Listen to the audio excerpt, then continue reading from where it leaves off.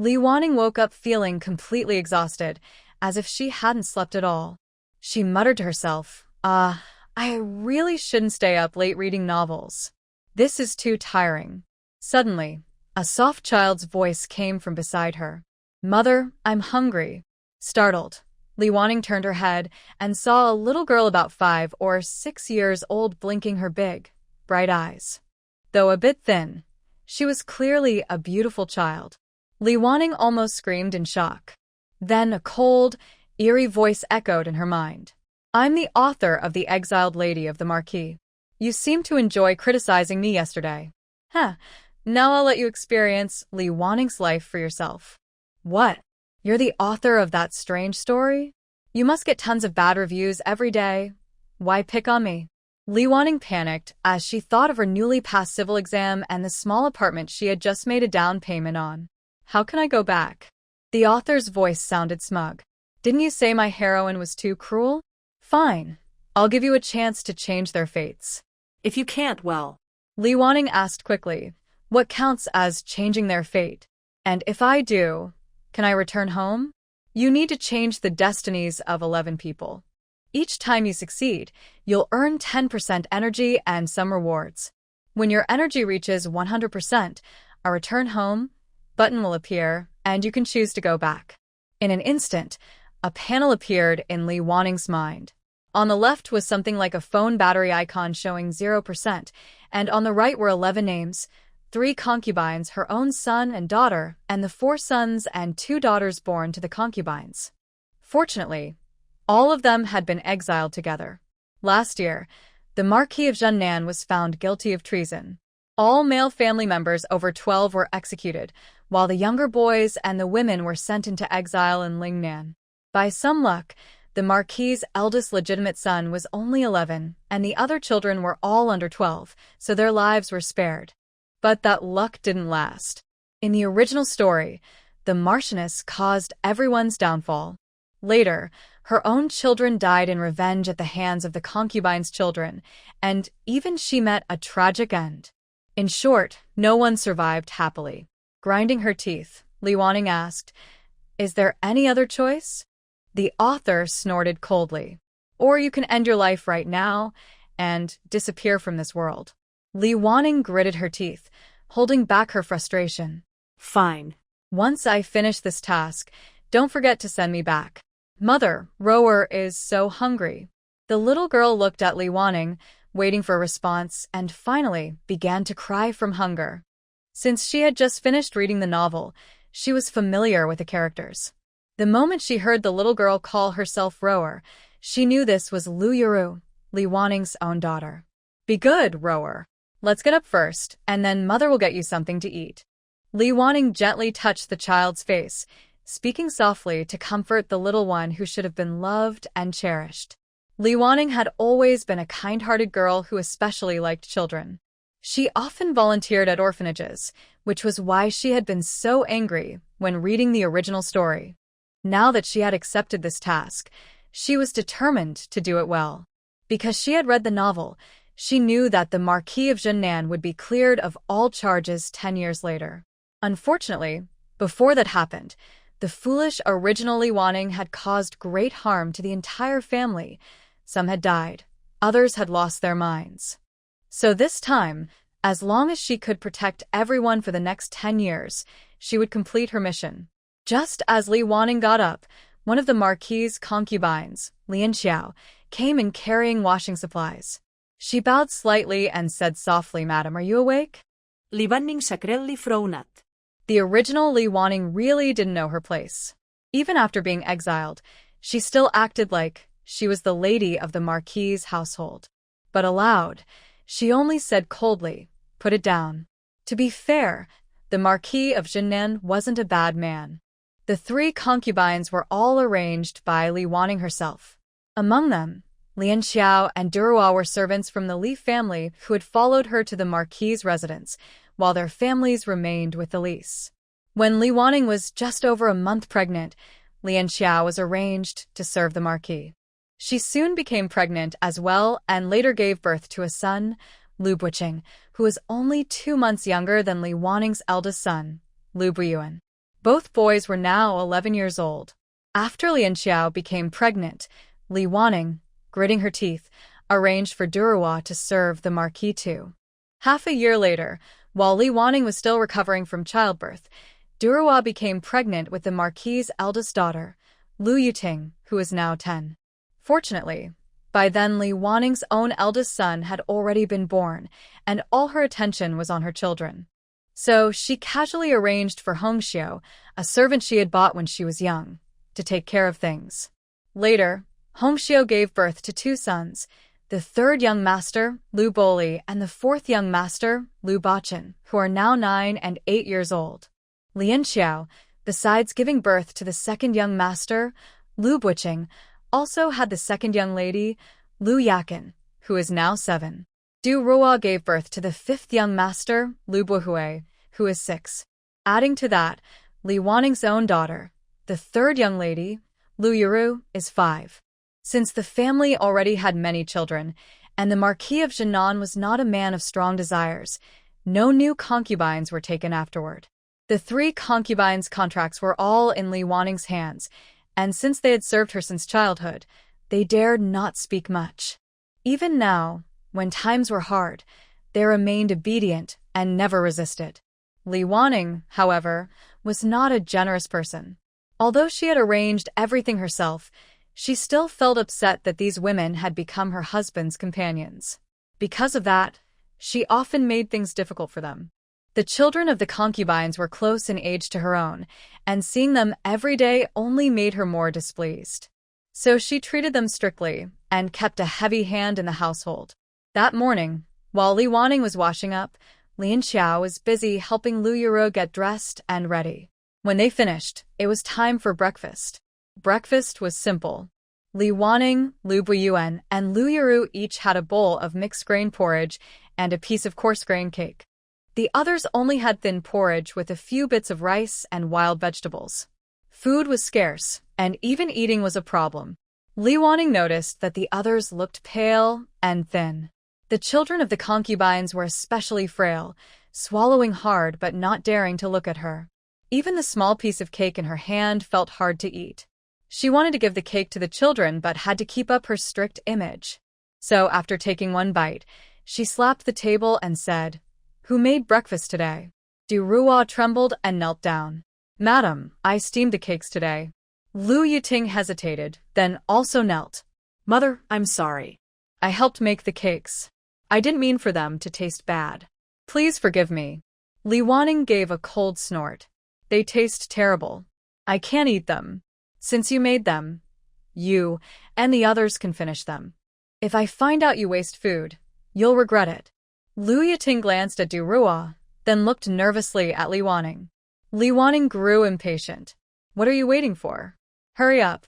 Lu Yuting quickly agreed, stepped forward, and carefully divided the remaining half of the flatbread into several pieces so that each of the children born to concubines could have a bite. After taking his small piece, 6-year-old 5th young Master Lu Buhui looked at Lu Buqing's bread and swallowed hard a few times. Lu Buqing glanced at his younger brother, sighed, and broke his own piece in half, giving him one part. Watching this, Lu Buyuan felt a sudden ache in his heart. As the eldest son who had fallen on hard times, he felt a sense of responsibility.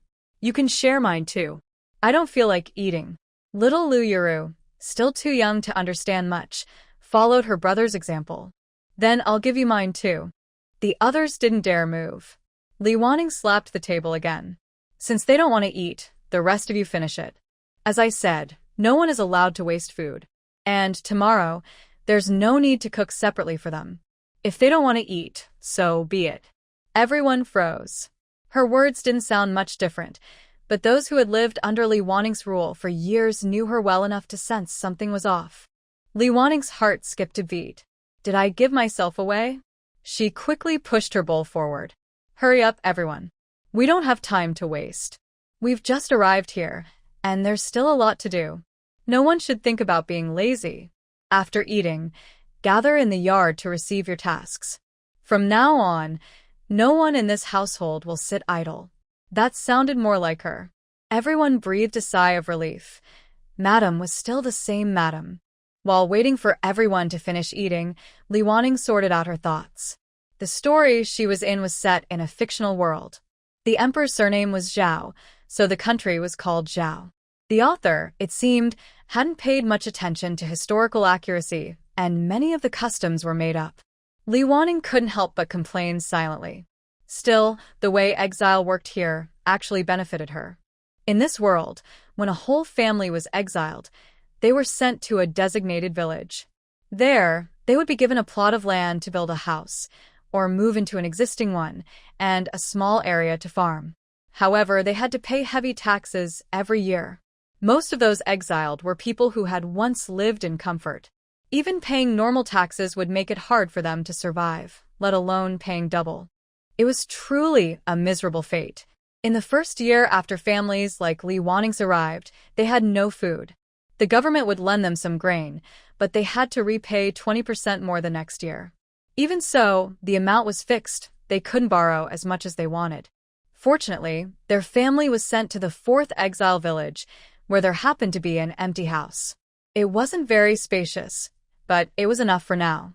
The best surprise was that the previous owner had left behind some things: simple pots, bowls, and basins, even a large water jar with a chipped edge.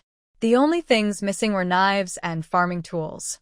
But when she thought about her family, Li Wanning felt a headache coming on. Most of them were children, and the rest were women who had never done heavy work.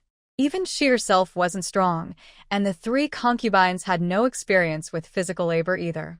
Yet they still had to clear land for farming. The Marquis of Jinnan's family had been exiled after their property was confiscated, so they were searched before leaving. The only reason the women and children made it safely to the exile site was because Li Wanning's mother's family had helped arrange things along the way. Since the Li family still had officials in the court, no one made things too difficult for them on the road. In fact, Li Wanning still had 200 taels of silver notes hidden away. Before their home was searched, she had secretly tucked them into little Roa's clothes. Because Roa was just a small girl, no one thought to check her carefully. But now, Li Wanning didn't dare to spend money. When a family was stripped of everything, even the women's jewelry was taken. So she decided to find a way to earn some income first, and then quietly use the silver later to help the household. While Li Wanning was lost in thought in the courtyard, the others had finished eating and tidying up. They gathered together, and she began assigning tasks. In a while, Bu Yuan and I will go to the local office to sign the papers for borrowing grain, tools, and seeds. Lian Xiao and Du Rua take Bolin and Bachin to the village head's house to learn how to recognize wild vegetables, then go to the back hill and see what edible plants you can find. She paused, then looked at the rest. Hong Xiao, you stay here with Yuting and the other children to clean up. When Bu Yuan, Buqing, and I bring back the tools, we'll start by preparing the small plot in the yard for planting. Luckily, their place of exile was in Lingnan, where the weather was warm and humid all year round. They could grow vegetables in any season, without worrying too much about timing. Every speech needs an ending. After thinking for a moment, Li Wanning said, "Everyone knows our family's situation. Other than the few things we brought, we have nothing left. Times are different now, no more fine clothes or rich meals. Whether we can survive depends on how united we are. As I said before, no one in this family can be idle. Everyone, young or old, must do their part. If you have any special skills, come tell me later, and I'll assign work based on your abilities." After speaking, she took Bu Yuan and Buqing out with her. She brought them along because they were the 2 oldest boys. They needed to see more of the world and gradually learn to take responsibility for the family. Li Wanning was a mother who knew how to let her children grow. Thinking about the unfortunate Marquis of Jinnan, Li Wanning felt a bit relieved that the emperor was a kind ruler. Not many people were exiled. Even though the Marquis had committed a serious crime, his brothers from the divided family branches were not punished. Only his branch was sent into exile. At present, there were only 4 villages here, along with some original residents. Together, they formed a small town called Redemption Town. Most daily necessities could be found there as long as one had enough money. The 4 exile villages were about 5 kilometers from the town. For Li Wanning and her 2 sons, It was a bit far, but after traveling thousands of miles into exile, they were already used to long walks. There was only one main road leading to the town, so there was no chance of getting lost. As for why there was such a good road, well, in a place full of exiles, there was no shortage of labor. In fact, this road was even better built than many along the exile route. When they reached the town, it was indeed much livelier. Although it was nothing compared to the capital, it still had everything one might need, just in a simpler form. Exiles were usually allowed to move around the town. They could sell things by the roadside or work for others, but there was one rule. They had to wear a black belt around their waist. This mark showed they were exiles, and employers could pay them less. It was the cheapest labor available, but many still came to find work just to survive. Looking around, about half the people were wearing black belts. Since they had business to take care of, they didn't stop to look around. They went straight to the Office of Exile Affairs to handle some paperwork. Because their family was large, they were able to borrow 10 pounds of brown rice, 2 hoes, 2 sickles, a rusty kitchen knife, and some vegetable seeds. To make management easier, people exiled to different villages were not allowed to communicate with each other. If they wanted to ask about something, they had to go to the village head. If they needed supplies, they had to go to the town or the detention center. When Li Wanning came out with her things, she saw a man with a black belt selling firewood. She went up and asked, "Brother, how much is a bundle of firewood?" The man looked at the matching belt around her waist and lazily replied, 5 coins a bundle, plus 2 coins for tax. Li Wanning thanked him and left with the children. Having managed a household before, she knew the usual prices. She couldn't help but be surprised. In the capital, a bundle like that cost at least 10 coins, and there was no such thing as a tax on it. She looked at the 2 thin boys beside her, hesitated for a moment, then sighed. Wuching gathered his courage and said, "Mother, we can earn 3 coins from a bundle of firewood. Starting tomorrow, I'll go to the mountain to cut wood. It can help a little with our expenses." Wu Yuan added, "I'll go with my brother. Father isn't here, so I'll protect you, Mother." Li Wanning felt a warmth in her heart. What good children they were. How had the original person treated them so poorly? She praised them silently and said aloud, "You both have good hearts. When we get home, we'll discuss how to make the best use of everyone's efforts." She did a quick calculation. With the people in their family, even if everyone only ate half full, they would still need at least 3 pounds of coarse rice a day. If they could gather more wild vegetables, they might save a little.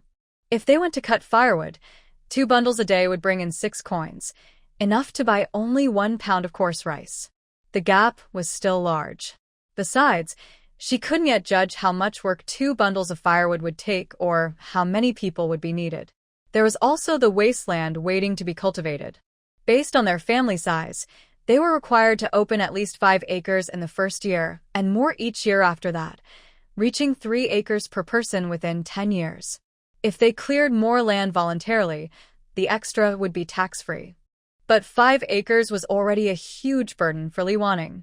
Even if they managed to grow crops on it, the harvest wouldn't be enough for their family, especially since 60% had to be handed over as tax, not to mention the debts they still owed. She didn't dare think further. Who would have thought that someone who grew up in a prosperous new era would one day worry about having enough to eat? The road back was long. They were already tired, carrying heavy loads under the blazing sun. Their water was gone, and their throats felt dry and burning. Li Wanning finally set down the sack of coarse rice. She simply couldn't walk any farther. Seeing the clear river below the road, she didn't care whether the water was safe to drink or not. She ran down, scooped up a handful, and drank it. After drinking, she splashed some water on her face and suddenly noticed something darting past. It was a small fish. Looking at the tiny fish, no bigger than her little finger, Li Wanning had a mischievous thought. But then another voice in her head said, No, it's still just a baby." She shook her head.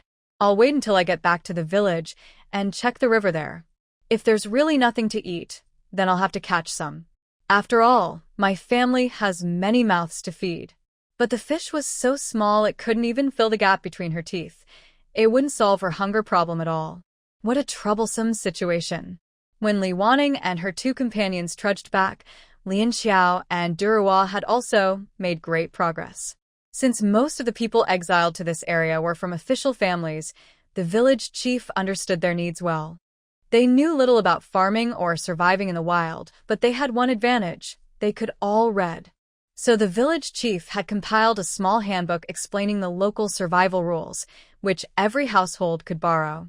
The booklet was very detailed.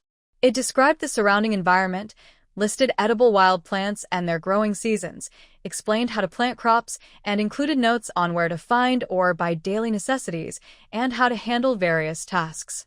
The most surprising part was that the edible plants were not only drawn but also pressed into the book as samples. The poisonous ones were illustrated too. Even people like them, who knew nothing about farming, could identify things correctly by comparing them. Of course, the book also clearly recorded all the village rules and punishments. It was basically like a modern employee handbook, thorough and practical. The village chief even came in person to mark out the area they could cultivate. Seeing that they lacked strong laborers, he sighed and kindly allowed them to use the 9 acres of land left by the previous owner of their house. The former owner had left not long ago, and there were still crops growing in the fields. Although they didn't look very healthy, there was some wheat and corn. After harvesting and paying the taxes, they would still have a bit left, enough to ease their immediate worries. After the village chief left, Lian Xiao and Duruwa discussed and decided to go up the mountain to dig some wild vegetables. They had planned to go alone, but Boli spoke up, "Take us with you. Mother told us to gather wild vegetables too." Lian Xiao looked at the distant mountain. "The path doesn't look easy." Duruwa advised, "Let's take them. Madam said we should all go together. We just won't go too far." Thinking of Li Waning's bad temper, Lian Xiao had no choice but to agree. Since they didn't have baskets, each person took a cloth bag, planning to explore the path first. Hongxiu and Lu Yiting stayed home with a few younger ones to clean up. They had just arrived yesterday after several days of travel, all very tired, so they only rested briefly without tidying up. Today, they began washing, cleaning, and checking what supplies they had. The previous owner hadn't left much behind. There was no ironware, but there were wooden buckets, basins, and straw mats.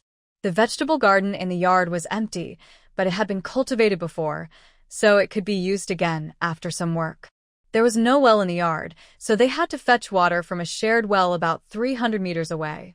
None of them were very strong, so Hongxiu and Yuting carried half a bucket at a time, slowly bringing it back. Even though there were many people, few could actually help, so progress was slow. By noon, both groups returned, exhausted. Li Waning wanted to collapse onto the bed right away, but seeing the dusty house, she didn't want to go inside. She set the rice down by the door, staggered a few steps forward, and sat heavily on the bench in the yard. Those who had stayed behind quickly came to greet her. Hongxiu and Lu Yiting brought them bowls of water. Li Waning didn't care about appearances and drank eagerly. At that moment, she looked nothing like the elegant lady she once was. Lu Buiyuan and Lu Buqing were also worn out, leaning on their tools and breathing heavily. The 10 pounds of grain were too heavy for Li Waning to carry alone, so the 3 of them took turns along the way, nearly exhausting themselves. Fortunately, the 2 boys were from the Marquis of Jinnan's household. Though they planned to pursue scholarly paths, they had been trained to stay strong and healthy, far sturdier than most young nobles from the capital. After resting for a while, Li Waning finally felt alive again. By then, Hongxiu had already put the food in the kitchen and came to ask for instructions. "Madam, I made some porridge and a few flatbreads for lunch. Would you like to eat now? Have you all eaten?" Li Waning asked. "Yes, madam," Hongxiu replied respectfully. "The servants and the young masters and ladies have already eaten, and the 5th miss also had some flatbread. Only Lian Xiao, Duruwa, and the 3rd and 4th young masters went up the mountain and haven't returned yet." Just as she finished speaking, the 4 who had gone up the mountain came in, each carrying a bag of wild vegetables. When they saw Li Waning sitting on a stool, they quickly bowed. "Madam, since it was our first time going, and we had the 2 young masters with us, we didn't go far. The nearby area had already been picked clean, so we only found these. Next time, if we go farther, we should be able to gather more." Li Wanning waved her hand. Go wash your hands and rest a bit before eating. When the food was served, Li Wanning noticed that she and Lu Buyuan each had a bowl of porridge and a piece of flatbread, while Lu Buqing and the others only had porridge, and theirs was thinner. She couldn't ignore it and asked directly, Are there any more flatbreads? Hongxiu replied, Madam, I only made 3. If it's not enough, I can make more right now. Li Wanning nudda. Then make more. Everyone gets half a piece, even those who already ate lunch. Hongxiu froze for a moment, then said softly, Madam, when the others left yesterday, they only left us half a bag of flour and half a bag of rice. There isn't much left. Li Wanning siga. We borrowed 10 more pounds of brown rice today. Cook some for everyone. If people stay hungry, they'll get sick easily, and I don't have money for medicine. Then she added sharply, after eating, everyone must get back to work. No one is allowed to be lazy. Hongxiu bowed. Yes, madam. I'll start right away. The children didn't dare make a sound. When they saw Hongxiu turn toward the kitchen, they exchanged glances and quietly swallowed their saliva. They really had a hard life now. Back in the capital, even though Li Wanning wasn't kind to them, they were still young masters and ladies of a noble house. No matter how strict things were, they never went hungry.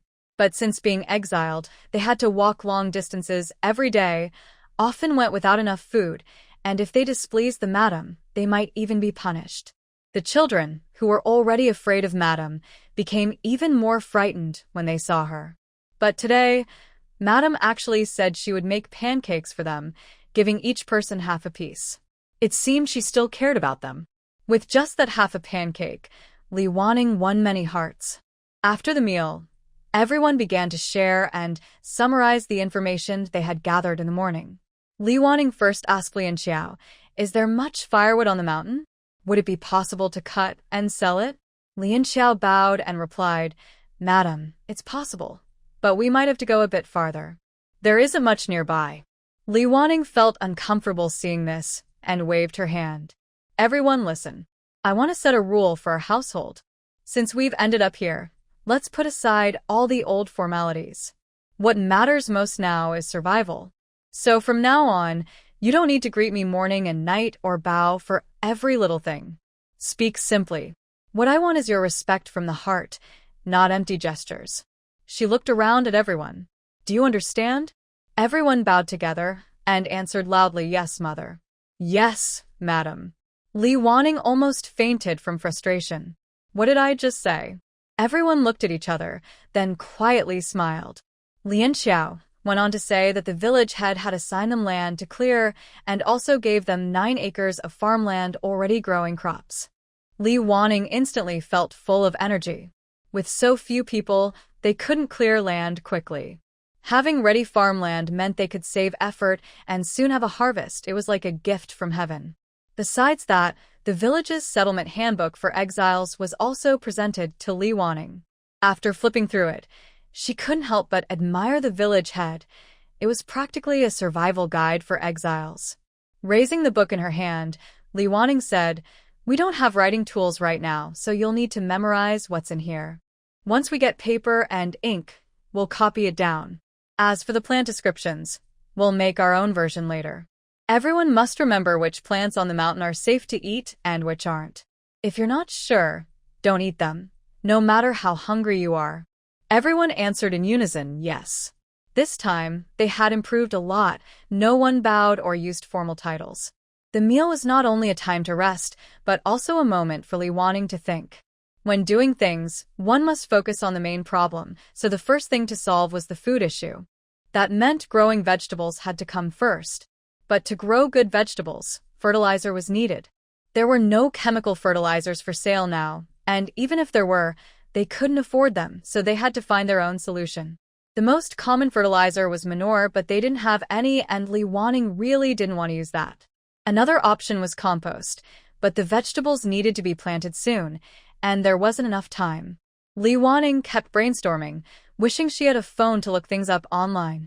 Just then, Hongxiu came out of the kitchen carrying a wooden tray filled with ashes, heading toward the gate. Li Wanning asked, What are you carrying?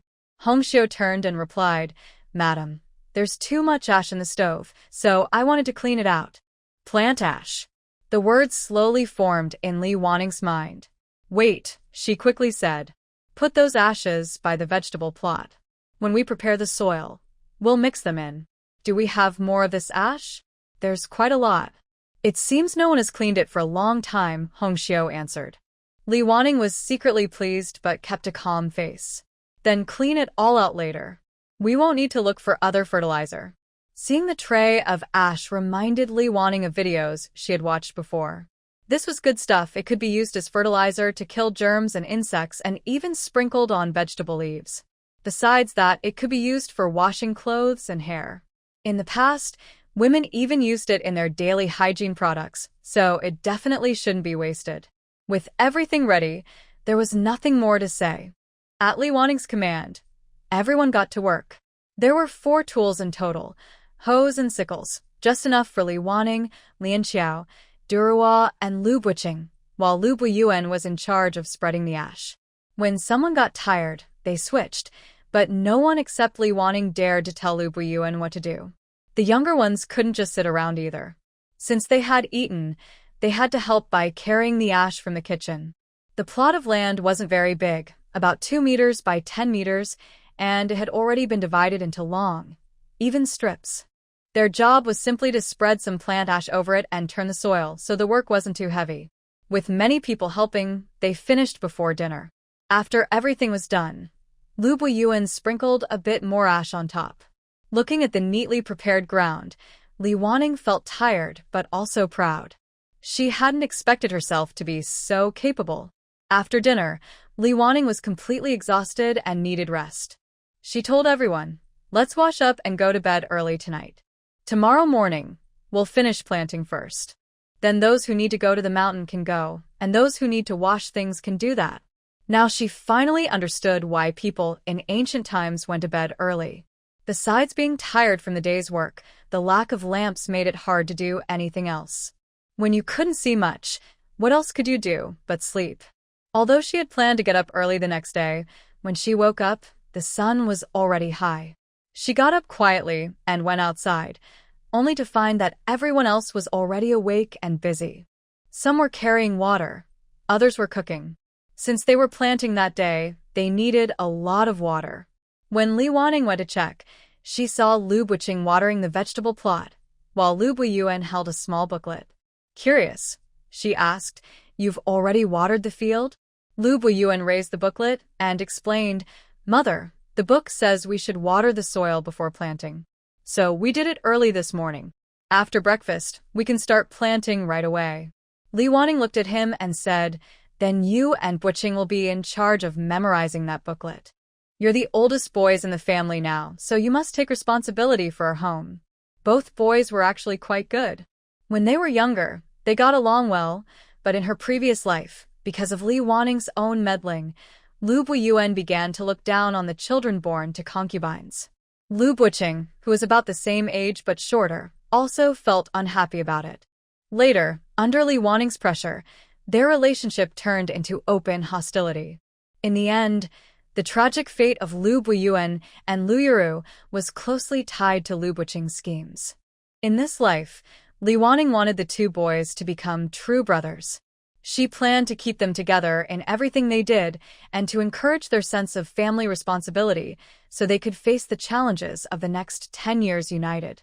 Breakfast was wild vegetable porridge. They hadn't finished the wild greens from yesterday, so she saved some for this morning. The porridge was made with wild vegetables and brown rice, and Li Waning told them to add more rice and make it thicker. The taste wasn't great, but with grains and greens, it was still fairly nutritious. However, Li Waning thought they needed to buy some salt soon. They only had a little left from before, and Duruo was reluctant to use it. Although she used to manage the small kitchen, food without seasoning still tasted bad. So, Li Waning changed her plan. She had originally wanted everyone to finish planting before cutting firewood, but now she said, "Buqing, Buyuan, after breakfast, you 2 go cut firewood. Remember, it's your first time going out, so don't go too far. Just cut as much as you can."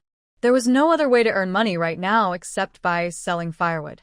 Then she added, "Lian Xiao, take Boli and Bachin to dig more wild vegetables. Like Buching and Buyuan, don't go too far. Or you can all go together and look out for each other. She turned to Du Rua. You and I will plant this vegetable patch. The other children who aren't named can help us. Hongxiu saw that everyone else had a task and asked, Madam, what should I do? Lu Yiting also stepped forward. Mother, what about me? Li Wanning looked at their hands and said, You two can tidy up the house and find something useful to do, but make sure not to roughen your hands. You'll need them for embroidery later to help earn some money. From now on, you two can handle most of the washing and cleaning. Each of Li Wanning's 3 maids had their own strengths. Before any of them became concubines, Hongxiu managed sewing, Du Rua managed the kitchen, and Lian Xiao oversaw everything. They had been trained since childhood. Hongxiu's embroidery wasn't perfect, but it was quite good. As for Lu Yiting, being a concubine's daughter, doing needlework for her stepmother was a common way to show respect. Her stitching was still a bit rough, but she could be trained further. The other 2 girls were the same. In about 10 years, their situation would improve, and they would return to the capital to rejoin that refined world. Li Wanning didn't want them to become too different from the lives they would eventually return to. So when they grow older, they will still focus mainly on learning needlework. Of course, if someone really isn't talented, they'll have to find another path. Everyone who received instructions began to act.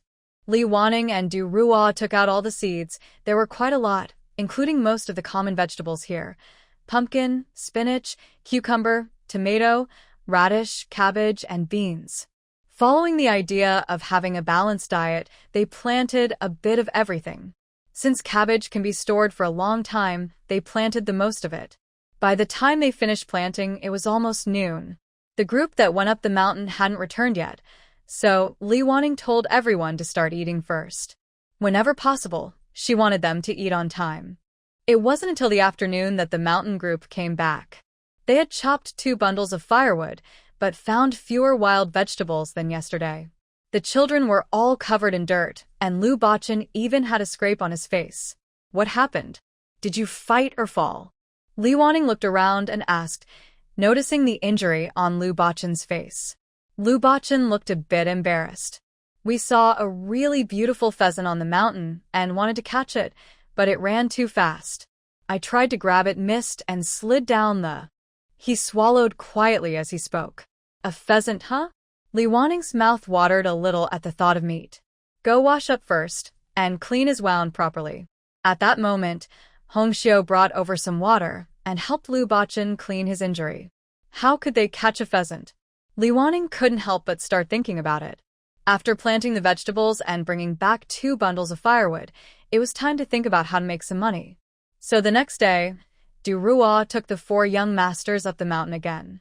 The eldest and second young masters continued chopping wood, while the 3rd and 4th went to dig wild vegetables, as usual.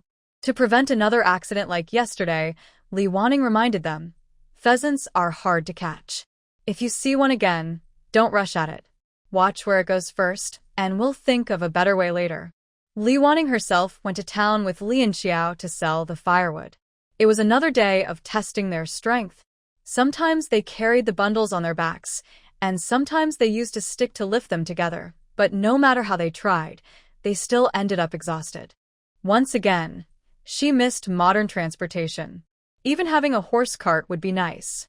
Well, if that wasn't possible, even a small hand cart like those used for deliveries would be wonderful.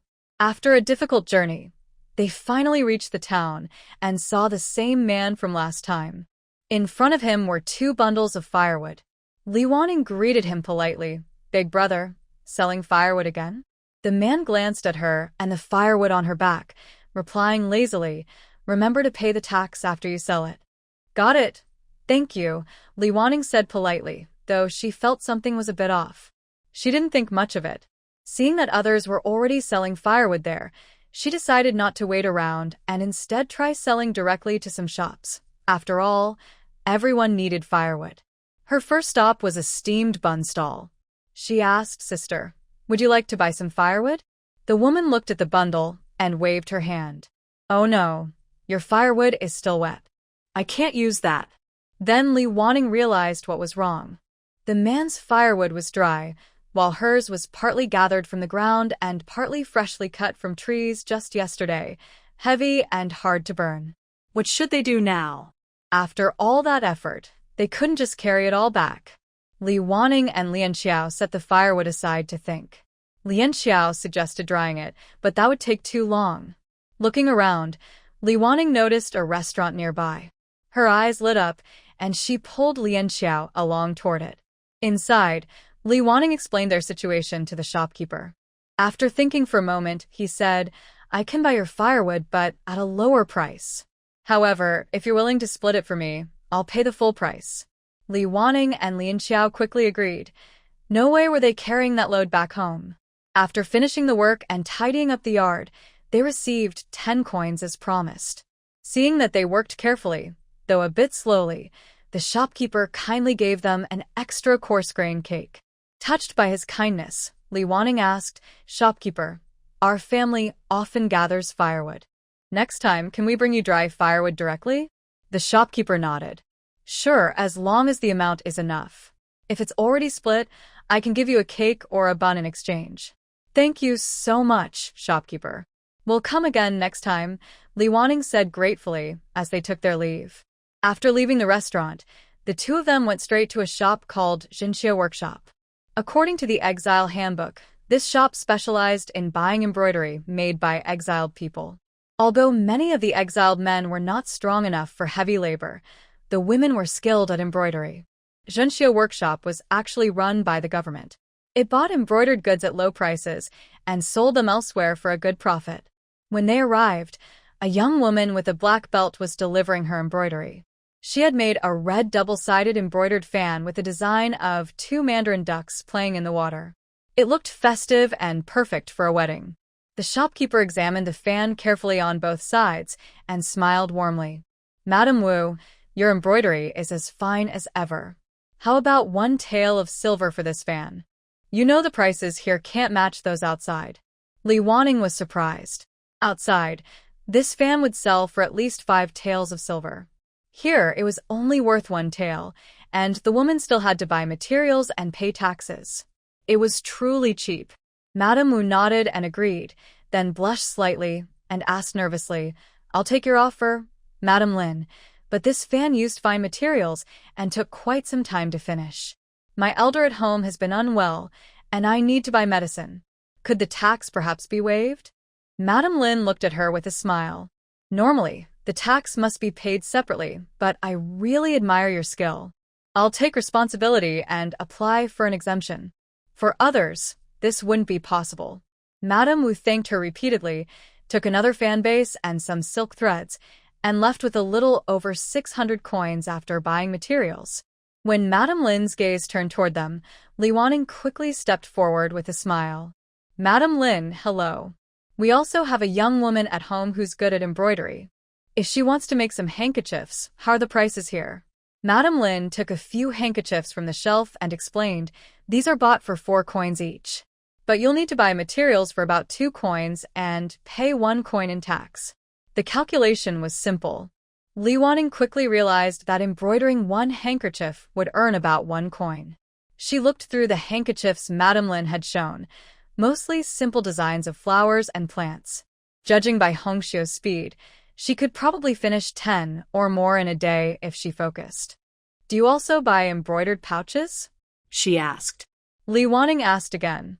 After all, if it was embroidery, she wasn't very good at it, but making decorative knots was different. As someone who enjoyed handicrafts, she believed she could learn it. Besides, all the women in the household knew how to do it, so no one could stay idle.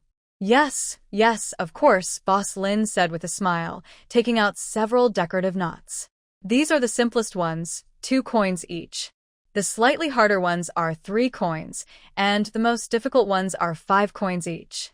You'll need to provide your own materials and pay your own taxes.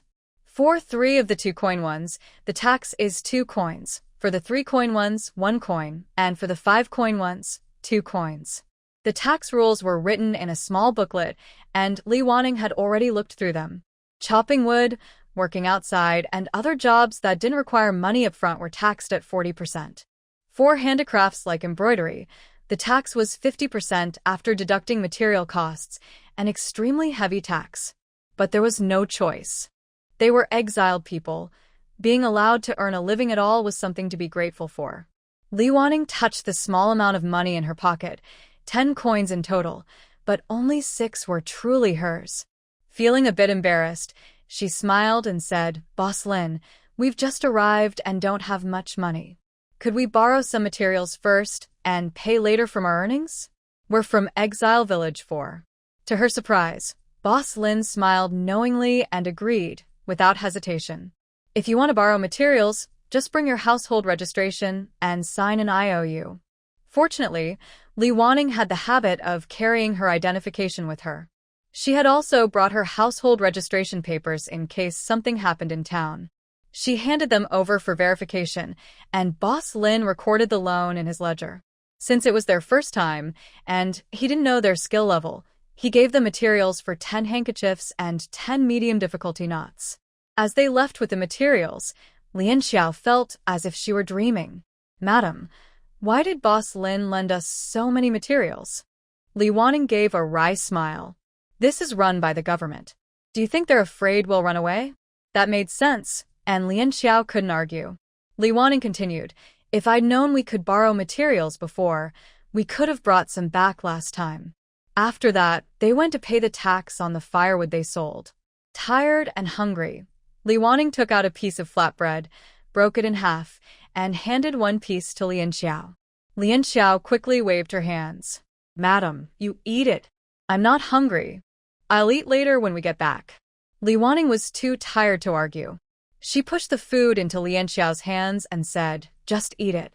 Later, Hong Xiao will be busy with embroidery, so you all need to take on more work. How can you have the strength to do that if you don't eat enough?" Lian Xiao took a bite of the flatbread, and tears filled her eyes. These past few days, she often felt as if her relationship with her lady had returned to how it was before the marriage. After finishing the flatbread, Li Wanning and Lian Xiao went to the grocery shop again. They bought some salt and a small basket for a child to carry on the back. Salt was very expensive now, 30 coins per pound, so they only bought a small amount. The little basket cost 4 coins, but Li Wanning bargained for a long time, promising to buy from the shop again in the future. In the end, the shopkeeper reluctantly agreed to sell it for 3 coins. Lian Xiao watched the whole exchange in amazement, feeling she had learned a lot. As they walked home with their purchases, Lian Xiao looked at Li Wanning with admiration. "Madam, you're amazing. Otherwise, the shopkeeper would never have agreed." Li Wanning smiled slightly. "Given our situation now, if I still acted like the noble lady I used to be, our whole family might not survive. Pride is something only people with full stomachs can afford. When you're hungry, staying alive is what matters most." Lian Xiao's eyes were firm. "You're right, madam. I'll work hard to grow more vegetables and make more crafts so everyone can have enough to eat." Li Wanning looked at her thoughtfully. She realized that the concubines and children in the household were actually kind and hardworking. She couldn't understand why, in the stories she remembered, they had such tragic endings. Was it just for the sake of drama?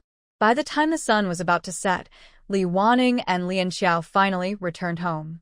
They had spent extra time chopping firewood and visiting the fabric shop to buy materials on credit, so they were late. Luckily, the half piece of flatbread had kept them going. At home, there were 2 bundles of firewood as usual, but more wild vegetables than the day before.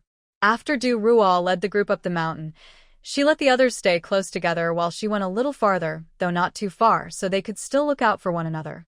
When the concubines saw what Li Wanning had brought back, their eyes lit up. This was their area of expertise. Farming and gathering were not their strengths, but managing household supplies was something they could handle well. Hong Xiao washed her hands, then came over to touch the handkerchief. It wasn't made of good fabric. Before, they used much better ones, but now, even this was something they could hardly afford. Li Wanning handed the salt she had bought to Du Rual and added, "You can put a little more in when cooking the porridge." It wasn't that she was being picky. There were no other seasonings, and if they didn't add enough salt to the wild vegetables, it would taste terrible. She then told the two young masters to spread the firewood outside to dry. It probably wouldn't be ready to sell tomorrow, but at least it needed to dry a bit. She handed a small basket to Hongxiu and asked her to see if she could weave another one. Among them, Hongxiu was the most skillful with her hands. Since there was still some time before dinner, Li Wanning gathered everyone. "Come here, everyone. Let's have a meeting." Li Wanning believed she should be the one in charge of the household. That was something she had to make sure of, and everyone already followed her lead. But she also wanted everyone to feel involved, to keep their spirits up, and to let each person find their own role. When everyone gathered around, Li Wanning gestured for them to sit. "Find a place to sit down," she said, thinking the meeting might take a while. There weren't enough stools, and since the children spent their days digging for food in the dirt, no one minded much. Some just grabbed a straw mat and sat on the ground. "You all know our situation," Li Wanning began. "On the way here, I wasn't in a good mood and may not have treated you kindly. That was my fault.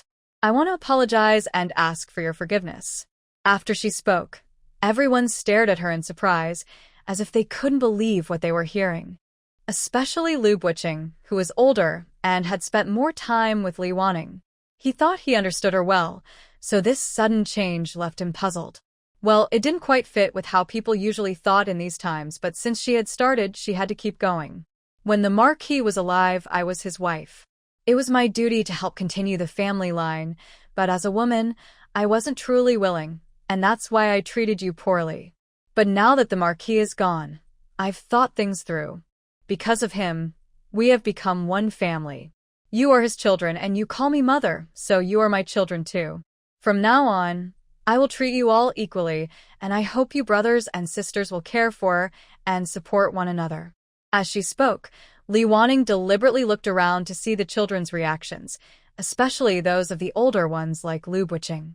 The younger ones all looked at her, but Lu Buqing lowered his eyes, lost in thought. When Lu Boli and Lu Bachan met Li Wanning's gaze, they quickly looked away. Lu Buhui, being younger, was easier to persuade. As for the girls, their lives had been fairly decent. After all, they would marry when they grew up. Li Wanning had never treated them too harshly, not even during their journey into exile. After a short pause, Li Wanning continued, "I believe the Marquis did nothing wrong, so one day we will be cleared of all charges. What we must do before that is live well and not waste a single day." When she said the Marquis had done nothing wrong, Lu Buqing lifted his head. "This family belongs to all of us. Everyone is a part of it, so I hope we can all work together and contribute in our own ways. Bu Yuan is the eldest son, and it's his duty to support this family, but he also needs help from his brothers and sisters, especially you, Buqing. You're closest to him in age and the second young master of the house, so you must help your brother keep the family strong.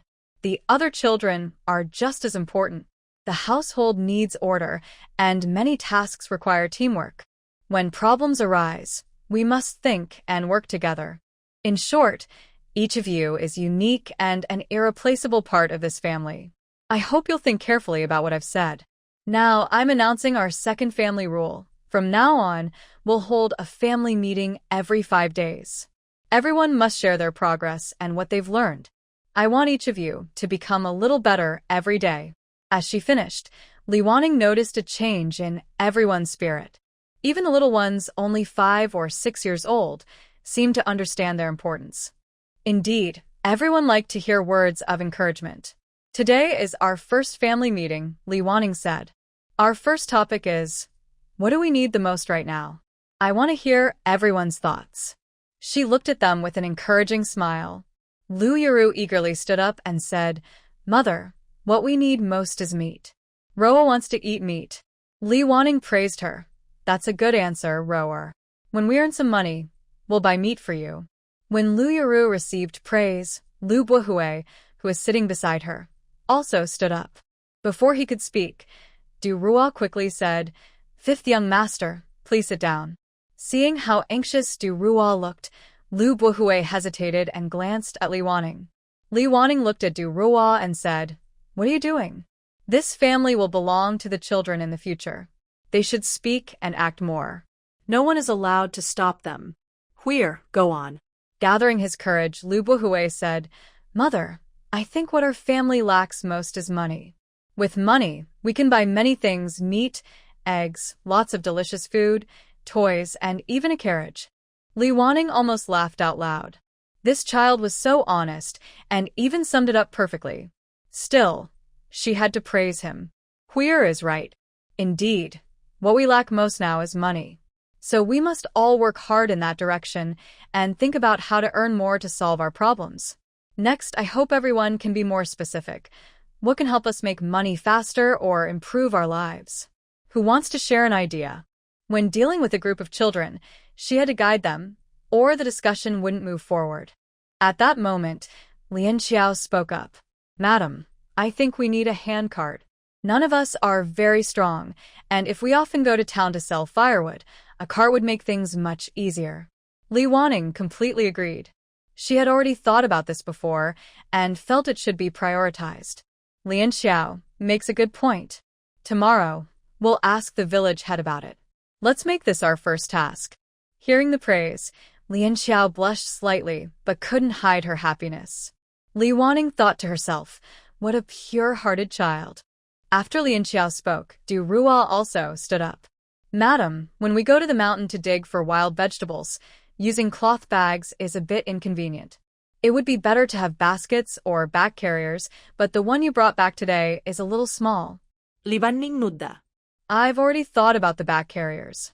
The one I bought today is just for Hongxiu to see if she can make one herself. Since we need to save money now, we should start learning to make many things on our own." After she finished speaking, everyone looked at Hongxiu.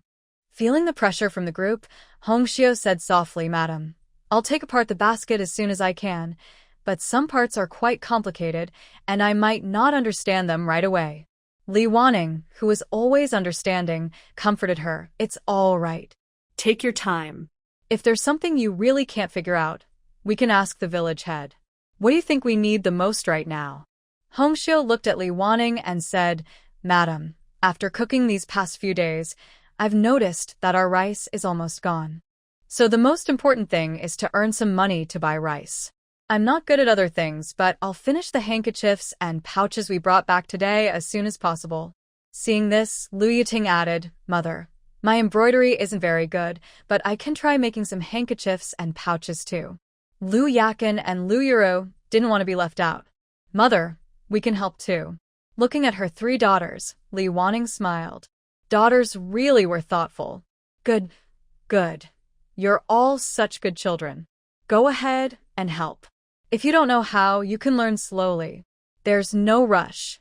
Now only the boys hadn't spoken. They exchanged glances before the 4th son, Lu Bachan, stood up. "Mother, I think if we had a small when we dig for wild vegetables, I could dig faster and get more." Li Wanning thought for a moment before saying, "That's a good idea. Let's note it down. When we have some money later, we'll buy one. For now, you'll have to make do." Her gaze then fell on Lu Boli, who looked like a student being called on by a teacher. Reluctantly, he stood up. "Mother, I think." He looked up and saw the encouragement in her eyes, then lowered his head again. "I think our family needs writing brushes, ink, paper, and inkstones." Li Wanning fell silent. She had thought everyone's main concern was survival, but then she remembered that in the story, Lu Boli was the one who loved studying the most and had great talent. During their exile, he had suffered a lot just to keep learning. After their name was cleared, he took the imperial exams and rose to become a top scholar. But because of the hardships he had endured, he became narrow-minded and bitter, with a gloomy outlook on life. In the end, he got involved in a rebellion and was executed. Because of him, no one in the family escaped punishment. They were all executed together. Thinking of this made Li Wanning a little troubled. She didn't want to delay his studies, but she also needed to take care of his feelings. She had to show him some love and warmth so that he wouldn't fall into negative thoughts again. With that in mind, Li Wanning said gently, "Mother knows you are a good child who loves to study. I also know you all don't want to give up your education. Let's first work together to solve our living problems. Once we have some money, I'll buy you writing tools and books." Lu Boli, who had expected to be scolded, looked up in surprise. Seeing the sincerity in Li Waning's eyes, he suddenly felt hopeful. Maybe soon, he could once again have his writing tools and read the classics he loved. When their conversation ended, Lu Buqing stood up and said, "Mother, I think we're short on many things, and we don't have enough people. We're doing work we're not good at, so we should improve our tools as soon as possible and look for more ways to earn money or find food. We can see which ones suit us best. For example, there's the sea about 3 miles away. We could try collecting seafood there to see if we can get more food. Or we could go deeper into the forest to find more wild vegetables or fruits." The sea 3 miles away was mentioned in a small booklet, but Li Waning had never let them go there. She always felt it was too dangerous. In the original story, Lu Buhui had gone to the sea and was swept away by a wave. Although he was rescued, he had swallowed too much water, got a high fever, and was never the same afterward. So, Li Waning instinctively didn't want them to go. "You're right," Li Waning said. "We're doing things we're not skilled at, so tools are very important. As for going to the sea, we'll discuss it later." She didn't reject the idea completely. Then the eldest son, Lu Buyuan, spoke simply, "Mother, aunts, brothers, and sisters, to overcome our current difficulties, we must stay united and use everyone's strength wisely. We shouldn't waste any effort. For example, the county town is far away. If we go there every day, it takes at least 2 people each time. I suggest we gather more firewood and borrow a cart, so we can deliver more goods in one trip." Then he turned to the younger children and said, "Also, from now on, if you can handle your own tasks, do them yourself. Don't make the adults spend all their time taking care of us." Li Waning completely agreed. Indeed, the 3 young concubines still kept their old habits, spending time every day fetching water and serving meals. That actually took quite a bit of time. If they used that time to embroider handkerchiefs or make decorative knots, they could create more value. "Your eldest brother is right," Li Waning said firmly. "From now on, everyone should take care of their own clothes and washing. Don't trouble the adults with things you can do yourself. If something is really too hard, then we'll talk about it. Time in a day is limited, and we should use it to earn more money, so we can slowly meet the requests you just made." The other children were fine with that, except for Lu Buhui and Lu Yuru, who pouted a little. They were young, but not too young to realize that their names had almost been mentioned. The meeting went very well, and Li Waning was very pleased. She wanted to hear everyone's thoughts and have them all take part in decisions. It was tiring to think about everything alone. After the meeting, she felt that everyone seemed closer and more motivated. Soon, Du Ruo and Lian Xiao went to prepare dinner. Hongxiu started making decorative knots, and Li Waning, along with Lu Yiting and a few other girls, watched and learned.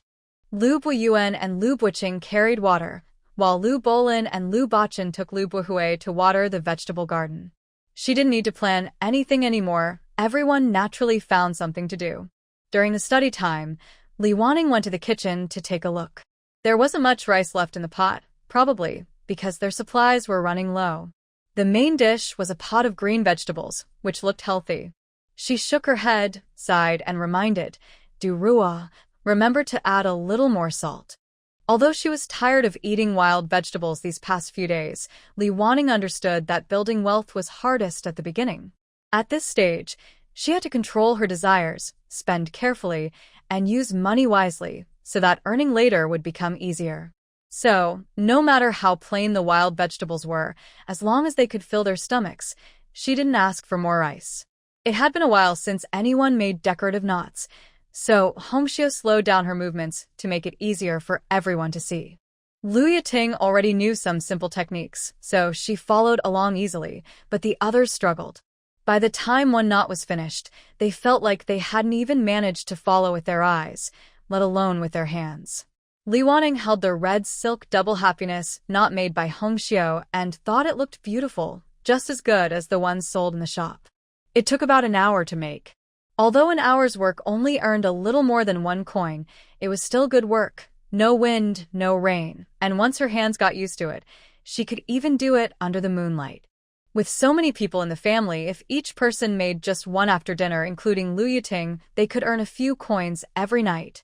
Besides, Li Wanning had done handcrafts before and knew how addictive it could be. Even though it didn't make much money once you started, it was hard to stop. After finishing one, you wanted to make another, and then another. It was a feeling hard to describe but hard to resist. It seemed she would have something to do every evening from now on.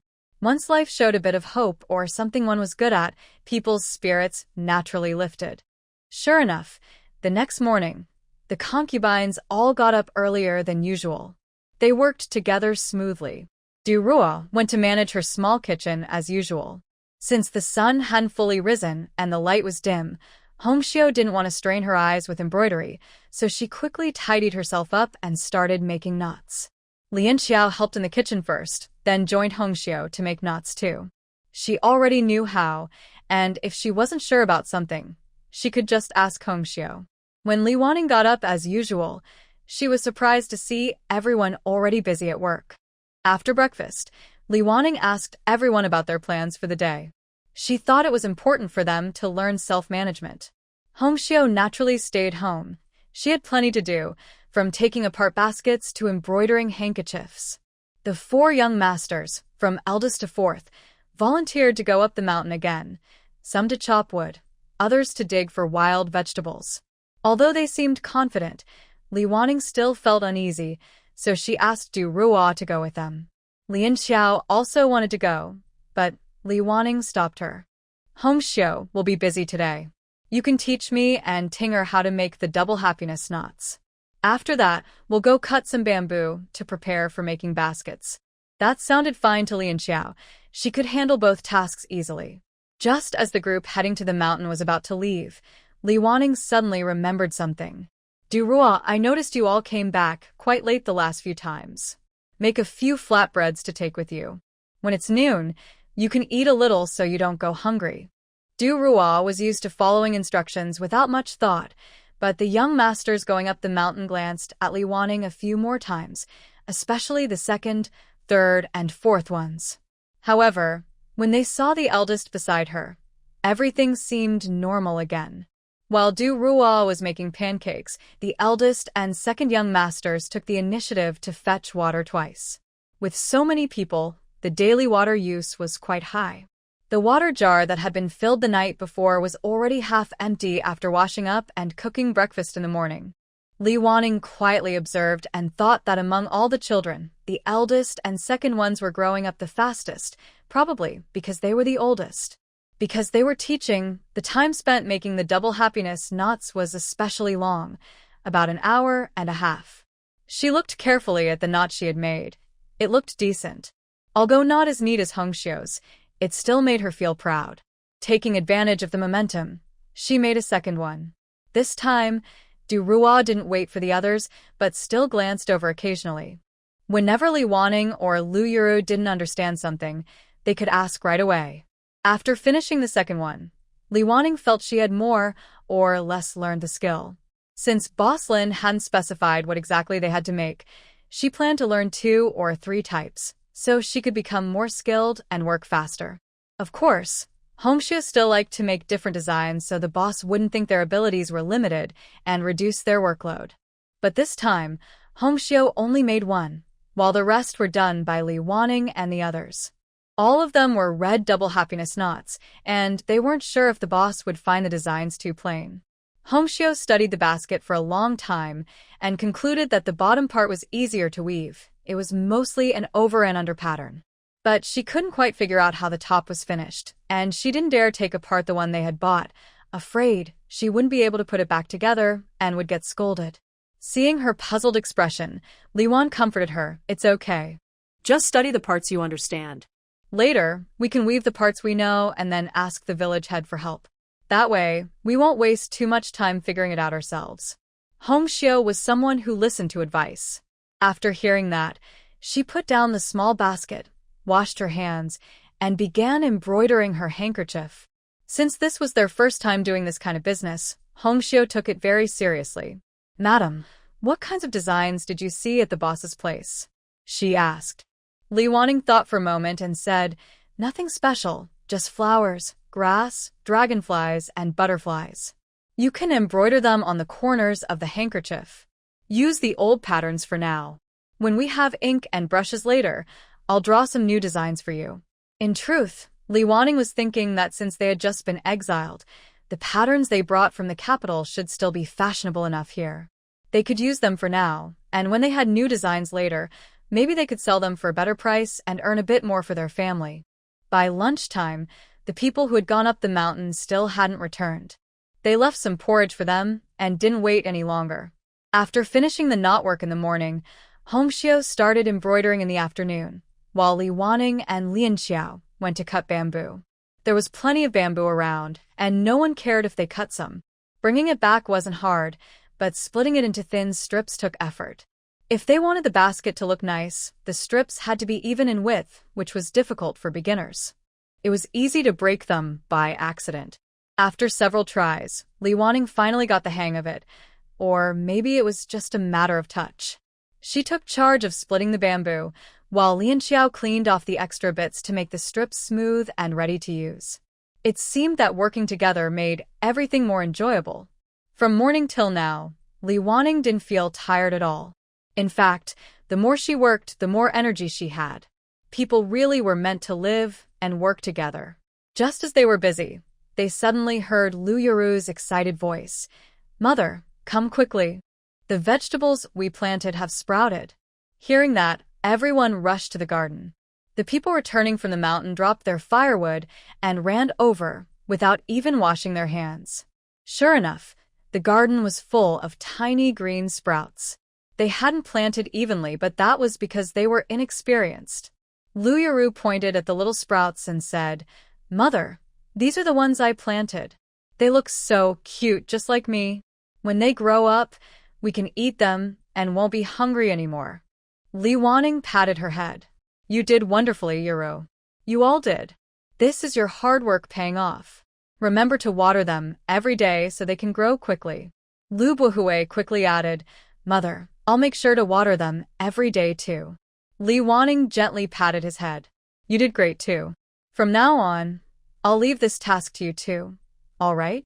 Both of them agreed eagerly, their faces glowing with pride. Everyone looked at the sprouts covering the ground, smiling with joy.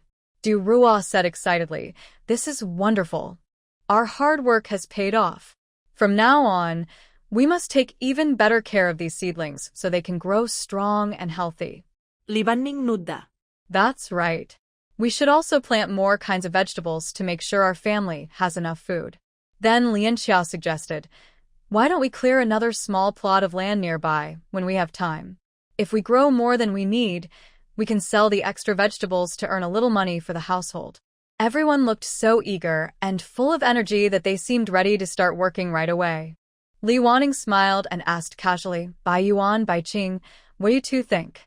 Lu Baiqing thought for a moment before replying, "When we went to town last time, I didn't see anyone selling vegetables. If we want to sell them, we should first find out the prices. After all, going to town isn't easy." Li Wanning glanced at Lu Baiyuan, pleased with his thoughtfulness. "I agree with your brother. I also have another idea. There's a lot of grass around here, which makes it a good place to raise chickens or ducks. If we build a small coop and keep a few, we could save money on buying eggs later." Li Wanning liked the idea of raising chickens. The younger children couldn't do much heavy work, and watering the vegetables was about all they could manage. But taking care of chickens was something they could handle. The area was full of plants, and while edible wild greens were harder to find, chicken feed was everywhere. Li Wanning nudda. "We'll start raising chickens once we've settled our basic needs. In modern times, many people dream of having a yard where they can grow vegetables and raise chickens."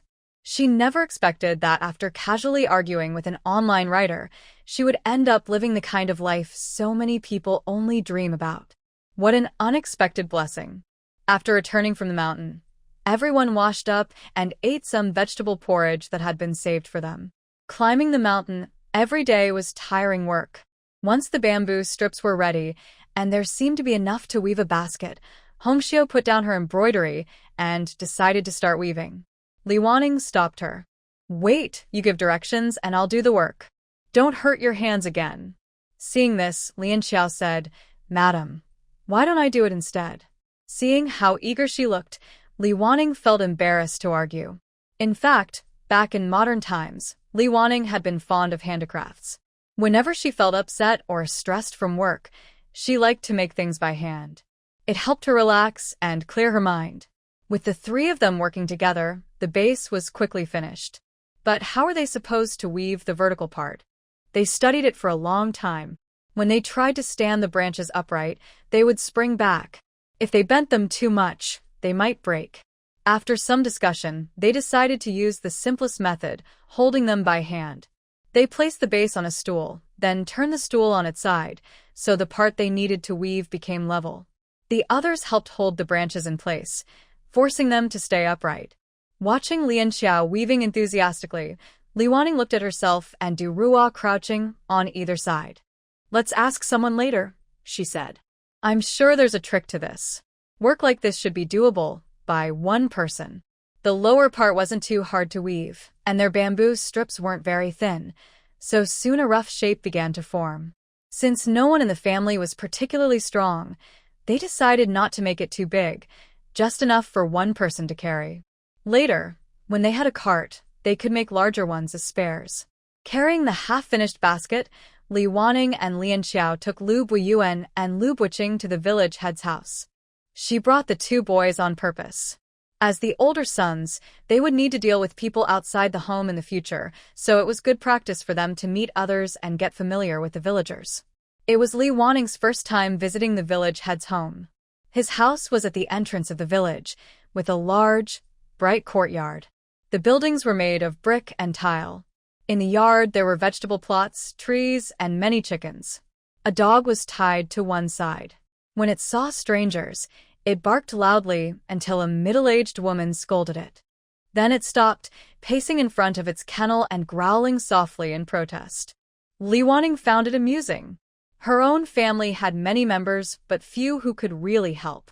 She thought that once they were better off, it would be nice to have a dog too, for guarding the house.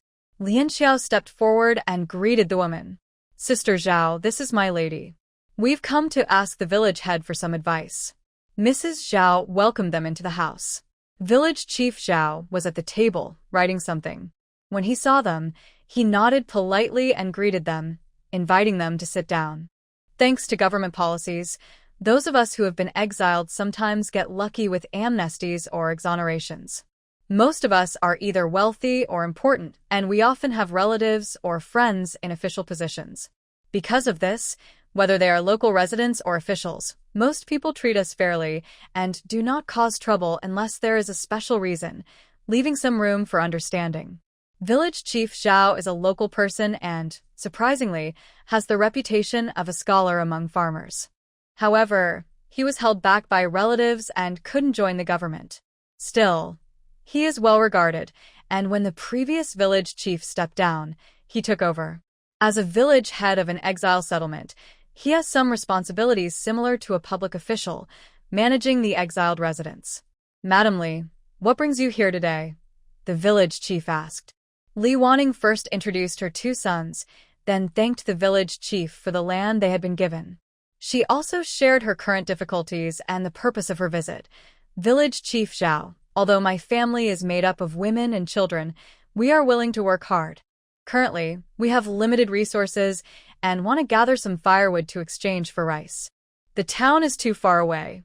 Is there a cart nearby that we could borrow or rent?" The village chief knew about their situation and felt some sympathy. He generously said, "If you need help in the future, just come and borrow. Living here, a cart is a basic necessity, so it's best to get one soon." Li Wanning stood up to thank him, feeling a bit shy. "There's one more thing I'd like to ask. We made a basket, but we don't know how to close it properly. Could you teach us?" The village chief laughed when he heard this. "You've come to the right person. I make all kinds of baskets and containers myself." He then took the half-finished basket from Lian Xiao and demonstrated how to do it. Lian Xiao, worried she hadn't learned well, tried to make one on the spot while asking, "Village Chief Zhao, after we finish the bottom, is there a way to make the strips fold neatly?" Village Chief Zhao looked at their work and asked curiously, "We just use fire to soften and bend them." "You've done very well. What method do you use?" Lian Xiao and Li Wanning exchanged glances. We have a lot of people, so we use the manual vertical method. The village chief understood immediately and praised them kindly. You're clever, madam. Your days will only get better. Li Wanning and Lian Xiao only thought the village chief was being polite, but in fact, he truly admired them.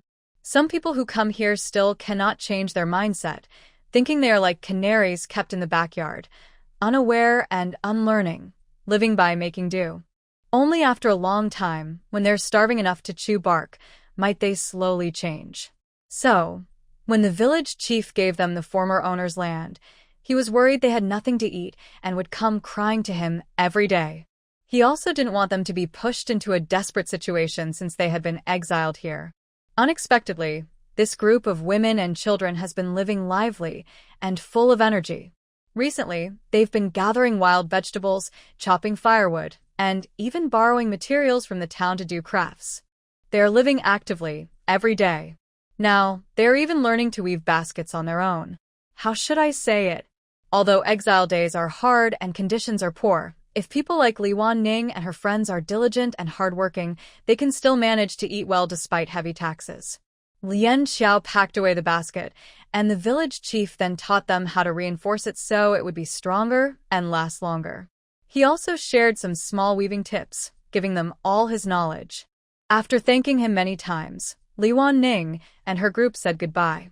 When they left, they pushed away the village chief's small cart, planning to go to the town the next day. The small cart can hold 4 bundles of firewood. If they finish making the cloth tomorrow, they can deliver the goods and buy some rice to bring back. Seeing the rice in the bowl getting less and less each meal, they knew the bag was almost empty. When they returned, the sun was about to set. Li Wanning thought for a moment and said, "Du Rua, you go cook the meal. Bo Yuan, Bo Qing, and I will go chop some bamboo." Usually, the 3 of them go to the mountain together to dig vegetables.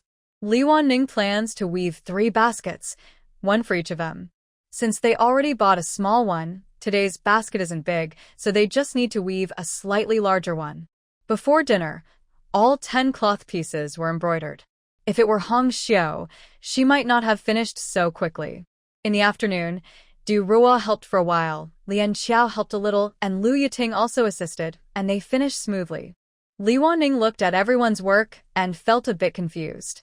Despite everyone being so capable, why did life in the original story turn out like that?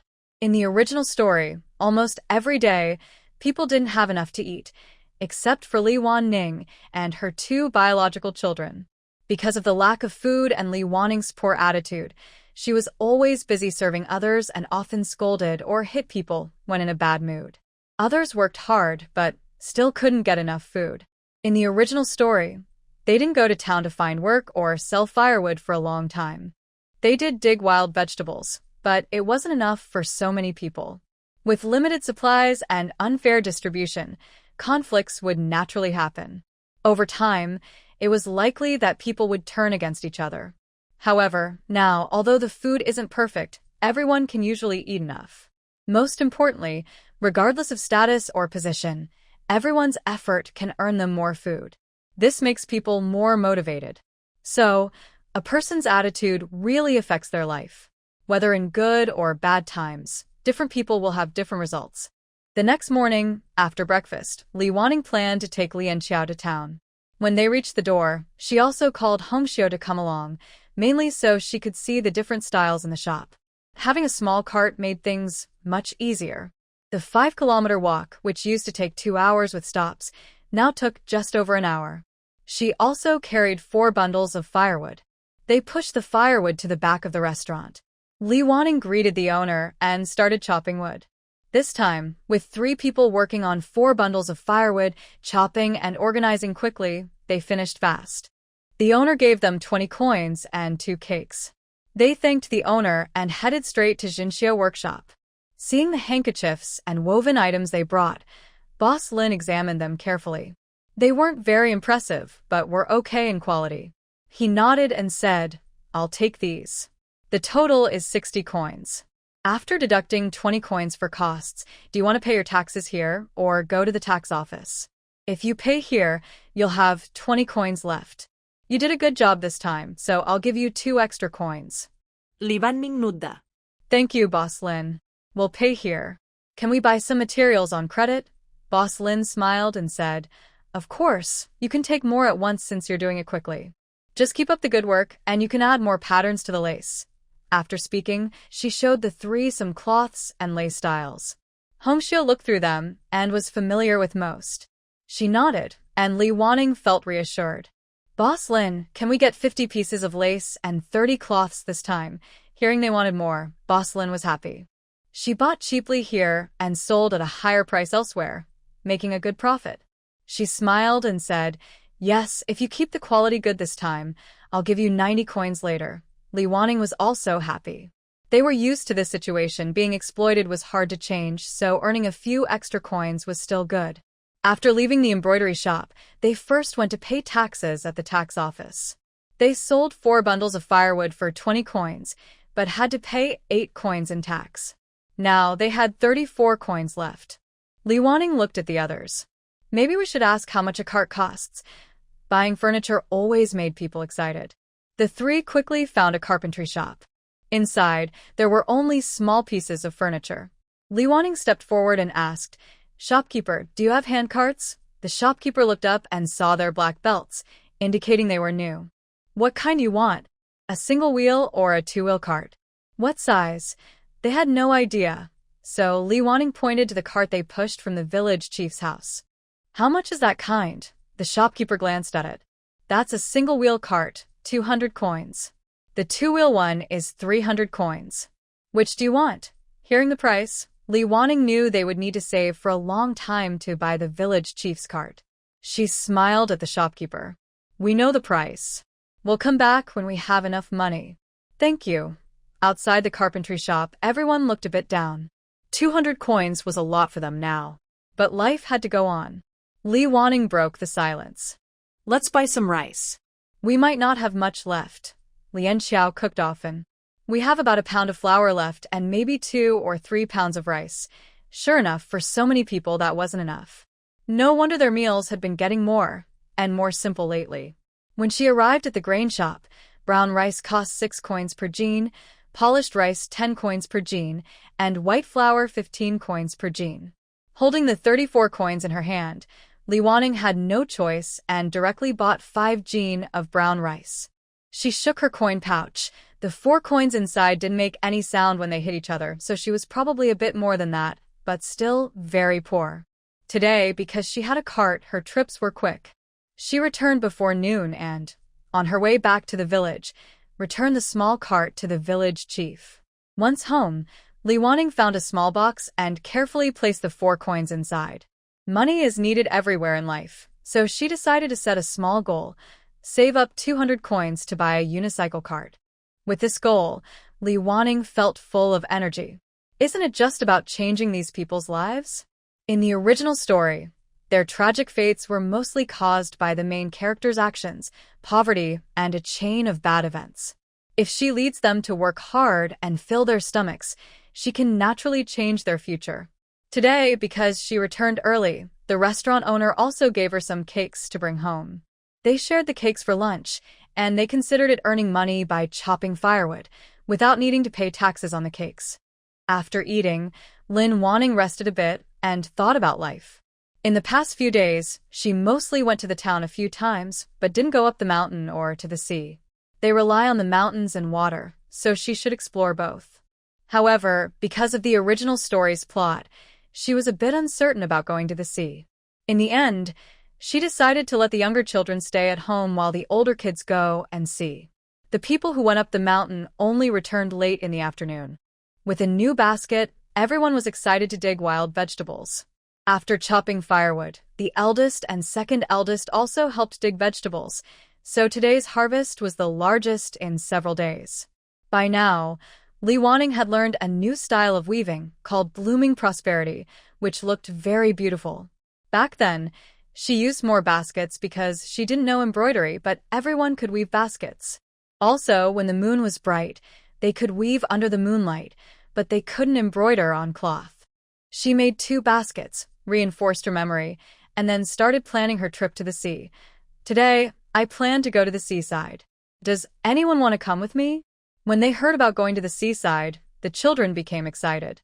Since they had always lived in the capital and had never seen the sea, the mountain climbers, though tired, seemed to forget their fatigue at the thought of the unseen water. They all said they wanted to go.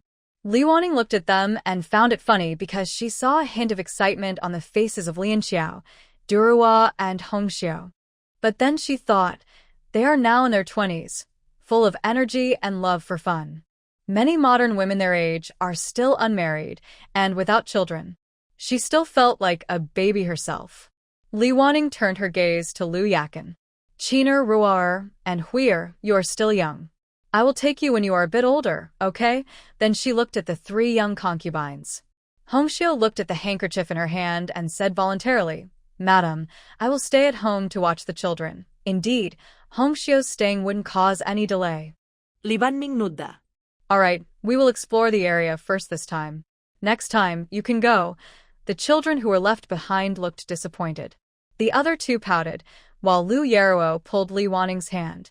Mother, Ruar also wants to go. Take me with you. Li Wanning patted her head. Ruar, be good. This time, I will take the older brothers and sisters to see if we can catch small fish. Then Ruar will have something to eat. If you go, we will have to watch you all the time and we won't be able to fish. Then, none of us will have meat to eat. Lu Yaruo's face kept changing as she hesitated between eating meat and seeing the sea. Lu Yakin came over and took her hand. Ruar, we shouldn't go. Otherwise, we won't have meat. Later, your sister will take you to water the vegetables. They have grown taller. Seeing Lu Yaruo still hesitating, Lu Bahue joined in to persuade her. Yes, Ruar, let's stay at home and play. Once we have meat, we will grow up quickly. Then we can go to the sea with Mother and the others. In the end, the desire for meat won. Lu Yaruo started urging. All right, Mother, you all go early. Catch lots of fish and bring them back. Var hasn't eaten fish in a long time. They carried several baskets and made some simple bamboo traps.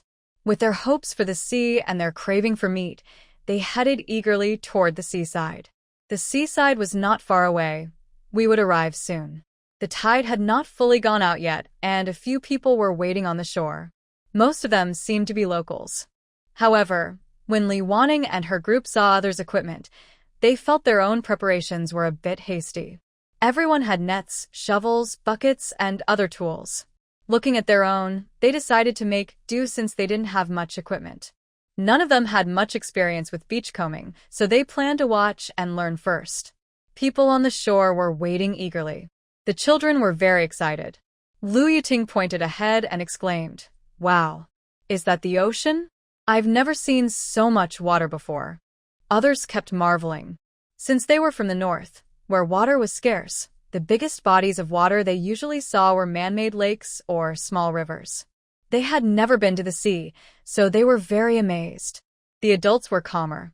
Maybe because water has a calming effect, Li Wanning felt her mind becoming more open as she looked at the vast, familiar yet strange ocean.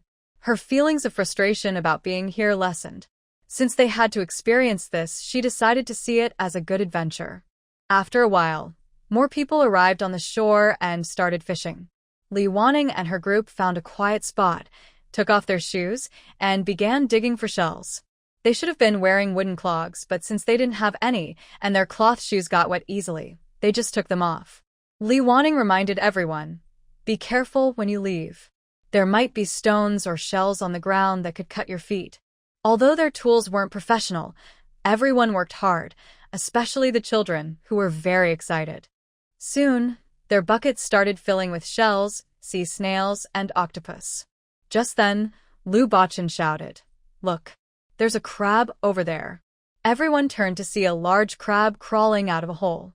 They all ran over, but the crab was quick and almost slipped back into the water. Lu Bachin moved fast. He ran up and used his bamboo tongs to flip the crab over, then grabbed it firmly and put it into his basket. Wow, second brother is so amazing! The children cheered. This unexpected catch made everyone even happier, and they kept searching for more treasures. By the time it was almost dark, they were about to head back. However, Li Wanning looked at everyone's catch and suddenly felt she might say something wrong because she hadn't caught any fish. Fortunately, they had some clams, sea snails, and they didn't catch many, just 3 big ones and 2 small ones. These things together weren't much, which broke Li Wanning's idea of making a living from the sea. Still, everyone was happy, feeling that the fun was more about the experience than the results. On the way home, Lu Bo-chin couldn't hide his excitement. "Mother, let's come again next time. I think I can catch more then." Seeing the children gradually become happier, Li Wanning felt she had completed another small task. When they arrived home, they recognized the way by the moonlight. Hong Xiu had prepared food and porridge waiting for them. Luya Ro and 2 others were playing at the door, occasionally looking in the direction they left. When the children saw their figures, they ran toward them. They walked back together, with Luya Ro tugging on her brother's baskets. "Big brother, what's in your basket? Let me see the fish." Li Wanning awkwardly touched her face and patiently said to Luya Ro, "Rower, even though we didn't catch any fish today, we caught some big and a few clams. We'll cook the clams when we get back for you to eat. As for how about we make a crab mixed rice tomorrow?" Luya Ro was easy to please. Okay. Tomorrow we'll have crab yolk mixed rice." Li Wanning judged the size of the and quickly corrected her. "We'll make crab meat mixed rice. It's very delicious." Back home, she immediately threw the shells into the water. Since the journey was short, many were still alive. To help them spit out the mud faster, Li Wanning even added a little salt, though it hurt her to do so. After everyone ate the food and porridge, they washed the pot and threw everything except the into one pot. They hadn't eaten meat in a long time, so everyone was eager. Since there wasn't much, no one got much, but they all ate happily. Even Lu Bo Yuan, who usually stayed calm, showed a look that wished there was more. Li Wanning also wanted to eat meat. She used to say she couldn't live without it, and at least she ate some every day. Since coming here, she had only had porridge with vegetables, maybe with a piece of bread. Sigh, she wondered how long it would take for things to get better. Since water didn't work, I thought about the mountains. While thinking, I suddenly remembered the wild chicken on the mountain. "Have you guys seen that wild chicken again recently?" Li Wanning asked. Hearing this, Lu Bo-chin got excited. "Mother, I saw that wild chicken yesterday too, in the same place as last time. But my older brothers didn't let me catch it," he said with a hint of regret. Li Wanning waved her hand. "Tomorrow I will go with you to the mountain. Let's see if we can set a trap and catch it." Everyone became excited again. The next morning, Li Wanning and Lian Xiao took the 4 young masters up the mountain. The eldest and second eldest went to chop firewood somewhere else, while the others headed straight to the place where the wild chicken had been seen before. Li Wanning had heard that wild animals usually follow their own paths. Since they saw the chicken there twice, it was likely that this was its regular route. They quickly set to work. They dug a small hole at Lu Bo-chin's chosen spot, carefully camouflaging it with grass, so it wouldn't be noticed. They also placed some coarse rice from their own supplies inside the trap, spreading it from the start to the trap. To prevent the chicken from flying out after falling in, they stuck sharp bamboo sticks underneath. To avoid anyone accidentally stepping on it, they stayed nearby, while others gathered wild vegetables, and Lu Bo-chin quietly watched from the side. Li Wanning initially wanted to go further into the woods to see if there was anything else, but she was still thinking about the wild chicken. In the end, she decided to just dig up some common wild vegetables nearby. As the sun rose, it wasn't too hot on the mountain, but it was a bit stuffy. When Li Wanning felt her breathing becoming a little difficult, she heard Lu Bo-chin shout excitedly from nearby. "It fell in." The wild chicken fell into the trap. "Mother, we caught it." He ran toward the trap, and others followed. When Li Wanning and the others arrived, the wild chicken inside was jumping and trying to get out. Lu Bo-chin was blocking it from above. Luckily, when the chicken fell, its claws were injured by the sharp bamboo, or Lu Bo-chin might not have been able to hold it back. A few people worked together to hold the chicken down.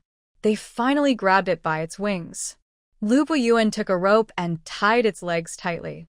Not satisfied, he wrapped a few more turns around its body.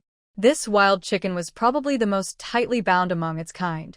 A few people combined the wild vegetables they dug into one basket, giving this chicken a special basket of its own, which was quite a nice treatment. Next, everyone worked even faster. Lu Buiyuan and Lu Buching chopping would look like martial arts masters.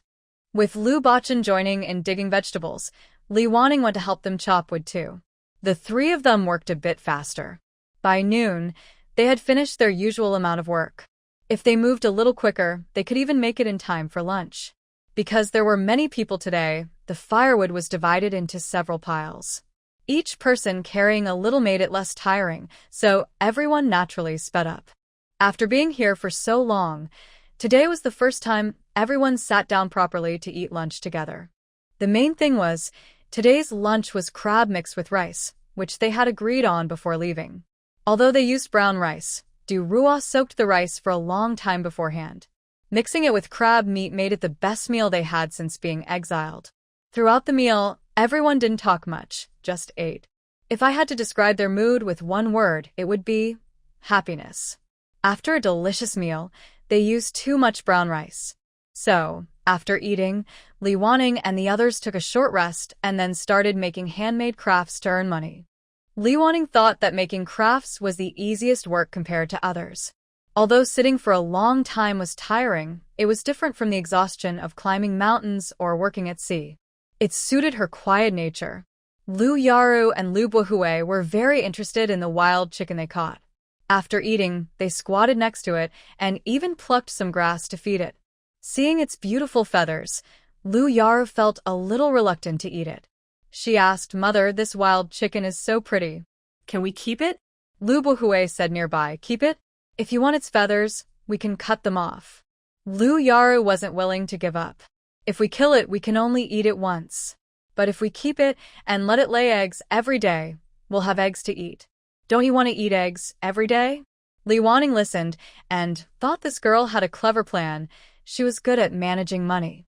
Then Lu Buhui interrupted Lu Yaru's nice idea, saying, "Yaru, it won't lay eggs.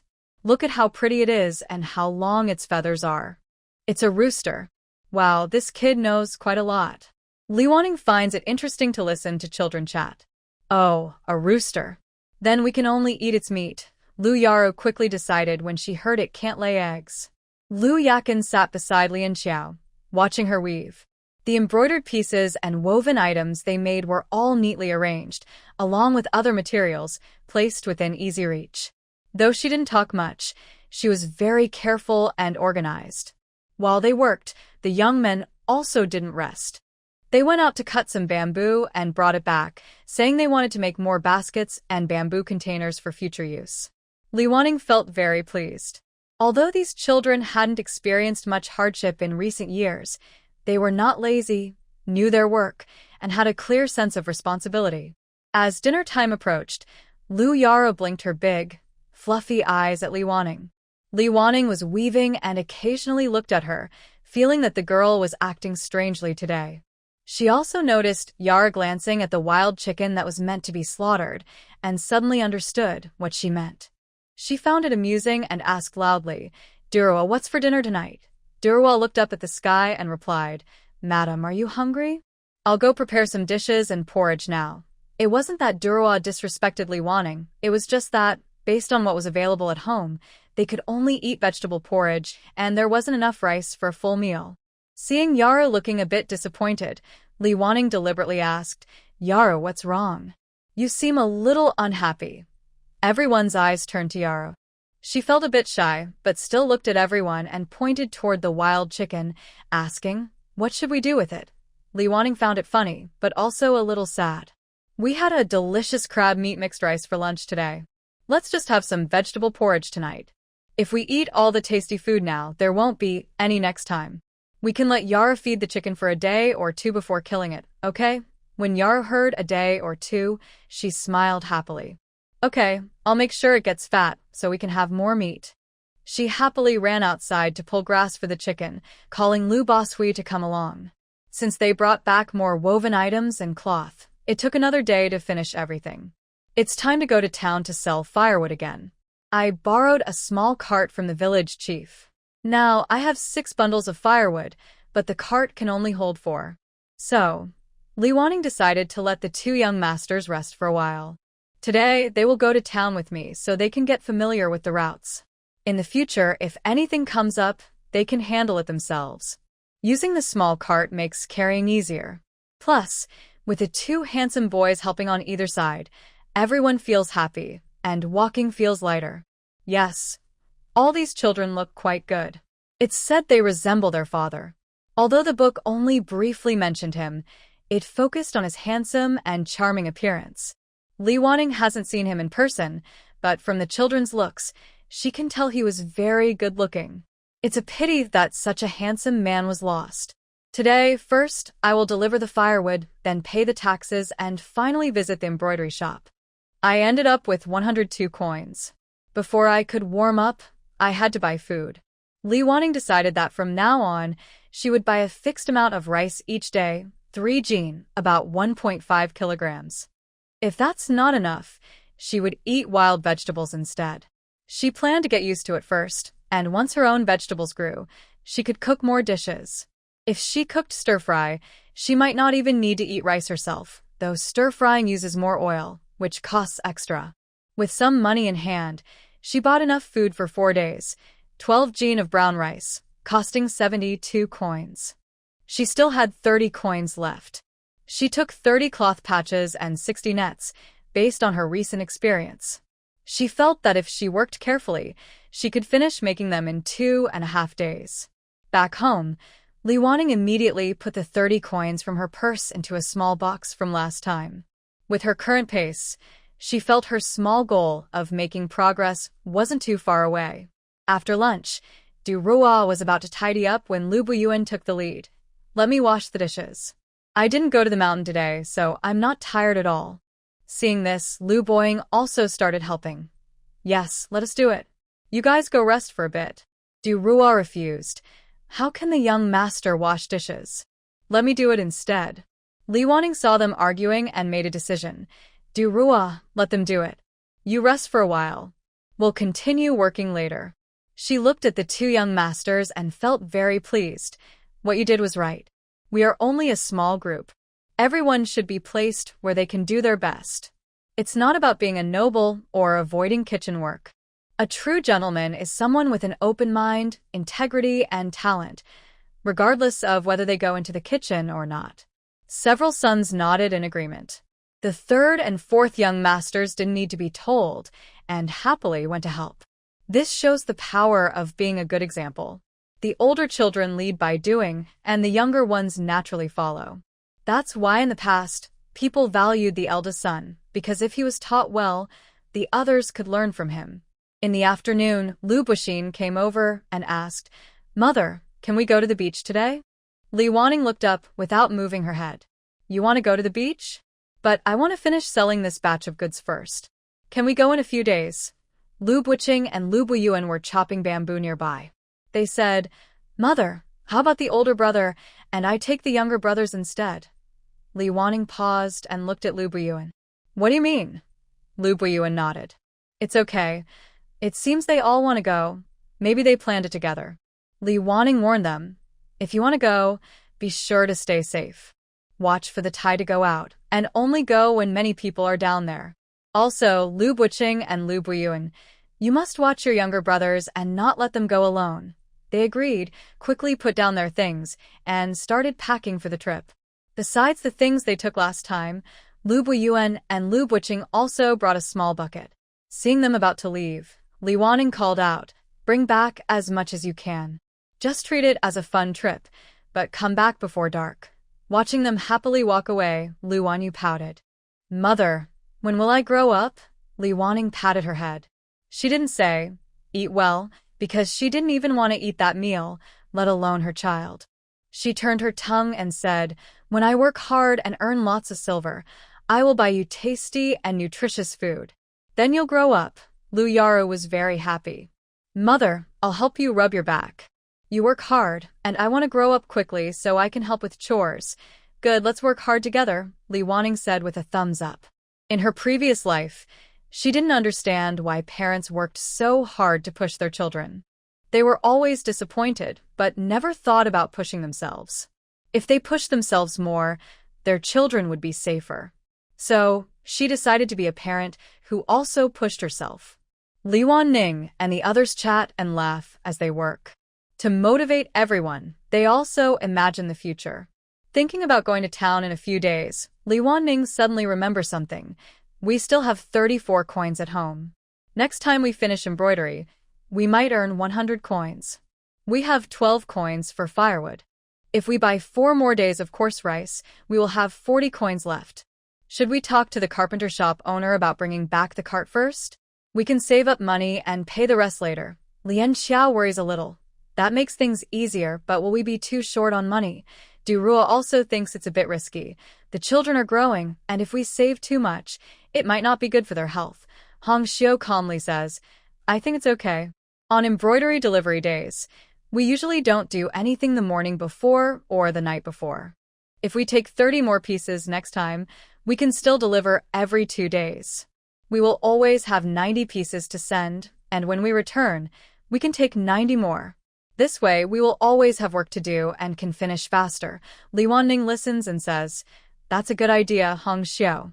This way, we won't waste time. We can earn back the money for the cart quickly, and we don't need to cut down on food. We still need 3 jin of rice each day, but everyone will be a little tired without rest. Lu Yating suddenly speaks up. Mother, we are short of money now. We can consider Auntie Hong Xiu's idea. If everyone feels tired after working for a while, we can go to the sea to relax. Li Wanning looks at Lu Yating. This girl is really sensible. At only 10 years old, she can sit with them all day. She wants to go sea fishing with her brothers and sisters, but seeing how much work they have, she silently keeps working without saying a word. She smiles and says, That's fine. When we feel tired after a few days of work, we can go. Next to her, Lu Yaro looks eager. Mother, can I go next time? I've grown a little. Seeing the same longing in Lu Bohui and Lu Yating's eyes, Li Wanning nods. You must listen and behave. When you go, don't run around. Last time, Li Wanning was just trying to find a way to survive. Now that they've given up relying on water for water, next time they go, they will take everyone along. One adult with one child, just like a little outing. Especially Lu Bohui, who will be a priority for careful care. A few people talked and worked together. As it was getting dark, Du Rua took some time to make a pot of vegetable porridge. Lu Yakin was also sent to watch the fire. The porridge wasn't very tasty, but it was easy to make and didn't delay anything. They didn't expect much, but surprisingly, the 4 of them who went to gather seafood had a good catch today. They caught 2 small fish weighing over a pound each, some fat, and more sea snails and clams than last time. All the catch was put into buckets and brought back alive, because they were still moving when they arrived. Lu Yara looked at thee and smiled sweetly at everyone. Big brothers are so amazing. Now we have crab meat rice to eat. Isn't that right, Mother? Aunt Du Rua's crab meat rice is so delicious. Seeing Lu Yara's innocent smile, Li Wanning couldn't help but praise her. She also took the chance to suggest a dish, which made it hard for her to refuse. Just as she was about to reply, she noticed Lu Bakshan walking with a limp. She changed the subject. What happened to Bakshan? Lu Bakshan simply hopped on one foot to the stool and sat down heavily. Mother, it's nothing. I accidentally cut my thumb a little. Hong Xiu hurried forward and squatted down. Where is it? Let me see. How did you be so careless? At this moment, Li Wanning also came over. Seeing Li Wanning, Hong Xiu quickly stood up and stepped back. Sorry, madam. I was rude. Li Wanning was momentarily stunned. She remembered that although she didn't like these illegitimate children, she also didn't want to see them close to her biological mother. So, at home, they rarely dared to say much. She secretly cursed the author for being perverted. She couldn't do much right now and pretended to be angry. What's the point of worrying about this now? Just check if Bakshan's injury is serious. Hong Xiu then relaxed and lifted Lu Bakshan's foot to look. There was a small cut on his thumb. She felt distressed and asked, How did it happen? Does it hurt? Lu Bakshan said indifferently. It was from a shell. It's nothing. It will heal in a few days. Go get the ointment from my room and apply it to him. Wrap it up. Hong Xiu looked up and paused. She remembered that this ointment was secretly given to her by Li Waning's mother when she was exiled. It was only a small bottle, and only she and the legitimate children could use it during their journey. Now, she was going to give it to Lu Bakshan, which felt a bit different. Li Waning looked at her for a long time without moving, then scolded. "Why aren't you going? Wash him clean and then apply the medicine." She then said to Lu Bakshan, "You shouldn't move around these days. Stay at home and behave." Thinking that Lu Bakshan was usually the most lively, she added harshly, "Otherwise, if the wound gets infected, they might have to cut off your thumb." Shells and such were soaked in salt water and quickly boiled. Because Lu Bakshan was injured, Li Waning specially gave him a few more. The next day, Li Waning still felt a bit worried. Since there was no money or medicine at home, if the infection worsened, it could be troublesome. She asked Lian Xiao, who was going up the mountain, "Please check if you can pick some dandelions or honeysuckle on your way back. Boil them to make water for washing his wound or drinking to prevent infection." Actually, she wasn't sure if it would work, but everyone else looked touched. They could tell this was different from the fake concern shown in front of the marquee. It was genuine care for the child. That day's noon featured delicious crab meat mixed with rice. In the evening, they boiled 2 small fish into fish soup, cooked wild vegetables with a pinch of salt as a cold dish, an alternative way to eat. Although it wasn't very tasty, with a fish soup and a few pieces of fish for each person, everyone ate happily. Li Waning deeply regretted that they didn't have all the seasonings. If they had, these wild vegetables would be more expensive in a restaurant. What a pity. Another day passed, and it was the delivery day.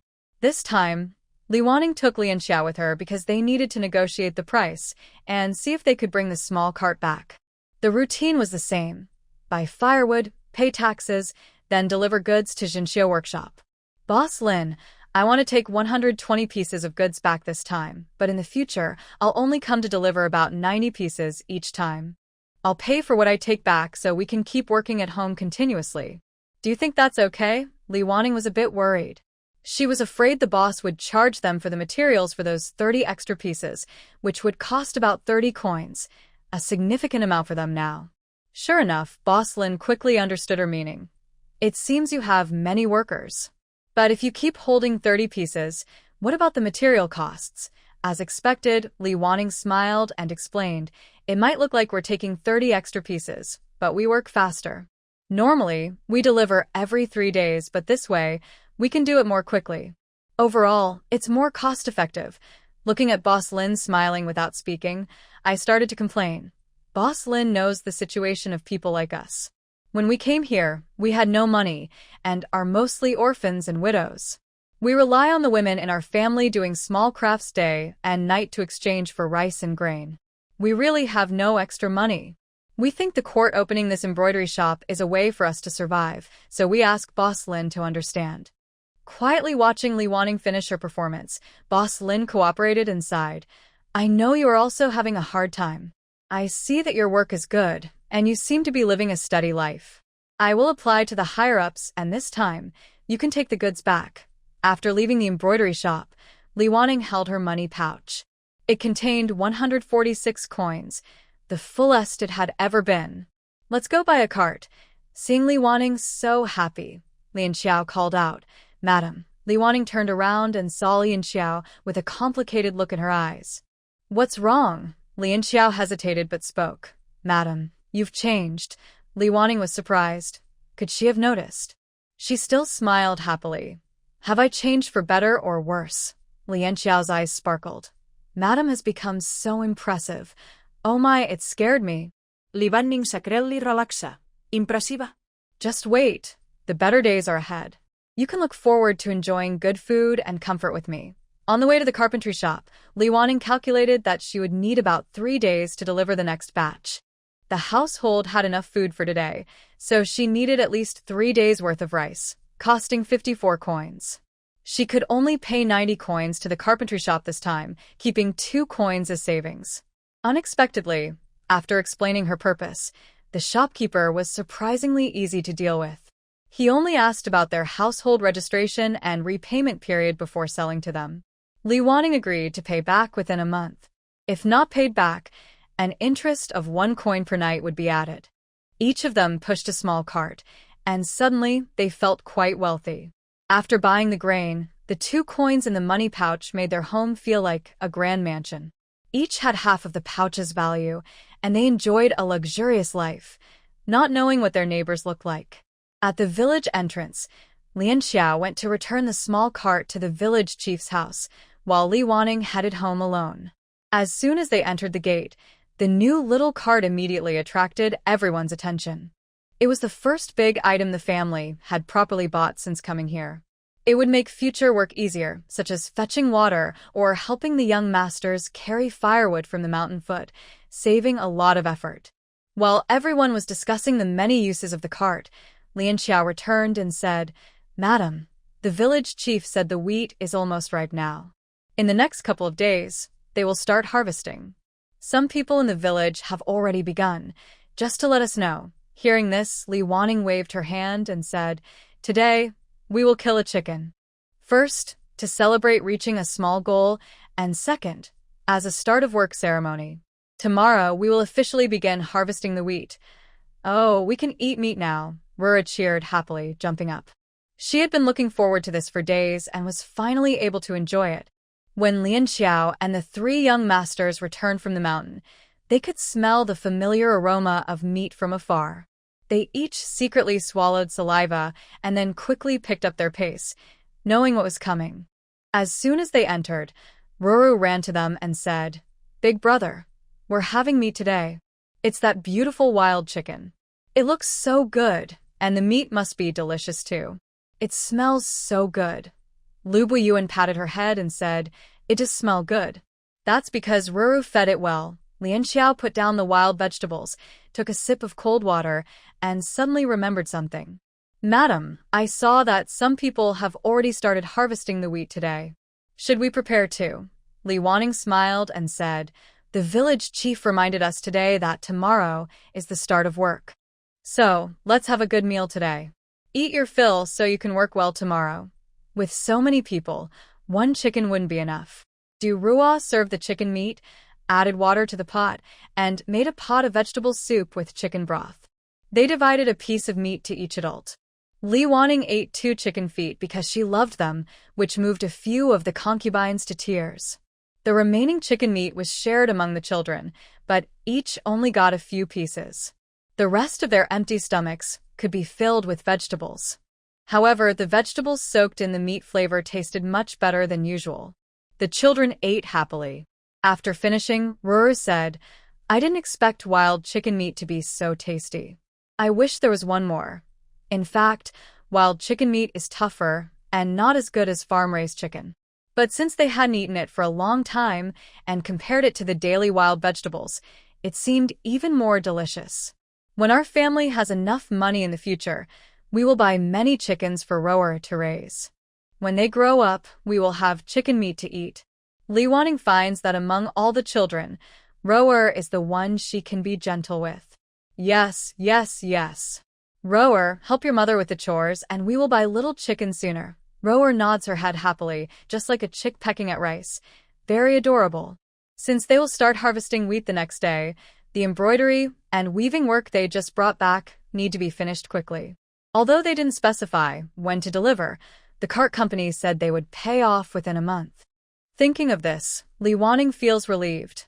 "Luckily, we bought the cart today. It will be useful for the wheat harvest tomorrow." After dinner, the eldest and second sons volunteered to wash the dishes. Even Xiao and Wu didn't rest and immediately joined the weaving team. Hongxiu didn't embroider handkerchiefs. Instead, Li Wanning asked her to find some old clothes to make a few pairs of gloves. After washing the dishes, Lu Buiyuan and Lu Buqing took the initiative to organize the farming tools needed for tomorrow. There are only 2 sickles, which are not very sharp. They found a stone to sharpen them and also found a wooden fork, a wooden rake, and a scythe in the storage room. These are the tools they will need in the coming days. Talking about wheat harvesting, others might not have experience, but Lu Buiyuan and Lu Buqing actually do. During the last autumn harvest, they happened to be taken to the village by the northern marquis, saw the wheat being harvested and found it interesting. They went to learn how to do it. They didn't care how well they did, but they knew the basic movements. Li Waning's knowledge of wheat harvesting comes from TV shows. She watched it on TV before, though she never did it herself. She roughly understands how it works. The other concubines have been in the household since childhood but haven't done this kind of work, so they are beginners at farm chores. So, the next morning before dawn, everyone got up and went to the wheat field. The field is very close to their home, only about 300 meters away. It covers 9 acres, about 5 acres of wheat and 4 acres of corn, which won't be harvested for a while. The land looks neglected and not very healthy, but it's still good land with good crops. Disregarding it is impossible. First, the 2 young masters demonstrated the actions, wearing gloves, gathering wheat with a left hand, swinging the sickle with the right, then pulling it towards themselves and placing the cut wheat aside. Then they repeated the process. Wheat harvesting can be dangerous if not done properly, so they made sure their movements were correct and their strength controlled. Under the guidance of the young masters, everyone learned the basics and then started the official harvest. The sickle only has 2 blades, so they took turns using it. Lu Buiyuan and Lu Buqing are important workers, along with Li Waning, Lian Xiao, and Durua. Originally, Lu Boli was supposed to stay at home to help, but he volunteered to handle the transportation work instead. Lu Baqin is still recovering from his injury. He's almost fully healed and has no inflammation, but Li Waning told him to stay at home until he's completely well before going out again. Seeing there were many people, Li Waning decided to send Durua back home to cook and do chores.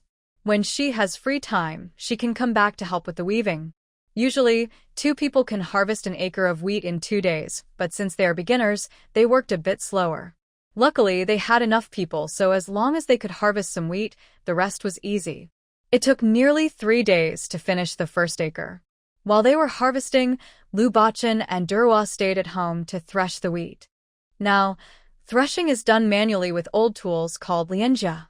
They hold a bamboo pole and swing it forcefully, then hit down hard. The bamboo slats on the pole rotate and strike the wheat stalks, causing the grains to fall off.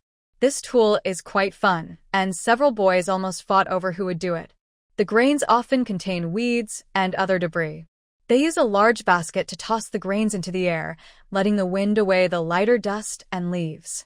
The remaining grains are then collected, mostly done by Durua herself.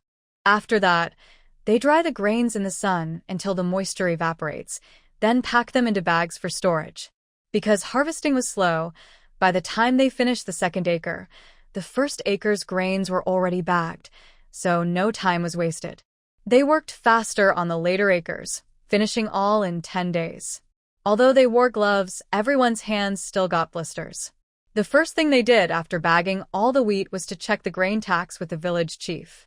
The village chief brought a scale and weighed each batch. The average yield was about 120 jin per acre, totaling around 600 jin.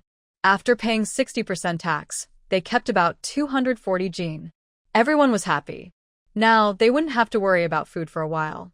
Although their embroidery work was slow, they took turns harvesting the fields.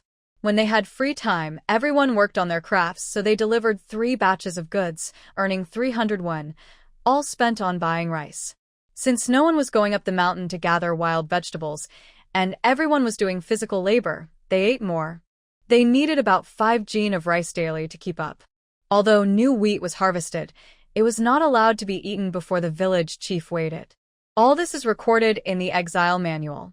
The punishment for breaking this rule is very severe, so unless there is no other choice, people usually do not dare to touch it.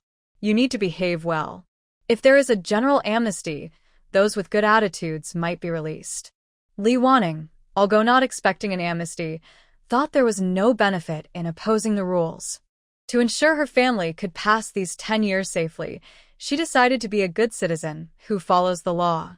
Recently, everyone has been working hard, so after the wheat was weighed, Li Waning decided to let everyone rest and enjoy a nice bowl of noodles.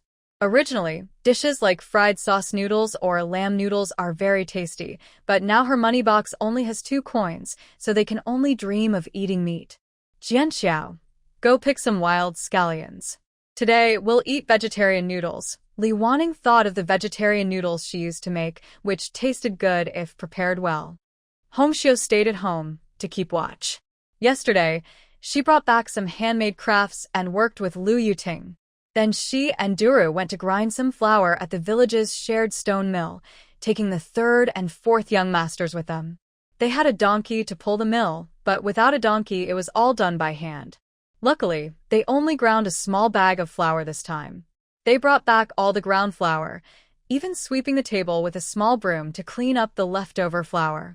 They understood the importance of farming and the difficulty of getting food through their own experience. The flour they brought back needed to be sifted and dried before storing. The sifted flour was packed in bags for eating, and the bran was stored in a fixed place. They kept these for future use, like feeding chickens. They had already collected many things for the chickens, like shells from previous food, which could be crushed into fertilizer or chicken feed later. Li Wanning was good at managing daily life and never wasted anything useful. Vegetarian noodles are simple to make. The key is in the sauce. Since they didn't have many seasonings, they chopped some scallions, added a little salt, and blanched them in hot water. Although there was no meat and the seasoning was simple, everyone enjoyed the meal. Lu Yara praised Mother. These vegetarian noodles are so delicious. Your cooking skills are amazing. I want to learn how to make them too. Li Wanning enjoyed the compliment from the young girl and responded politely. If you like it, eat more. Rong Er will cook even better than this in the future. After finishing the meal, the family held another meeting. Li Wanning said, "Everyone has worked hard these past few days. We finally harvested the wheat. There are still 4 acres of corn left, and we will need to work hard again soon.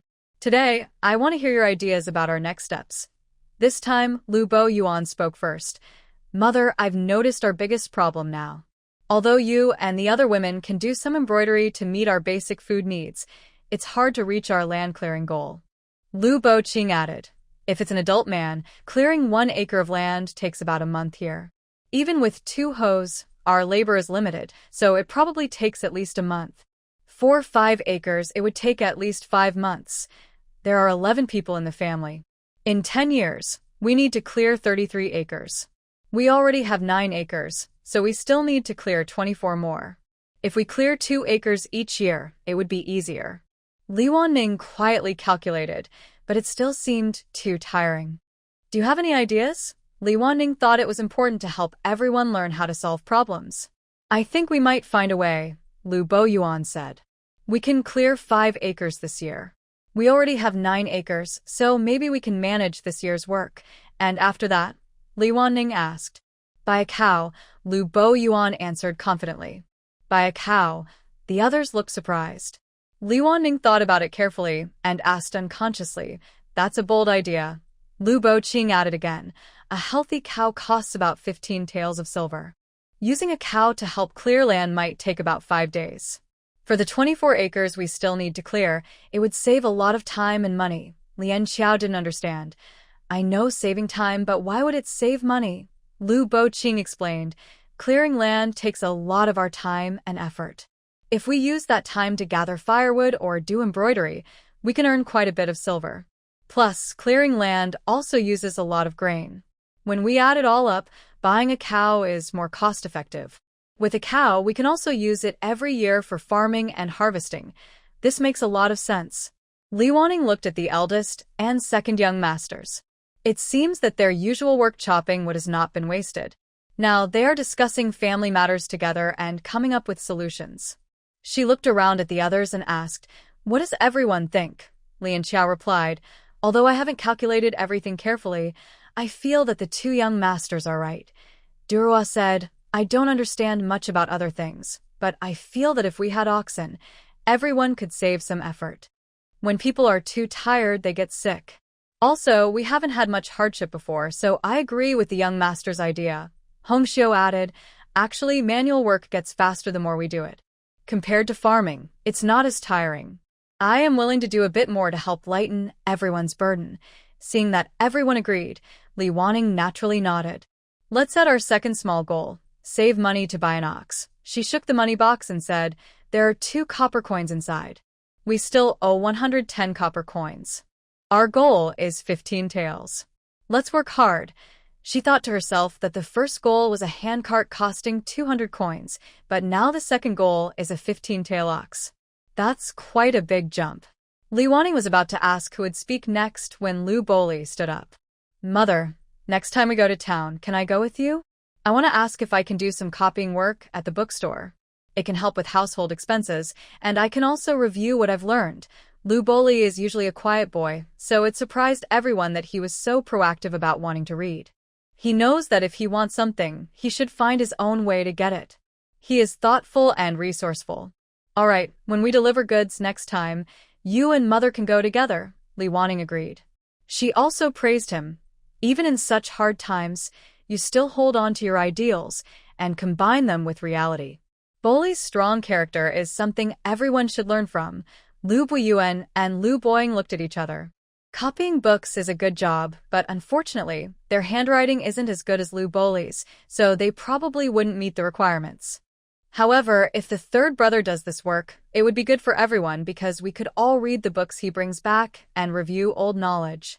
Lu Buxin looked at Lu Bolai and then at Li Wanning. Mother, don't worry. Even if third brother goes to copy books, I will work hard to dig wild vegetables so we can have porridge every day. We can also go to the sea to catch seafood to improve our lives. Well, thinking about that tasteless vegetable porridge, the brothers and sisters all looked expressionless.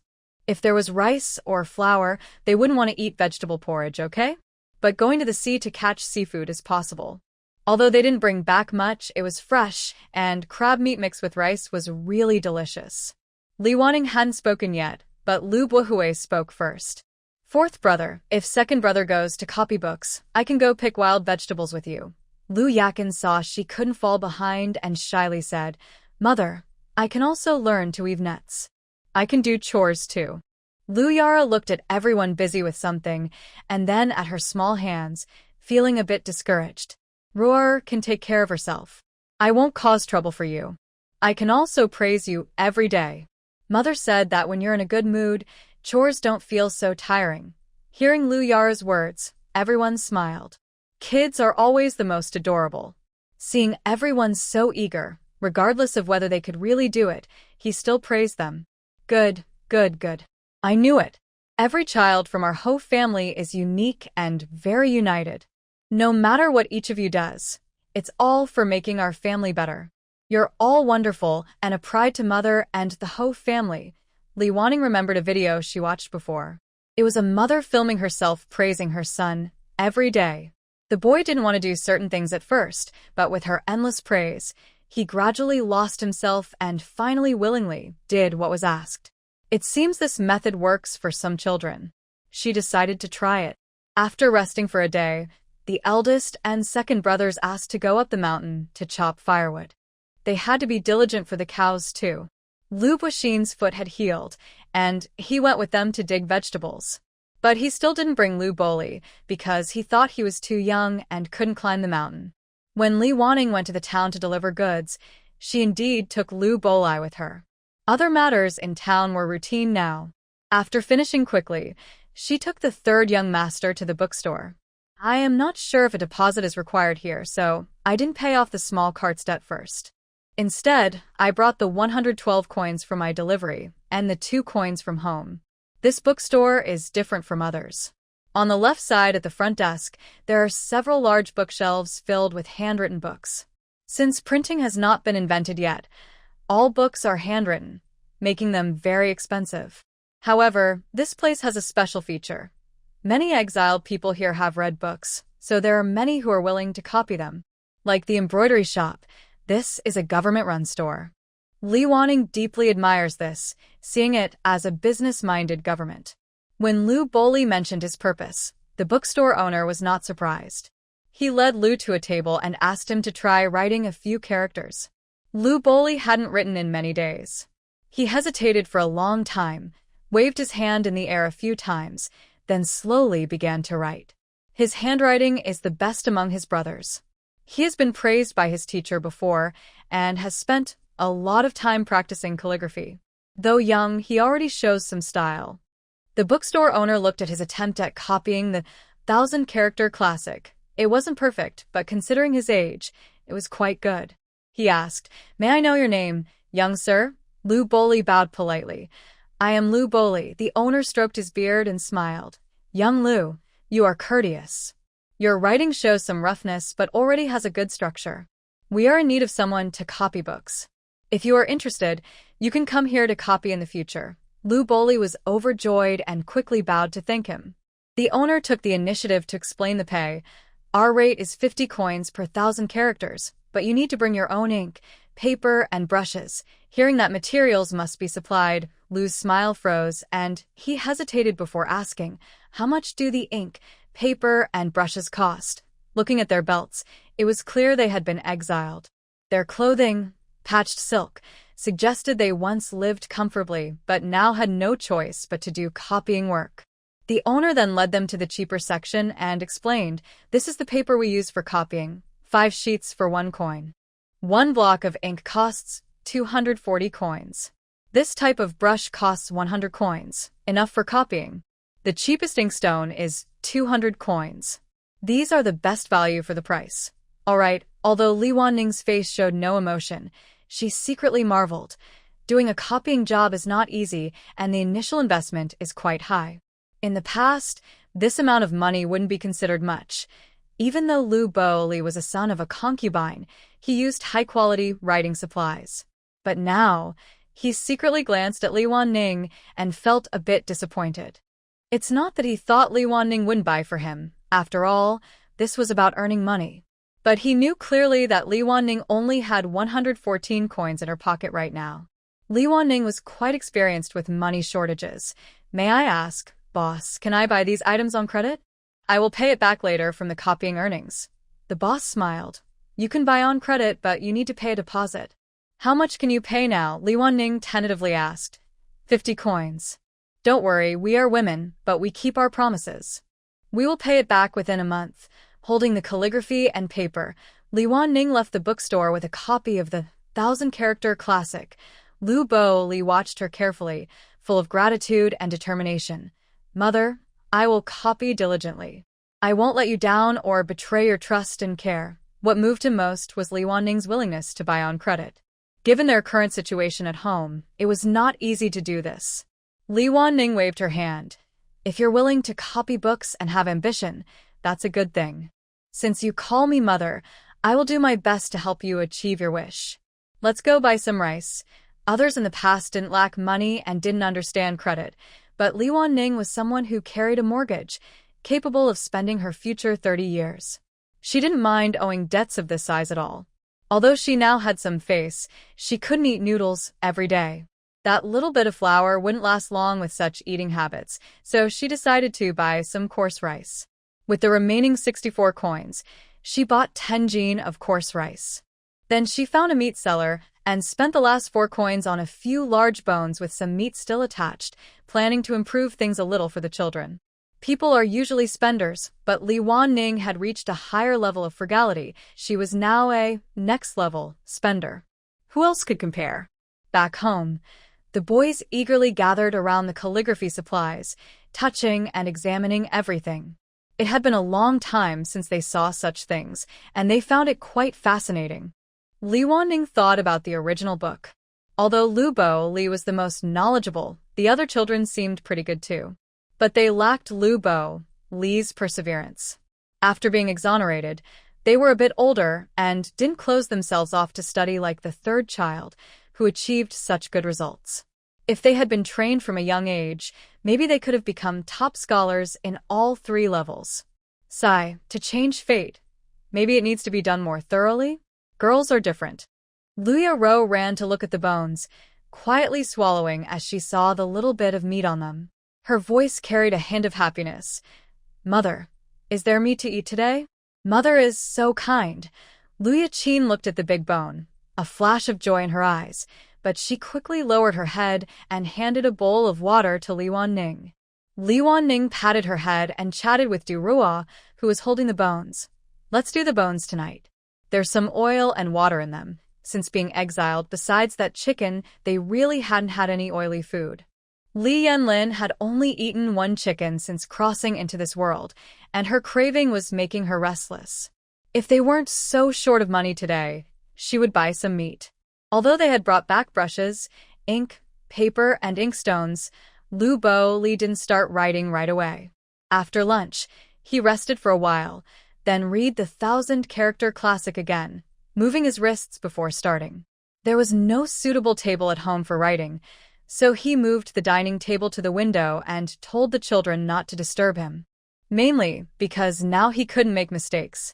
If he wrote a wrong character, the paper would be ruined. If he made 5 mistakes, they'd lose a penny. The others cooperated well, trying not to make loud noises. In less than 2 hours, Lu Bo-li came out holding the draft he had just copied and handed it to Li Wanning. "Mother, I've finished copying it. Please take a look." Li Wanning put down her weaving and took the freshly written 1,000-character classic, praising sincerely. "Bo-li writes very well. The bookstore will be pleased too." This praise was genuine. Every character was the same size, neatly arranged. In the past, exams required tidy handwriting, and this draft was as neat as an unfilled exam paper, just a little more time-consuming. Lu Bo-li felt a bit embarrassed. "I accidentally wasted 3 sheets of paper. I think there are about 30 or 40 sheets in total. Wasting 3 sheets isn't much. Besides, those 3 sheets aren't really wasted. They can be kept for anyone who wants to practice calligraphy." Li Wanning has also read books herself and sincerely believes that she only made 3 mistakes in 1,000 words, which is quite impressive given her high mental stress. Li Wanning even feels that Lu Bo-li might be under too much pressure, so she casually offers some advice. "In the future, you don't need to be too nervous when copying. This is something you'll do often, so just stay calm and careful. Making mistakes isn't a big problem. Anyway, I plan to buy paper for your practice, so keep practicing your writing." She said this last part to everyone. Actually, when Li Wanning first saw Lu Bo-li copying, she had an idea. If her older brothers could also copy books, she could save a lot of money on buying books. But their handwriting isn't good enough yet, so no worries, just keep practicing. After all, they have 10 years to improve. All the paper is written on both sides, and they can even buy a brush dipped in water to write on stone slabs. There are always more ways to solve problems. Li Wanning smiled mischievously. Copying books for 500 words costs only 50 coins, which is a very low price. The materials are all paid for by themselves. Outside, they could earn about 200 coins per 1,000 words. It's not much, but for exiled people, this work is better than chopping wood. It pays more and isn't as tiring. Next, Lu Bo-li basically copies 1,000-character classic every day. That day, he used 50 coins worth of paper, totaling 250 sheets. After discarding the waste, he could copy 5 books. Although he only copies 1 book a day, his speed has improved. It used to take nearly 2 hours, but now an hour and a half is enough. He's much more relaxed. Lu Bo-li also doesn't let copying books interfere with other tasks. Usually, he goes up the mountain with Lu Bu-yuan in the morning and spends the afternoon copying. Now, the eldest and second brothers can't sit still.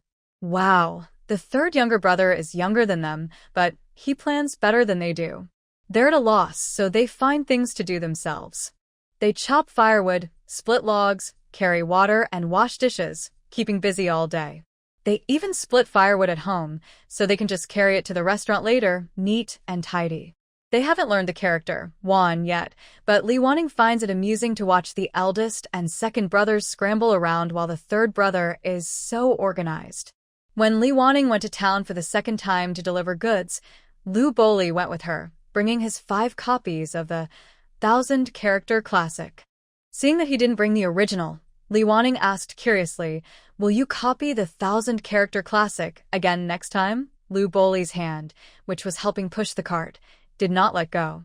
He turned back and explained, "Mother, I plan to copy 6 more sets this time. It just matches the delivery schedule to you." After saying this shyly, he added, "Mother, can I have 350 sheets of paper this time? I want to copy an extra set to keep at home so my brothers can also see." Hearing this, Li Wanning started to praise him again. "Yes, you are very thoughtful. But you don't need to copy these. Let your eldest or second brother do it. It will also help them practice writing. You just watch over them." Li Wanning really thought it was good. When she was that age, she mostly just went to school or played around. She didn't think so carefully. The ancient people matured early, especially those who suffered a lot in life. Now, they still deliver goods every 3 days. Since delivering doesn't interfere with the family's work, they can usually send 100 items each time. Boss Lin pays them 115 coins for each delivery. After the last delivery, they paid 50 coins to the carpenter's shop. With the remaining money, they bought 10 jin of rice. Today, they used the 5 coins left from last time, plus the wages from their recent work, to pay the carpenter 60 coins. They still have 60 coins left. When they arrived at the bookstore and handed in their manuscript, they saw the shop owner carefully flipping through each page. Lu Boli felt a little nervous but also confident. He only copies 1 book a day to stay in the best condition. At first, it was a period of adjustment. After some time, once he got used to it, copying 1 book in the morning and 1 in the afternoon would be fine. Sure enough, the shop owner looked through the manuscript and found the writing neat. The handwriting remained clear from the first to the last page. All 5 books looked the same, showing how serious the copier was. The shop owner nodded in satisfaction. Very good, very good. Your writing is getting better and better. He put down the manuscript and took out his account book. Young master, the total cost of your stationery last time was 590 coins. You paid a deposit of 50 coins, so you still owe 540 coins. Today, you brought 5 books worth 250 coins. If you use that to offset your bill, you will still owe 290 coins. It seemed that the initial investment for this work would take quite a while to recover. Lu Boli looked at Li Wanning, who nodded at him. He then said, "Please, shopkeeper, help me get another 70 coins worth of paper. The remaining 180 coins will go toward my bill, and I still owe you 320 coins." After leaving the bookstore, the 2 of them went to buy 10 jin of coarse rice. However, Li Wanning noticed that Lu Boli seemed a bit quiet. She observed him for a while but couldn't figure out why, so she asked, "What's wrong?" The bookstore owner was very happy with your copying, so why do you seem a little upset? Lu Boli looked a bit sad and said, "Mother, I thought copying books could help me and also earn some silver, but now I realize that just the cost of an inkstone might take a long time to earn back. Based on my calculations, that brush and ink stick can probably write about 10,000 words, which is about 10 copies of the 1,000-character classic.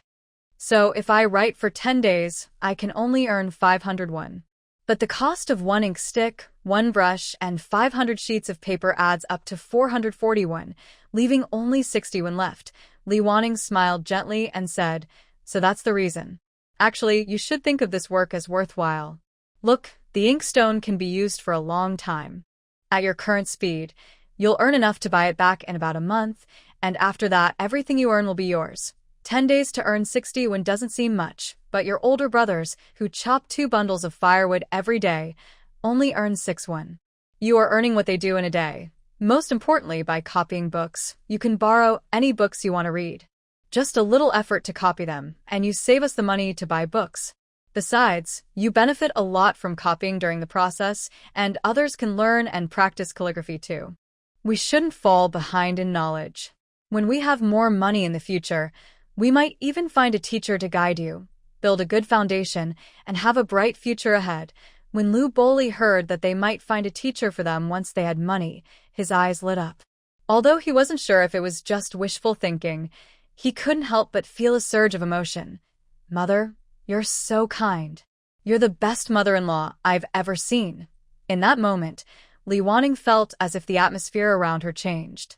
Although they didn't talk much, she sensed that Lu Boli had become much closer to her, as if he had let down some of his guard. Anyway, this was a big step forward. At least, Lu Boli no longer hated her or resented her for giving birth to him. "Mother, starting tomorrow morning, I want to copy 1 book in the morning and another in the afternoon." Lu Boli finally shared his thoughts as they neared home. "That's fine. You can decide for yourself. If you want to go up the mountain, go. If you want to copy books, do that. As long as you think it's the right thing to do, it's okay." Li Wanning answered without much thought. She didn't want to be a mother who always has to manage everything. Isn't she already helping them develop their independence? In just a few days, The vegetables in the yard will be ready to harvest. With those vegetables, they can just dig up some wild greens, which might even be unnecessary. Now, making embroidery earns more money here, and with the newly harvested wheat and soon-to-be harvested corn, they don't need to rely on wild vegetables. Moreover, earning money by copying books is much better than picking wild greens. Li Wanning was only hesitant because she didn't know how much money copying a book could make. Now, after Lu Bola's estimate, she has a rough idea. She can't just watch the young master and second young master waste time anymore. She needs to give them some guidance. These children, after Lu Buyuan is cleared of charges, could inherit the marquis title. He doesn't want a useless, noble title. He needs to have some skills himself. Joining the army is unlikely, so he needs to have some cultural knowledge. Although others can rely on the marquis estate, their father is no longer here, and their older brother still has some shortcomings. So, they need to improve their abilities. Lu Bola doesn't need to worry about himself, but the other three, if they want to succeed in officialdom, need at least to pass the imperial examination as a recommended scholar. Only then can they be promoted and better arranged. Buyuan, Buqing, Bachan, in the future, you three should go up the mountain in the morning. In the afternoon, do whatever chores at home. Don't waste the remaining time. Practice your writing. Aim to reach the level where you can copy books early. Some of the others might not love studying that much, but under Li Wanning's authority, they dare not refuse. They all nodded in agreement. Although not everyone is eager to write, the more mature children naturally understand what benefits them. So, while nodding, they secretly think, the mother now is really very different from before. If she didn't look exactly the same, they might suspect someone was impersonating her.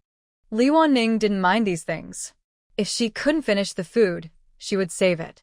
Usually, farmers keep enough grain for at least a year. They hadn't reached that point yet, so she always bought 10 jin each time. With each delivery, she could save about 60 coins. As for Lu Boli, he studies a book every morning and afternoon. He is getting faster and faster. He earns about 6 coins from each book, making around 12 coins a day. He also helps at home by carrying water or watering the fields in his free time. After about 10 days of studying, he finally earned enough money to buy the inkstone. His family also gained 3 handwritten books. Lu Bo Li is a very thoughtful boy. He started simple, copying from what he already knew. He copied a few books he was familiar with and repeated those he wasn't sure about until he knew them well. Only then did he move on to the next book. Later, the books he copied could be sold for real money. When Lu Bo Li first received 30 coins from the shopkeeper after buying materials, he felt his hands tremble. It was the first time he earned money. In that moment, he felt he was contributing to his family. He handed the money to Li Wanning with both hands, his voice a little shaky. "Mother, I can earn money now." Li Wanning took the coins happily. She was genuinely pleased. More income always made her happy. Good. You're doing great. To celebrate, how about we use this money to buy some meat? Lu Bo Li had no objections. Who doesn't want to eat meat? Though he tried to hide his excitement, he couldn't help but feel pleased. "Mother, it's up to you." They happily went to the pork shop. The prices were a bit high, 20 coins per jin of pork belly, 18 coins for leaner meat, and 30 coins per jin of pork fat. Li Wanning bargained with the shopkeeper and finally bought half a jin of pork fat and 1 jin of lean meat for 30 coins. The shopkeeper also gave her a large bone with little meat on it. She thanked him repeatedly. Although the butcher was very skilled at trimming, making the bone very clean, it was good for making soup or cooking. For their family of 11, a jin of meat didn't go far. But pork fat was useful. Some of the vegetables from their garden were ready to eat, and a little stir-fried pork fat could add flavor. The wild vegetables they dug up, mixed with pork fat for cold dishes, would taste much better. Yes, although there is now enough food, the activity of digging wild vegetables continues. First, Li Wanning thinks wild vegetables are a healthy food. Second, there are many expenses at home. 3 meals a day, clothing, housing, transportation, all cost money. They also want to buy a cow soon. Eating a little less each day might make everyone less resistant. Now that they are familiar with the terrain, the 3 brothers only need to go up the mountain to gather firewood and dig vegetables. The adults don't need to go, and the family has gained an extra worker. Li Wanning and Lu Bolu took home pork, and by noon, the delicious smell of cooked meat filled the air. They also made a big pot of green vegetables using the broth from stir-fried meat, which smelled so good it made people drool. The younger children looked happy, but Lu Buyuan and Lu Boying looked a bit guilty. It felt like they were being overshadowed by their younger brother. After eating meat, the two brothers practiced calligraphy more diligently, but with little improvement. Actually, copying books doesn't necessarily mean writing very beautifully. Of course, it's best if the writing is good, but if the characters are simple and clear and the layout is neat, that's enough. Li Wanning thought about the modern grid paper used for practicing calligraphy. She had an idea and picked up some paper. Come, Buyuan, find something straight for Mom. Lu Buyuan looked around for a while and brought back a long box that used to hold an inkstone. Li Wanning took out Lu Bola's copied book, pointed at the paper, and gestured for a while. She divided the paper into sections, but when it came to drawing lines, she found it difficult because she was not very skilled with a brush. Seeing Li Wanning hesitate, Lu Bolu asked proactively, Mother, how do you want to draw? Tell me, I'll do it. This wasn't hard to describe. Lu Bolu quickly made a sheet based on Li Wanning's instructions. She looked at it and was very satisfied because the lines were all the same thickness. They placed the grid paper under a sheet of paper. The others quickly understood her idea, write each character inside the boxes. It made the writing much neater. At first, the brothers wrote with a grid, but gradually, their writing became more organized, reaching a point where the paper had no visible grid, but they still kept the structure in their minds. With a method, determination, and some tips from Lu Bolu, despite not having a famous teacher, they both improved quickly. After each of them used up a brush, they finally gained the courage to try and succeeded. Although they only earned about 60 coins per delivery before, buying brushes, ink, and paper for practicing calligraphy was still a significant expense. So, their money was mostly spent and their money box remained mostly empty. Now, the three children are copying books. Just today, they earned 36 coins. They no longer need to deliver firewood to the restaurant. They only cut some for their own use every few days, which doesn't interfere with copying books. Since both older brothers don't go up the mountain much anymore, and the family is worried about Lu Bachan going alone, Lu Bachan's wild vegetables are also only gathered once in a while when the brothers go to chop firewood. Without a steady job, he feels a bit sad and lost. Seeing that this cheerful child has been a little down lately, Li Wanning decided to talk to him. Bachan, you seem a bit low today. What's wrong? Lu Bachan looked at Li Wanning and lowered his head. Mother, am I really useless? Li Wanning was surprised. Why do you say that? Lu Bachan glanced at his brothers, who were busy copying books. My brothers can earn silver, but I can't do anything. Li Wanning comforted him. You're still young. You're only 8 years old. Don't worry. Lu Bachan looked at Li Wanning again and softly said, But, Mother, even if a year passes, I still can't do the copying work. Li Wanning understood. He was worried about his poor handwriting. Thinking about modern times, many people also have bad handwriting, but they still do well in school. Good grades aren't the only way to measure a person's ability. She comforted him. It's okay. Everyone has their own strengths. Not everyone is the same. Lu Bachan felt a little shy, lowering his head even more. Mother, I don't think I have any special skills. Li Wanning thought for a moment. No, I think you're cheerful and responsible. Every time I ask you to do something, you do it well and you understand how to improve. You also help with many chores at home. These good qualities are far better than those of your peers. Hearing Li Wanning's words, Lu Bachan looked up, a few sparks of hope shining in his eyes, but he also looked a bit confused. Mother, are you telling the truth? Li Wanning took on her serious tone. Of course. Would I lie to you? To me, you're very talented. So, if you feel you haven't found your special skill yet, don't worry. Think about it slowly. Some find it early, some later. As long as you try, you'll find it eventually. After hearing Li Wanning's words, Lu Bachan felt a little better. Mother, I will look hard and try to find what I am good at as soon as possible. Thank you. Li Wanning sighed in relief. She had noticed that the children were quite mature for their age. Even though Lu Bachan was only 8 years old, She treated him like an adult when talking to him. Sitting nearby, Hongxiu was embroidering a handkerchief while secretly watching this side. She kept glancing over until Lu Baqin bowed to Li Wanning, thanked her, and happily ran away. Only then did Hongxiu relax and show a look of someone who had been holding her feelings inside.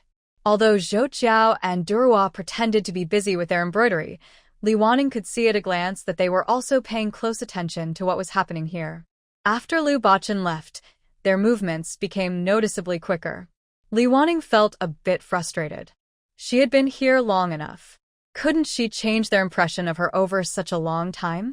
In the original story, Lu Wanning had a very strong influence on them. The 4 acres of corn finally reached harvest time. Actually, the corn was ready to eat quite early, but to get a higher yield, they waited until the husks turned from green to yellow, then from yellow to white, and the corn started to fluff up before harvesting. Of course, these details were from the Exile guidebook. Li Wanning and her family decided to harvest because the village chief specifically told them that the corn was ready. The village chief was quite nice. Knowing they didn't understand these things, he would remind them at the right times. But Li Wanning couldn't rely only on the village chief. There were 10 years ahead. So, she took her family to the fields to observe the signs of ripeness according to the Exile guide. First, the milky line inside the kernels disappeared. They peeled back the corn and didn't see any line. But since they hadn't looked carefully at the kernels before, they didn't understand what that line was. No worries, they would observe and record more carefully next year. Second, a black layer appeared at the base of the kernels. That was easy, just pull out a kernel to see. Third, the moisture content of the corn was moderate. They pinched a kernel with their fingernail to feel the texture. Remembering this feeling could help judge ripeness later. Li Wanning also pinched a kernel. It was clearly not as tender as the corn she used to bite into, which would release water easily. How should we harvest it? Li Wanning looked at the large cornfield. Seeing the height of the corn, it seemed that even the older children could reach it. Lu Baqin, being shorter, would need to lift his hand to pick the ears. Suddenly, Lu Baqin had an idea. He said, "Mother, let's push the cart here and then my older brothers can break the corn cobs and put them directly into the cart or on the ground. I and third brother will pick the corn stalks, cut them down, and set them aside. We can line up and collect them quickly this way." So, this plan was something they could all do together. Truly, he was a hardworking kid. Li Wanning thought for a moment. She believed that collecting the corn in rows would be more efficient. However, her third and fourth brothers found cutting the stalks a bit tiring, so she suggested a change. "Jianxiao, you and I will break the corn cobs, and Buyuan and Buqing will cut the stalks. They could dry the cut stalks by sun and then burn them for fire, saving the older brothers from frequently going up the mountain to gather firewood. Any unusable parts could be thrown on the ground to decompose as compost, and the leftover corn bits on the ground could also be burned as fertilizer." Hearing Li Wanning's plan, Lu Baqin asked anxiously, "Mother, what should I and third brother do?" Li Wanning looked at her worried child and smiled. "You and third brother will pick up the corn cobs and organize the stalks. You also need to help Aunt Duru load the cart and take them back." Just then the 3 younger children arrived. Lu Yara softly said, "Mother, I can help too." Lu Bahue was eager to join in. Lu Yakin, though silent, looked ready to work. Li Wanning waved her hand and said, "Then what are we waiting for? Let's get started." Compared to harvesting wheat, Li Wanning thought collecting corn was a bit better, mainly because some tasks could be done while standing. However, cutting the stalks was tiring, so the 3 adults would take turns helping the second and third brothers rest. This teamwork was built through repeated cooperation. After working together for many days, everyone had developed a good rhythm. Although the little ones couldn't do much, they still helped in small ways. The harvest went smoothly, and they finished in just 2 days. After collecting the corn, they placed it in the yard, and the stalks were neatly stacked in the corner. But work wasn't over yet. There was an important step left: shelling the corn kernels. Now, instead of collecting whole corn cobs for grain tax, they needed to shell the kernels. Besides Hongxiu and Lu Yuting, everyone else helped with this big task. First, to shell the corn kernels, hold a hard object, and pry the kernels off any row of the corn cob. Then, press 2 shelled cobs together and rub them to remove the kernels from the gaps, row by row. It sounds simple and a bit fun, but shelling 4 acres of corn is hard work, and doing it for a long time makes your hands hurt. Now, many people at home need to protect their hands. Besides the 2 embroidered handkerchiefs, the 3 people reading books shouldn't tire their arms and hands too much. So, they work according to their strength, so as not to affect their reading. Others do a little more. Because there are fewer workers, shelling the corn took 4 full days. Li Wanning felt like her hands didn't belong to her anymore. After finishing, they called the village chief to come and weigh the harvest. Other families might get about 200 jin per acre, but here they got 180 jin. With 4 acres, they collected 720 jin. After paying 60% in taxes, they kept 288 jin for themselves. Everyone was happy because this was extra grain they gained this year. Seeing everyone's happy faces, the village chief couldn't bear to tell them, "Madam Li, I forgot to tell you last time. Remember to save some for seed." Li Wanning was surprised and asked politely, "Excuse me, village chief, we plan to plant 5 acres of wheat and 4 acres of corn next year. How much seed should we save?" The village chief knew the answer. Wheat needs about 20 jin of seed per acre, and corn needs about 40 jin. Choose the plumpest, biggest kernels to save. When he said this, everyone's smiles froze a little. After a moment, Li Wanning softly asked, "I didn't expect it to take so many seeds." "Thank you, village chief. How do we pay the grain tax? Where should we pay it?" The village chief saw that their smiles were forced but couldn't help it. Punishments are necessary for exile. Otherwise, if exiled people could live comfortably, it wouldn't be meaningful. Just prepare the grain. In a few days, someone will come to collect it. You can also pay what you owe to the prison. They have horse-drawn carts. After thanking him again and seeing the village chief off, everyone fell silent. Those who could do the math were quietly calculating. They originally thought they could save 240 jin of wheat and 288 jin of corn, which seemed quite rich. Having enough to eat was no longer a dream. But after saving seed, only 110 jin of wheat and 128 jin of corn remained. This didn't include what they owed to the prison. If they paid that back, the remaining amount would be even less. With so many people in their family, if they ate full every meal, it would last just over a month. The most worrying thing is that this year they got food for free, but next year and the year after, it will be the same. Even if they work hard all year, the food they produce will only last a month. No wonder people here do chores like copying books, chopping wood, and embroidery. These jobs are done by many. It's not just about working hard to improve life, but about fighting to survive. After Li Wanning counted everything, she looked around at everyone's gloomy faces and cleared her throat. "It's okay. Farming isn't our strong suit, and this year's harvest was low because the fields weren't taken care of. Next year, we'll do better, and the harvest will be bigger." No one spoke, so Li Wanning had to say again, "Also, our handmade work now can meet our daily food needs. With the produce from the fields and garden, the extra money can be used for daily life, so no one will go hungry." Lu Buiyuan looked at Li Wanning. "Mother is right. We just arrived this year, and we're already living well. As we grow older, we'll be able to do more things, and I think earning money will be the same." Lu Boying agreed. "Big brother is right. We can't change some things, but no matter where we are, we can find ways to live better. Like we said before about buying a cow, that's a goal we can achieve to make life better, right, mother?" "Haha, is this kid afraid you won't buy a cow? Don't worry, your mother doesn't want to work hard in the fields every day starving either." Li Wanning reassured him. "Buying a cow is still our main goal. We can't even finish clearing new land if we don't keep that in mind. Don't worry, everyone. We can always plan well and save enough money." Lu Yara couldn't do the math, but she felt the tense atmosphere and hesitated.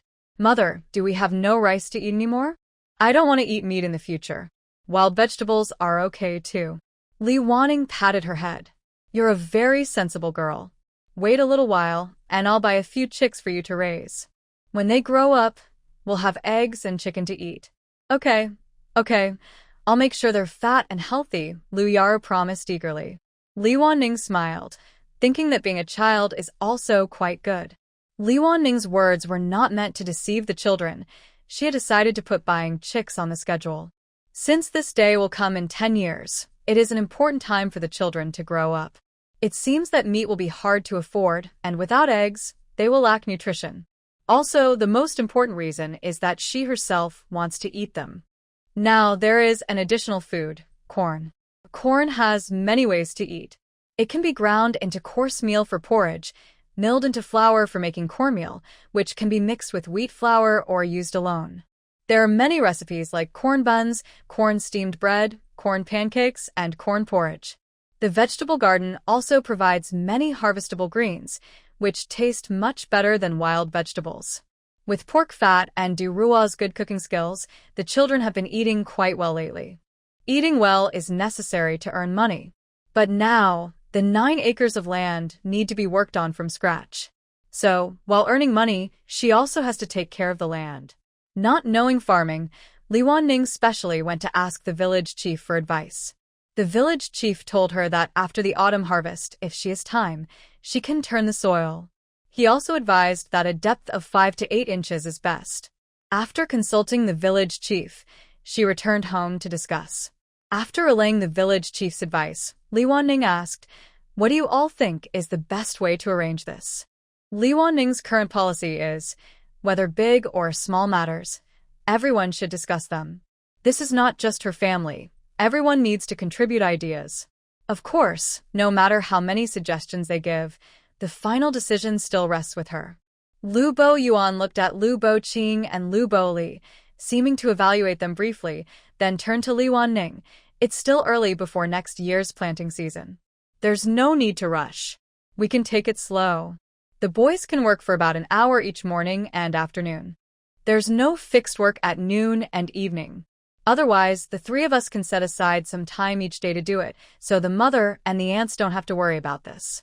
Li Wanning listened and thought, this kid is responsible. Although he's only 11, he already has a bit of a leader's sense. Looking at Lu Bo Qing and Lu Bo Li, who were named, they seem to have no objections to this plan. Think about it, studying also needs a balance between work and rest. Copying books is just copying, and physical work should also be arranged. No matter when, having good health will never be a disadvantage.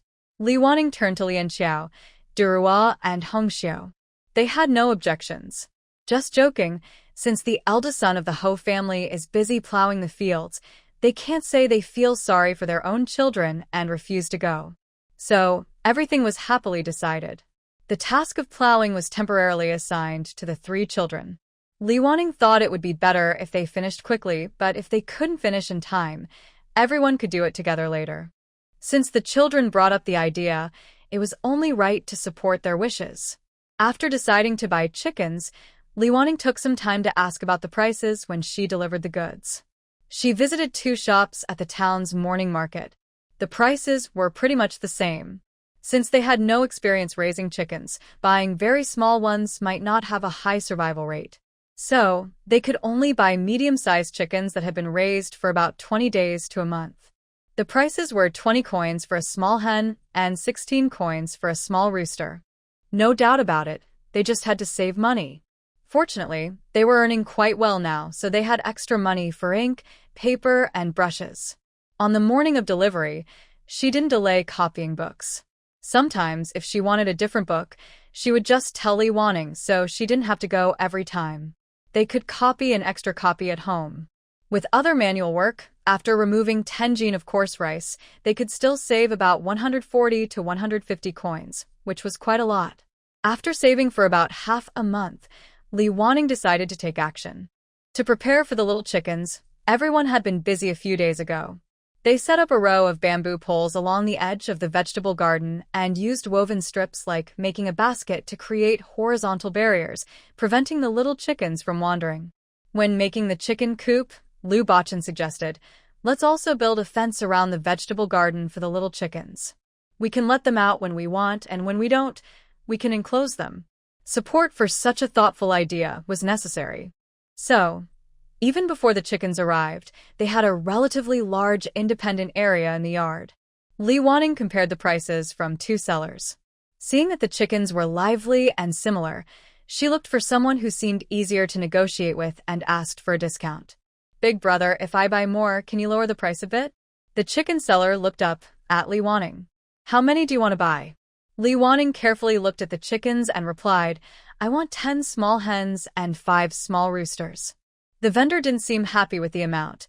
Our little chickens have been fed for a month now. Take them home and raise them well. In about 3 months, they'll start laying eggs. The price is already very low. However, the number isn't quite what you wanted. Right now, there are only 8 hens and about 10 roosters. If you want to buy all of them, I can give you a small discount. Li Wanning carefully calculated that it would cost 320 coins. Usually, roosters are not easy to sell, so she boldly offered, how about 280 coins? The vendor, hearing this, didn't think she was a serious buyer. Madam, if you're not going to buy, please don't block my stall. Li Wanning thought to herself that she had made a mistake, which made the vendor angry. I'm serious about buying. Sir, just tell me the price. Since I'm buying so many, I should get a discount. How about 310 coins? I'll give you a 10-coin discount. The vendor finally softened his tone and gave a price. How about 300 coins? Let's make it a round number. I'm buying so many roosters at once, so you won't have to take them back, Li Wanning said. Now she understood why there were so many roosters. Most people preferred hens because they lay eggs and can be eaten. Buying a rooster only serves one purpose: to eat. But Li Wanning didn't mind. The more roosters, the better. When they grow up, they can all be slaughtered and eaten. There are so many people at home, so she wasn't worried about food. Perhaps the vendor also didn't want to take the roosters back. Raising them again would mean more feed, but the price wouldn't increase much. In the end, they agreed on 300 coins. After buying the chickens, she went to the blacksmith to buy an axe, costing 300 coins. It was necessary. Before, she used a sickle to chop firewood, but now that she had chickens, she needed a good axe to break their bones for food. Proper nutrition would help them lay eggs well. Seeing the new chickens, the children were very excited. They gathered around the fence, chirping loudly, even louder than the chickens. Mom, what grass do they eat? Let's go pick some for them. Lu Yaru remembered Li Wanning said she would take care of the chickens and couldn't wait to start doing her part. They probably eat all kinds of grass. You can pick several types and see which they like best. When Li Wanning heard the question, she realized she didn't know the answer. She felt a bit regretful for not asking the stall owner when she bought the chickens. Next time she visits the town, she definitely plans to ask. Li Wanning kept this in mind. Okay, mother, we're going now, Lu Yaru said, then pulled Lu Buhui and Lu Yakin to the roadside to pick weeds. Soon, they grabbed a few handfuls of grass and threw them into the chicken coop. Li Wanning looked and said, I can answer that.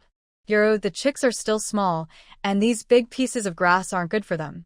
You need to cut it into smaller pieces. Oh, I understand, mother, Yaru replied.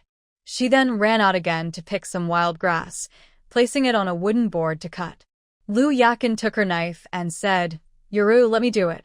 You're still young and might cut yourself. Just as Lu Yakin was about to cut, Lu Buhui stopped her hand. Let me do it, he said.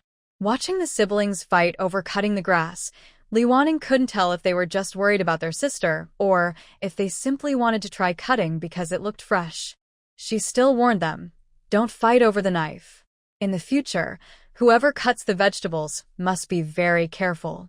No one should cut their hand. If you do, tell an adult right away, understand? But inside, she thought, silly children, there's no need to fight. This will happen many times, and everyone will get a turn. Li Wanning felt that life had been quite smooth lately. Everything was going according to plan. Aside from the lack of modern conveniences, everything else was very peaceful and rural. The yard was full of chirping chicks. There was a big vegetable garden where she could pick and eat whenever she wanted, and a group of children ran around. If only there was a dog, too. But that was just a thought. Li Wanning really wanted to raise a dog, but first, they didn't have enough food to feed one. Second, dogs usually live for many years, and they would only stay here for 10 years. The road was far and difficult to travel with a dog, so she thought if they raised one, she would end up feeling too attached and wouldn't want to part with it. While doing her chores, Li Wanning was lost in thought. Suddenly, she felt a sharp pain in her lower abdomen, followed by a warm sensation inside her body. She thought, "This isn't good," and quickly stood up and ran to the toilet. Her body was weak from the original owner's illness, and the hardships during exile had made her condition worse, causing irregular. Li Wanning was relieved that she hadn't had her period for a long time, thinking it was because she was in a different world and didn't have this problem. She even secretly felt pleased about it, so she wasn't mentally prepared for what was happening now. Li Wanning hurriedly ran to the bathroom and found that her period had indeed started. She had no choice but to call Hongxiu quickly. Li Wanning felt a bit embarrassed. "I've started my period," Hongxiu responded promptly. "Madam, please wait a moment. I will bring you some menstrual cloth." After taking a few steps, Hongxiu turned back. "Madam, we don't have clean cotton here. Would you like some ash from plants instead?" Li Wanning really didn't want to, but she had no choice. Having her period completely disrupted her peaceful and comfortable days. The cloth for her period was actually quite good. It was something Li Wanning had used before. It proved that having money was helpful. After dealing with it, Li Wanning felt a little weak and decided to rest. She lay on the bed, thinking about how to spend the coming days. In this era, women having their period was quite troublesome, and she still had work to do. She couldn't let this delay her household chores. Most importantly, she didn't want to use ash from plants. While she was lost in her thoughts, Lian Xiao brought over a bowl of hot water. "Madam, we don't have brown sugar or... Please drink this hot water to help you feel better. Lian Xiao, you go up the mountain. Have you seen anyone planting cotton around?" Li Wanning looked at Lian Xiao expectantly. Lian Xiao shook her head and said, "Madam, it seems no one nearby is planting cotton. We are in an exile village, and we can't grow enough food, so no one plants cotton. But local people might be growing it." Li Wanning's heart filled with ambition. If someone is planting it, that means it can be grown here, and seeds can be bought. "I must ask in town someday to buy some cotton seeds and plant them ourselves." Lian Xiao also felt a glimmer of hope. "Then I will go deliver the goods this time and ask about the seeds. If there are any, I will buy some." Lian Xiao was also eager. In the past, they all used cotton with Li Wanning, and now, she didn't want to use ash from plants either. Li Wanning only knew that cotton needed good sunlight to grow. That's why her world was famous for Xinjiang cotton. She didn't know much about this place, but judging by the recent weather, there hasn't been much rain. She was somewhat uncertain, which is why she asked. While they were talking, Du Rua brought over something similar to a waist protector. "Madam, this is something Hongxiu fixed earlier, but hasn't used yet. I will put it on you." Li Wanning didn't know what it was either. To avoid showing her ignorance, she nodded. She noticed that the area around her lower abdomen was quite large. She touched it and felt something soft inside, like cotton. The rest of the area was thinner. The strap was long, wrapping around her waist and tying in front. Seeing Li Wanning's confusion, Du Rua explained. The cotton inside was taken from a padded jacket that Du Rua tore apart. But that jacket's red sleeves were never worn before. "Please don't mind, just make do for now." "Then what does she do in winter?" "Oh," Hongxiu said she checked. "Winters here aren't cold. She just needs to wear a bit more inside. Anyway, she rarely goes out." After putting on the waist protector, Li Wanning felt a bit better. Girls understand girls best. These three girls are so thoughtful. After a day of weakness and a second day of heavy bleeding, Li Wanning finally felt alive again. The past 2 days were very hard. She didn't dare move much, couldn't sleep well, afraid to leave any traces. This kind of anxious feeling is hard to understand unless experienced. Li Wanning muttered to herself, "Once the lady plants cotton, she must arrange for comfortable pants." Lian Xiao also didn't disappoint. After returning to town, she really brought back cotton seeds. But she seemed a bit nervous and handed the seeds to Li Wanning. "Madam, these are a bit expensive." Li Wanning took them. The seeds were oval and fuzzy, quite large. She heard that bigger seeds are better quality. Seeing Lian Xiao hesitating, she asked casually, "How expensive are they?" Lian Xiao made a gesture with her hand, showing 6 fingers. "These cost 150 coins." Then she handed the remaining 1 coin to Li Wanning. Looking at the lonely coin, Li Wanning didn't mind. She took it and put it into the money box, which already had quite a bit of money, at least 500 or 600 coins. It's okay. We don't waste, but we also don't need to be stingy. If we need to buy something, we buy it. Seeing that Li Wanning wasn't angry, Lian Xiao let out a sigh of relief. In this situation, spending over 100 coins at once made her feel guilty. The group started discussing where to plant the cotton. If they cleared land outside, they would have to pay an 80% tax on non-food crops, and it wouldn't count toward their per-person land area. It was very unprofitable. Why don't we plant in the yard? Li Wanning thought the yard was still quite big. Clearing a bit more space to grow cotton was possible. Mainly, the things in the yard wouldn't be taxed. Yes, without paying taxes, we can just plant a few trees. I heard from the seed seller that 1 tree can produce 4 or 5 cotton pods. 50 cotton pods are enough to make about a jean of cotton. We could just plant a circle around the wall, and that would be enough. The information Liang Xiao got was very reliable. Just as they were talking excitedly, Lu Yara's distant crying voice came over. "Mother, quickly, 5th brother fell into the water. Mother, hurry, 5th brother is dead." Boo-hoo. Fortunately, although Lu Yara was young and very scared, she knew to finish speaking before crying. So, when she repeated herself, everyone could hear her clearly. Everyone was shocked and quickly ran outside. A few small children said they were going to pick weeds at the door, and no one stopped them. How did 5th brother fall into the water? Where is 5th brother now? Li Wanning rushed to the door, ignoring the heartbreaking crying of little cotton-padded jacket, and asked urgently. Lu Yara looked back and pointed to the small river not far behind, crying so hard she couldn't speak clearly.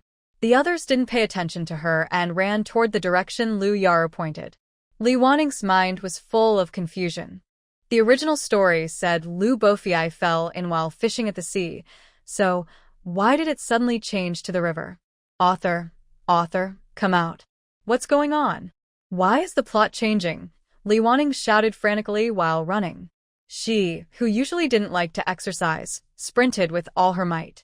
It felt like time slowed down. The road that usually seemed close took forever to reach. The system also moved slowly and lazily appeared after a while. Oh, you mean 5th brother? I can't do anything about it. Even though you're here now, the plot has to move forward. Don't you think you've been living too comfortably lately? The original owner wasn't like this. Because of your changes, some parts of the story will also change. It's normal. You need to get used to it. Get used to it? This is too unfair. You promised to transmigrate and change everyone's fate. I work hard for their food, clothing, and shelter, and patiently help them with their mental health. But you just change things whenever you want. How am I supposed to complete my task? Li Wanning was angry. A girl with an unclear face appeared in her mind, but she clearly saw her shrug her shoulders and make a helpless, very annoying gesture. This isn't my fault. It's because of your interference that the story is adjusting itself. Gritting her teeth and holding back the urge to curse, Li Wanning asked, "What should we do now? Can we still save him? Let's see your skill level." After saying this, the system suddenly crashed. I couldn't help but curse. Li Wanning was the first to rush to the riverbank. When Li Wanning arrived, Lu Bofiai had already been pulled out of the river by a woman who was washing clothes nearby. He was lying on the shore, soaked and motionless. Lu Yakin was beside him, calling and shaking him, tears on her pale face, her clothes also wet. Li Wanning froze for a moment. Du Ruo quickly rushed over from behind, picked up Lu Bofiai's upper body, and kept crying, Huir, wake up. Mother is here, wake up. Du Ruo had only this one child. She usually kept to herself and didn't get close to others. Now, seeing her son in life danger, she forgot everything else. Li Wanning stepped forward, reached out to check Lu Bofiai's nose, but there was no breath. She remembered the video about drowning rescue and quickly pushed aside Du Ruo to start first aid. Li Wanning opened Lu Bofiai's mouth, but didn't find any mud or grass. She tilted his chin up to clear his airway, took a deep breath, and blew into his mouth several times, signaling Du Ruo to lift his chin.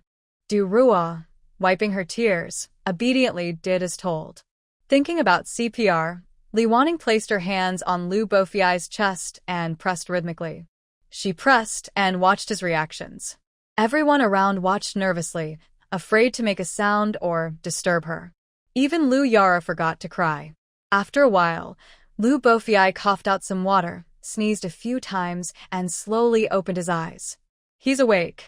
He's awake, Lu Yakin cried with excitement. Du Rua also breathed a sigh of relief and bowed to Li Wanning repeatedly. Madam. Thank you. Thank you. Li Wanning lowered her hands, feeling relieved. She looked at Lu Bofiai and softly asked, Huir, how do you feel? Is anything uncomfortable? Lu Bofiai was a bit confused. Seeing so many people around him, he suddenly became scared and started crying loudly. Du Rua hugged him tightly. What's wrong, Huir? Are you uncomfortable? Tell Mom. Lu Bofiai cried for a while but couldn't say much, only saying he felt unwell. Seeing that he couldn't explain further, Li Wanning stood up. Let's take the child home first, change his clothes, and make sure he doesn't catch a cold.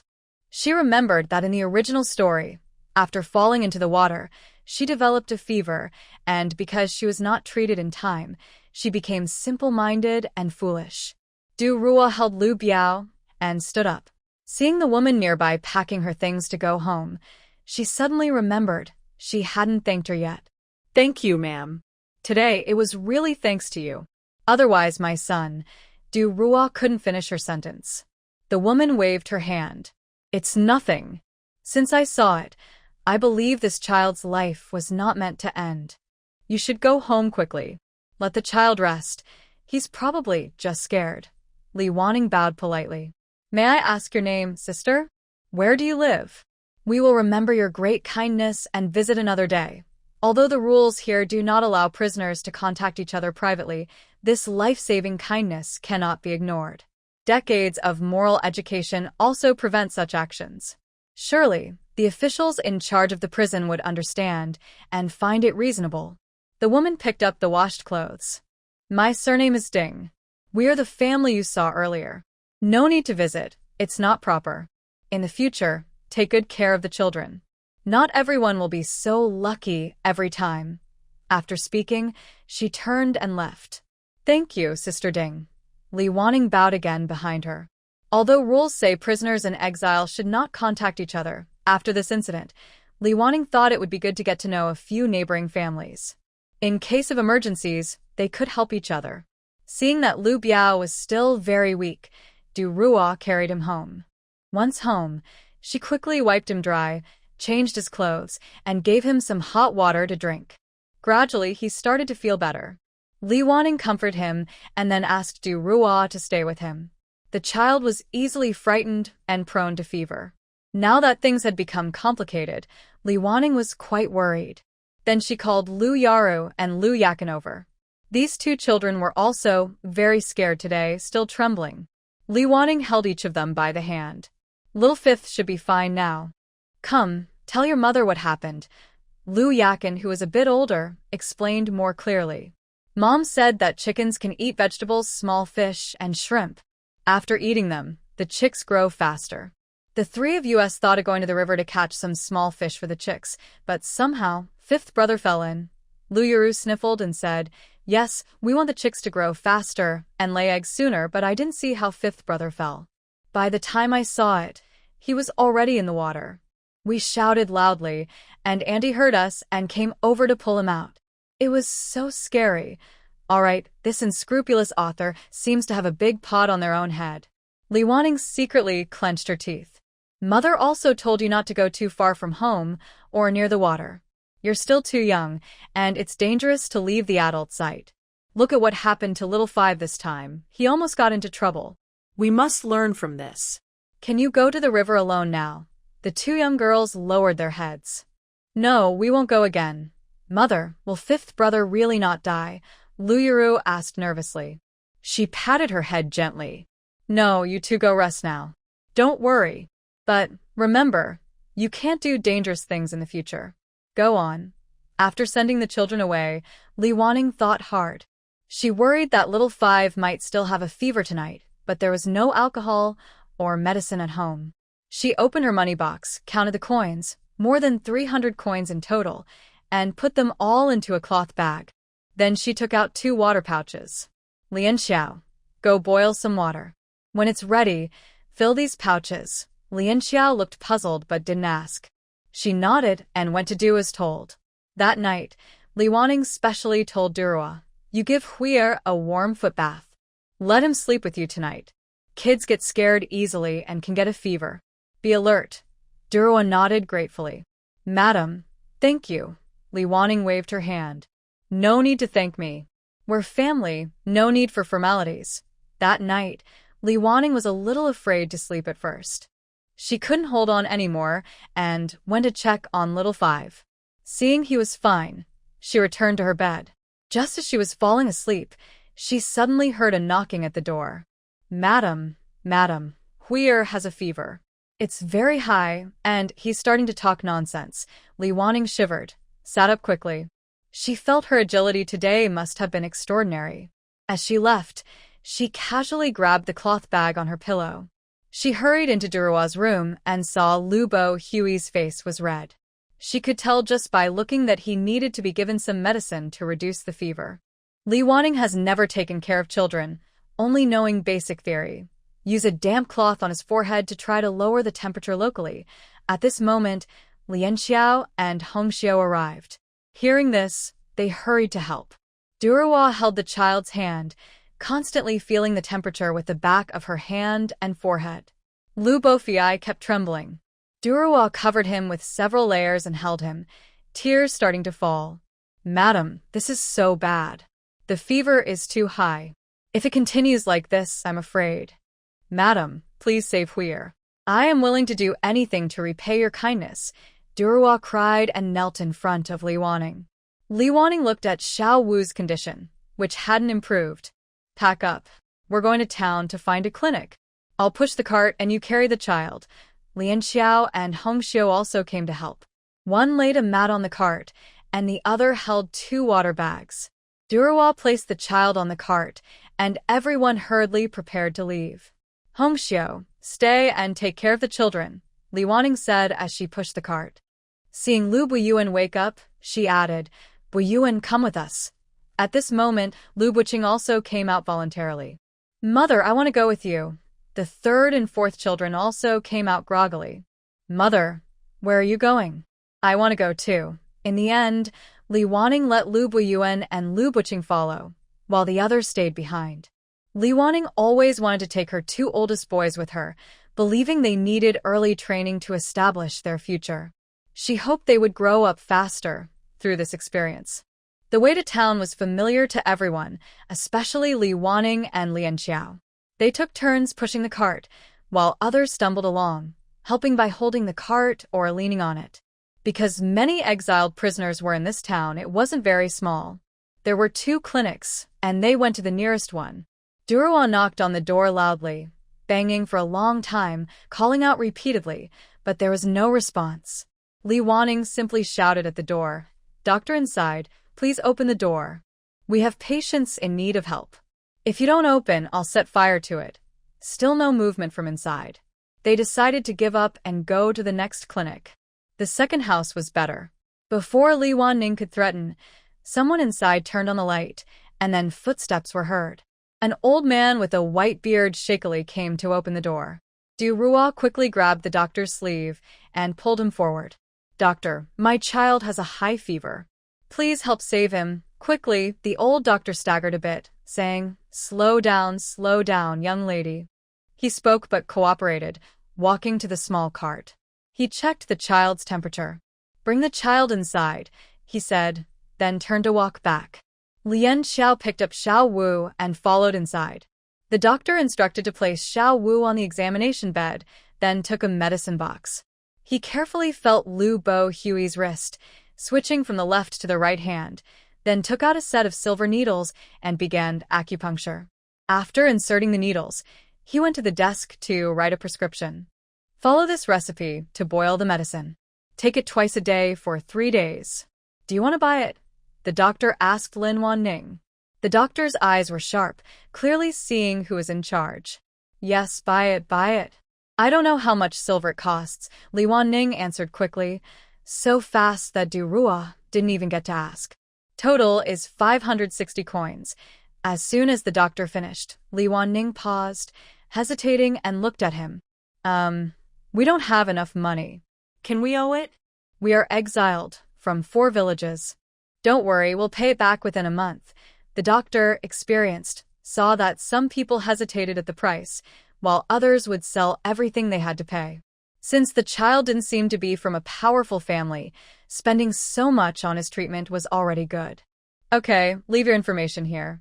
We'll start boiling the medicine for the child. He then took 3 sets of medicine from the cabinet and pointed to the stove in the backyard. Boil 3 bowls of water into one, and give it to the child as soon as possible. Li Wanning took the medicine, handed it to Lian Xiao, who didn't waste time, and hurried out. Du Rua stood up. Lian Xiao, I'll go. Lian Xiao waved her off. It's fine. You watch over here. I'll be back soon. Li Wanning signed and stamped the old doctor's document, handed him 300 coins, and packed the remaining few coins. She explained, I will pay you 300 coins now, and the rest within a month. I want to keep a little for the child's food and nourishment, the old doctor kindly advised. It's good to give the child eggs, fruits, lean meat porridge, and fish. These will help him recover. Thank you so much, Li Wanning replied gratefully. The doctor then checked Lu Bo Hui again, removed the needles, and felt that the child's fever seemed to have lessened. He told them to give medicine later and to call him if the fever worsened again during the night. After taking the medicine, Lu Bo Hui broke out in sweat. Everyone felt relieved. Li Wanning gently touched his head and said to Du Rua, take a cloth and wipe his sweat so he doesn't catch a cold again. The next morning, Lu Bo Hui's temperature rose slightly again. Fortunately, the old doctor was already up and gave him acupuncture once more. He said, you can take him home now. Keep giving him medicine on time. If his condition worsens again, come back. They all thanked him sincerely. With Lu Bo Hui awake but still weak, they headed home, buying a few eggs and some lean meat along the way. Li Wanning looked at her empty purse and sighed. She thought, no matter the era, staying healthy is the best way to manage money. You can't afford to get sick. Fortunately, after 3 days of medicine, his condition improved without further issues. She made sure he ate 2 eggs daily and drank some lean meat porridge, and he recovered quickly.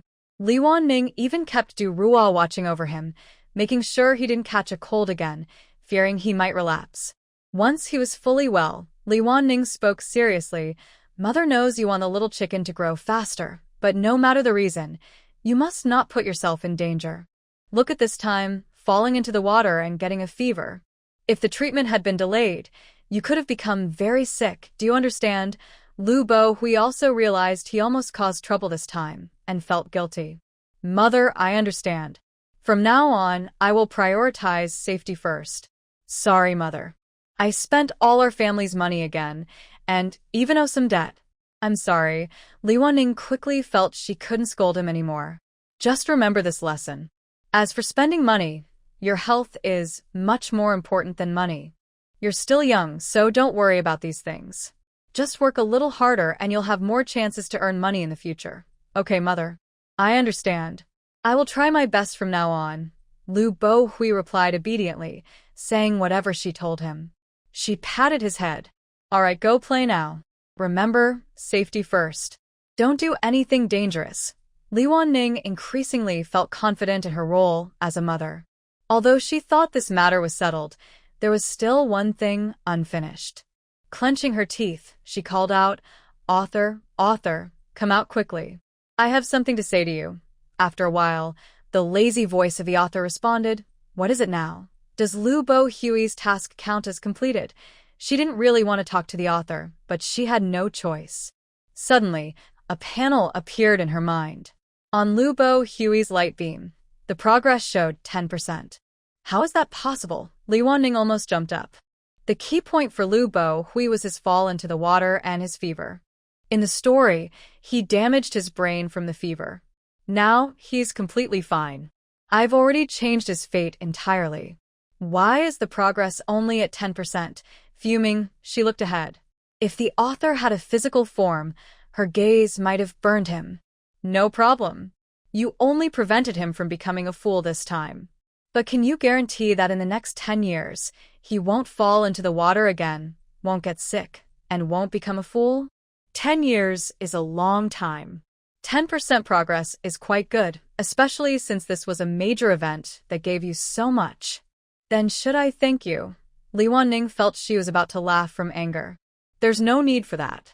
Just do your own job well. Hee, dear author, you are truly generous. I thank you sincerely. So, what does it mean to completely change someone? It's simple. Everything depends on the result 10 years from now. If Lu Bohui hasn't become a fool by then, your task is considered complete. And what about the others? Their endings aren't 10 years later. In the original story, after being cleared, they only started to seek revenge 5 or 6 years later. Hearing the author's words, Li Wanning felt uncertain about her task timeline. Smart. No wonder you're the chosen one who can read through everything. You also need to change Li Wanning's fate, so the deadline for your task is the day Li Wanning dies in the story. The author spoke excitedly as they continued. Cause and effect go hand in hand. I treated them well before, guiding each of them onto their own paths. Naturally, the ending wouldn't be so tragic. You can see that clearly during the review. Whether you see it or not depends on me. You are the executor of the rules, not the creator. The author's slightly sinister voice echoed. Looking forward to the future, haraha. As the laughter faded into the distance, Li Wanning muttered to herself, now I understand why the author's comment section is full of complaints. With such a way of thinking, such behavior, and such unpredictable moods, they probably don't even dare to admit their pen name outside. After Lu Bohui's antics, the family was again in debt. Li Wanning was a bit worried. Maybe their house's luck was bad, or that's why they couldn't save money, even though everyone was working so hard. The key was, if they didn't have money to buy cattle, their small family couldn't complete the land-clearing tasks. The whole family worked in the fields, and they might not survive the next year, starving or exhausted to death. But they say children grow up after their first illness. Li Wanning felt this was especially true for Lu Bohui. Since he recovered, he became more sensible. His activities expanded from feeding chickens, watering the land, picking vegetables, and playing, to also learning characters, practicing writing, and memorizing texts. The children in the Ho family started their education at age 4. Except for Lu Yaro, who only knew a few characters, everyone else had been learning for at least 2 years. They already knew many common characters. Li Wanning watched Lu Bohui practice writing when his brothers weren't copying books. She casually asked, Huir, what are you doing? Lu Bohui held his brush and replied, Mother, I am practicing writing. When I get good at it, I can copy books. Maybe one day I can take the imperial exam and become a top scholar, a high official, bigger than father. I will earn a lot of silver for our family. When Li Wanning heard such ambitious words, she walked over to him, picked up the writing he had done, and thought it was quite good for his age. She then patted his head and said, Huir, you have big ambitions. If you want to learn, your brothers can teach you. If you practice recognizing a few characters every day, you'll be able to read books on your own very soon. Lu Bohui was very happy and asked, Really? Which brother will teach me? Li Wanning called over a few brothers and said, Xiao Wu wants to learn to recognize characters. Xiao Si. Why don't you learn with him? Since Bo Yuan and Bo Qing have been in school the longest, you two can take turns each day to teach everyone the books you've read and help Xiao Si and Xiao Wu recognize characters. Can you do at least 5 characters a day? Li Wanning chose Lu Bo Yuan and Lu Bo Qing to teach because they were at the same learning level, having started learning together when they were young. She also accidentally saw Lu Bo Li and said, Bo Li has learned some books too, so he can join the lessons. Basically, you don't have a teacher now, so if you have questions, discuss them together. That way, everyone can improve. Lu Bo Li was a top student, so she didn't want to miss the chance to include him. The children all nodded obediently. Since the conditions were tough, Li Wanning didn't expect them to learn much on their own. Her main hope was that they wouldn't return all their previous books to the teacher and that they would keep up their studies. After experiencing such hardships, It would be better if they appreciated their teachers' lessons more in the future. Not only did Lu Buhui grow up this time, but Lu Yakin and Lu Yaru also changed. Of course, Lu Yakin had always been sensible, probably because girls tend to develop earlier than boys. In the past, Lu Yaru only helped out with simple tasks within her ability and occasionally assisted with organizing things. But now, she actively asked to learn how to weave nets. Since she often watched others weave nets and embroider handkerchiefs, Li Wanning found her choice a bit strange and asked, "Chiner, why do you want to learn to weave nets instead of embroidery?" Lu Yuro didn't think much and believed her choice was well considered. "I've seen my mother and the aunts do these things for a while. Embroidering handkerchiefs takes a long time to learn, not something you can master in a day or two. Even if you do learn, you can't produce high-quality work immediately. But making knots is different. If the pattern is simple, it doesn't seem too hard. My daughter just needs to learn the simplest one now." Li Wanning suddenly felt that although she had previously interacted with children like adults, she still thought of them as mainly playful. But it seemed she had underestimated their maturity. In some ways, their way of thinking was already quite comprehensive. "Which do you prefer?" Li Wanning asked cautiously. "I like what can help me earn silver," Lu Yakin replied after a moment of thought. "Oh my. It turns out Lu Yakin is the clear-headed sister in the family. Such a sensible child.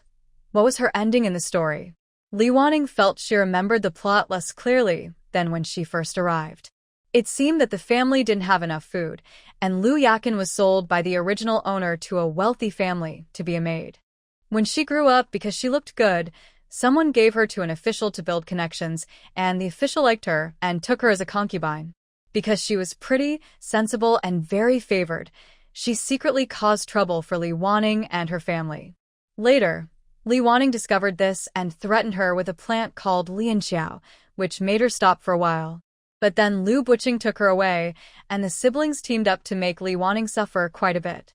Now, seeing that she was only 7 and already so clear about what she wanted, it was normal for her to have many clever tricks up her sleeve. "Good, then you should let your mother teach you well. With your intelligence, you'll learn quickly," Li Wanning said kindly, patting her head. "Thank you, mother. I will study hard," Lu Yakin replied sweetly. Her wish to be fulfilled always made her happy, especially since she was the kind of child who couldn't hide her feelings. As for Lu Yuru, she doesn't seem to like weaving or embroidery. She never comes to watch them work. Every day, she only cares about whether her little chickens are hungry or thirsty. So, in the chicken coop, there are always fresh wild grasses and plenty of water. Although she is only 5 years old and needs others to take care of her, she is already feeding the chickens very well. Now that they are not allowed to go to the river, Lu Yuru spends her days smashing bones to feed the chickens. This used to be done by Lu Buhui, but since Lu Buhui has less time to play, Lu Yuru has taken over this task. The bones are leftovers from before, along with some shells. To feed the chickens, the bones need to be crushed into small pieces.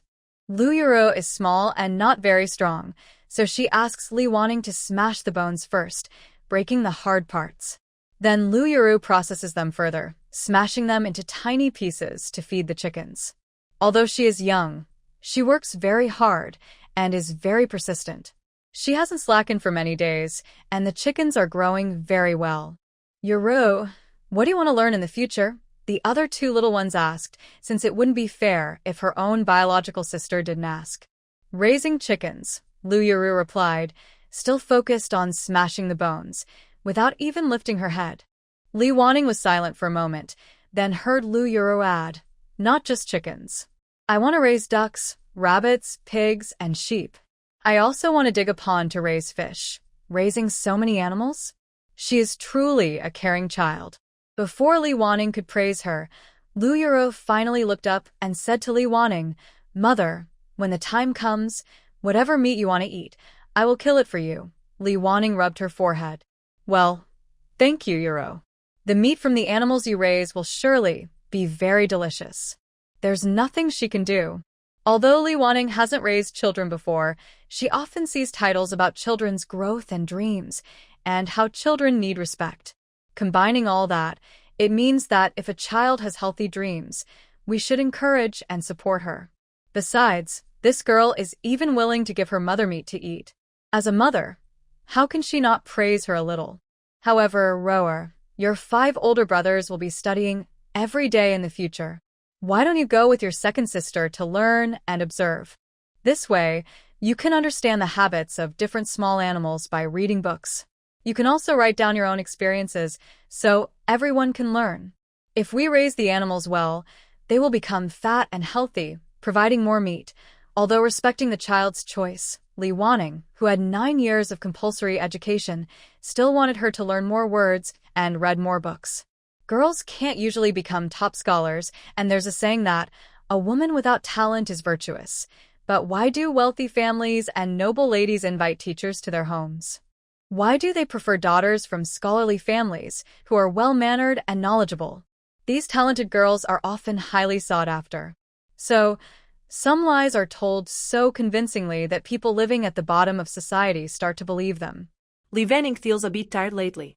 The main reason is Du Rua, which ultimately relates to Liu Bofiai's incident of falling into the water and getting a fever. Since Liu Bofiai recovered, Du Rua has been like a wound-up clock, working almost non-stop, almost 24 hours a day. Every night, after others finish washing up, she still works overtime. Every morning, before others wake up, she starts her chores. Fortunately, she has gotten used to doing these chores recently, and just a little light is enough. Day after day and week after week, over time, others also feel embarrassed to wake up early and go to bed late. They start waking up at dawn. When all 3 of them do the same, Li Wanning, despite her thick skin, can no longer keep up with their pace. A few days later, Li Wanning couldn't take it anymore. Although she was working faster, the dark circles under her eyes became more obvious. Du Rua, I think we've done enough for now. Can you rest early? Madam, you should go rest first. I am not tired, Du Rua said, putting down her finished work and preparing to start something new. Wait a moment. I understand your intention. You're trying to earn more money and pay off debts sooner. But there's a saying I don't know if you've heard. Health is the foundation of everything. If you spend your health recklessly, how can you earn money? Look, when Xiaowu has a fever, it costs hundreds of coins. If we keep working so hard, we'll collapse and need even more money, right? Li Wanning gently advised. Madam, I will always remember your kindness. Working like a horse, I still can't repay you, Du Rua said with firm eyes, wanting to say more. Stop. Do you want to work like a cow or horse to repay me? Shouldn't you take better care of your health? Are you planning to be a lifelong worker or to tire yourself out quickly so you can escape this role? Knowing that their thoughts are hard to change, I decided to try a different approach. Servants are willing to serve for a lifetime. Good. Then go rest now. No getting up before dawn tomorrow. After saying this, Li Wanning told everyone to go to sleep quickly. Well, after entering this story, my status has greatly improved. I used to work hard just to serve others, but now some people are willing to serve me. But I won't be like them. I will be a kind master who cares for my workers. During the second delivery, Li Wanning went to settle a debt at the medical clinic. Because of Du Rua's efforts, she earned 322 coins, paid 260 coins to the pharmacy owner, and still had 62 coins left. Usually their earning speed is quite good. Although they don't have official workers, they do skilled work. But their hopes are high. A cow costs about 10 taels, and the process is quite slow. Now they no longer deliver firewood. With a small cart, carrying 10 jin of rice back is easy. To save labor, they send only one person unless there's something special. This time, Li Wanning went herself to pay the debt. Holding the money, Li Wanning thought she shouldn't be too stingy with her own food. So she went to the meat shop and bought half a jin of lard and 2 coins worth of bones. She bought bones costing 2 coins because she wanted to make the total amount a nice round number, like 50. Fortunately, bones aren't in high demand now, and the meat on them is quite clean. They can only be boiled into soup for flavor. Du Rua, today we'll have bones soup with radish for lunch, she said, handing the bones to the cook at home. The radishes they grew are now edible. But Li Wanning's favorite dish with radish is dried radish stir-fried with meat. Fresh radish, whether stir-fried, Stewed or cold doesn't taste as good to her. But cooking it in bone broth makes it taste better. Seeing the children eating happily, Li Wanning decided, from now on, every time I deliver goods, I will buy some bones. It will help the children grow taller. Lu Yaro, eating and encouraging her, said, "Yes, yes. The radish is so tasty today. Later, we can feed the bones to the chickens." Sure enough, she is a dedicated child. Li Wanning didn't expect this. Hard work pays off. Under Lu Yara's careful care, after about 3 months of raising, the little chickens started laying eggs. "Mom, look. Our little chickens are starting to lay eggs."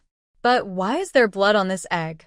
Lu Yaro, holding the first egg she found, was excited and curious.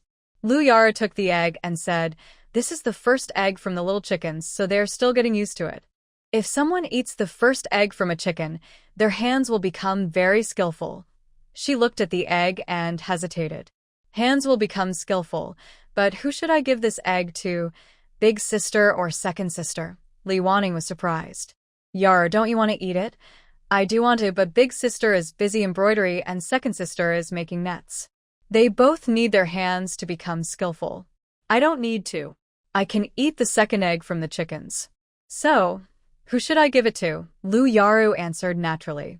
Such a thoughtful girl, knowing to give things to the family members who need them most. She patted her little hair bun. "Yara, you are so thoughtful. Let's wait a bit longer. When the other little chickens lay eggs, each of you can have one. That way you'll both become skillful girls." "Okay. Mother is so clever. Now I don't have to worry. I'll go feed the chickens so they can lay eggs sooner." She happily ran out. The little chickens were quite productive.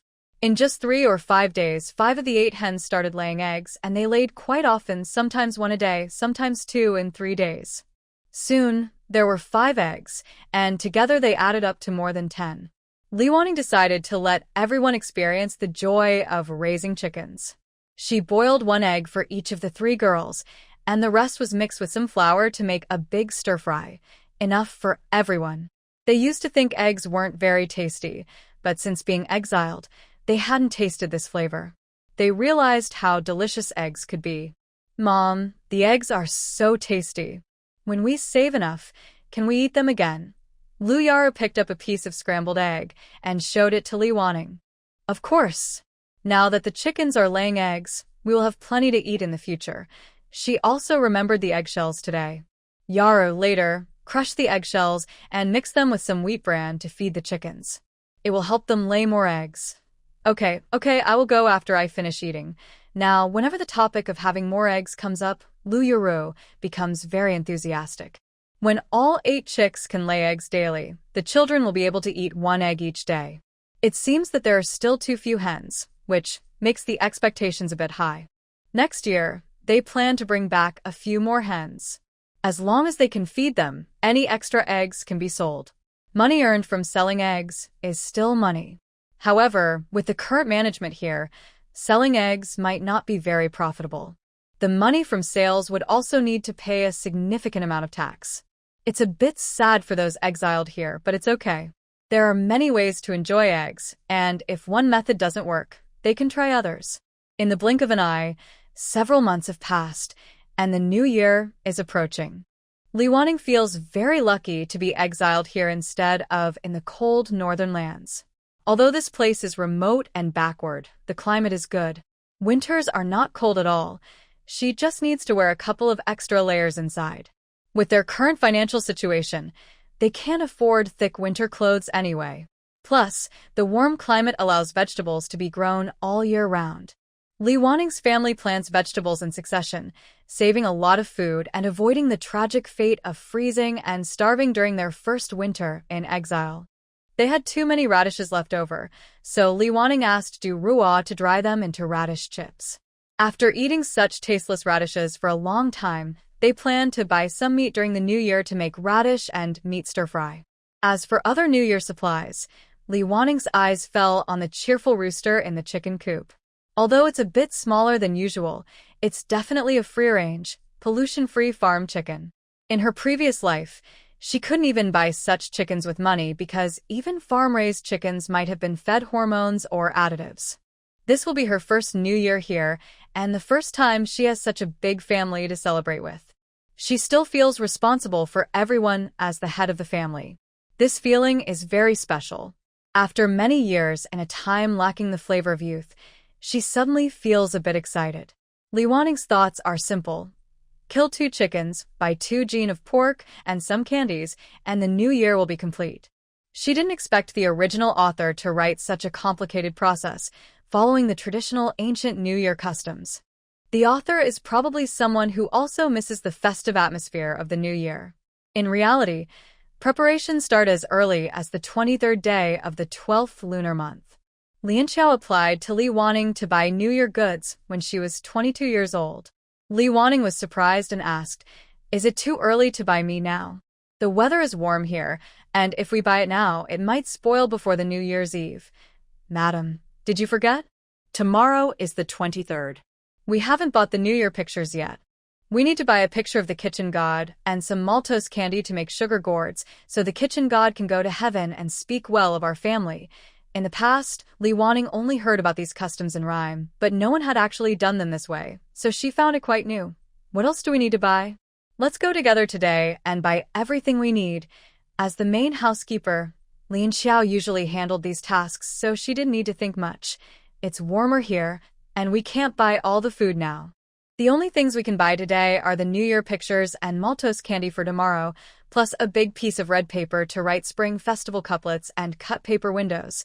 When Lu Buqing heard about the Spring Festival couplets, his eyes lit up. "Mother, why don't we go see if anyone is selling couplets today? Maybe we can write some to sell." Wow, this kid's idea opened up. He even wanted to start a new business. Duruo also looked excited. "Madam, the paper cuttings I made are pretty good. Maybe we can see if anyone wants to buy them." Everyone got a bit excited. Li Waning waved her hand.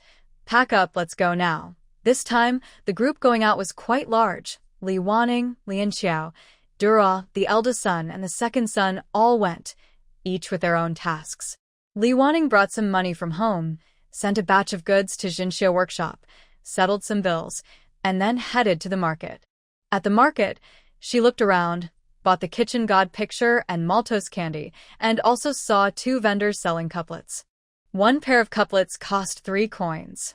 After deducting costs and taxes, they probably earned about 1 coin per pair. Looking at their calligraphy, it was about the same as the 3rd young master's, maybe a little better.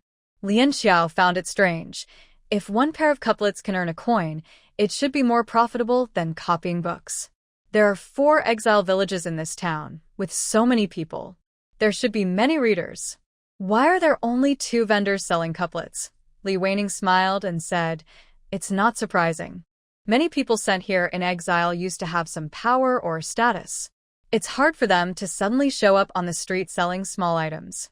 So, they prefer to do quieter work like copying books." Lu Buyuan snorted. Some people think that a scholar's integrity is the most important thing, but if they can't provide warm clothes for their family or enough food, then that integrity is worthless. Li Waning looked at Lu Buyuan in surprise. As the eldest son of the Marquis family, he was taught by famous teachers since childhood. It seemed he was not rigid or overly strict, but knew how to adapt. They looked around again. There were more paper cuttings than spring couplets, but each stall had people choosing. As long as the paper cuttings looked nice, they should sell well. The prices of paper cuttings varied by size and complexity, from 2 to 5 coins. They paused to observe what buyers preferred. Duruo quietly whispered to Li Waning, "Madam, I know some new patterns that they don't have here. I wonder if they will sell well." "It's okay. Just go back and cut some to try. If they don't sell, it's no big deal. We can use them ourselves since we need to put up decorations every year." Li Waning was good at easing worries. Duruo, was tuchet? Actually, Li Waning thought, 10 years, what's there to fear? Maybe this time, my cuts won't be enough. Since they decided to start this business, Li Waning and her group hurried to the bookstore. They handed over the books they had copied recently. The shopkeeper was about to settle the bill when Li Waning stopped him. "Boss, what size is your red paper? How much do you sell it for?" The bookstore owner took out a roll to show them. "Our size is 1.5 meters square. It's good for writing spring couplets or cutting paper decorations." One large sheet costs 2 coins. Li Weining looked at Lu Buyuan. He thought for a moment and said, let's buy 5 sheets first. One large sheet of paper can be cut into 3 to 7 couplets. There are only a few days left before the 28th of the 12th lunar month. They didn't know if it would sell well, so they bought some to try. If they wrote too many spring couplets, they could keep some for themselves. The leftover pieces could be used for paper cutting. Nothing would be wasted. The shopkeeper turned to get the paper. Li Weining added, Boss, we bought 5 sheets of red paper at once. Can you give us some white paper as well? The boss looked back at her once. Few people in the shop bargained, so don't ask why. It's because of the scholar's integrity. Today, he felt very honored to meet her. This is the first time I've had such an order, but since the madam has spoken, I will give you 5 sheets of plain paper. Thank you very much, boss. Wishing you prosperous business. The 5 sheets of plain paper cost a penny, which is like a 10% discount on red paper. Li Weining was very happy. Now, the young boys started practicing calligraphy. The older brothers had used up the scrap paper, which added to the expenses, so they wanted to save money where they could. She took the red paper home and told everyone roughly what was happening. She saw Du Rua already trying to cut paper, but seemed unsure how to start, mainly because she wasn't sure about the sizes. Watching her gestures, Li Weining suddenly had an idea. What if we divide the couplets into large, medium, and small sizes? The medium size could be like the ones sold on the street, then some smaller ones, and some larger ones. The prices could be different, big ones for 4 coins, small ones for 2 coins. What do you think? Lu Buqing added. We can also write some fu characters in all sizes. They can be sold separately, 2 small ones for 1 coin, 1 big one for 1 coin. If the couplets don't sell well later, we can sell the fu characters instead. Lu Buyuan nodded. That's a good idea. If it's just fu characters, my second brother and I can try too. There was one thing left unsaid. If the fu characters are small, they don't need much paper, so they're cheap. If they get wasted, it's not a big deal. Low cost means less worry. Li Weining felt very pleased. That's right, everyone in the family has a part. Making money should be a team effort. Each person had a new idea, and it felt like this plan to earn money was coming together. They started working right away. Some cut paper, others wrote couplets. The few who weren't busy couldn't just sit around. They brainstormed hard, recalling the couplets they had seen or learned before. Since their own calligraphy skills weren't very good yet, they borrowed ideas from others. They didn't stop at just writing couplets. They practiced on scrap paper over and over, planning to write good fu characters. They couldn't let the third brother always outdo them. Du Rua was busy cutting paper after folding, practicing her craft. Her skill in this art only developed after her exile. When she was in the capital, her sewing was average, so she secretly cut window decorations to sell, hoping to save some extra money for herself and to help Lu Boshui later. Lin Xiao carefully stuck the kitchen god figure onto the wall near the stove and paid her respects. She mumbled a lot, though no one knew what she was saying. Then she started making sugar candies for easy use the next day. Li Weining, Hong Xiu, and Lu Yating continued working on their crafts. Lu Yakin also joined in. Although her speed was a bit slower, she still managed to make a few pieces in a day. Little by little, their collection grew. She was still young but had already outperformed many peers. Everything was busy, but organized. Li Weining watched and suddenly felt a strange sense of emotion. She loved this feeling of everyone working together for the same goal. She never expected that her ideal life would happen in a small village of exile. Life here was simple, but it seemed full of hope and warmth. At that moment, Li Weining, an outsider, suddenly felt a sense of belonging. People with goals work more efficiently. By around 10 in the morning the next day, they finished writing 30 couplets, 2 large ones, 3 small ones, plus 25 regular ones. They also wrote some blessings from the young master and second young master, like happiness at the door, prosperity for livestock, and abundant harvest, which could be pasted in bedrooms, pigsties, or granaries. Cutting paper took more time. Du Rua picked simpler patterns and cut 10 pieces. Some were the same as those in the market, Others were new, trying out different designs. Everyone was eager to see the results of this new venture. There were 5 days left before the window decoration event, and if successful, they could do this business several more times. In silent anticipation, Li Wanning took a pancake and prepared to leave. "Mother, I want to go with you," she said. Li Wanning looked up and saw Lu Buyuan. She didn't expect his words from yesterday to be just talk. He was really willing to set aside his pride and go with her to sell their crafts. At this moment, Lian Xiao also volunteered to go. Still, the servant girl and madam should go. The young master is busy writing good luck characters and copying books. It might be too tiring for him. Li Wanning understood Lian Xiao's thoughts. They still felt that the young master of the Marquis's residence shouldn't be content to sell things on the street. After thinking for a moment, she said, "It's okay. Buyuan can go if he wants. Lian Xiao and Buqing can come too. If they go quickly, they might finish selling in a short time. Or, if they sell fast, Buyuan and Buqing can buy some red paper ribbons to bring back. If they could sell at the prices they hoped for, it would be better to do it in the next few days. This would be more worthwhile than copying books or doing manual work."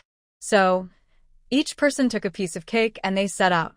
They specially brought a small cart because they didn't have a small table for setting up a stall. They planned to pretend they were selling from the cart, just like they saw someone do yesterday. Sometimes, the road seemed to get shorter the more they walked.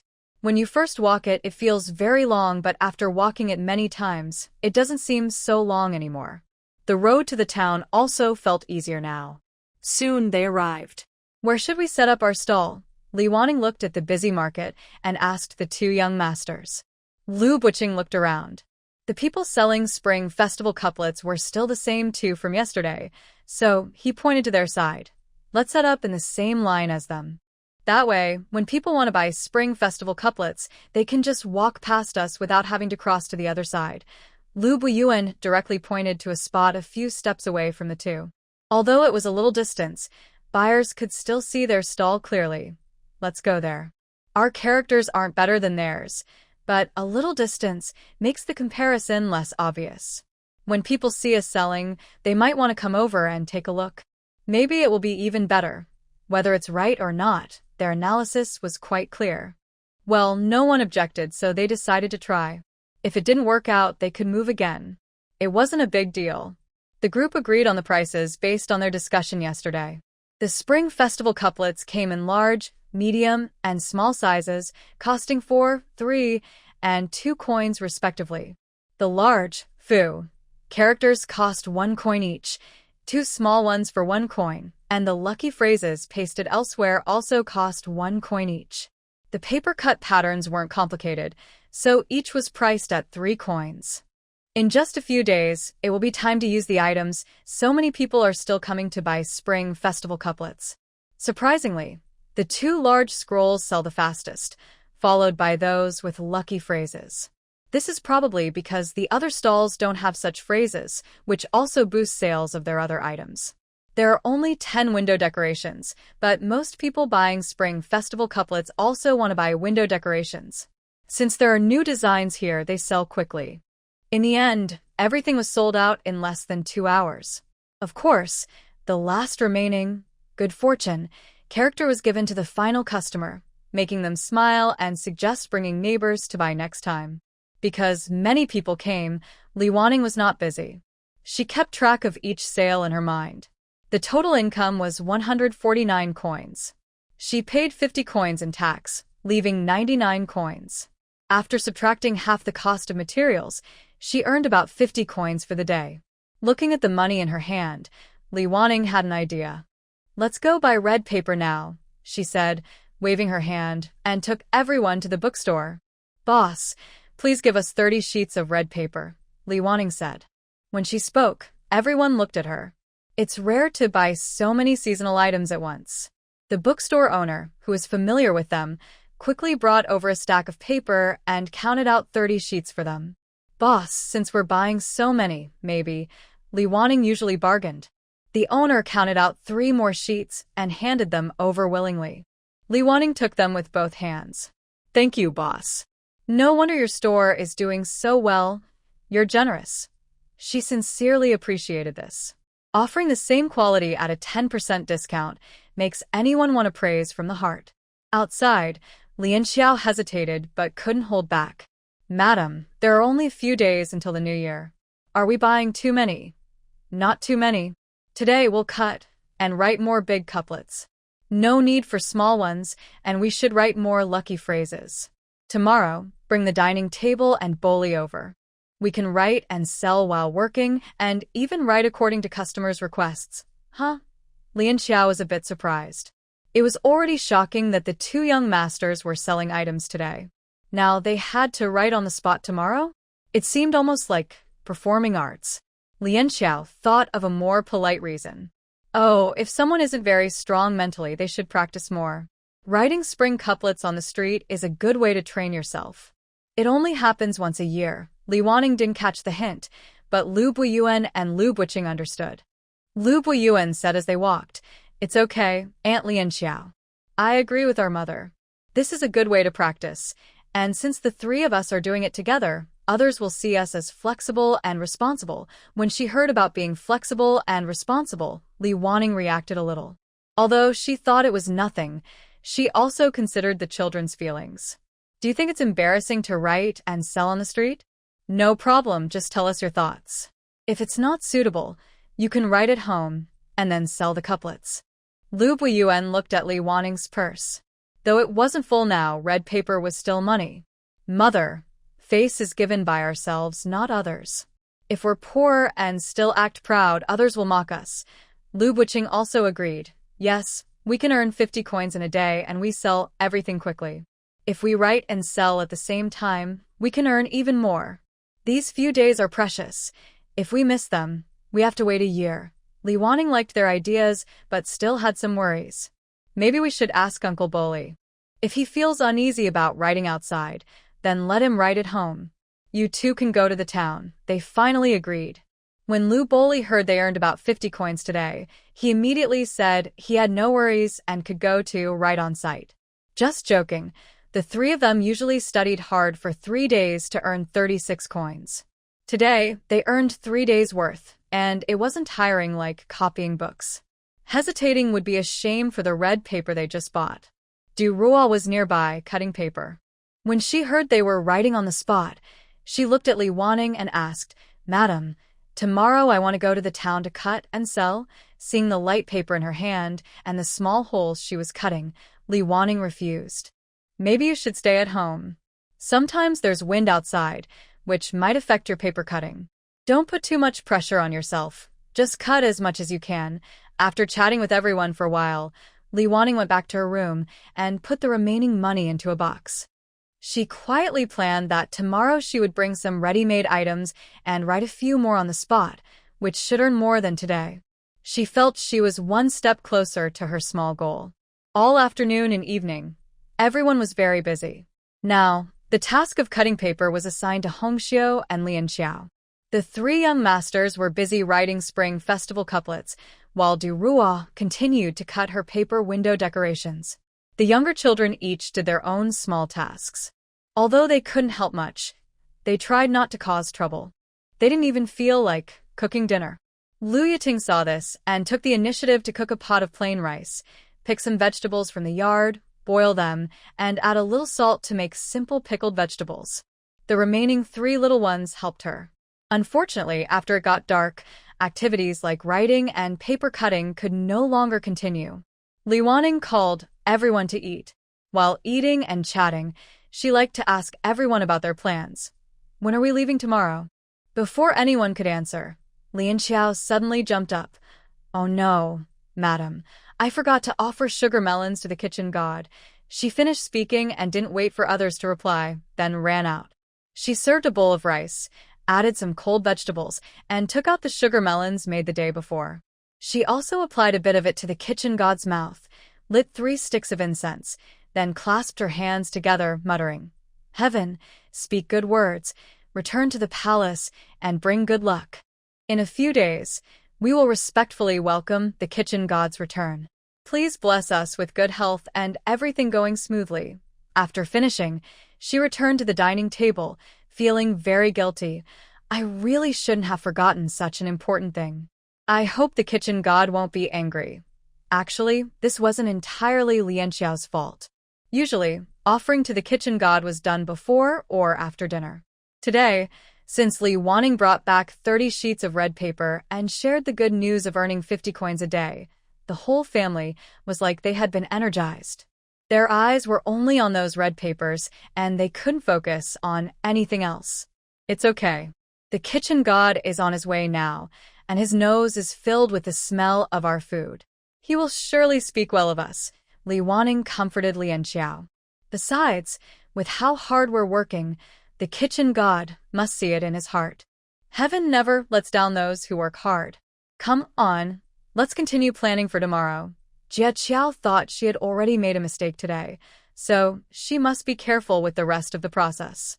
Madam, it seems that the town doesn't need so many people. Maybe I won't go tomorrow. Tomorrow is the 24th day of the 12th lunar month. I can stay at home and sweep the house. That's fine. The 3 young masters and I will go together tomorrow. The others can stay at home. Li Wanning usually didn't refuse when someone offered to help with chores. At this moment, Lu Bo Yuan finally answered Li Wanning's question. Mother, how about we go early tomorrow? Some people like to visit the morning market. We shouldn't miss this chance. It's almost the same whether we stay at home or go. Also, the third brother has already written over 10 couplets for the Spring Festival. We've also written some lucky characters and good wishes. We can just continue tomorrow at the market. That works, Li Wanning agreed. There's one more thing I need to mention in advance. This year, we won't buy new clothes for the new year. We know many of your clothes have patches, but given our current financial situation, we need to spend money on more important things. I hope everyone understands. Mother, Luya Ro raised her arm to show everyone the patch on her elbow. Look, my clothes are torn. Aunt Hong Xiao sewed little flowers on them. They look very pretty. Yes, very beautiful, just like Rower. Li Wanning gently touched her little hair bun. The other children also said it was okay, that money should be saved for more important needs. In the past, they made 2 new outfits each season, not counting the extra clothes made for special occasions. Now, not having new clothes for the new year was a bit sad. But hardships help people grow. It's a necessary part of life. They cared more about being full than wearing new clothes. The next day, Jia Qiao was the first to wake up. Recently, the chickens had been more active. Besides what the children ate daily, she had saved a few. She boiled eggs for everyone going to the town and made some vegetable pancakes for lunch. Breakfast was porridge with a cold vegetable salad. The vegetable pancakes were made by chopping vegetables, mixing them with flour, adding a little salt, and frying them. This was Li Wanning's idea. She thought it saved flour, was tasty, nutritious, and added some variety. Everyone liked this new way of making pancakes, and sometimes they even ordered specific vegetables to include. After a few people finished breakfast, they carried the table onto a handcart. Then they placed the cut red paper, written Spring Festival couplets, and cut out window decorations on it. Lu Buqing carried the brushes and ink, as these valuable items couldn't be left on the table, where they might fall. They didn't want to risk losing them. Since they left early and arrived before dawn, they set up the table at the same spot as yesterday. Without wasting time, they started writing on the spot. No matter the era, people love fresh, new Spring Festival decorations. Soon, a crowd gathered around. Some people wanted to buy Spring Festival couplets and were very curious. Seeing children writing on the spot, some decided to buy the ones just finished.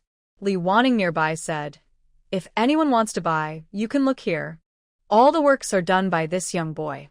If you want a custom piece, you can queue here. Just tell us the upper and lower lines and the horizontal inscription, and we will write it immediately." Although custom decorations are usually made with the same materials and methods, they somehow feel more high-end.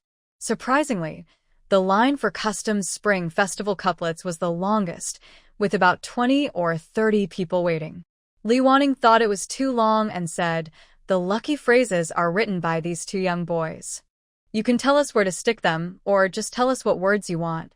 Customers requesting lucky phrases can queue over there." Someone in the crowd asked, "What if I want both the couplets and the lucky phrases?" Li Wanning replied, Then join the line for the couplets. If there are no more customers at the lucky phrase line, you can tell us what characters you want in advance. A dozen people then moved to the other line. Seeing the pressure on the couplet line, Li Wanning told the people behind, "No need to queue anymore. Just wait behind the big brother at the end. Others who want to buy can come and look. The children are still young, and they've already written these 15 or so pieces. They need to rest now, or the quality might suffer." Hearing this, a few more people joined the line for the couplets, choosing ready-made ones directly from Li Wanning. Thus, after writing about 15 couplets and resting for a while, they repeated this process 3 times in one day. Lu Buqing felt he had never been so exhausted from writing in a single day. Lu Buyuan and Lu Buqing are a bit better, although there are many people wishing them good luck. However, the lucky words are short, mostly 4-character phrases, and since 2 people are writing, they work faster. Because no one has seen this kind of scene where people write spring festival couplets on the spot, the first day's results were very impressive. Lu Bolai alone wrote over 40 couplets, including quite a few large ones. He earned nearly 50 coins just from that, and with other auspicious phrases, lucky characters, and window decorations, they made about 128 coins in one day. Hearing about this much money, Lu Bolai rolled up his sleeves and immediately felt energized again. "Mother, let's do another round." Now, they had no stock left, not even paper cuttings, which were all sold out. Seeing everyone so excited, Li Wanning felt a bit reluctant to overwork the children, so she rarely refused. "Everyone performed very well today, but the sun is setting, and you're all tired. Let's go home early to rest and gather strength for tomorrow." After tidying up the table, the group went to buy some coarse rice. A few steps later, Li Wanning stopped and slapped her forehead. "Oh, I forgot something. I haven't bought tofu yet." Since they needed to grind tofu on the 25th, Xiao Qiao specifically asked them to bring some back. Their home didn't have the equipment to grind tofu, and it takes a lot of time, so it was better to use that time for other tasks. So, they returned to town, bought 2 blocks of tofu outside the grain shop, and also bought some candies and snacks. "Let's buy some meat too. Everyone worked hard today, so we should reward ourselves." Unexpectedly, they had a surprising gain. Lu Buyuan and the others nodded repeatedly. Their hands were almost worn out today, so they deserved a treat. Throughout the day, the joy of earning over 100 coins circulated among the group. When they got home, they shared this happiness with everyone. This money was earned through everyone's effort, including the 3 children, so when the 2 meat dishes were served, everyone felt the aroma and satisfaction of hard work paying off. It's worth noting that when they went to pay taxes today, the official was so surprised. Few individuals could pay so much in one day, and their attitude toward them became even friendlier. In the evening, they couldn't write, so the boys took on the responsibility of washing dishes. They also willingly did chores like chopping firewood and fetching water, mainly because they had earned some money today and felt full of energy that needed to be released. This was probably the happiest day since their exile. Li Wanning and the others took advantage of the night to weave a little more netting. Although they earned more during the day, they couldn't neglect everything else. Even with fewer mosquitoes, it was still worth it. Moreover, while they were selling things during the day, except for Du Rua, who is dedicated to paper cutting, the others kept busy. So today they worked hard so they could deliver another batch of goods tomorrow. Before going to bed, Li Wanning started her usual questioning. "When shall we go tomorrow?" This time, Lu Boli answered first. "Mother, I think we shouldn't leave too late tomorrow. We didn't finish writing everything this time, and I believe we can write faster at home. Plus, some people are willing to buy the pre-written ones." Li Wanning looked at the other 2 and they nodded at the same time. "Third brother is right. We can write a bit at home, and then take it with us. If we reduce the break time a little each time, playing for a while won't be a problem." Li Wanning didn't mind whether they left early or late. Since the children agreed, she didn't oppose. On the 25th, 26th, and 27th days of the lunar month, Li Wanning took her 3 sons to sell things every day. They earned about 110 coins, or more each day. Starting from the 28th, they stopped making paper-cut window decorations and only sold spring festival couplets. They also bought some red paper again. On the 29th day of the lunar month, when they finished selling, Li Wanning took her sons to buy a few pounds of pork and a piece of pork fat, planning to make dumplings for New Year's Eve and the first day of the new year. She also wanted to make a dish she had been craving for a long time: fried pork with radish. On the way, they met a fish seller and bought a few yellow croaker. In the north, they often ate fish, but now by the seaside it was too expensive. Since it was the new year, they decided to spend what they needed to, especially since they had been earning well lately. They had bought sunflower seeds and peanuts a few days ago. Li Wanning specifically asked Lian Xiao to pick some large ones to keep for next year. They planned to plant a few in the yard so the children could snack without needing to buy more. Wow, I really am good at managing life, Li Wanning silently praised herself. While Li Wanning and her family went to sell things, Lian Xiao was also busy. On the 26th, she went to buy meat. On the 27th, they slaughtered a rooster. On the 28th, they put up window decorations. On the 29th, they steamed buns. However, they were worried about not being able to keep the meat fresh, so they bought only a little each time. When they slaughtered the rooster on the 27th, they only killed one. Li Wanning said that since they would buy other meat for the new year, they could keep the rooster for later and eat it when they craved it. Finally, the New Year's Eve arrived. Early in the morning, Lian Xiao and the children cleaned the yard, put up Spring Festival couplets, and Duruwa was in charge of preparing various foods. Everyone also changed into their nicer, more festive clothes, making the celebration feel special. Homeshio was still making her handkerchiefs. Because the New Year's holiday at the embroidery shop lasted 5 days, they brought back double the usual amount of work. Li Wanning looked around and seemed to have nothing urgent to do. She happily took out her money box and counted her savings. She strung together 1,000 copper coins. With the coins she earned in the last 2 days, she had over 2 taels and 236 coins. She was still a bit short of 15 taels, but from having no money at all when she first arrived to now having a money box with many ups and downs in between, she was very satisfied with this result. The highlight of the new year was in the evening.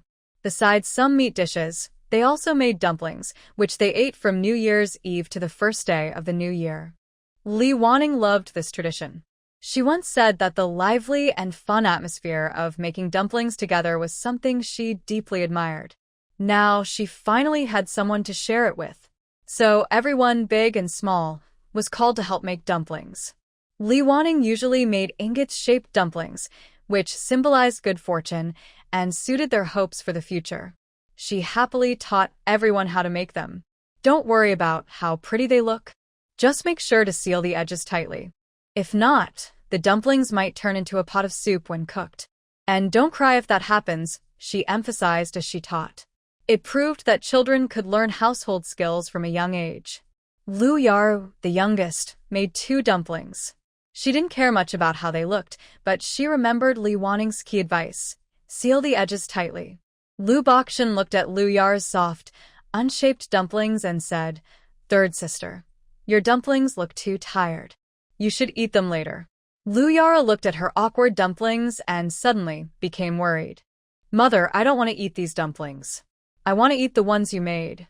Her eyes immediately filled with tears. Scared, Lu Buxin quickly changed his words. "Third sister, don't cry, don't cry. It's okay. Soon you'll eat the dumplings your mother made, and fourth brother will eat the ones I made." Lu boldly glared at Lu Buxin and comforted her. "Third sister, you're only 5 years old. Look at how much older fourth brother is than you. His dumplings are a bit ugly. Later he can eat all the ugly ones." Lu Yaru was happy now. "Yes, the ugly ones will go to fourth brother. I'll make another dumpling for him." Seeing everyone joking and having fun, Li Wanning also felt happy. No matter what the original story was like, since she arrived, she had been working to change everyone's fate. At least now, everyone still loved and cared for each other. Of course, scenes like fighting with flour, common in TV shows about making dumplings, wouldn't happen here. If someone tried to throw flour at others, they would probably get beaten up by everyone. But Li Wanning still took out 11 copper coins and let everyone put them in the dumplings. Whoever ate the dumpling with a coin inside would keep it. It was like a small game, and everyone was eager to win some small money. That night, they had a very rich New Year's Eve dinner. There was fried meat with dried radish, dumplings, stewed chicken, tomato and egg soup, and cold dishes. Seeing all the food on the table, many people secretly swallowed their saliva. At the table, Li Wanning announced the family's current total savings. Good news! After everyone's efforts these days, our family now has over 2 taels of silver. That's a great achievement and worth celebrating. If everything goes well, next year we might be able to buy a cow. So let's lift our bowls and start eating. Based on their current earning speed, if they worked hard and the author didn't cause trouble, they could save about 1 or 2 taels of silver in a month. A cow costs around 15 taels, so it's still possible with some effort. Everyone understood, especially the older ones. Buying a cow would save them a lot of time and effort, so they were very happy. They even wished they could save more and buy the cow sooner to get to work. But they still had to be polite. Lu Buyuan picked up his bowl. Mother, today is New Year's Eve. My brothers and sisters and I toast you. We wish you a smooth and happy New Year. And we hope everyone can achieve the small goal of buying a cow soon. Come on, everyone, let's eat. As soon as she finished speaking, the children all picked up their bowls, looking exhausted and unwell. The lively and warm scene moved Li Wanning a little, but she didn't expect the little kids to understand the etiquette of drinking wine and to act quite serious about it. Come on, everyone, start eating. Today's main goal is to fill our stomachs, or we won't have the strength to stay up late tonight. As everyone took turns talking, the distant clock finally struck. This clock is only used once a year, on New Year's Eve. If it rings at other times, it means there's a national crisis or mourning. Everyone greeted each other with Happy New Year, and the New Year finally arrived. Because they stayed up late the night before and knew there was nothing important the next day, and since no one in their exile village could afford fireworks, everyone slept in a little longer. Before going to bed, Li Wanning specially took some red paper and prepared lucky money for everyone in her room. 5 cents for children, 10 cents for adults. Compared to before, it was a big change, but given how poor they were now, it was just a simple tradition. People still need some ceremony in life. Li Wanning was the last to get up. She was used to waking up late now. After all, she was the oldest at home, so no one dared to criticize her. After washing up, she saw breakfast on the table, but everyone hadn't sat down yet. She thought about giving out the lucky money first, so she called everyone to gather, planning to sit down and then distribute it. Unexpectedly, everyone also valued the ceremony. After she sat down, her son and daughter came to pay New Year's greetings, kneeling as is traditional for the holiday. Seeing the group of children kneeling on the ground, Li Wanning wiped the sweat from her forehead and secretly felt relieved. Thank goodness, I had a sudden idea and made some red envelopes. Otherwise, it would be so awkward. No lucky money for bowing? Come on, everyone, get up. I wish you all a happy new year, and may you have peace and safety every year, Li Wanning said as she called everyone over. She took out the prepared red envelopes.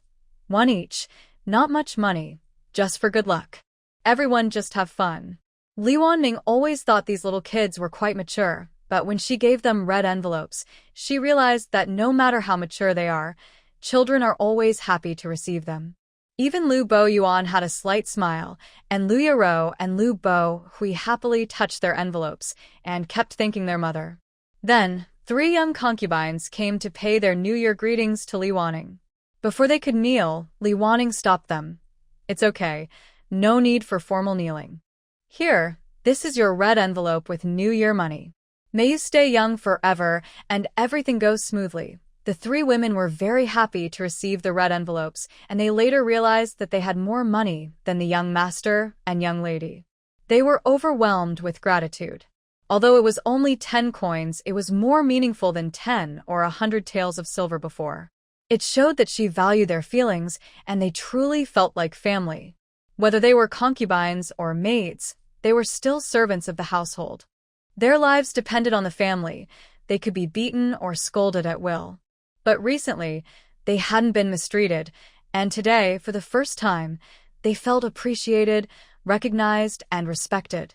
The meal was enjoyed happily by the children and touched the hearts of the concubines.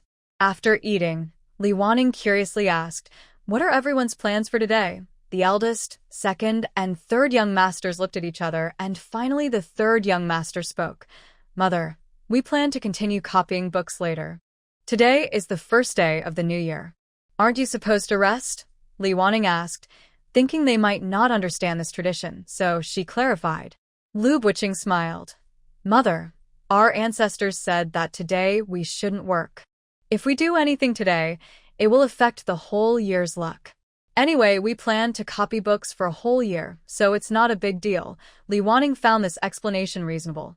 No matter what they did today, they would be copying books for at least a year, maybe more. So, celebrating the new year on this taboo day didn't seem to be a problem for them.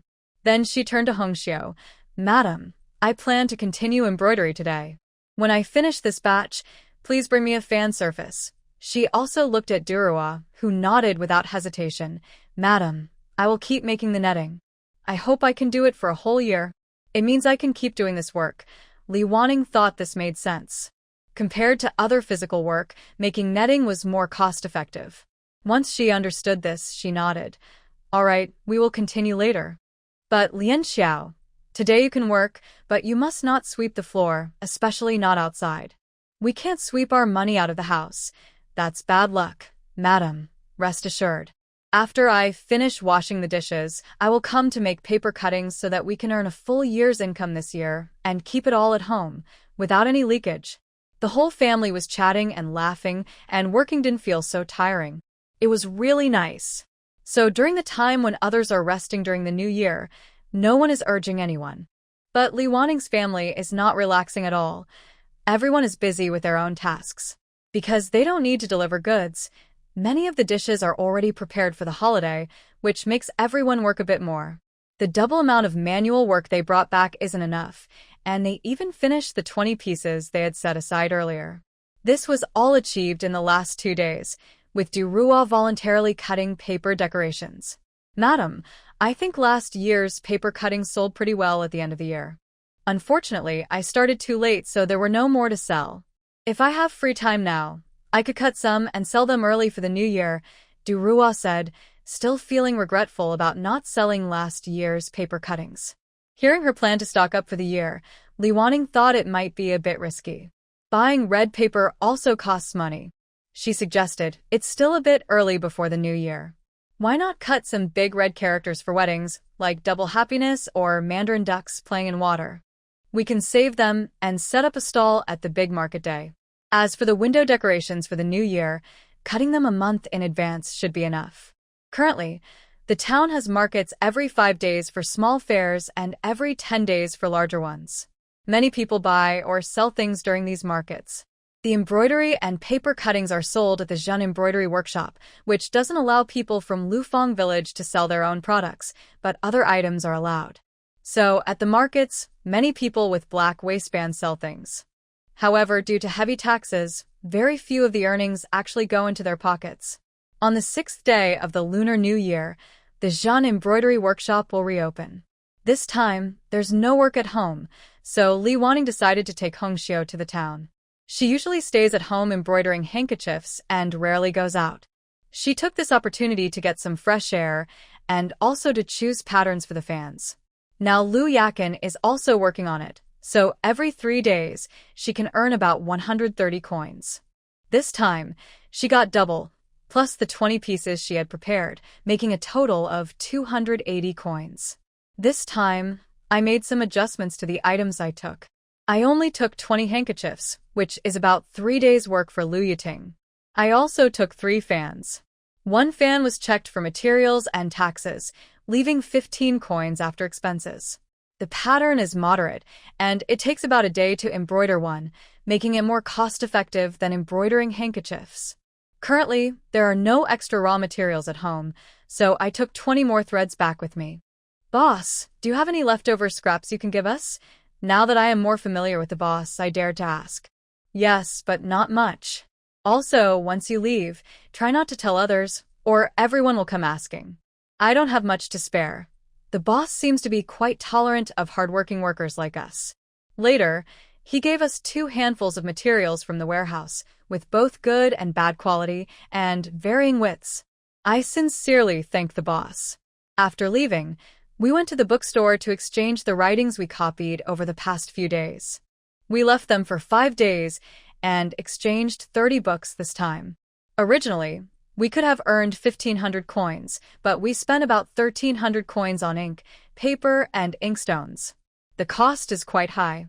No wonder there's a saying, all trades are low, only reading is noble. With such expensive writing supplies, reading must be valuable too. The high costs make sense. Today, we earned quite a lot, about 480 coins in total. We also went to Liang's shop to buy some coarse rice and happened to see eggs nearby. Boss, how much do these eggs cost? I asked casually. 1 coin each. Can I trade eggs for grain? I asked tentatively. Yes, you can. 8 eggs for a jean of coarse rice, the boss replied patiently. I quickly calculated. If I trade eggs directly for grain, they won't need to pay taxes. But if I sell the eggs for money, it's not worth it. Although eggs cost 8 coins for a jean of rice worth 6 coins, it seems like a loss, but it saves a lot on taxes. Boss, from now on, I'll bring my eggs here to exchange for grain, I said before leaving, not forgetting to tell the boss. See? The road ahead is getting wider and wider. Back home, I counted the food supplies. There are about 60 to 70 jean of wheat and 50 to 60 jean of corn. It's February now, and about half a year remains until this year's crops are ready. Compared to coarse rice, we can probably eat enough. Brown rice is still a steady choice, always bought in 10-pound amounts. Sometimes we eat some noodles or other foods, along with various vegetables. Occasionally, there's a little left over, and now I've saved about 5 or 6 pounds. Since all the chickens started laying eggs, they've been given plenty of protein, including crushed bones and eggshells mixed with bran for them to eat. Because of this, they produce well, usually 1 egg a day, with a day off every few days. Originally, Li Wanning wanted to give each child 1 cooked egg a day if possible. But Du Rua, who is thoughtful, suggested, Madam, eating plain boiled eggs every day might be a bit dull. How about scrambling eggs, making egg custard or egg pancakes on some days? Li Wanning agreed with this constructive idea. That's a good plan. Rotating different egg dishes is better. We can also add spinach egg soup or plain eggs. You know how to make those, so it's up to you. Just try to make sure they can eat eggs every day. Now, scrambled eggs often have flour added, so with the same number of eggs, more can be cooked. Adults can also eat enough. Egg pancakes are made by adding a few eggs to flour, and egg custard involves adding a lot of water. Egg soup, with 3 or 4 eggs, can serve the whole family. Of course, Du Rua doesn't have to limit the children's food. Every couple of days, they get plain boiled eggs, 1 per person, so they can save some eggs over time. The children's nutrition is actually quite good now. The eggs from our chickens, along with the bone broth every 3 days without fail, have helped the kids, who had become thin during exile, start to look healthier and rosier. While checking the grain supplies and working with the materials for making nets, I chatted. Du Rua, I've arranged with the grain shop owner. 8 eggs can be exchanged for a pound of brown rice. But the children still expect to eat as usual. If we have extra, we can trade for more grain. Understood, madam. I'll keep track and let you know when we have enough, she replied. Mother, can we exchange eggs for something other than grain? Or is that all?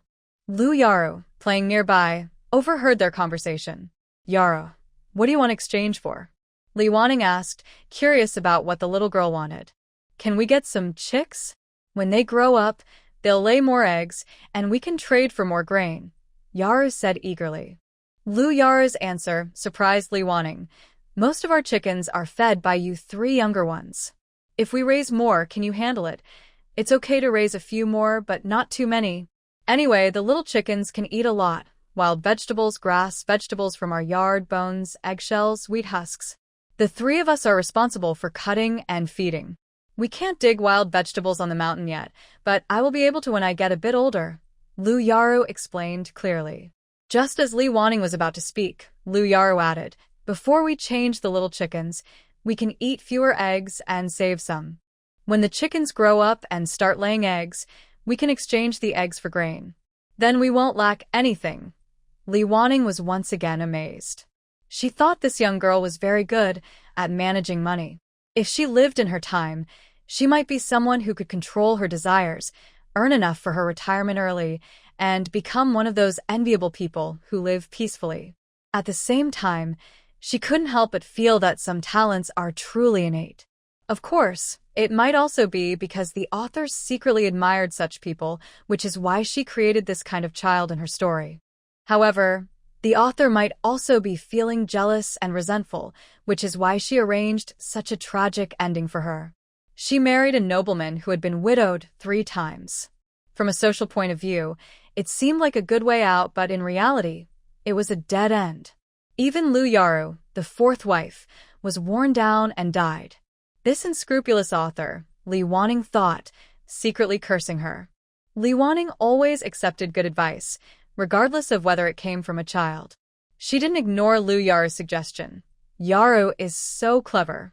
When I go to town next time, I'll ask if we can exchange the little chickens for something else. Yes, yes.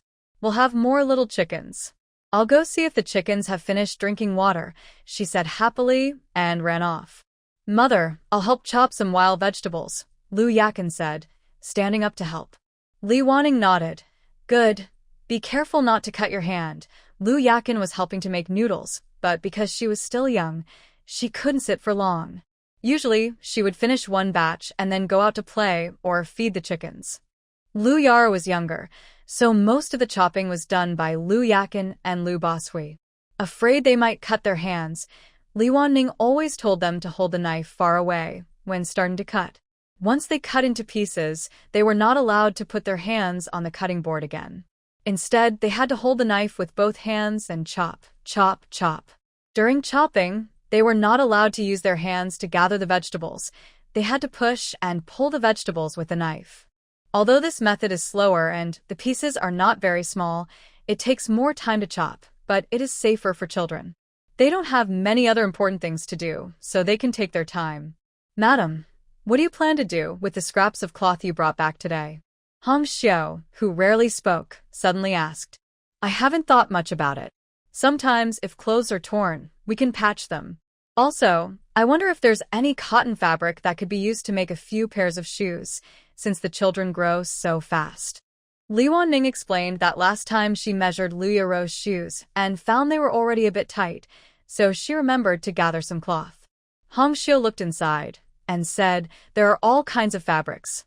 The cotton ones can be used to make shoes, but some are silk or satin, which are good materials. We can also make some sachets for the Dragon Boat Festival and see if they sell well. That's a good idea.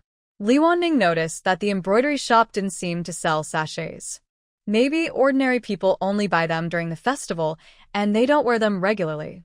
Wealthier families usually have their own embroiderers, so they don't buy outside.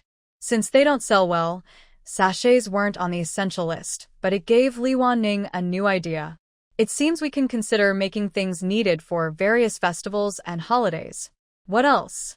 Li Baining started brainstorming again. Madam, during the Qingming festival, there's a tradition of planting mugwort. We could go to the mountains to find some mugwort to sell.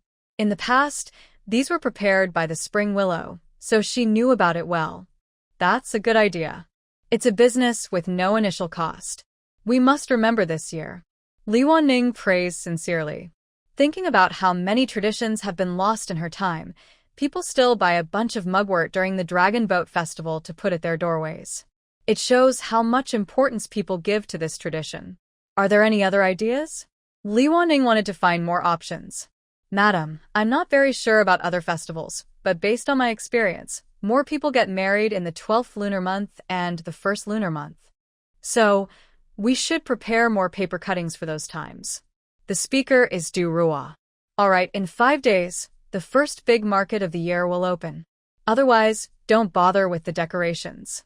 We should cut more, and next time we can go try selling them. Li Wanning thought that things with a time limit should be prioritized. Mother, why not write some couplets for the wedding to sell? Just then, Lu Buqing, passing by the door, overheard their conversation and casually joined in. Good idea. You can talk to Bo Li later. Don't write too many, Just prepare 3 or 5 sets, Li Wanning said. Since it's just a trial, she thought there was no need to make too many, as writing costs time and effort. Today felt like a lot of information. Li Wanning thought everyone was very open-minded. If you have any suggestions in the future, speak up quickly. If they are good, we can work hard to make them happen. No wonder the former big business leaders liked holding all kinds of meetings. Since deciding to set up a stall at the big market, everyone seemed more motivated. Du Rua was busy cutting paper, and others also got busy. Although Du Rua's absence during the day meant less help, Lian Xiao and Li Wanning still wanted to keep delivering every 3 days, so they worked even harder. Of course, at night, when the light was poor and they wanted to lose weight, Du Rua would return to help. Even Lu Yakin felt their urgency and decided to sit longer to learn. For the young masters, Lu Bo, Li could easily write a few couplets. But they faced a problem.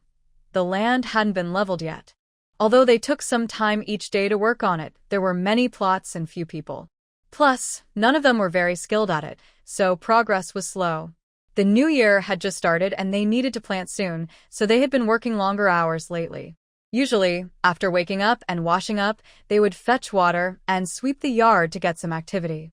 Then they would copy books and after finishing, go to the fields to work. They would come back for lunch, rest a little, then continue copying, and in the afternoon, work a bit more until dark when they would return home for dinner. After practicing copying for a long time, their speed improved a lot. Now, instead of counting the characters they copied, they only timed themselves. If someone felt tired or not in good shape, they would rest on their own. The number of characters they copied each day was much more than when they first started, and their error rate was decreasing.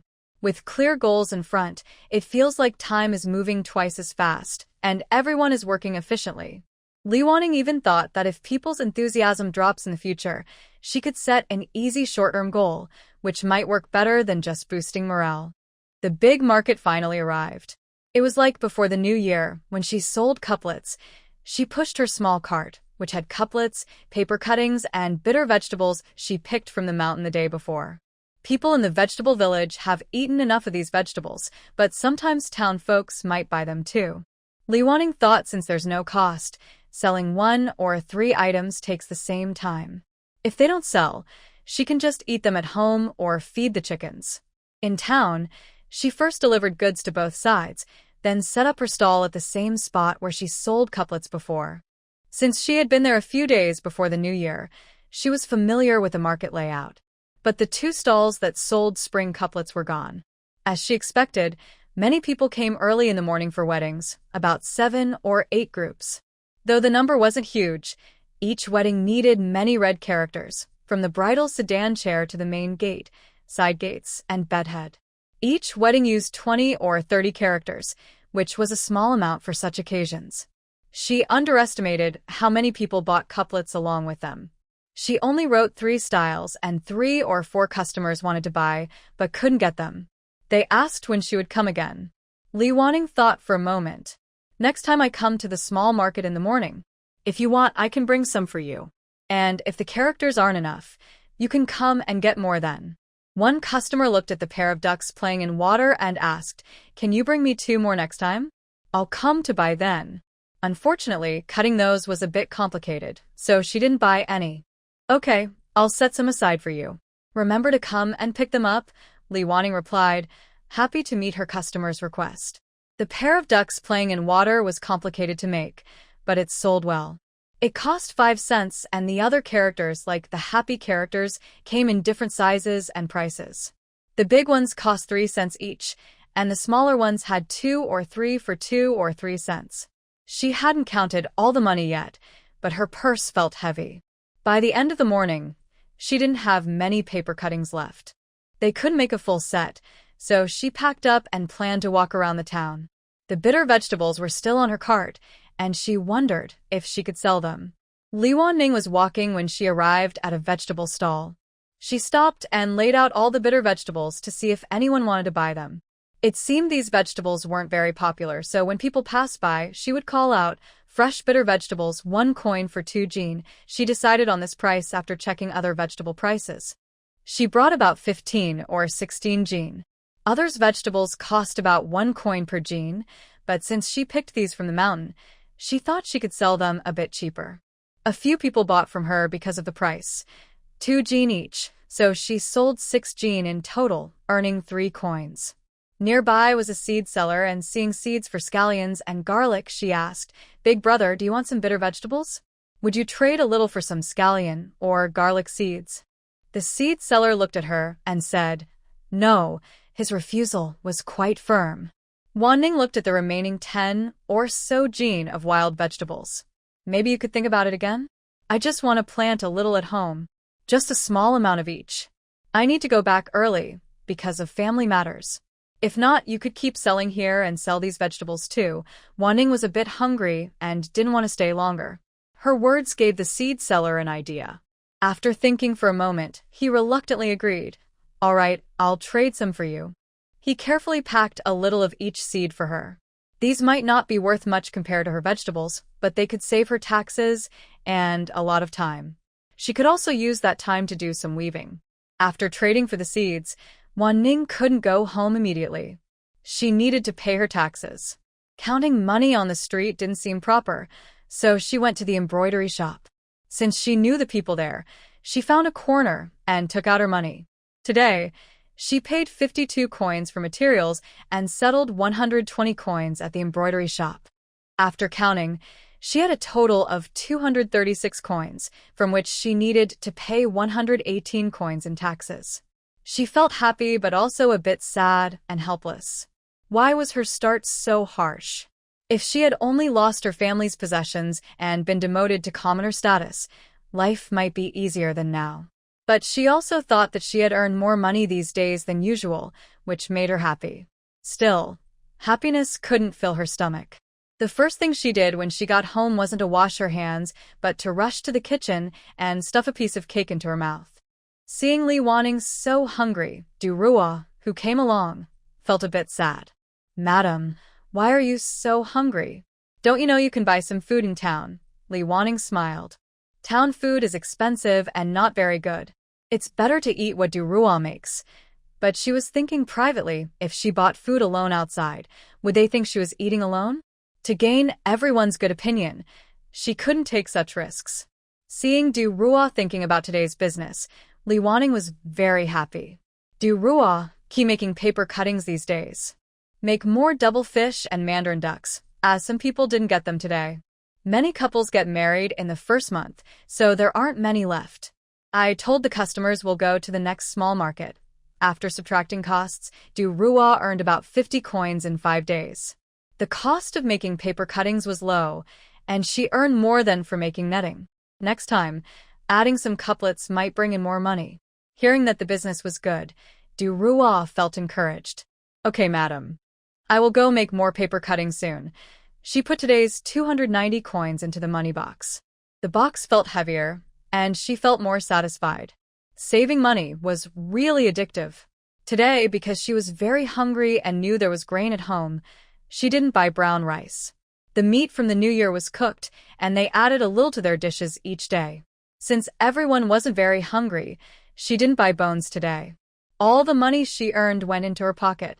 But she thought that selling wild vegetables wasn't worth it anymore. First, it took a lot of effort to pick them in the mountains. Second, they didn't sell very well. If someone spent a long time in that place, the total time cost might not be worth it, unless she had many other things to sell together. Du Rua, don't cook for the next few days. Focus on making paper cuttings. This business might only last a few days, Li Wanning said while making netting. Jian Xiao responded nearby. "Yes, madam. I will do the cooking these days." Li Wanning suddenly felt that having more concubines wasn't a bad thing. After all, there was always someone to do things. During the first month, she sold paper cuttings 3 more times, on the 15th, 20th, and 25th days. On the 15th and 20th days of the Lunar New Year, sales were higher, and they earned over 100 coins each time. Especially on the 15th, they made a net profit of 153 coins. On the 20th day of the 12th lunar month, sales were a bit lower, earning nearly 130 coins. However, on the 25th, the earnings dropped even more, around 90 coins. Li Wanning knew that this trend was about to end soon. The decreasing sales over time were expected. The last sale was already small, and now there aren't many items left. Li Wanning plans to sell slowly and keep some for later, especially since there is still the 12th lunar month this year. These items won't spoil or go out of style. What made Li Wanning happiest was that after more than half a month of effort, the family's savings finally grew from just over 2 taels to 3 taels. This progress was quite fast. If they didn't have to pay taxes, it could be even quicker. After sharing this good news, Li Wanning talked about the next plan. Next, we will start planting. We will replant vegetables in the empty garden plot, including green onions, garlic, peanuts, and sunflower seeds. The main focus will be on the 9 acres of land. She then looked at Lu Buiyuan, who understood and replied, "That land is almost ready. There's about 1 more acre left. If we work hard during this time, it won't delay planting." Lu Qing, standing nearby, added, "The 5 acres of wheat are already prepared. Now, only about 1 more acre of corn remains. According to the planting manual, wheat is planted in March and April, and corn in April and May. There's about a 1-month gap, so as long as nothing unexpected happens, planting won't be delayed at all." However, Li Wanning had been curious about one thing. She often saw videos talking about winter wheat and spring wheat, and she wondered why, despite the warm weather here, people only plant 1 crop each season. She really wanted to understand this. If they could plant 2 crops, the harvest would be doubled. Since the grain tax is only collected once, if they could grow winter wheat, it would all belong to them. Thinking of this, Li Wanning felt excited. Author, are you there? Come out quickly. I have a question for you." This time, the author arrived quickly but sounded impatient, probably stuck on writing. Li Wanning secretly thought, "What's wrong now? Speak. But now, when I have questions, I don't care about others' attitudes. I just pretend I didn't hear. I need to be stronger inside. I ask, why do you only plant wheat and corn for 1 season? It's so warm here. Shouldn't you be able to grow 2 seasons? The author replies with a slightly annoyed tone. Who cares how many seasons I plant? I like planting just 1 season, okay? Hearing this, Li Wanning covers her mouth and exclaims, "Oh, I see. You probably don't even know that in the South, you can grow 2 crops a year. So, is it possible or not? Can I plant 2 seasons?" The author's tone turns cold. You can plant however you want, but don't talk nonsense. Sometimes being careless can cost you. Li Wanning quickly responds, "All right, I get it. I know 2 seasons are possible. But considering that the exiled people aren't used to farming, I think they should just plant 1 season." Got it? The kind-hearted author is just being kind. But to the author, this sounds like mockery, and he gets angry and speechless. You. Be careful what you say in the future, or you'll regret it. After talking with the author, Li Wanning decides to try. If it doesn't work, at worst, the harvest will be smaller but not completely lost. If it succeeds, not only will her family benefit, but maybe she'll get some praise or rewards, grain or money. She wouldn't mind. She says, "You all do your work first. It's okay if you don't finish. Later, we'll do it together. But I need to tell everyone something. I plan to start planting wheat in early February. If possible, we'll try growing 2 crops of wheat this year. It's so warm here. Maybe we can even do it in winter." Since this concerns everyone, Li Wanning feels it's right to share her plan. 2 crops. Everyone is stunned. They've never heard of growing 2 crops of grain in a year. Yes, let's give it a try. This place is different from the north. In the north, we can only grow 1 season of vegetables, but here vegetables can be grown all year round. So I want to see if we can grow 2 crops of wheat. As long as we plant it in the ground, even a little grain growing is better than wasting seeds. The worst case is that we all work hard for nothing. Since farming is everyone's effort, they need to consider that sometimes the effort and the harvest might not match. Then if we grow the crops, do we still have to pay taxes? Indeed, this was the key question, and Lian Xiao quickly realized it. Usually the grain tax is collected all at once here, so there probably won't be a second time. Li Wanning thought her understanding was correct. The others didn't have much to say because if they could grow enough grain without paying taxes, it would be a big gain. This year, the land didn't do very well. with a yield of about 120 jin per mu. If they plant 2 seasons, even with some discounts, they might get around 100 jin per mu. If they plant winter wheat on all 9 mu, that would be 900 jin of grain. After subtracting the seed, they'd still have over 700 jin. That's about 2 jin a day, which, with some brown rice added, would be enough. This is just for the 9 mu of land this year. If they open up more land as required, their mother wouldn't have to worry about us going hungry anymore. Except for the 3 little ones who are still young, everyone else silently calculated this in their minds and arrived at an astonishing number, unable to hide their happiness. Although Lu Yaru couldn't understand all the details, she clearly heard what was said earlier. She tugged at Li Waning's sleeve and asked, "Mother, do we have a lot of grain now?" "Yes, then we won't have to worry about not having enough food. We can also buy new clothes for Ruru during the new year," Li Waning said, patting her head. "Mother, Ruru doesn't need new clothes. Sister can give Ruru her old clothes, and we can save the money to buy delicious food, okay?" Lu Yaru was happy about the idea of new clothes but thought for a moment and asked this question. Lu Yaru's personality really suited Li Waning's taste. If her memory wasn't so clear, she might think this girl was her own child. So sensible, knowing how to weigh things. She chose to eat well, overdressing well. Li Waning used to be like that too, not very concerned about clothes. The most expensive thing she owned might be a pair of shoes, and her clothes were mostly cheap, comfortable items. She didn't wear jewelry or fancy skincare products, only basic ones. Shoes were expensive only if they were uncomfortable, because comfort mattered. She was a practical person, but her attitude toward food was completely different. She knew exactly what was delicious everywhere, and for the sake of eating, she would take several buses to go far away. She could go a whole year without buying new clothes just to eat well.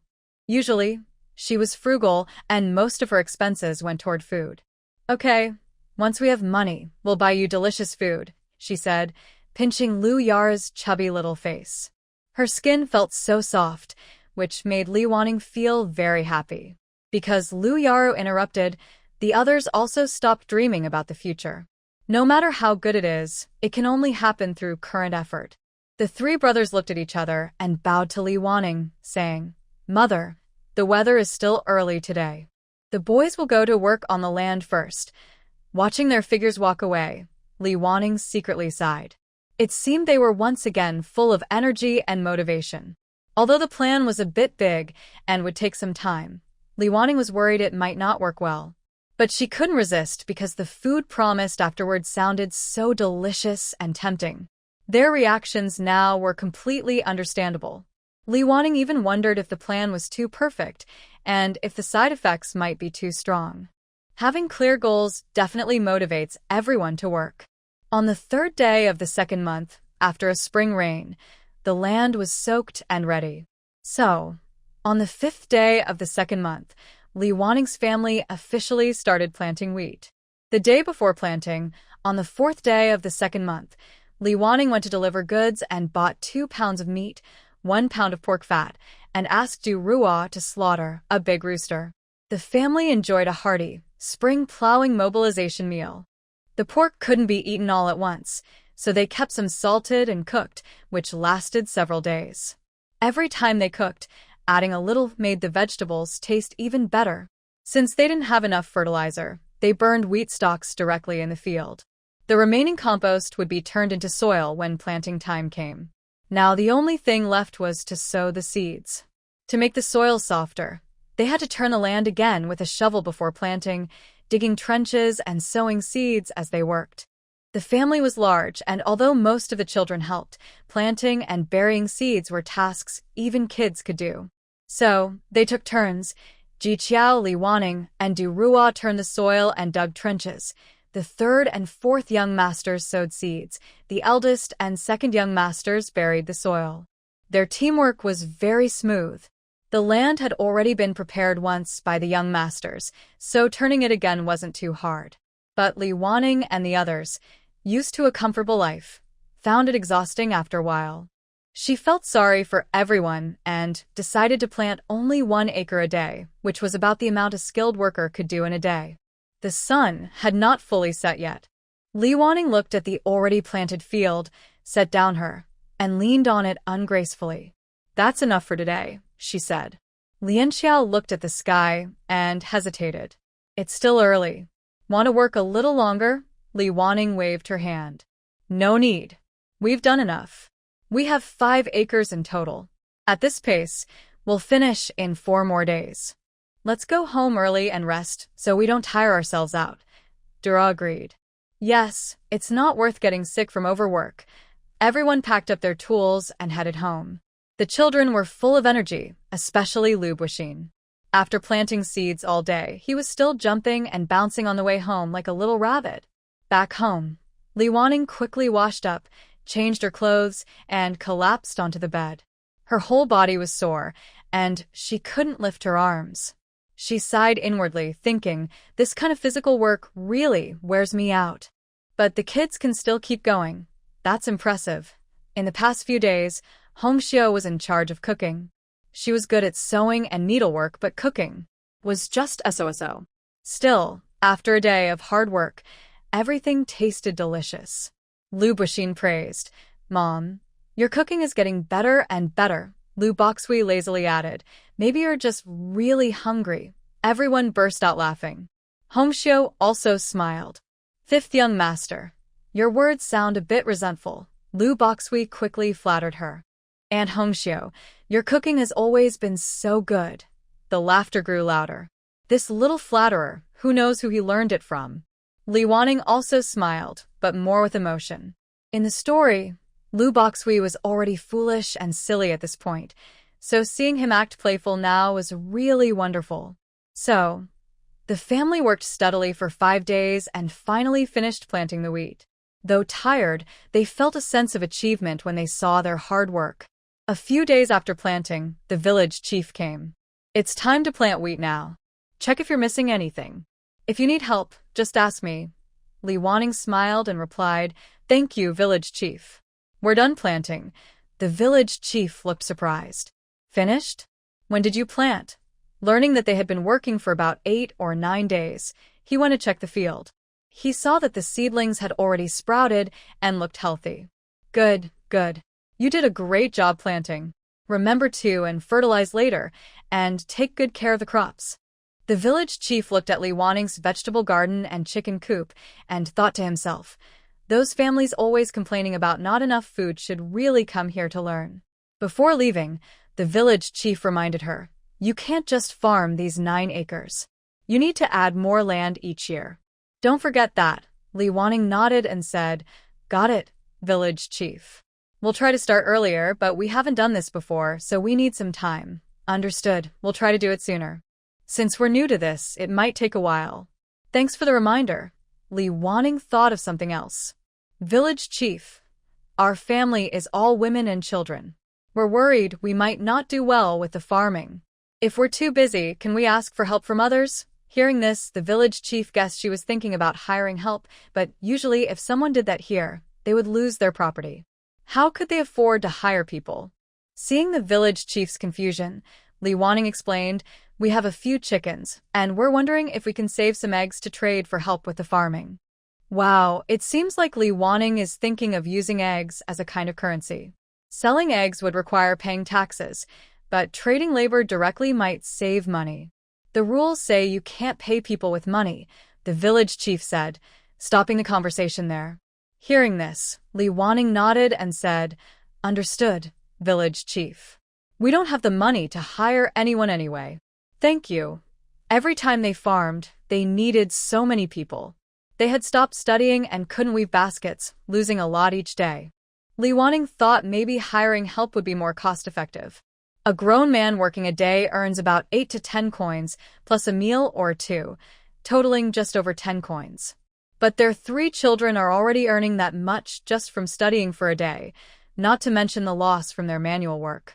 They didn't know the full situation before and didn't dare to do things on their own.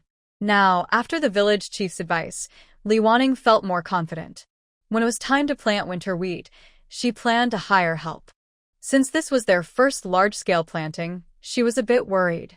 She sent Lu Bofiai to check every day, afraid they wouldn't plant well. But since they planted early this time, if there were any problems, they could redo it. Fortunately, after 10 days of planting, the seedlings had already sprouted in the fields they had sown earlier. Li Wanning finally relaxed. It seemed their skills were good enough, worth praise. The next day, when they delivered goods, she bought a pound of meat and some large bones to celebrate a little. Now, I am not as poor as when I first arrived. I have saved some money in my small savings box. Because of that, Li Wanning sometimes buys some meat to improve everyone's meals. We have been eating pig fat at home, and cooking with it makes the food smell better than boiling. Mother, there are some eggs in the kitchen now. When can we exchange them for little chicks?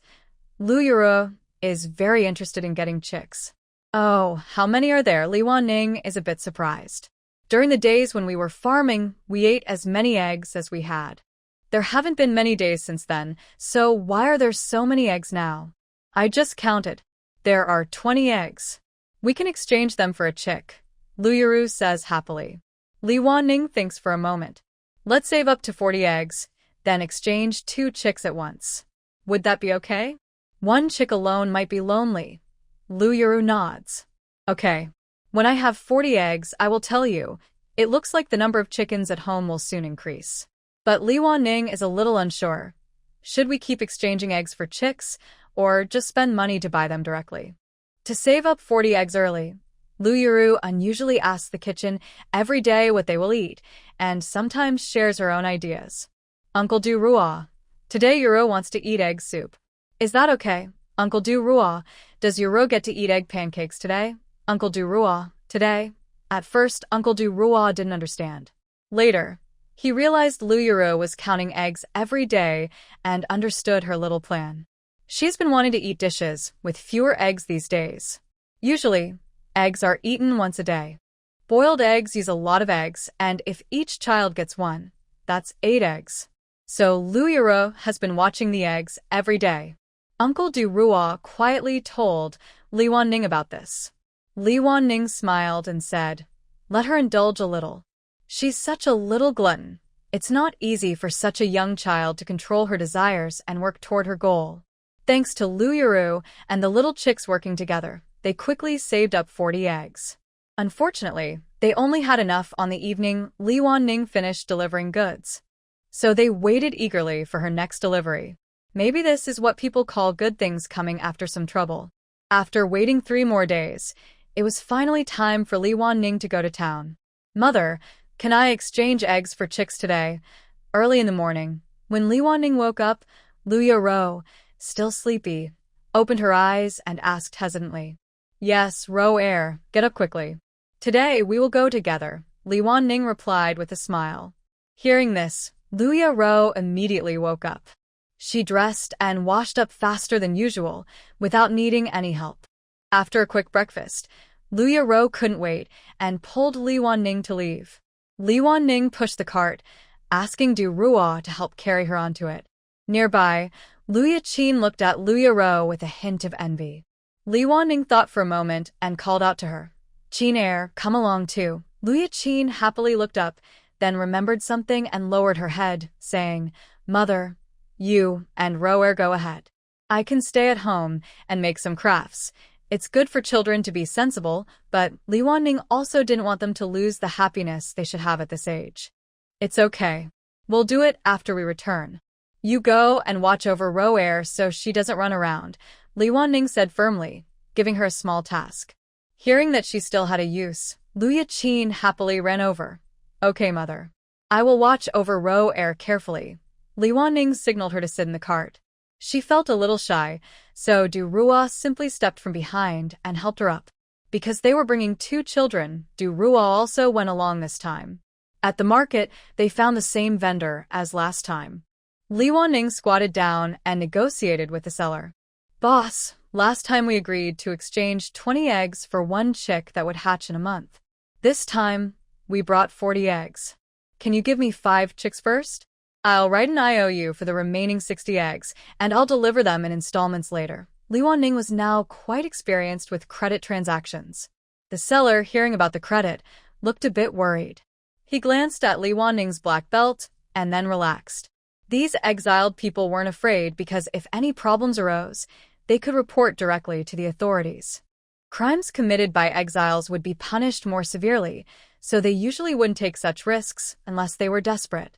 Local people also paid taxes on their earnings, which was normal. They paid less tax than exiles, and barter transactions didn't require taxes.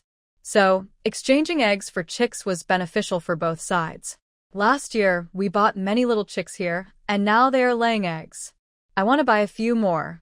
Look, these eggs are from them, Li Wanning said, pushing the basket of eggs in front of the seller. The seller picked up the eggs and looked at them carefully in the light. They could hatch chicks.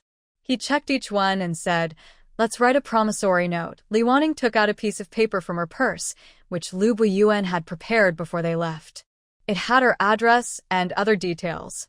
She also showed her household registration to the seller. The seller looked at the paper and thought everything was fine. He then generously allowed them to choose some chicks. Du Rua and her 2 children squatted nearby, watching the chicks. Li Wanning discussed with the seller, "If the eggs are kept too long, it's not good. How about I give you 20 yuan every 6 days? The seller agreed. He also raised chickens but didn't have many. Sometimes he bought eggs from others. Trading chicks like this was a win-win situation. While they were talking, Lu Yaru and her younger siblings, who still had yellow fluff, asked, "Mom, can we buy those little chicks?" Li Wanning looked at them. The chicks looked like small yellow balls, chirping softly. All the babies were very cute, but that wasn't the reason to buy them. These chicks are too small.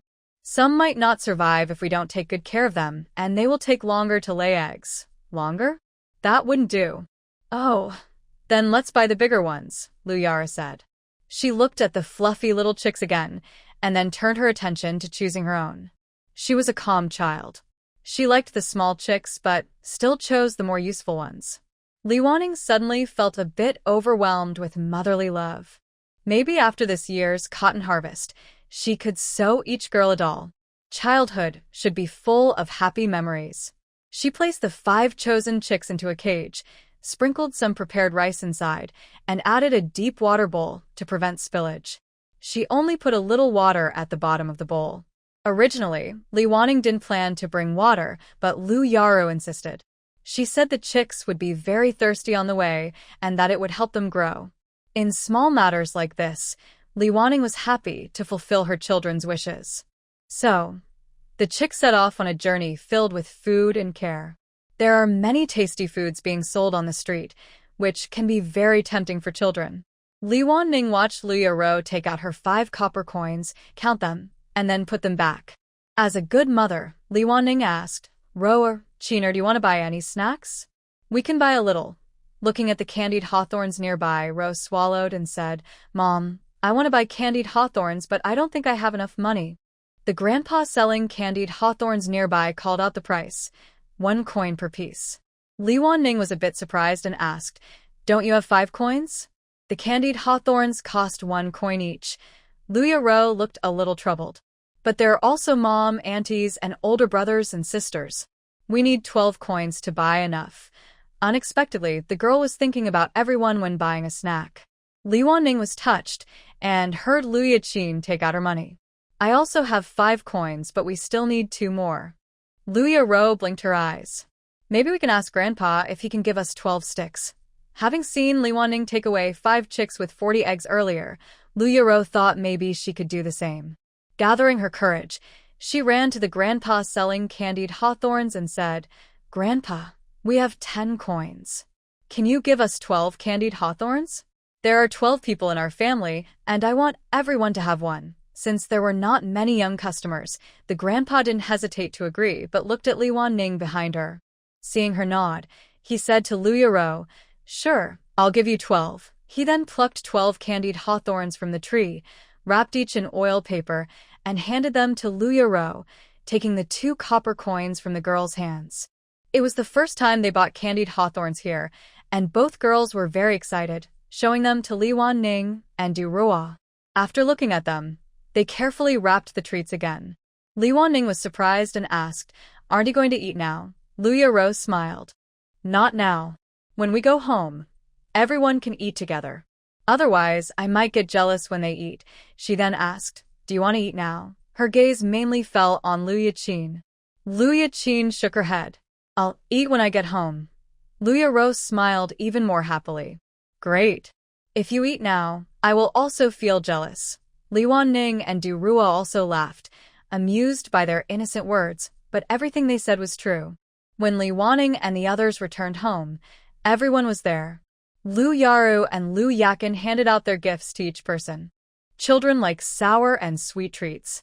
Even Liu Buiyuan and Liu Boying, the older boys, warned themselves not to like these snacks, but deep down, they still enjoyed them a little. The kids were very happy. The adults didn't want to eat much and planned to save the treats for the children. But Li Wanning insisted they finish eating together, sitting face to face and sharing the food. Although Liu Yaru and Liu Yakin had spent all their money, they felt that sharing this candied fruit on a stick brought everyone closer. Maybe they had once tolerated their little sister, but now they truly cared for her. The planting of wheat and corn was about a month apart, so soon it was time to plant the corn. The family's cornmeal was made by grinding small amounts at a time, so they still had enough left. They spent a day selecting seeds, choosing big, whole ones that looked like they would produce a good harvest. The corn seeds were planted about an inch deep. They needed careful control of the planting depth. So, the third and fourth young masters planted the seeds, while the eldest and second young masters covered the soil. The 3 adults worked in front, turning the soil a little more. It took 4 days to plant 4 acres of corn, and everyone was sore and tired. Planting the corn in the ground was not the end of the work. The wheat had already grown thick and lush, and now it needed weeding. Fortunately, the children in the family were sensible. The young masters took the initiative to help with the work. They went to the fields during their study breaks, and the younger children often joined them. Over time, their relationships improved a lot. Soon, March was over. The 60 eggs owed from buying chicks had been paid back to the seller. In a month, the Dragon Boat Festival would arrive. Li Wanning reminded everyone, should we start preparing for the Dragon Boat Festival now? They had previously agreed to sell fragrant sachets and mugwort during the festival. Based on Li Wanning's past experience, they could prepare more of these festival items. If they couldn't sell them all this year, they could sell the rest next year. They wouldn't spoil. Hongxiu took out the torn fabric from last time and began sorting through it. She suggested, Madam, why don't we use these silks and mulberry fabrics to make sachets? These materials aren't very good for other uses anyway. All right, these precious fabrics are looked down upon in Li Wanning's area because they are not very durable and tend to fray easily, making them unsuitable for farm work. Right now, they are only planning to buy cows and don't have extra money to exchange for rough cloth. Otherwise, they would have already replaced their clothes with rough fabric. Okay, we've done everything we can. Next time, let's see if the boss has any leftover scraps of cloth for us, Li Wanning said. She had experienced Double 11 shopping and loved saving money, so she planned to go again to get some more. These sachets don't have strict size rules. Big or small is fine. So, she gave Hongxiu a lot of creative freedom to use the fabric fully. They used scraps of cloth, which were not from the same batch, so the colors and patterns varied. This made each sachet unique. When some fabric was too short, Li Wanning took the remaining pieces and paired a solid colored cloth with a light patterned one. She said, look, if we sew these together, it might look pretty, right? Really? That's quite special. It seems like only our family would do it this way, Hongxiu exclaimed first. The other 2 also liked the idea, so they opened their minds again, picked through the remaining fabric, and made a few more sachets. Li Wanning didn't disappoint. On her way to deliver the goods, she brought back scraps twice more. The second time, Li Wanning felt a little embarrassed and said, Boss Lin, maybe I should pay for the scraps. It's not right to keep asking you for them all the time. Boss Lin didn't mind these small favors. No problem. The larger pieces we sell for money. The leftovers are sorted out, so if you want some, just take them. As she left, Li Wanning was thinking that after the Dragon Boat Festival, she would ask for scraps more often, maybe every now and then, because too frequent requests might seem a bit much. Now that the sachets were sorted, they needed to think about what kind of fragrant spices to put inside. Usually, these contain spices or dried flowers. Spices are too expensive, so they decided to use dried flowers instead. For the Dragon Boat Festival sachets, mugwort is a must.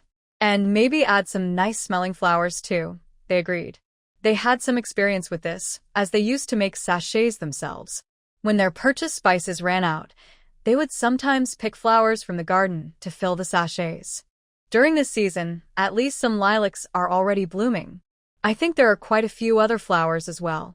We can pick the most fragrant ones to bring back. Du ruadid. The area where we are now is quite warm, and there are flowers all year round, which makes things easier for us. We can find the most beautiful and fragrant flowers on the mountain, pick them, and dry them to use later. Since we don't know much about flowers, we can't always name them, but that doesn't stop us from using them. We crush dried flowers and mugwort, mix them together, and put them into small pouches. The pouches look full, round, and cute.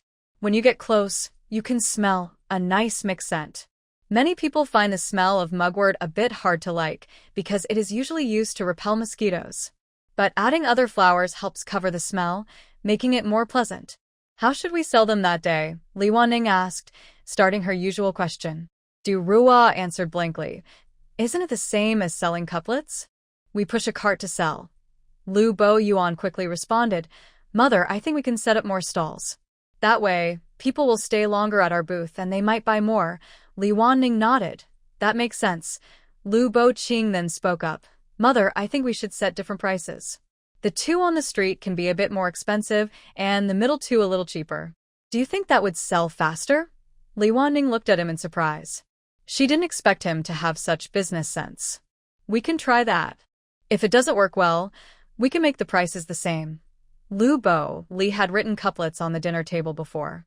Seeing everyone planning to set up several stalls, he asked, besides tables and small carts, what else can we use for the other two stalls? Seeing that no one was speaking and everyone was looking for something to support the stalls, Li Wanning gave a small hint. Actually, for the pouches, hanging them might look better. Lu Bo Chung immediately clapped his hands and almost jumped up. I know. Mother, we can make a frame with bamboo. Tie a thin bamboo pole horizontally to a thicker one. We can hang several layers, and each layer can hold pouches, he explained with gestures, making it easy for everyone to understand his idea. Little Fourth is quite clever, though not as eager to study as his older brothers. But everyone has their strengths. Li Wanning doesn't insist too much. After all, the current exams are even harder than university entrance exams before her time, so not everyone can pass. She smiled and praised. Everyone has good ideas. Let's do it that way. As for making the display shelves, I'll leave that to Bachan. If you have any difficulties, you can ask the three older brothers for help. Then she said to the brothers, Little Fifth is not very strong, but he has good ideas. You three can do the physical work. When brothers work together, they can accomplish anything. I believe you can do a good job. The brothers nodded in unison. Yes, Mother. Lu Bofiai stepped forward from the side and said, Mother, I am also their brother. I can help too. Li Wanning patted his head. Yes, you are all good brothers. Whatever we do, we should discuss together. So Little Fifth should help as well. Li Wanning felt a bit happy. She thought that with her efforts, these children were gradually accepting each other emotionally and feeling more like a family. Originally, siblings from a wealthy family are often half-brothers and sisters, with their own interests and rivalries, making harmony difficult. Their relationship wasn't very good before. So, being poor isn't necessarily all bad.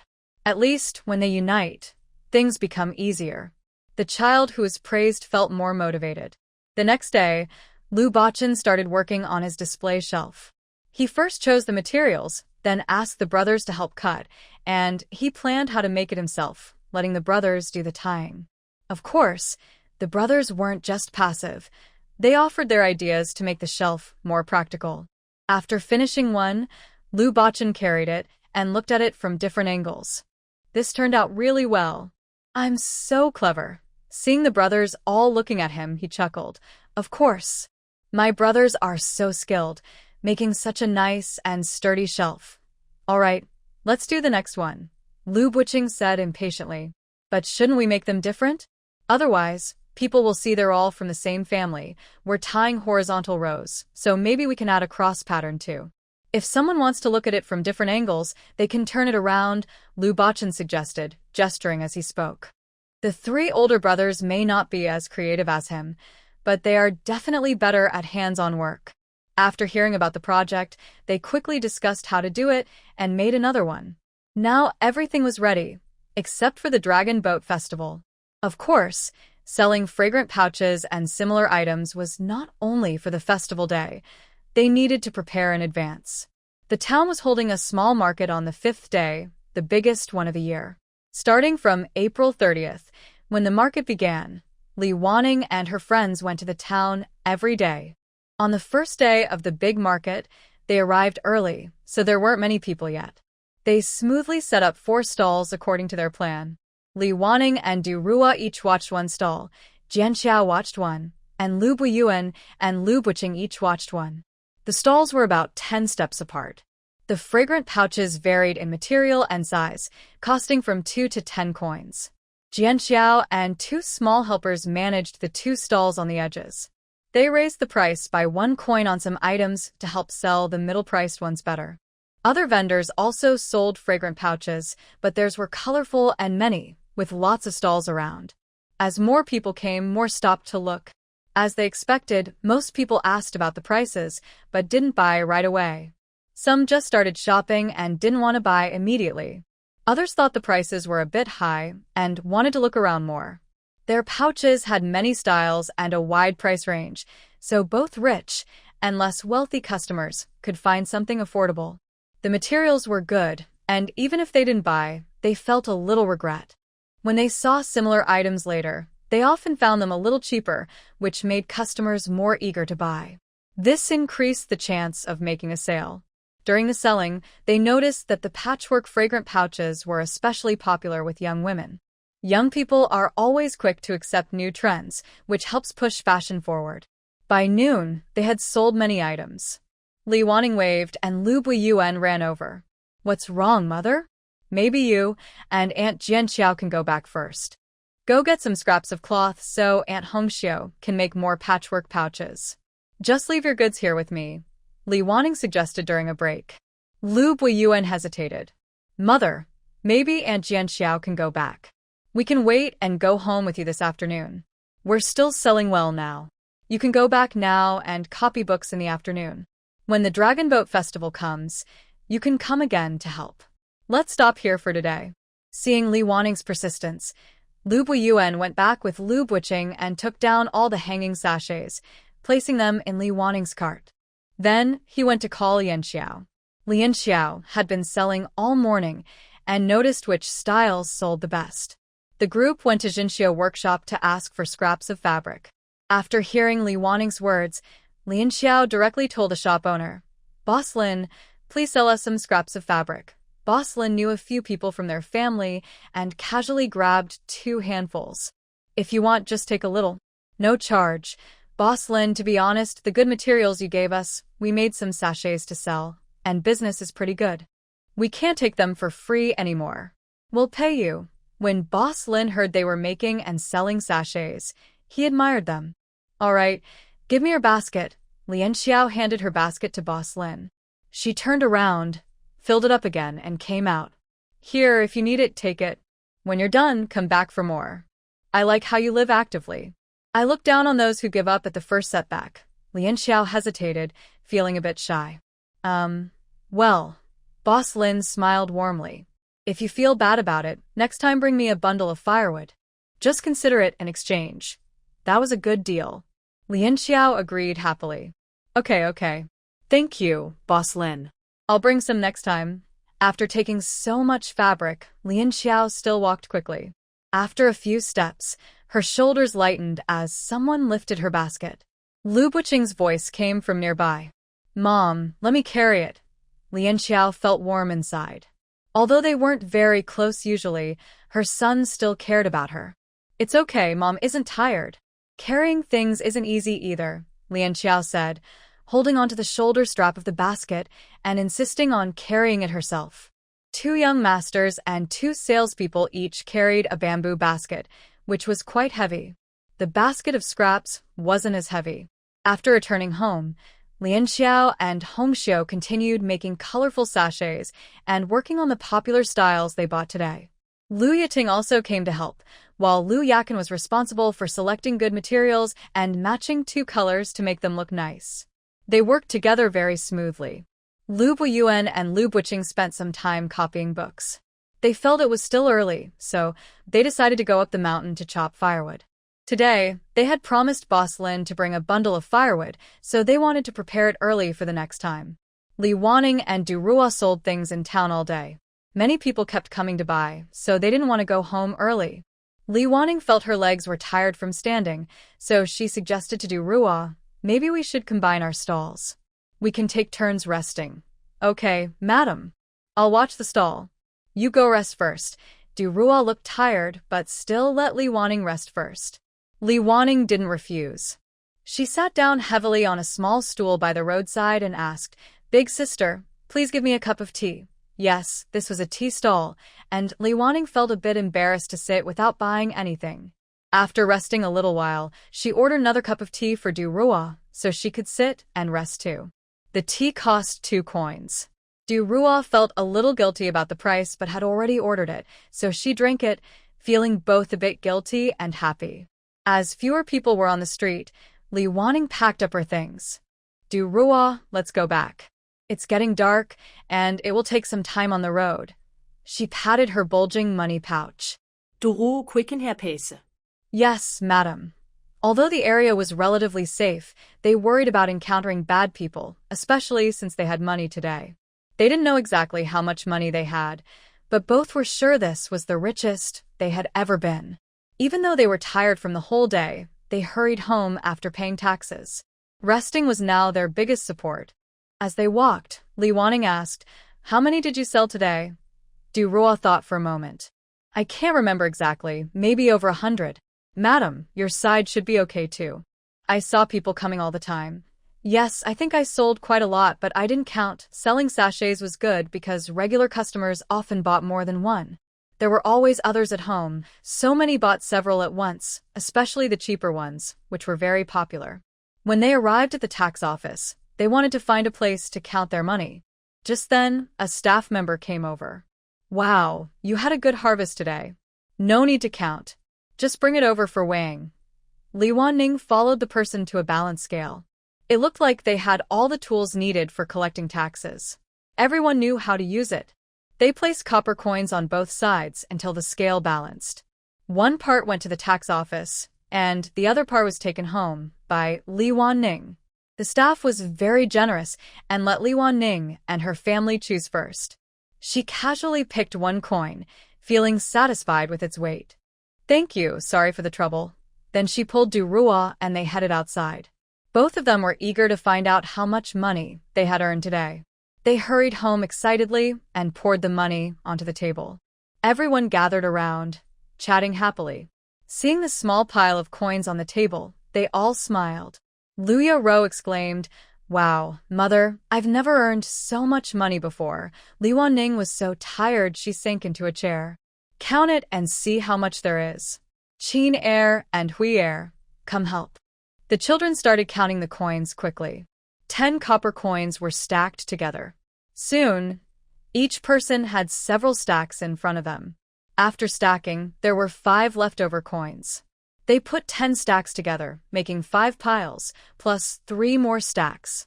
Today, they earned a total of 535 coins. It was a huge amount of money, especially since the only costs were some thread and labor. They still had plenty of sachets in stock and could sell for a few more days. Business wouldn't be as good as today normally, but it was still income. To live well, you need to earn more or spend less. But Li Wanning's family was already eating simple food, so saving wasn't an option. They just wanted to earn a little more. They finished counting the money. Li Wanning rested for a while. She took out the family's money box and pulled out some copper coins. She asked the children to help count enough to make 1,000 coins. Then she took an empty small money bag. With some cloth, she made small bags that could hold about 1,000 coins each. Once they had enough, they put the coins into the bags. They had made 6 so far. With today's, they had 7 bags, like half a cow. Mother, are we going out again tomorrow? Lu Bochin looked happily at the coins. He had help too. The idea for the shelves was his.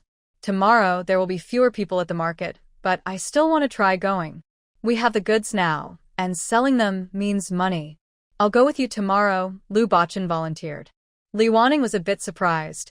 The children rarely ask for anything. Seeing Li Wanning's questioning look, Lu Bochin continued, the older brothers can copy books at home. I don't seem to have much to do at home, so I might as well go sell things and let the brothers stay home. Everyone understood. After the new year, things felt different. They've grown a year older and are thinking more carefully. Since the children are thinking so much, Li Wanning naturally didn't refuse. Okay, then you and I will go tomorrow. She looked at the others and said, there probably won't be many customers tomorrow, so stay at home. Chun'er is right, you can do some other things at home. The next day, Li Wanning brought 2 small stools and some materials for making sachets. If business was slow, with Xiao Si watching the stall, she wouldn't waste time. Indeed, there weren't many people the next day. Since sachets are almost a standard item for the Dragon Boat Festival, and only one other person was selling them, sales weren't too bad. All day, Li Wanning mostly spent time making sachets after selling a few at the start. At first, Lu Bochin didn't know how to do it, but after watching for a while, he learned quickly. Li Wanning also explained the approximate prices and discounts for buying in bulk. Since it was their own business with low costs, selling more or less didn't matter much, and she wasn't worried about him calling out prices too high.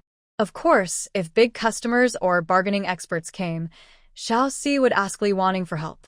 Although Lu Bochin didn't love reading, he learned quickly. From feeling shy in the morning to becoming quite skilled by the afternoon, and he was more relaxed than his brothers. Li Wanning thought he would be a good helper to develop. Near the end of the day, Li Wanning counted her earnings, about 238 coins. They paid 19 coins in taxes and spent 1 coin to buy 20 jin of coarse rice. Today's meals and water were brought from home, so no extra money was spent. During the day, business was not very good, but they still earned over 100 coins. With little forth, Li Wanning didn't waste time making connections, so over the next 3 days, she went out every day. Her daily income was about the same, and she used all her money to buy grain. She planned to buy more grain to take home, so she could change the delivery schedule from every 3 days to every 5 days, saving travel time. Now, both delivery places were familiar to everyone, so bringing back more wouldn't be a problem. Tomorrow was the Dragon Boat Festival. Li Wanning decided to close her stall early to prepare for the next day's busy work. The night before, they held a family meeting. Li Wanning asked, the day after tomorrow is the Dragon Boat Festival. I will go out as usual tomorrow. Who will prepare the mugwort for the festival?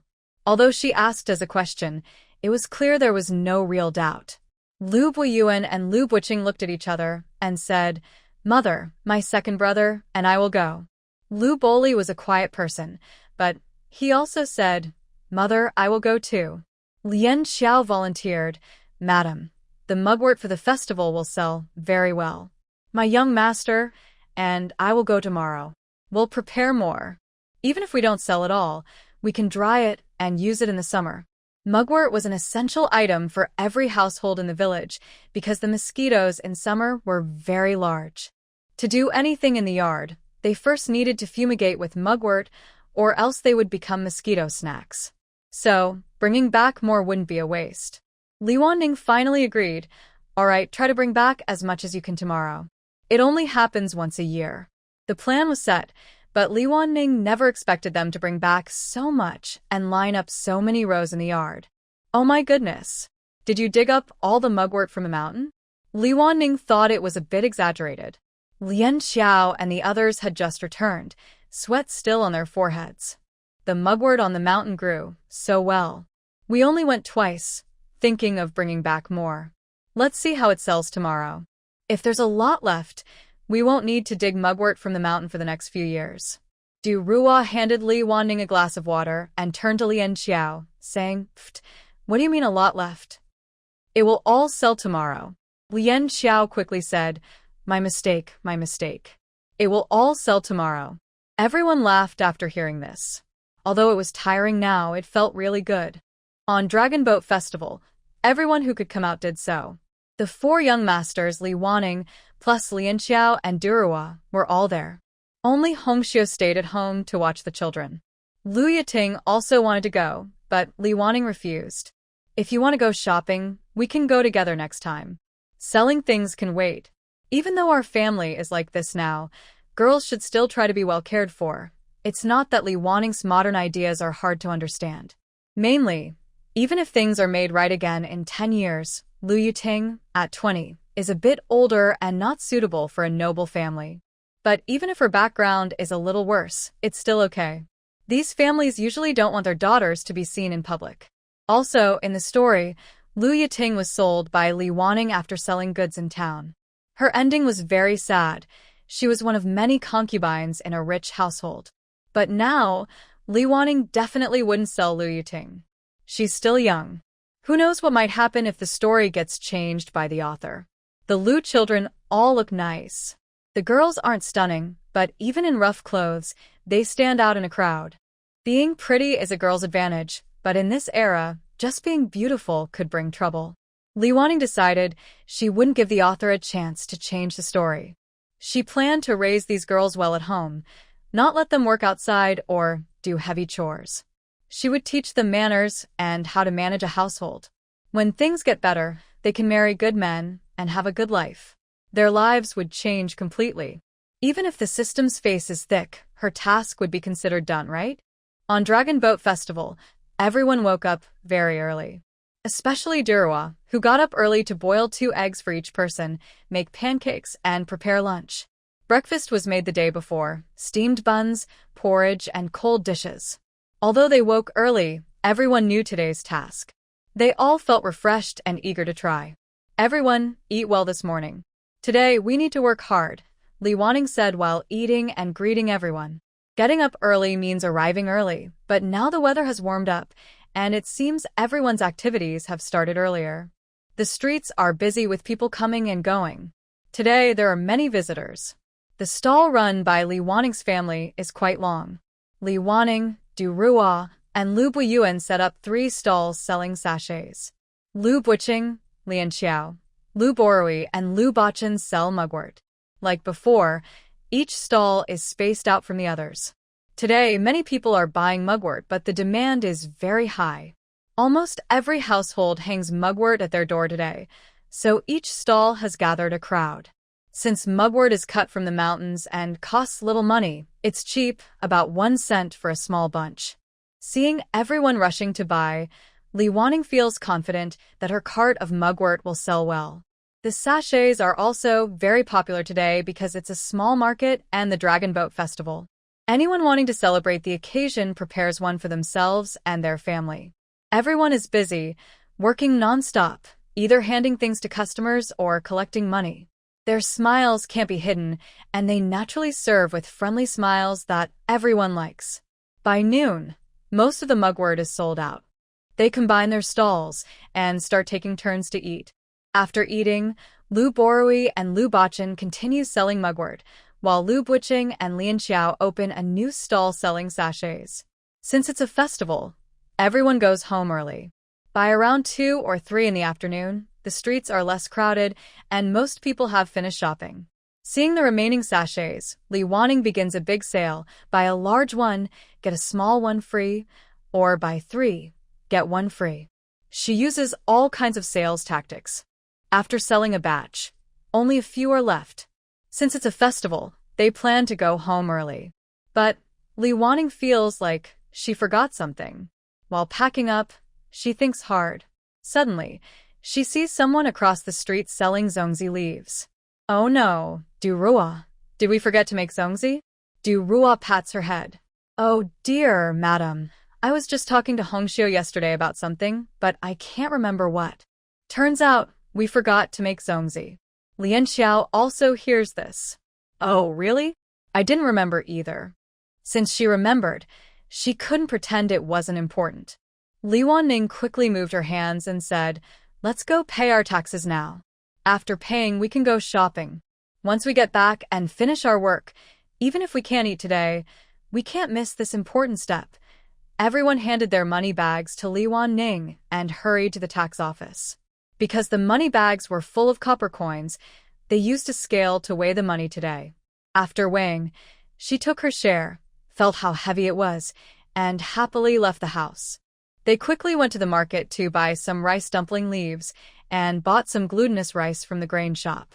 It was a bit expensive, 20 coins per jean. But since they had a big family, Li Wanning bought 2 jean. Based on the size of their usual dumplings, 1 jean could make about 15 or 16, and 3 jean could make over 30. Each person could eat 3, which was enough. Without a refrigerator, the dumplings would spoil if kept too long. They also bought some red dates. People in the South often fill dumplings with various ingredients, like egg yolks or meat floss. Thinking about the different flavors she tried when visiting the South, Li Wanning suddenly felt a little uncomfortable in her stomach. As a native from the North, she was used to a very firm taste and believed dumplings should only contain red dates. When they got home, Du Rua went to soak rice and wash dates to prepare for making dumplings. Li Wanning started organizing the money. Lu Yaro was in a bit of a dilemma. She wanted to see how Du Rua was making the dumplings and also wanted to know how much money they had earned. She looked around, and Li Wanning couldn't help but smile. Annie Du Rua isn't making dumplings yet, just soaking rice and washing dates. You can start counting the money first.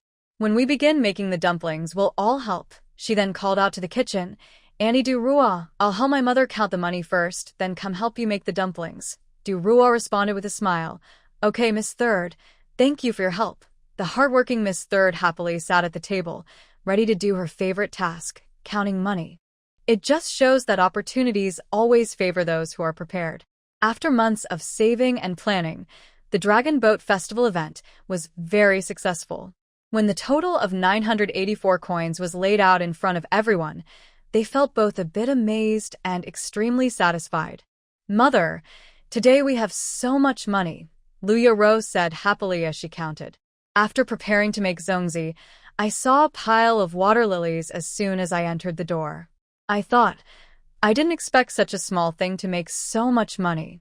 Oh, are there any festivals coming up? Li Wanning calmly took out her money box, counted out 16 coins, and put enough silver into a new small bag. She counted again, and now she had 8 bags in total. They had only 7 taels left from their previous savings. The long journey of 20,500 miles was already more than halfway done. Counting it up, they earned less than 2 taels during the Dragon Boat Festival, mostly saving about 1.5 taels, with the rest spent on food. Now, they had stored dozens of jean of grain, enough to last for a while without buying more. Li Wanning looked at her money box and said, We must buy a cow before the new year, or the village chief won't be happy. We can't keep delaying the land clearing. Later, everyone will have to work hard again. Once we have more money, we will buy meat for you. 1 year older, Lu Yaro became a bit more mature in her thinking. Mother, when these 5 little chickens grow up, they will lay many eggs. We can sell some to save more silver. The other children didn't speak, but they clearly felt the same desire to work harder and contribute more to the family. Although their family had more children, they lacked enough strong workers. Still, the children were very sensible. They eagerly took on any chores they could do. Now, they had all taken over weeding, giving the adults more time to earn money. Thinking of this, Li Wanning felt very happy. She patted Lu Yaro's head and said, Yes, when the chickens grow up, we will have more income.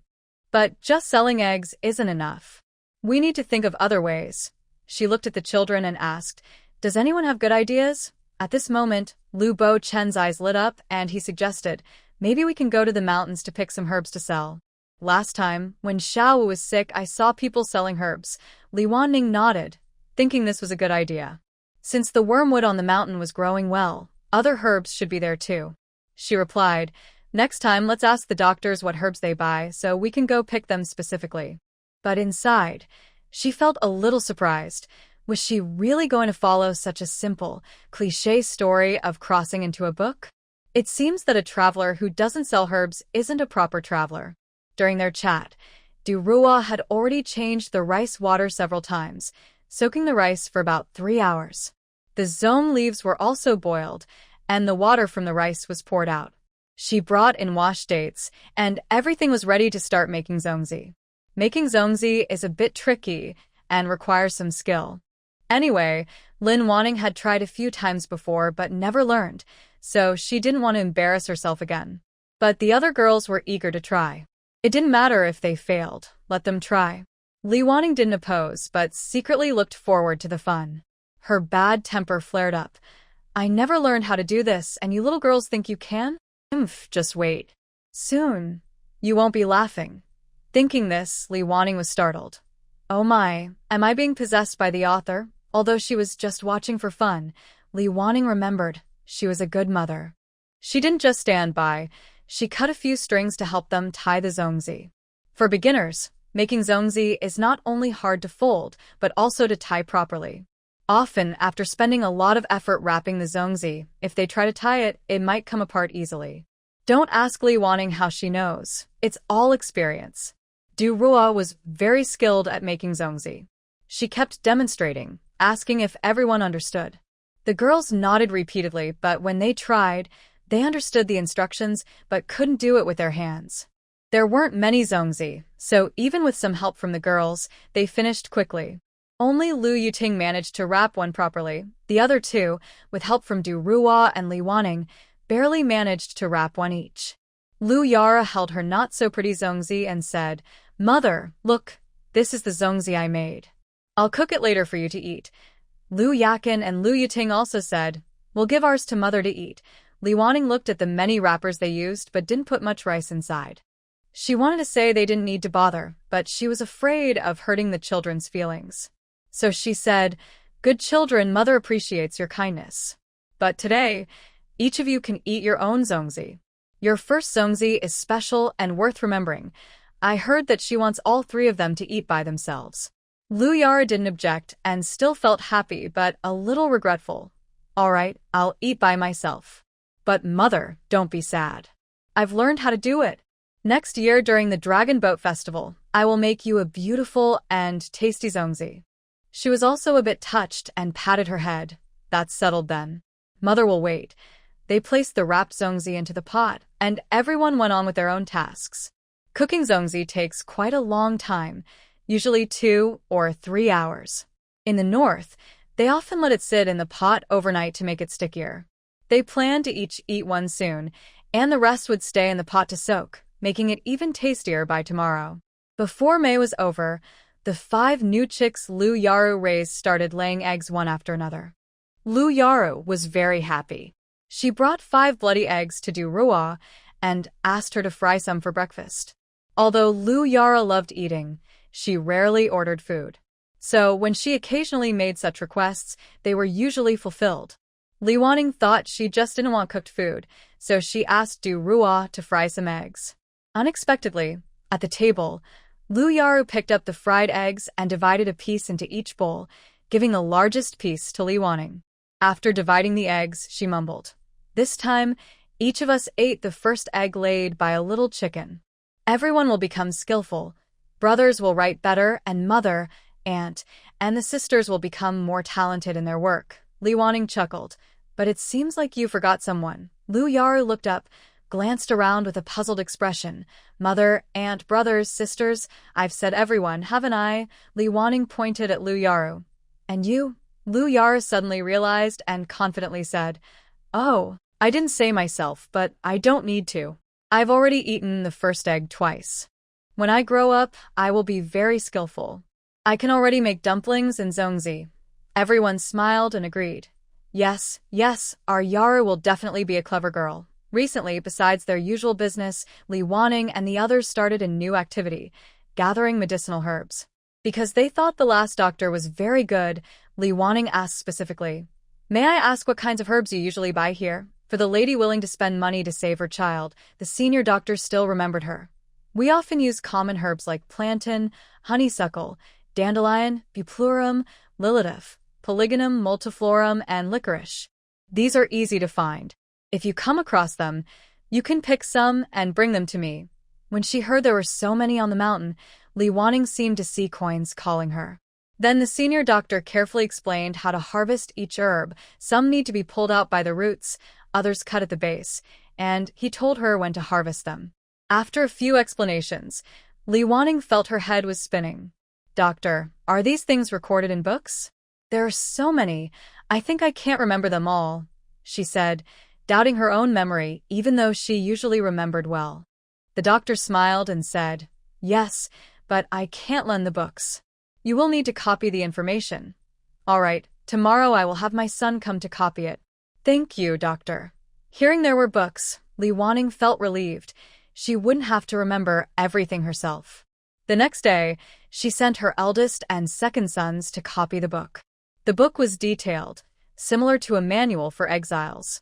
It included pictures and leaf samples of each plant, detailed descriptions of their features, how to harvest them, and the best times to do so. It also explained how to process the herbs initially, probably meant as basic training for herbal apprentices. Because it was basic, the information wasn't kept secret and was available for them to copy. What Li Wanning appreciated most was that the doctor not only let them copy the information but also brought some common herb leaves for them to stick in the book, matching them with the real plants for easy comparison. Thanks to the doctor's thoughtful help, Li Wanning secretly decided that when they sell herbs in the future, they would accept whatever price the doctor suggested, no bargaining. The task of collecting herbs was assigned to a few young masters. Every day after breakfast, they would copy the book, then go up the mountain or to the fields to whichever they preferred. After lunch and a short rest, they would continue copying, and then they could do whatever they wanted with the rest of their time, like helping out with household chores. Usually, Li Wanning and Lian Xia would check the herbs they brought back, comparing them carefully with the pictures and leaves in the book before moving on to the next step. Several young masters go to the mountain not only to pick herbs, but also to gather firewood, dig wild vegetables, or cut grass to feed the chickens. Since they now raise many chickens, it's not enough just for a few children to pick grass nearby, so they also bring back some from the mountain. Because they only pick herbs casually, they don't gather much. After a month, they might sell only a few dozen coins. However, Li Wanning doesn't mind. As long as she can earn some money, it's progress. At each market, Li Wanning also takes paper cuttings with the character, happiness, to sell for a while. She doesn't earn much, but she always makes 30 or 40 coins each time. She goes with a net, just doing her crafts in a different place, which doesn't slow her down at all. Once all the chicks start laying eggs, the children's chickens never run out of eggs, and sometimes there are extra.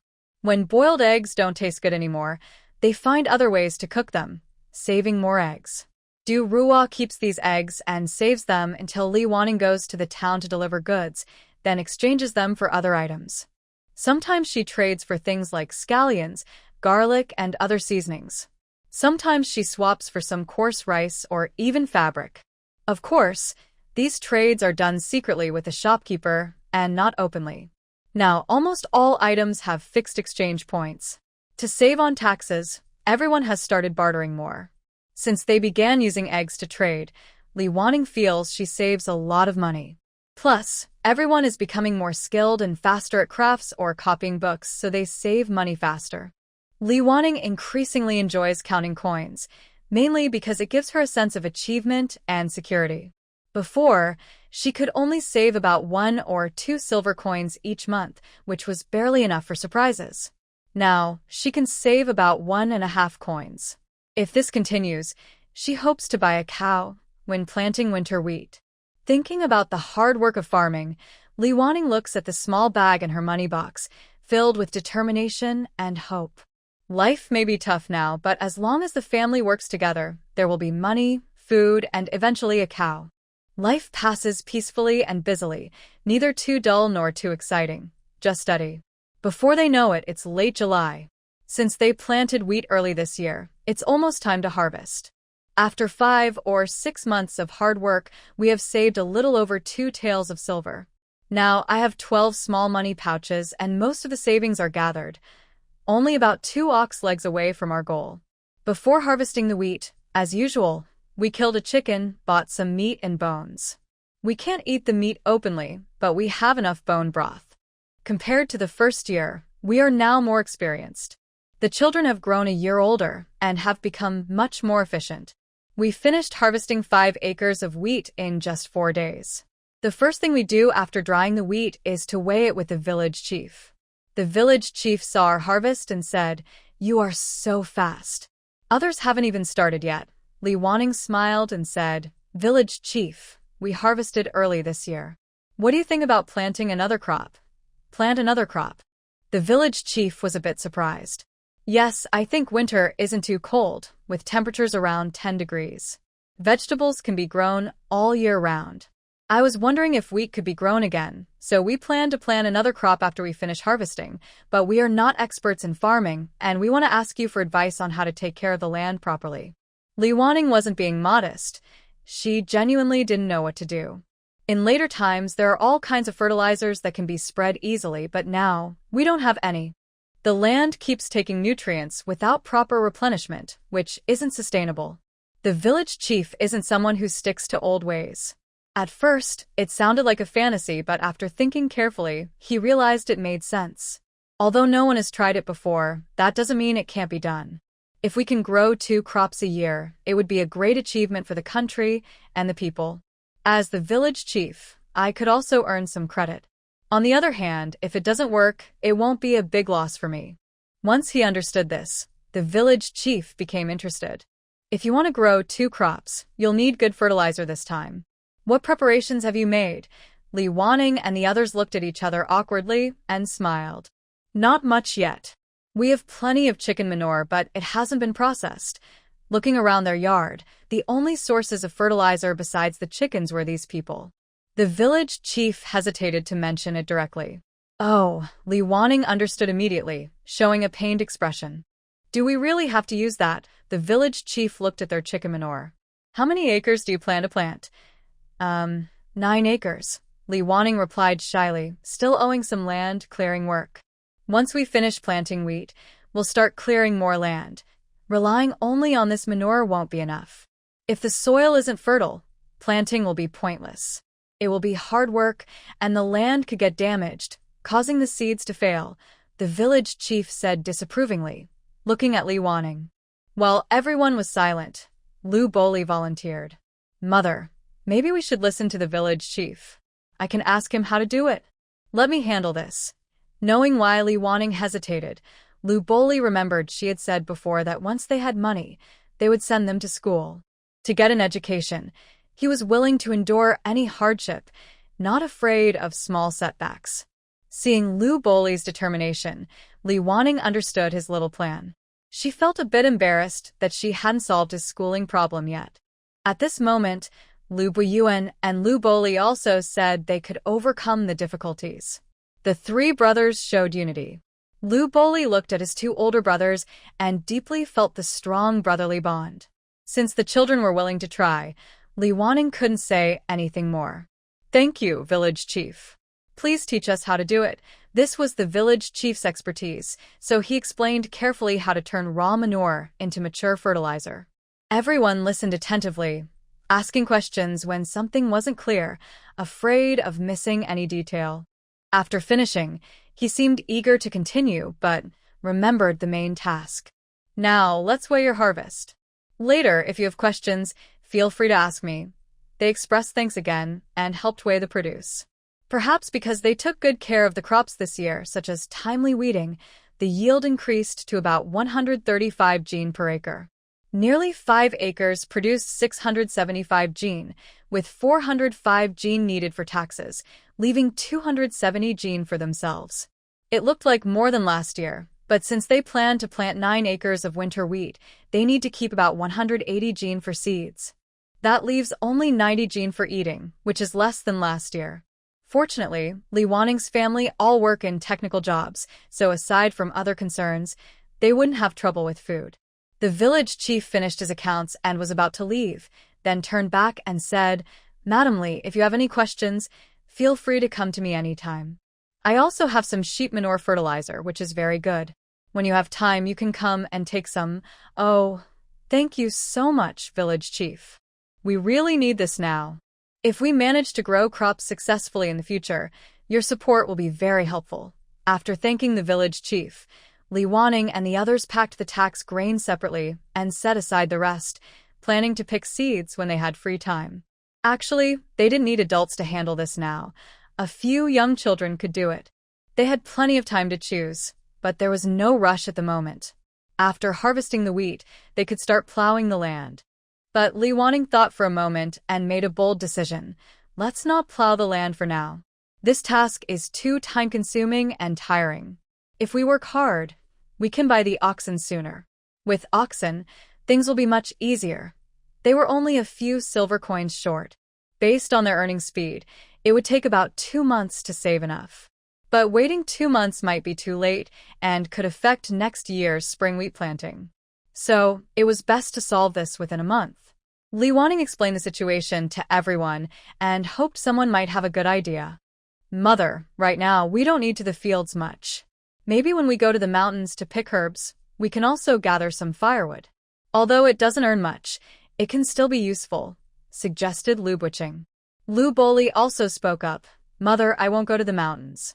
I can spend more time copying books. Li Wanning remembered why he limited his writing every day and asked, Can you keep your focus well? Lu Boli thought for a moment. I'll make sure to leave enough rest time so it won't affect my work. Li Wanning was still at ease with this child, but knowing how deep his desire was, she warned him. All right, you can manage yourself. But don't push too hard.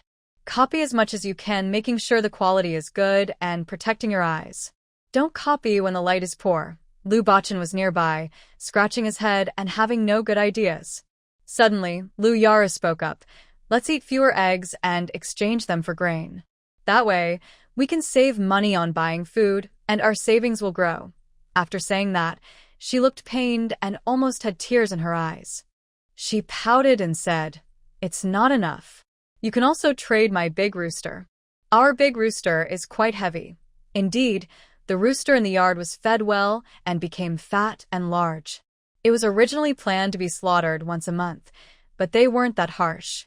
Usually, they slaughtered one every 2 months. Right now, there were still 3 roosters in the yard. Such a fat rooster should be worth about 200 coins on the market. Even if they traded it for grain at a discount, it would still be worth at least 150 or 60 coins. The 3 roosters together could be worth half a silver coin. Seeing Lu Yuro's expression, Li Wanning couldn't help but smile, feeling a bit bitter. This poor girl, who should have been loved by everyone, was now working hard raising chickens. She often didn't even have enough eggs to eat. Now, she might even lose those few big roosters used for special meals.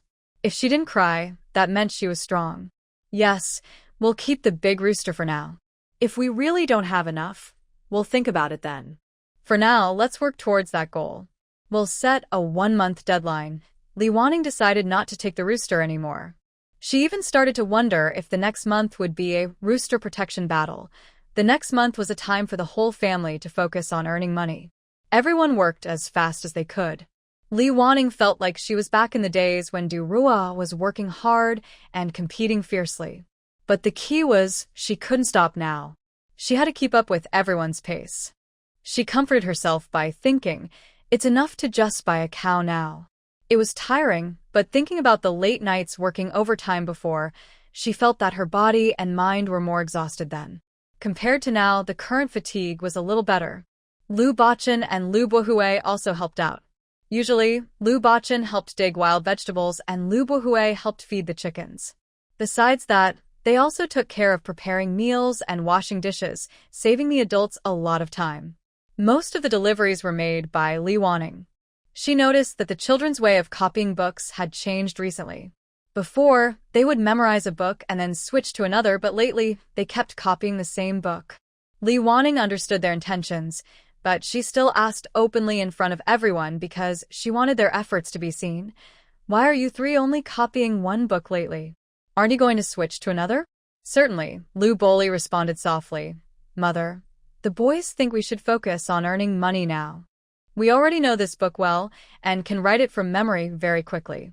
Let's buy the ox first. As soon as Lu Boli said this, everyone's eyes turned to them. They had already thought the young masters were sensible, so young yet so positive even in tough times. But they never expected that they could consider such detailed matters. Li Wanning suddenly felt that the story in the book was quite fair. So many smart and well-behaved children had been overlooked by her, and she felt it was unjust. Recently, we won't buy brown rice anymore. We'll eat more noodles. Since we just harvested wheat, saving the money for rice means we can buy a cow sooner. Li Waning's suggestion was basically a decision. First, she was the highest in rank, and second, her reasoning made sense. Usually, they spent 60 coins every 3 days on rice. Saving that for a month would be 600 coins. They stopped buying rice, but they still often had bone soup and sometimes ate some meat. However, all these were free because Li Waning exchanged eggs for them. Although the family mainly ate vegetables, everyone felt life had improved a lot. They used to cook mainly by boiling, but now they fried food, and pork fat made the dishes much tastier than vegetable oil. The only downside was that they had to eat hot food quickly. But if a bowl of noodles was fried with a piece of pork fat, it was truly delicious. Recently, Lu Yuru often threw food in front of her big rooster and kept saying, "Big rooster, eat well. Grow strong. Whether for selling or eating meat, you can have a little more." Li Waning chuckled. Ruru, luckily, it doesn't understand. Otherwise, it would definitely starve itself to thinness, and you'd have that terrible idea. Ruru turned and smiled. "It's okay, mother." From the moment this rooster hatched, it was destined for this kind of life. Since the outcome can't be changed, it must be trying to be happy every day. So, if there's good food, it eats. If there's fun, it plays. Li Waning was startled. Oh my! It's just about eating well and playing. She felt like she was hearing herself. I don't know if her words had a hidden meaning. I think such a young child shouldn't understand so much. But I also worry that ancient people are very clever. After thinking for a moment, I patted her head and said, "Making yourself happy is right, but the outcome may not change. If these little chickens are very united and smart, they can't be kept in this cage. Hard work always pays off." After a month, I saved another 2.5 taels of silver. Now I have 14.5 taels, just 500 coins away from my original goal of 15 taels. It's also time to harvest the corn. After collecting the corn, I can start preparing the land for the second planting. We'll first harvest the corn, then go see the cows. If we can buy one, that would be great. If not enough money, we can sell some corn, thought Li Waning, recalling Lu Yar's attachment to the big rooster. She couldn't bring herself to sell the chickens. To adults, they're just chickens. When Lu Yara grows up, she might think it's nothing special. But at least now, for whatever reason, she cares a lot about those chickens. So, when possible, I try not to leave her with unnecessary regrets. Although we planted little corn, the process is quite complicated. After harvesting, we need to shell the corn and then weigh it with the village chief. Since we plan to plant a second crop later, the village chief was very eager to help.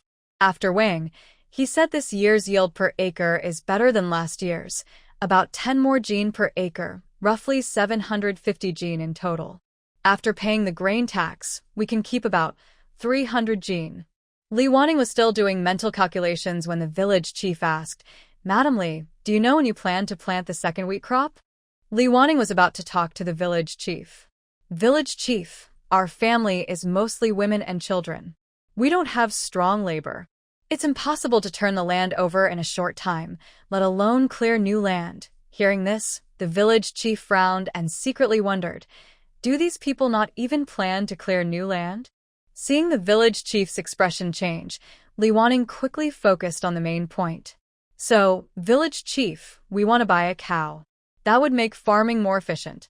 Do you have time to go buy one with us?" "Of course I do," the village chief readily agreed.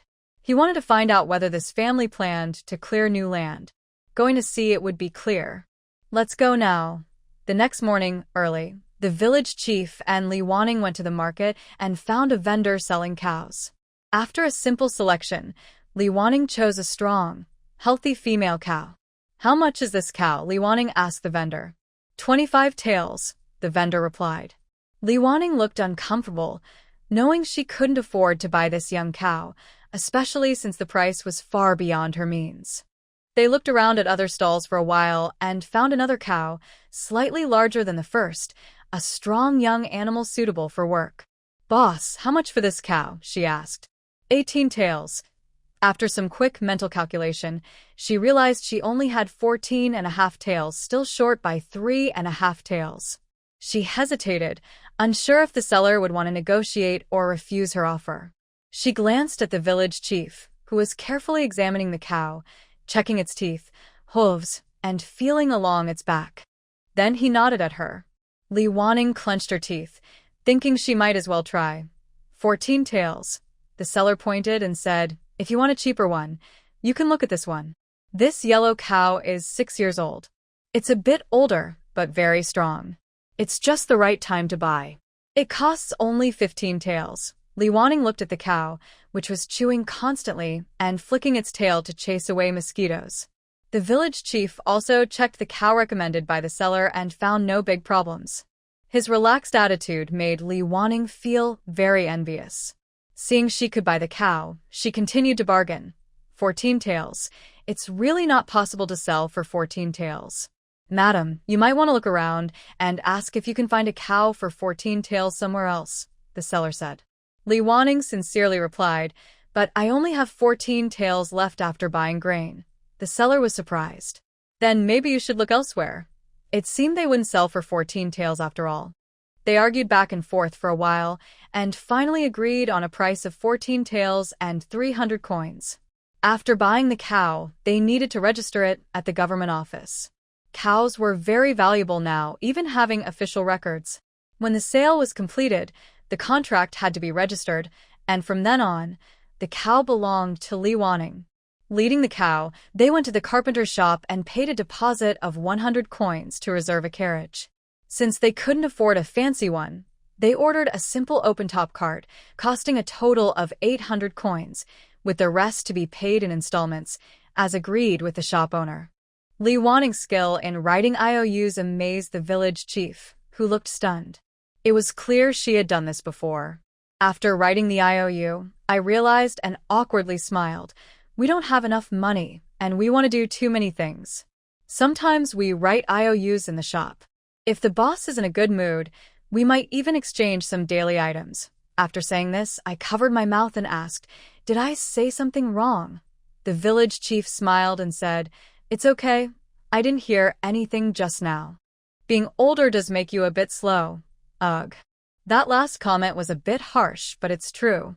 Li Wanning had never raised cattle in her 2 lives, so she didn't know much about it. She kept asking the village chief for advice on how to raise cattle because she saw that he had cows at his home. The village chief was very open and shared all his experience freely. She felt she learned a lot along the way. The village chief was a kind person. He helped villagers whenever they had problems, especially her family. They had gone to him many times, and he had been very kind to them. Li Wanning decided to buy some gifts later to thank him. When they brought the cow home, the children were very excited. Although their family had a horse before and there were cattle on the farm, to them, these animals were just transportation. They had never personally taken care of them.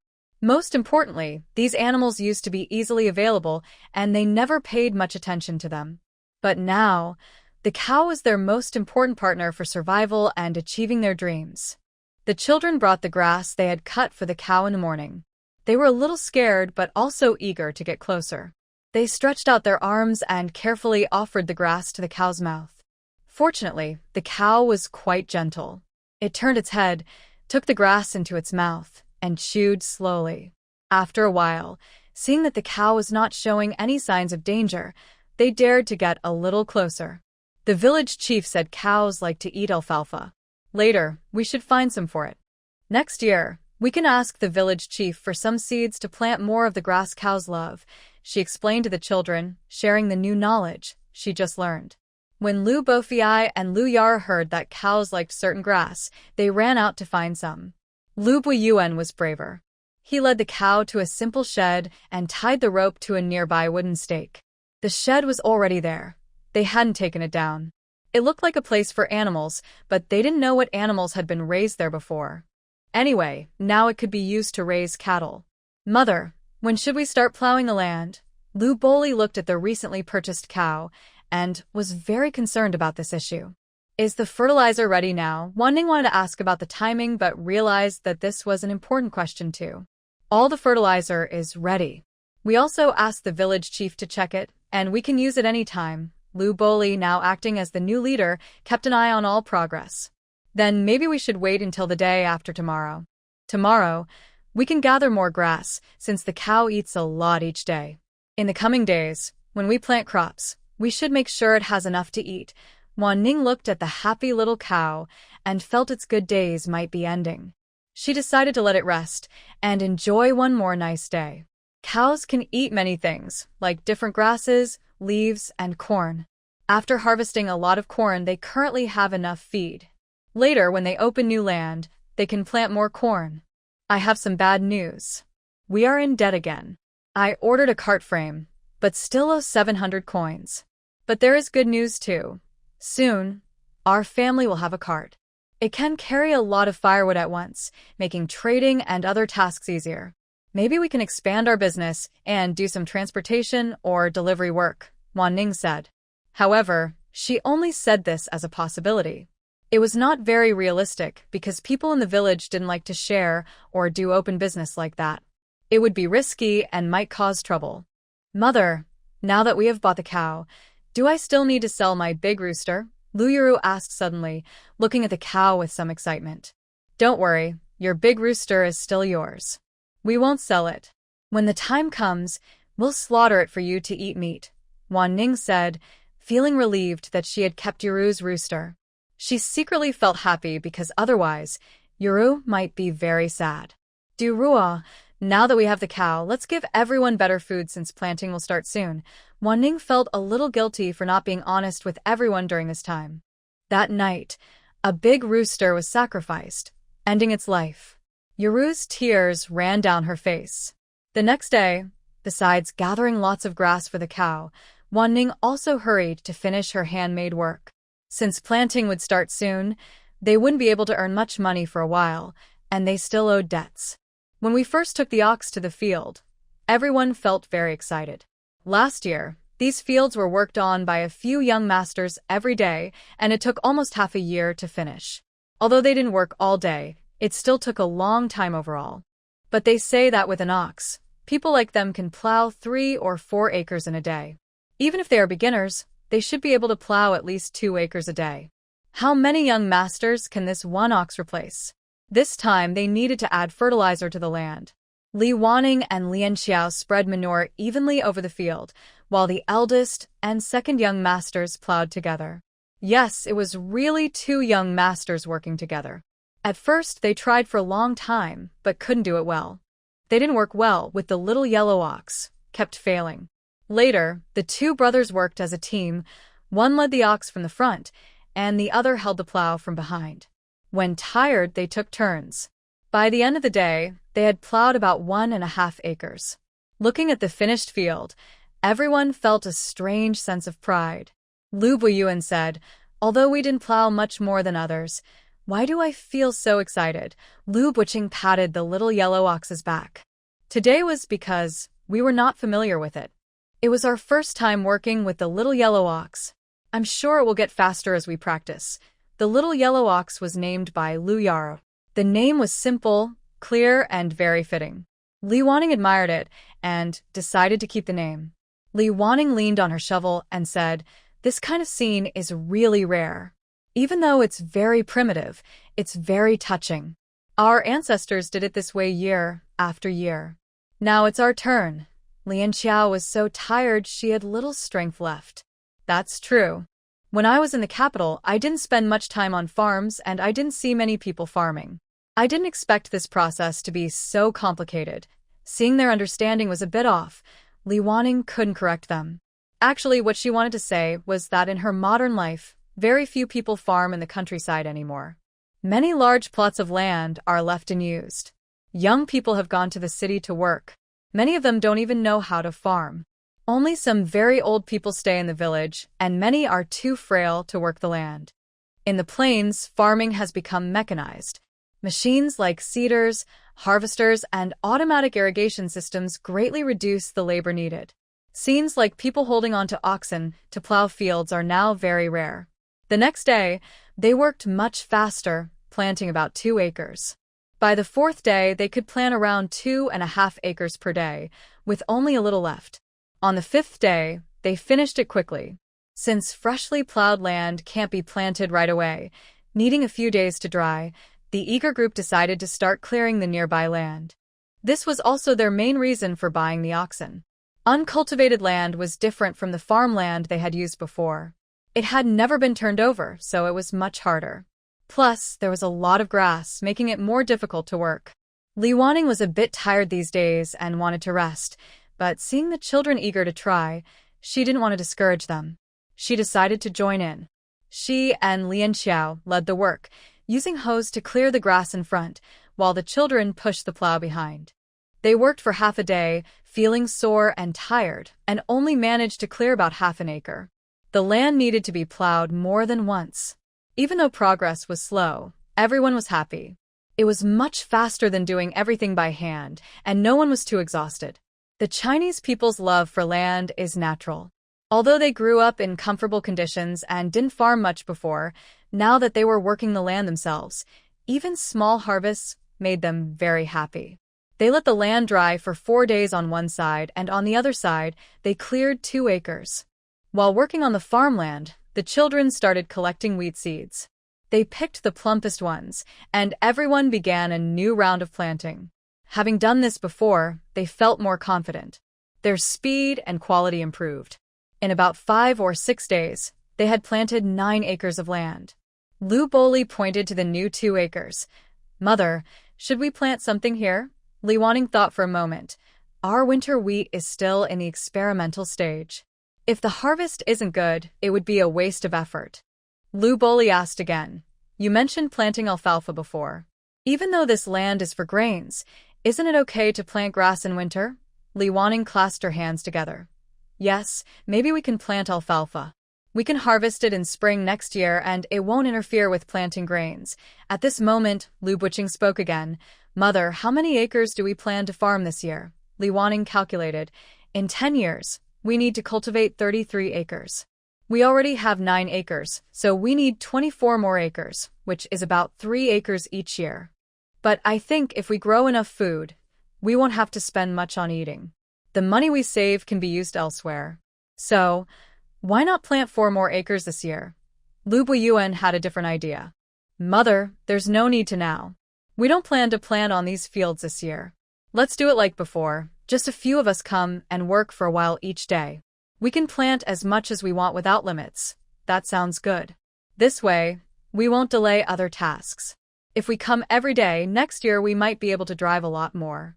Maybe next year, we won't even need to buy food," Li Wanning said happily, especially since saving money was appealing. Thinking this way wouldn't interfere with other work, and everyone wouldn't get too tired. Li Wanning naturally agreed. Then it will be the young masters. Everything was happily decided. Li Wanning felt like a burden had been lifted from her heart, and she felt much lighter. The task of clearing the land had been a heavy pressure before. It seemed like everything was settled. Li Wanning called another family meeting. "Our first small goal is done. Xiao Huang has officially become part of our family and helped solve the big problem of clearing the land. From now on, everyone should treat him well." Lu Yaru responded enthusiastically. "Mother, I feed Xiao Huang grass and water every day. I think he's a big hero for our family. He has helped us a lot, so we should be kind to him." Li Wanning praised her. "Ruor, well done." Then she asked, "Now, let's think about our next goal. Or, do you have something special you want to do?" Lu Boli looked around, then stood up first. He felt a little shy, but was very determined. "Mother, I want to go to school." Everyone in the family knew about his wish. But given the current situation at home, he was the 3rd son and a commoner. Even if he wanted to study, it wasn't his turn. Xiao Hong had discussed this with him privately, but he couldn't suppress his strong desire. Although Hong Xiao doesn't speak much, she rarely leaves the house to earn more money. She always stays at home, stitching during the day and weaving under the moonlight at night. She does this to help make the family richer, hoping some coins will fall on her son's share too. Lu Buyuan and Lu Boying moved their lips but didn't speak. Even if they didn't say anything, Li Wanning could guess that after more than a year of hard work, they understood which was better, even if they didn't like studying before. Looking at her 5 sons, Li Wanning suddenly felt more pressure. Nowadays, with 9 years of free education, families are afraid to have many children. School costs are high, and her expenses multiply by 5. It makes her head ache. But no matter how much her head hurts, she knows this is a problem that must be solved. It's also the key for her 3rd son to change his fate. Next time I go to deliver goods, I'll ask around. I don't know if private schools here are expensive, but I will send you all to study, no matter what. Lu Boli said, Mother, thank you. I will keep copying books. I will do my best to help lighten the family's burden. Li Wanning then remembered, you all should copy books at your own pace. Don't worry about copying the same book over and over. If you go to private school later, it's good to learn a little more now. They all nodded in agreement. They had long wanted to change, as copying the same book many times was almost enough to make them sick of it. But they were worried they couldn't do it, so she gave a warning first, but you also need to be mentally prepared. First, I don't know if families like ours can get into private schools. Second, I don't know how much silver each of you needs in a year. We might not be able to afford it. Seeing their expressions change, she quickly added, Of course, if we can get in, even if it's expensive, we will try our best. We won't let your future be delayed. Seeing their faces brighten again, Li Wanning wiped her sweat inside. Wow, now I understand how it feels for colleagues with children who worry about every little thing. The village chief pointed in their direction and said, I just want to check your land. 2 acres of early crops have already sprouted. I was thinking that since your family can read and write, maybe you could keep a record of the crop growth. If it succeeds, you could share this as a guide for others. Oh, I hadn't thought of that. Thanks for reminding me, village chief. Starting today, we'll keep detailed and honest records, Li Wanning said, suddenly realizing how important this was. She felt annoyed at herself for forgetting such a key task. She had been busy with other work, but it's only been a little over a year. How could she forget? If they ever became rich and successful, they couldn't miss that opportunity. Of course, dreaming about wealth was just that, dreams. Unless they were cleared of their charges, they wouldn't be able to return to the capital. And clearing their names wasn't something that could be achieved by growing 2 seasons of crops. Seeing Li Wanning understand his point, the village chief turned to leave. He was still thinking that being a village chief in a place like this had its advantages. People here are quite clever, which isn't always a bad thing. At least, they tend to see through things quickly. Wait, village chief, Li Wanning suddenly called out. Can I ask you something? Are there any private schools nearby? Do you think our children could go to school there? This question caught the village chief off guard. He hesitated for a moment and replied, Here in our area, there are no private schools. The closest is the official school in the town, but as far as I know, it only admits local children. Li Wanning's heart sank. If the school only accepted local children, it was likely they wouldn't be allowed to enroll. Of course, it was also possible that the exiled people didn't have enough money or lost confidence, thinking it was useless to try. But maybe some families like theirs just wanted to give it a shot. All right, I'll ask around in the town. Thank you, village chief, Li Wanning said, expressing her gratitude again. She couldn't remember exactly how the original story went, but she knew Lu Boli was very eager to go to school. The original owner didn't allow it, punishing him in various ways. Lu Boli kept trying to find opportunities, but since his mother and younger brother were in others' hands, he couldn't resist. He suffered a lot. Thinking about it, she realized the story didn't mention any rules about official schools refusing to admit exiled children. In the story, Lu Wanning never even asked about it. Going to school was just a dream for him. While thinking about her worries and recalling the story in the book, Li Wanning felt a bit sad. She reads novels quickly, usually finishing one in 2 or 3 days. Longer ones rarely take more than a week. As a result, she only gets the general idea and doesn't pay much attention to details. Especially since more than a year has passed, she feels she can't remember many things clearly. She also wonders how Lu Boli managed to learn secretly back then. After delivering the goods and paying the taxes, she asked about the location of the official school, planning to go there directly and ask. Although the town is small, the official school and the prison are in different directions. Probably, this is to prevent students from seeing the exiles coming and going too often. But Li Wanning thinks it doesn't matter if they are together. At least, it can serve as a warning. In front of the official school gate, Li Wanning couldn't help but smile. The author is quite funny. The gatekeeper's house looks very similar to the current one, but the main door is made of solid wood and tightly closed. There is a small window beside it. Since the weather isn't cold, the window is open, and she can see an old man with a white beard napping inside. Li Wanning praised quietly, thinking this official school has a warm feeling. The old man is quite old but hasn't been dismissed. She gently knocked on the window and softly called out, "Old sir, old sir." Although her voice was quiet, the old man nodded sharply, woke up, and saw Li Wanning. He asked, "Madam, what can I do for you?" Li Wanning bowed slightly and asked, "Old sir, does the official school have fixed enrollment times, or can students join at any time? I have a child who wants to come and study." As she bowed, the old man with the white beard saw the black belt around her waist and asked carefully, "Your family?" "Yes, old sir, it's my family. We live in Exile Village 4, Li Wanning replied, knowing the old man had guessed her identity. She emphasized her point. But the official school doesn't accept children of exiles, and exiles aren't qualified for exams, the old man said, surprised. It seems not many exiles send their children to school, and even the gatekeeper finds it strange. Although she already knew the outcome, Li Wanning explained, studying doesn't necessarily mean taking exams. At least, it helps you understand things and know when to act wisely. After speaking, she remembered her exile status and added, moreover, being exiled is not permanent. Sometimes, a turning point is just ahead, and opportunities favor those who are prepared. The old man stroked his beard and said, opportunities are for those who are ready. Your words are very wise, madam. Li Wanning wanted to ask further. May I ask, is it legally forbidden for exiled people to attend school? The old man nodded. Yes, but if someone has made great contributions to the family, exceptions might be made. However, in the past few decades, there has been no such case. She wondered, are there other private schools that might accept students? Li Wanning thought that Guanshueli's teaching quality was better. In small towns like this, private schools are usually run by local teachers who are roughly equivalent to scholars, and they can't teach for many years. But since official schools do not accept students, she thought the next best thing was to find a teacher to start learning. The old man shook his head. Private schools won't accept them either. First, they're afraid of getting involved, and second, other students might object. It seemed this route was also closed.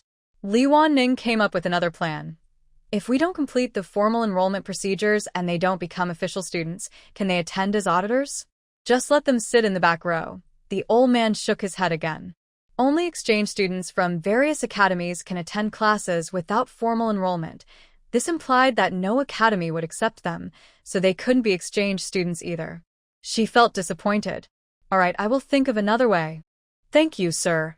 It seemed they were truly at a dead end, since the academies wouldn't accept them, and as the old man said, no private school would take children like theirs.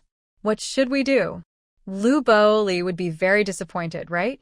This child is so eager to earn money and just wants to go to school, but it seems this path is blocked. Walking home felt heavy because Li Wanning didn't know how to tell Lu Bo-li. Sure enough, as soon as she entered the house, Lu Bo-li came out to greet her. Mother, you're back. He quickly took the cart from her hands, put it in its place, and then took the items from the cart to bring home. He looked at Li Wanning with bright, slightly nervous eyes. Li Wanning cleared her throat and said, Bo-li, today I asked around. For families like ours, there are conditions to get into school. We need to make significant contributions. Lu Bo-li's expression darkened slightly. He obediently replied, I understand, mother. Thank you for coming today. I will go back and study. Seeing his reaction, Li Wanning sensed something was wrong. Given his usual personality, he wouldn't give up so easily. It seems I need to watch him more closely. At dinner, Li Wanning told everyone about this and comforted them, saying, although we can't attend school now, you can still study your books and memorize your lessons.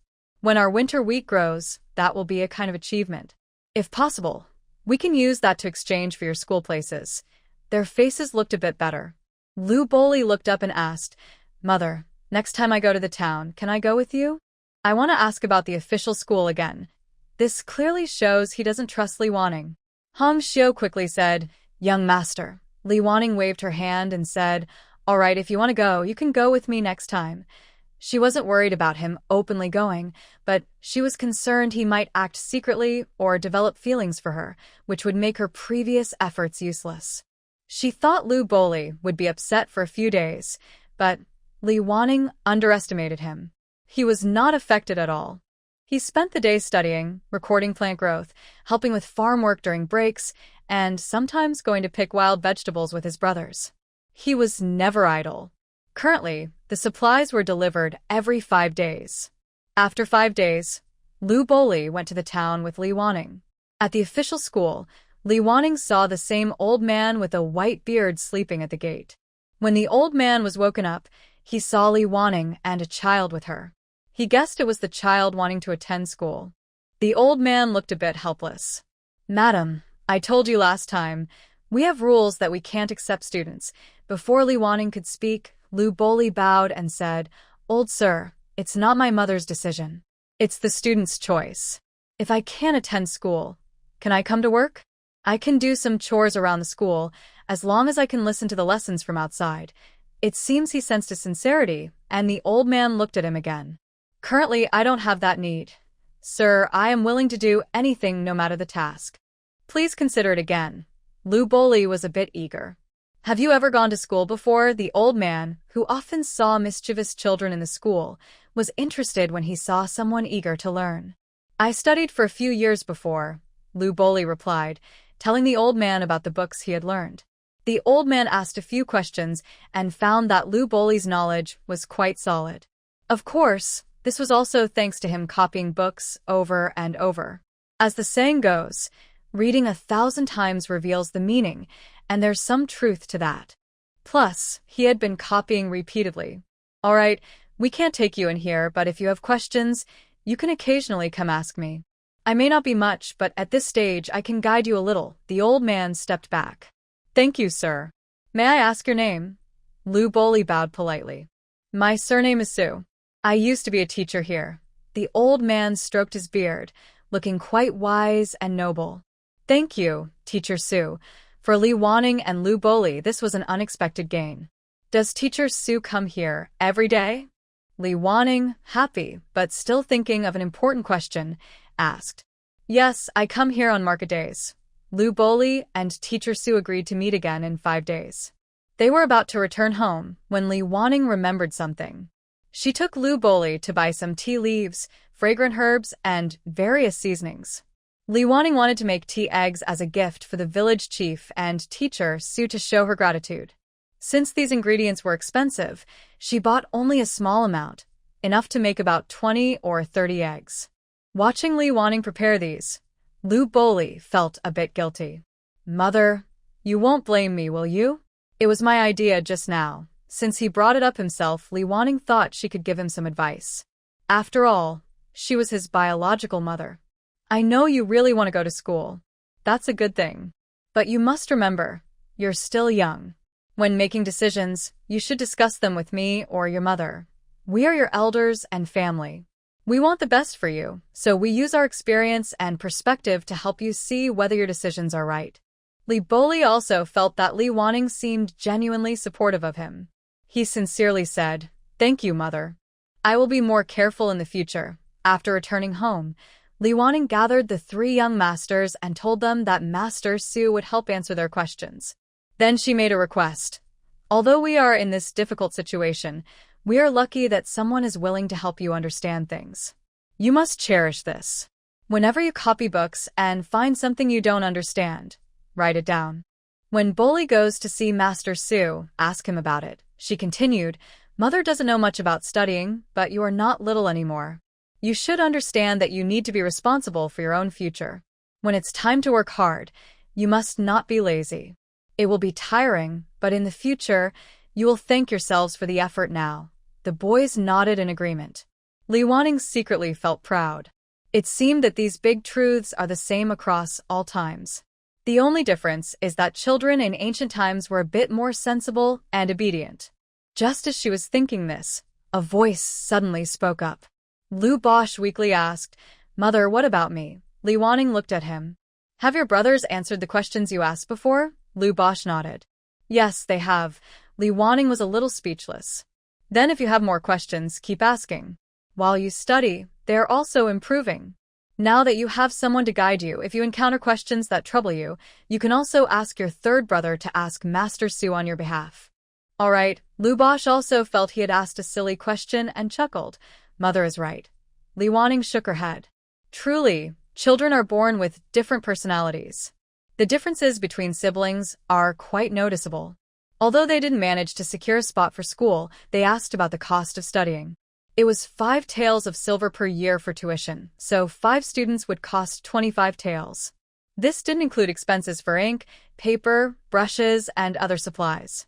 Based on their family's current income, if everyone worked together, they could earn less than 20 taels a year. If the children went to school, their copying work would be affected, and many household chores would need others' help. This would increase expenses, but reduce income. When they asked about the tuition, Lu Boli was also present. Since he had questions too, Li Wanning noticed that he hadn't relaxed at all recently. Now, he might have told his 2 older brothers about this matter. Recently, the 3 brothers have been more diligent in copying books. During their breaks, they have been working in the fields clearing land. Without adults around, just a few children, they can usually clear about half an acre in 5 days, showing they are not lazy. They also go up the mountain every 2 days. The older brothers go to cut firewood, while the younger ones pick wild vegetables, herbs, and cut grass for the cattle. Cutting firewood is not their main job. Since they deliver goods every 5 days, they usually bring back about 4 bundles of firewood. Picking wild vegetables and herbs is just extra work. The vegetables are for the chickens, and if they gather enough herbs, they can trade some for small coins. The main reason for going up the mountain is to cut grass for the cattle. They never thought cattle could eat so much. 1 cow can eat over 10 kilograms of grass a day. The younger children alone can't handle this, so the older brothers often take them along. Lu Bohui has also turned a year older. He feels that his 4 brothers don't play with him enough. When they go to the fields, he often goes along because it's nearby, but they've never taken him up the mountain. Sometimes he fusses to go, and after they took him once, they saw he could walk if it wasn't too far, so now they always bring him along. It's October now, and the new year is coming soon. During a family meeting, Du Ruo suggested, "Madam, every year in the 12th lunar month, many people get married. Should we start preparing the wedding decorations and paper cuttings early? This is a big event." Last year, their business was quite busy, but they didn't prepare enough supplies. This time, they want to set up a stall earlier. At first, they sold at big markets every now and then, but business was slow. Now, they plan to go to a big market once a month. For the upcoming 12th lunar month, they want to prepare more and start selling as soon as the market opens. Are we running out of red paper at home? Next time, I will buy more. Let's save up the couplets and paper cuttings gradually. Li Wanning decided to ask if they could buy red paper, ink, and brushes wholesale next time. Their debts are paid off, and they now have a little over 1 tael of silver. If they get a discount, she plans to buy more to keep for later. Modern times are better. During festivals, there are always discounts. Li Wanning used to be good at finding deals. She bought many daily necessities during Double 11 and June 18 sales, saving a lot of money each year. But now, it seems merchants don't have such discounts anymore. Thinking about discounts and promotions, Li Wanning suddenly had an idea.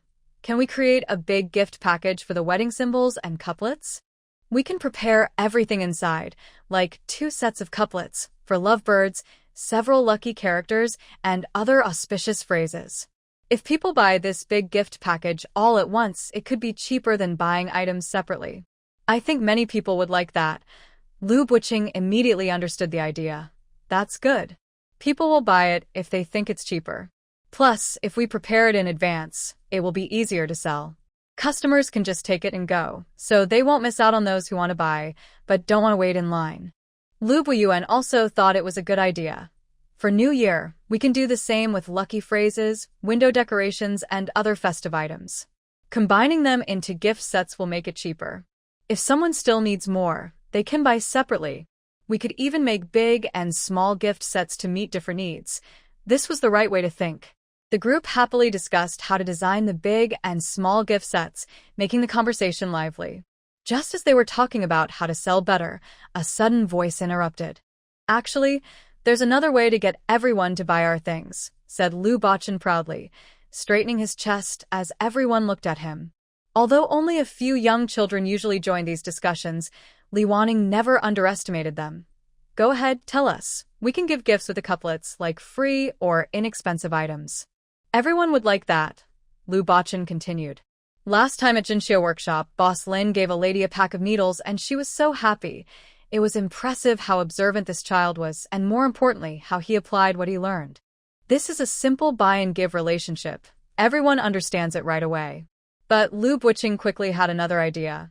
Mother, I think we can set a certain amount of money spent here, and if someone spends enough, we give them a gift. That's a good idea. What should we give? Li Wanning looked around her home, but it seemed there was nothing particularly special to give. Whatever we give, it should be useful for every family, Lu Buyuan said, then felt he had said something obvious. But Lu Yaru added, we could give eggs. Now there are many chickens, and they lay eggs frequently. People are no longer so eager for eggs, so many eggs are used to exchange for other things. At this time, when thinking about giving gifts, the first thing that comes to mind for Lu Yaru is her eggs, which are exchanged daily. That's okay. During the new year, everyone has to buy eggs anyway, Li Wanning agrees. Nowadays, people would queue up just for a cheap egg that costs a penny, but now egg production isn't as high, making eggs more precious. Furthermore, setting a higher threshold, such as giving 2 eggs for 30 coins, might reduce the number of people who can get them. Who would want to spend 30 coins to buy a pair of eggs for the new year?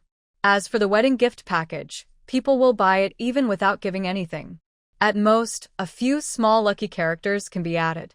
After all, during a wedding, there's no limit to how many lucky characters can be pasted everywhere. Li Wanning thinks she is a genius. Every time she gathers everyone for a meeting, she always encourages discussion of results. Even if there are no results, everyone can reflect on their own shortcomings. Especially when one or several people have done a lot, others naturally feel pressured to improve themselves. This is what everyone dislikes, over-competition. 5 days passed quickly, and it was time for Lu Boli to visit Mr. Su for advice for the first time. A day earlier, Li Wanning had already prepared by cooking eggs using the method she remembered, soaking them overnight. She cooked 31 eggs in total, planning to give 10 to the village chief's family, 10 to Mr. Su, and the remaining 11 for each person. Everyone received their tea eggs at breakfast. Li Wanning hadn't made them before, so her ingredients weren't complete, and she wasn't sure how they would taste. The smell was quite good, though. Lu Yaru was the first to eat. She had wanted to try these snacks yesterday, but Li Wanning said they weren't fully flavored yet and would taste better the next morning. So she woke up early today. Peeling the egg, she sniffed and said, it smells so good. She took a small bite. Mother, this egg is so delicious. After saying that, she took another bite. Seeing her reaction, everyone else also peeled their eggs faster. Compared to plain boiled eggs, these eggs had a more unique and novel flavor, quickly winning everyone's taste buds. Mother, will there be more of these tea eggs tomorrow? Lu Yara finished one, still wanting more. If Xiao wants to eat, let's cook some more today. The sauce can still be used. When she heard it could still be used, Du Ruo was happy too. Alright, then I'll cook a bit more later. Those seasonings probably aren't cheap, so making more will only earn us more. Everyone felt a little happy at that moment because the food was quite tasty. After breakfast, Lu Boli followed Lu Yaru to the town. Since they had already been there once, they split up. Lu Boli went straight to see Mr. Su, while Li Wanning went to handle routine errands. Today, when Li Wanning went to deliver the handwritten books, she asked, "Boss, we go through a lot of paper and red paper. If I buy a bigger amount at once, could I get a discount?" The boss was now familiar with her and knew their situation. Several ladies with children, but luckily the kids were hardworking and could earn money by copying books at a young age. Feeling some sympathy and admiration, he offered a deal. For $20 worth of paper, I can give you one free. Buy 10 brushes, get one free. Ink is expensive and not much profit, so no discount there. But since you're a regular customer, I can decide. If you buy 10 blocks of ink, I'll give you a free brush. As for the red paper, buy 10 sheets and get one free. Okay, thank you, boss. You're so kind. No wonder your shop does so well. Li Wanning was very happy. This discount exceeded her expectations. $1 worth of paper has 100 sheets. $20 equals 2,000 sheets, which sounds like a lot, but paper is used very quickly. So, she spent about 1420 coins to buy $11 worth of paper, 11 brushes, and 11 sheets of red paper. This saved her 122 coins. Li Wanning felt refreshed and happy. Later, she planned to save up and buy 10 blocks of ink at once, which would get her another free brush. For her, money is always spent eventually. The choice is whether to spend it all at once or in parts. Money kept at home earns no interest, so it's better to spend it all at once for some real benefit.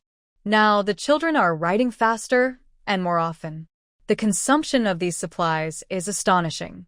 After getting discounts over time, she can save a lot of money. Li Wanning never complains about having too little. As long as she can get something, she won't miss the chance. After Li Wanning finished her work, since she still had to wait for Lu Boli, she set up a small stall to sell the prepared gift packs and some loose paper cuttings, aiming to sell as much as possible. Knowing that business might not be good, she also brought some materials and sat in front of the stall, weaving baskets when there were no customers. Li Wanning increasingly felt that she was quite good at managing daily life. Meanwhile, Lu Boli went straight to old Master Su and handed him a tea egg with both hands.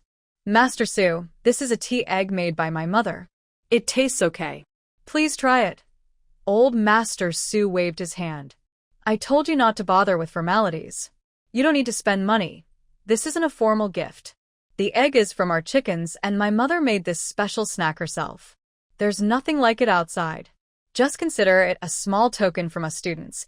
He initially wanted to refuse again, but then he caught the aroma and saw it was coming from the egg in Lu Boli's hand. He accepted it. Next time, don't do this. Then Lu Boli asked about some issues he and his two brothers had accumulated recently. Old Master Su answered each question, quoting classics and expanding his knowledge. While speaking, Old Master Su paid attention to Lu Boli's reactions. He found that Lu Boli seemed to accept what he said well. Sometimes, when he asked a question, he could get to the key point. So, sometimes Old Master Su deliberately asked a question to test his understanding. Sure enough, Lu Boli had a very good comprehension, especially with familiar texts, as if he had memorized them. It was a pity if such a child could attend school. He would definitely be a good student. He asked a few more questions about how Lu Boli was studying now. He heard that Lu Boli copied books at home, memorizing each one before moving on to the next, and sometimes recopying previous books to prevent forgetting. That explained his familiarity with various books. Old Master Su decided to be kind and gave him advice on which book to copy next. He told Lu Boli to come back after he had memorized it and to ask questions during market days if anything was unclear. Lu Boli was happy to agree. If the master recommended specific books to study, it would be much better than him randomly choosing. Besides the questions Lu Boli asked, Old Master Su also pointed out some difficult parts in the books he had read and explained them to him. Lu Boli learned a lot from this. The half-day quickly passed, and before lunch, Lu Boli bowed to the teacher to say goodbye. When Li Wanning saw how happy Lu Boli was to visit him, she knew he was very pleased with Teacher Su and felt very satisfied with today's progress. Sure enough, when people are happy, their tone changes. Mother, today Teacher Su not only answered our questions but also told me 2 stories, and he even assigned me a book to copy next time. Oh, really? That means the teacher is quite pleased with you, so he gave you some advice. Li Wanning praised warmly. Her words were not exaggerated. Students all hope to have a good teacher, but teachers rarely meet students they truly admire. So, if a student catches a teacher's eye, the teacher will look at them differently. Meanwhile, Li Wanning and Lu Boli happily packed their things. They first went to the bookstore to pick up the books the teacher asked for, then headed home. Over there, since it was lunchtime and the smell was quite nice, old teacher Sue opened the tea egg Lu Boli brought. He peeled one and took a bite. Wow. An indescribable flavor spread in his mouth, something he had never tasted before. It kept the freshness of the egg and added a light tea aroma. For a moment, old teacher Sue regretted telling Lu Boli not to bring anything next time. After eating one, he put the rest away, planning to take it home for his wife to try. In the evening, he would meet with two old friends for a little drink. Such a relaxed life. Happiness is truly contagious. Watching Lu Boli, he seemed unchanged, but you could easily feel his relaxed and joyful aura. Even his walk seemed lighter and more cheerful. "Boli, it seems you really like reading," Li Wanning said as they walked and chatted. She herself wasn't very fond of reading, so she didn't quite understand that feeling. Lu Boli happily replied, "Reading makes me feel very fulfilled. Every time I learn something new or make a little progress, I feel very satisfied inside. If I have worries, reading for a while helps me calm down. Alright, the world of top students is hard for ordinary people to reach." For example, Li Wanning also likes reading, but she reads light, simple stories that don't require much thinking. These stories are easy to understand and full of plot holes, but she just reads for fun. However, top students aim for higher mental goals. They can't be compared. Still, no matter how smart he is, he must call himself a son. Thinking of this, Li Wanning felt happy again. Most importantly, as a mother, she has the right to give advice. Now that you have Mr. Su to guide you, you should seize the chance. We will try our best to help you go to school. You also need to work hard, especially since you can't just study alone. You should bring your brothers along and create a good learning environment. Lu Boli nodded seriously. "Yes, mother. When I study, I will include my 2 older brothers and 2 younger brothers." Li Wanning was very pleased when she thought of her colleague, who used to get so angry with her children. Now, children are well-behaved, don't talk back, and respect their parents. The best part is, she doesn't have to tutor them herself. Lu Boli really listened to her words. When he got home, he organized everyone to memorize their lessons, reciting in the morning and at night, even during chores. He discussed with his 2 brothers how much they should memorize each day. Mr. Su arranged the lessons, and they copied and studied together. After listening to the lessons, Lu Boli would explain them to everyone, repeating and practicing. He felt he was improving a lot even if others might not notice. Although he only attended class once every 5 days, copying the textbook repeatedly made understanding very easy. He thought if he copied the lessons every day like this, he would learn everything quickly. At the same time, he kept up with recording and clearing the land for winter wheat. Every day, he wrote notes and measured the height of the same wheat plant. The wheat has started to grow grass, and each day he worked on big clearing projects, while smaller areas were weeded. One day, while the younger children went out, the adults were chatting and working. Li Wanning thought they still didn't know about the school's tuition fees. She said, "There's something I need to tell you. Although we don't have the right to enroll now, there might be a chance later. The biggest problem is money. A child's yearly tuition is 5 taels of silver, and we have 5 children. 5 taels?" Lian Xiao, the housekeeper, repeated the number. She felt that for now, supporting 1 or 2 children was manageable, but 5 at once was hard to accept. Everyone has sons, and wants their children to go to school. Hongxiu thought about her 2 sons, and felt her sewing was too slow. "I think we are earning money too slowly now. At this rate, it's hard to meet future needs," Li Wanning said, feeling worried. "Money is real. When it's gone, it's really gone." Lian Xiao also worried. "The taxes here are too high. Whatever we do, we have to pay taxes. So, big business is not possible. We can only look at small or no-cost items." Hongxiu played with her fan and said, "Right now, the only thing we have without costs are sachets, but they only sell well during the Dragon Boat Festival. Usually not many people buy them." Duruwa cut paper into lucky characters, saying, "Same with paper cutting. Business is good only in the lunar months of December and January. New Year is coming soon." Besides couplets and paper cuttings, What else can we sell during the festival? Li Weining thought it was important to seize the New Year opportunity. After working hard all year, people tend to spend more during the holiday. Madam, what do you think about making and selling flower arrangements for the New Year? Lian Xiao suddenly suggested. Flower arranging was a must-learn skill for noble women in the capital. Li Weining had learned it too, and a few maids had some basic skills. Flower arranging? But doesn't that require buying vases? They might be expensive, Hong Xiu asked. We can use bamboo baskets instead. They're similar to woven baskets. We can experiment and see how they look. These things are free. We just need to spend some time, Lian Xiao said optimistically. Everyone then looked at Li Weining. It's worth a try. First, we should make a few vases to see how they look. If they are attractive and affordable, we can give it a shot. Although it only costs time, their time could be used to make money through crafts. If they don't succeed, it will be a loss. Let's make 2 first and take them to the next market to see if anyone wants to buy. If there is interest, we can produce more. Jing Xiao is excited about this idea. Okay, let's see how long it takes to make them, then set a price. If it's reasonable and people buy, we'll make more. Since the lunar month is coming, more people might buy, so we should earn some money first, then decide. The children are busy every day, and the parents can't fall behind. They must support the kids' efforts. While Li Wanning and her friends discuss how to make money, a few brothers outside are also talking. Lu Boli tells everyone, did you know? The tuition fee at the school is 5 taels of silver per person per year. 5 taels of silver is a lot for their family. Sometimes, Lu Boli feels conflicted.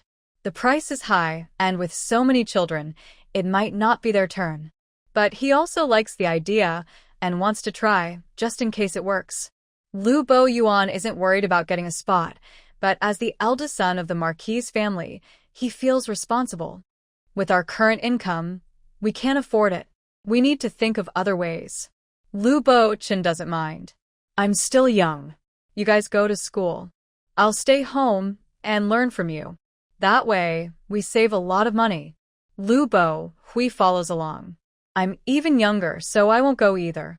You teach 4th brother, and he can teach me later. Looking at the 2 little ones, Lu Bo Yuan thinks they're good at choosing teachers. How did they end up talking about their younger brother? No one pays attention to them. Lu Bo Yuan continues. Besides tuition, food, lodging, and writing supplies are also expensive. Lu Bo Li seems to have thought about this already. We can bring our own lunch and skip staying overnight. Just wake up early every day. But I wonder how much time we'll have for studying after school, and whether we can earn enough to cover the costs of writing supplies. Lu Buqing said, thinking about those things is useless. We don't have much ability right now. We should focus on doing well with what we have. Let's spend more time copying books, clearing more land, and planting more crops. Once we solve the food problem, we can earn enough to support our studies. The others agreed that made sense. Lu Boli looked at the new land they had cleared. At our current pace, we can clear about 4 acres a month. By next February, during spring planting, we'll have about 20 acres. If we plant well, we can produce a lot of grain to sell. That could help us pay for school. But the key question is, do you think the soil here is lacking nutrients? They had gained some basic knowledge about farming. Thinking back to the 9 acres they fertilized in autumn, and how they even borrowed some sheep manure from the village chief, they realized that with this much more land, their fertilizer needs would be much greater. Even though their family had added a big animal, hanging a manure bag on a cow's rear wouldn't be enough. Maybe we should make compost from tree leaves, suggested Lu Buyuan. The village chief said last time that all kinds of plants can be used for compost. Since it's leaf fall season now, those leaves are just lying around and useless. Collecting them to make fertilizer sounds good. However, a single leaf wouldn't provide much nutrients. To get enough fertilizer, they'd need a large amount of leaves. So, in addition to clearing land, they also took on the task of collecting leaves. Fortunately, there are many trees, rivers, and mountains nearby, so collecting leaves isn't hard. They didn't even need to go far. Leaves were everywhere along the roads and at the foot of the mountains, falling in large quantities every day. This was another advantage of having many children. The little ones could do the leaf collection easily, just staying close to their older brothers. In no time, they could fill a basket with leaves. The children quietly took on this task. Li Wanning and the others didn't know about it until one day. Lu Yara boasted to Li Wanning, "Mother, we did really well today. We collected 2 baskets of leaves." Li Wanning asked curiously, "What do you need so many leaves for? I didn't see you bring any back." Lu Yaru pointed with her hand. "We gathered all the leaves into 2 big piles. My brother said we can use these to make fertilizer. If we put it in the soil, more crops will grow." Li Wanning then called Lu Bo Yuan to ask about the situation. When she learned they had already considered the fertilizer for next year's crops, she couldn't help but sigh. No matter how talented these children are at studying, at least in daily life, they are all very reliable. They quietly solved such a big problem, which made her think about the original owner's behavior. How could someone with such a character have such good children? Since she bought the pen and paper all at once, and recently had new grain, she didn't need to buy much rice. In a month, Li Wanning saved enough money, 2 taels and 40 coins, and went to the bookstore to buy 10 blocks of ink and gifted a brush. She was very happy. 1 brush costs 100 coins, and she managed to get a good deal on it. At the same time, she felt a bit regretful. Why didn't she think of this earlier? How much money had she wasted over such a long time? But then she thought it over and felt better. In the past, she had to save money to buy a cow.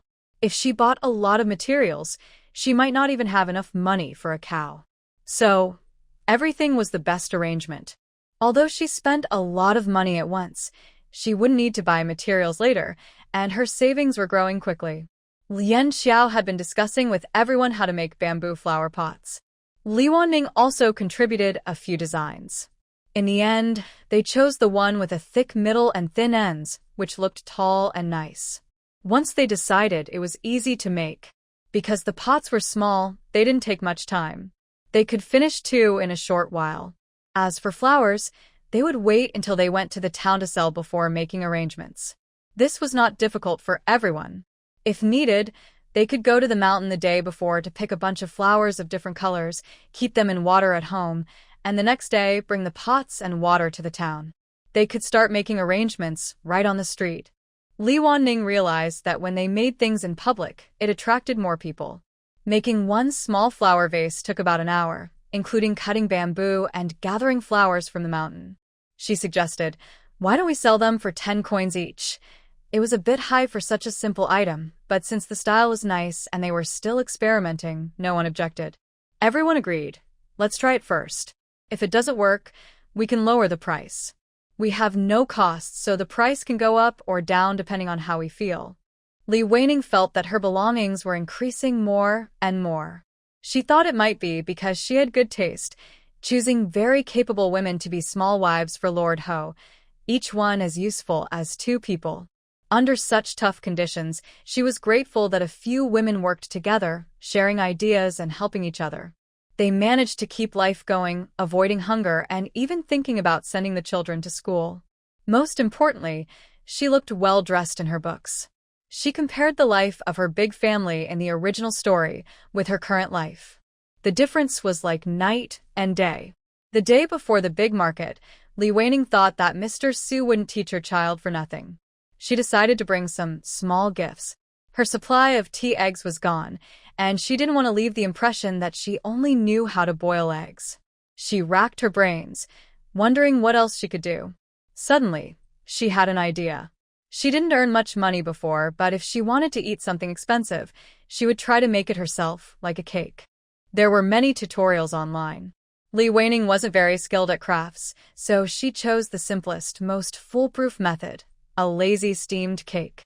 The ingredients were simple, eggs and flour from her home, so no extra cost.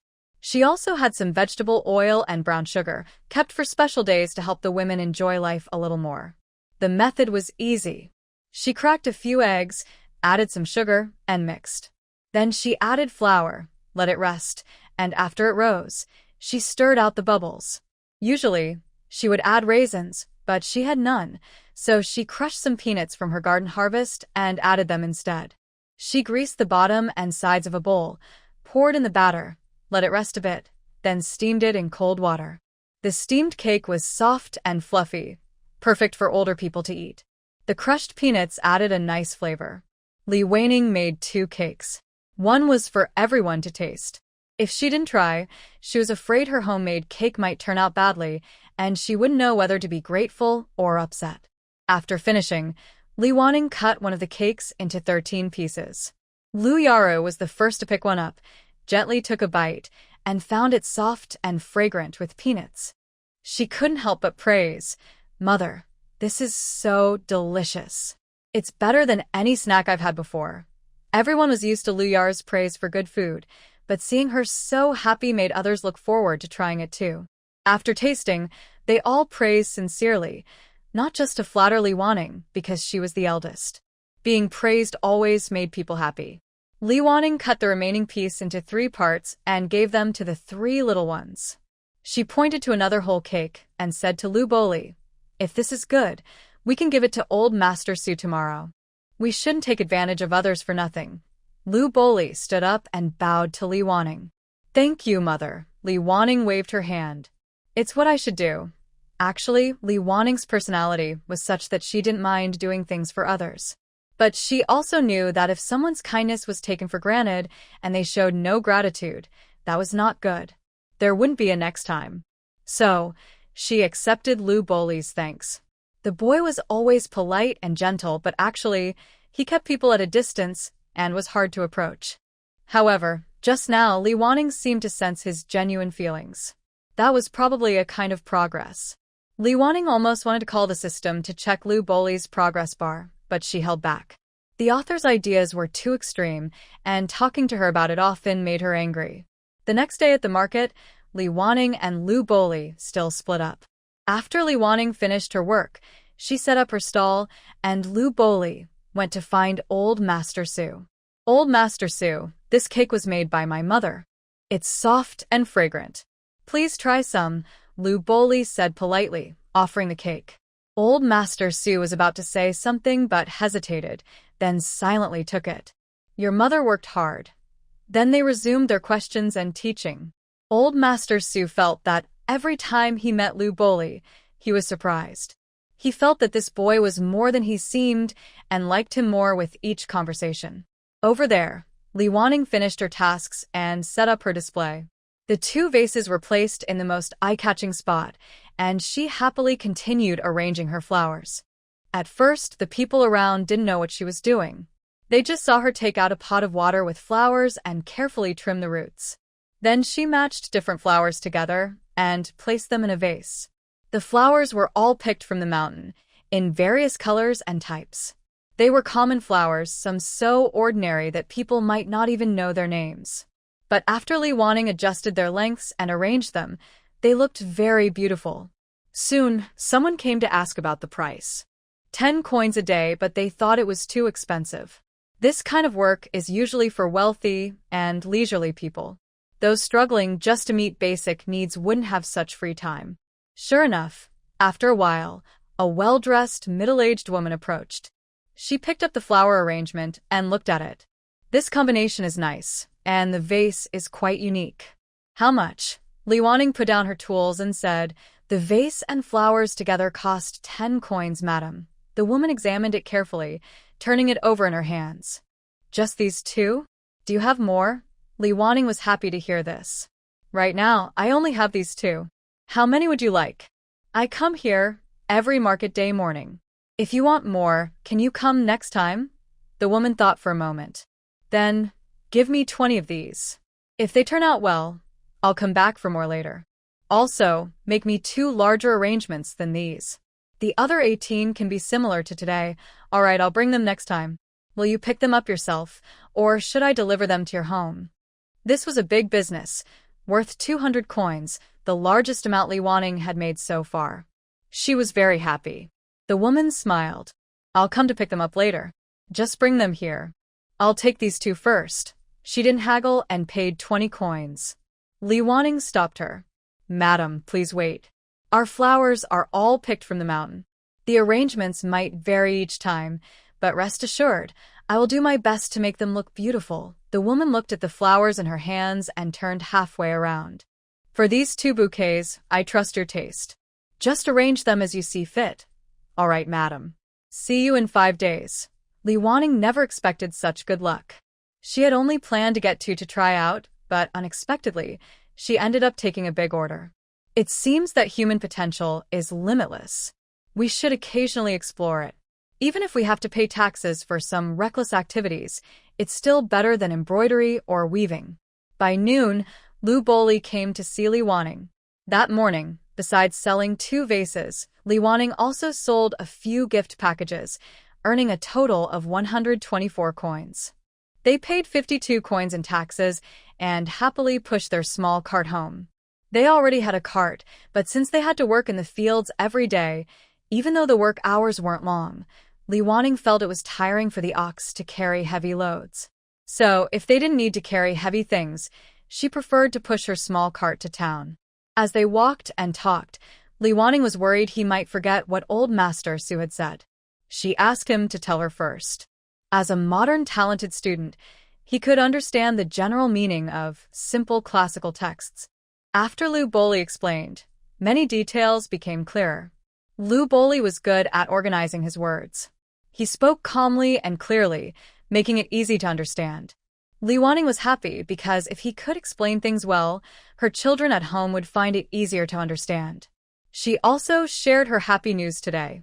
Whether it was a big deal or not, earning money and putting it in her pocket made her happy. Lu Boli was also pleased. Mother, later we can help bundle bamboo strips and Auntie Lian Xiao can weave faster. Li Wanning noticed that everyone in the family, big or small, was eager to make money. Especially Lu Boli. Since he wanted to go to school, he was willing to do anything. Lu Boli was a boy who kept his promises.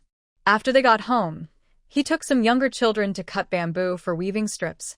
Why didn't the eldest and second eldest go? Because they were busy working in the fields, clearing land.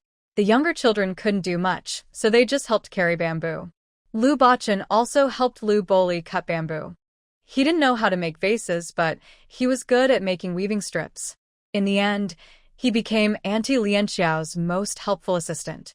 Based on the last market stall, it was clear that more people were buying the wedding gift packages. So, Li Wanning asked them to prepare more, expecting a big sale during the Lunar New Year. October quickly passed with non-stop preparations, and they officially entered the 2nd lunar month after their exile. Last year, they only remembered to sell paper cuttings and couplets around the 20th of the lunar month. This year, they were well prepared early on. There are only 5 markets in total during the lunar month, so they had to be serious from the first one. The day before the first market, Li Wanning asked everyone, "How should we arrange the team tomorrow?" Lu Buyuan looked around and said, "I think not many people will buy window decorations and couplets tomorrow, but there will be more buying the wedding gift packages. Maybe the third brother, and you can sell those, and if anyone wants to write on the spot, they can do that too. Chainer can also go with the mother and others to help out with chores." Chainer almost ignored. He looked at Lu Buqing and said, "My second brother, and I will go to clear the land." They had made a lot of progress in farming. Now, one could hold the plow alone, and the other could turn the grass ahead, which meant they needed fewer people, without losing efficiency.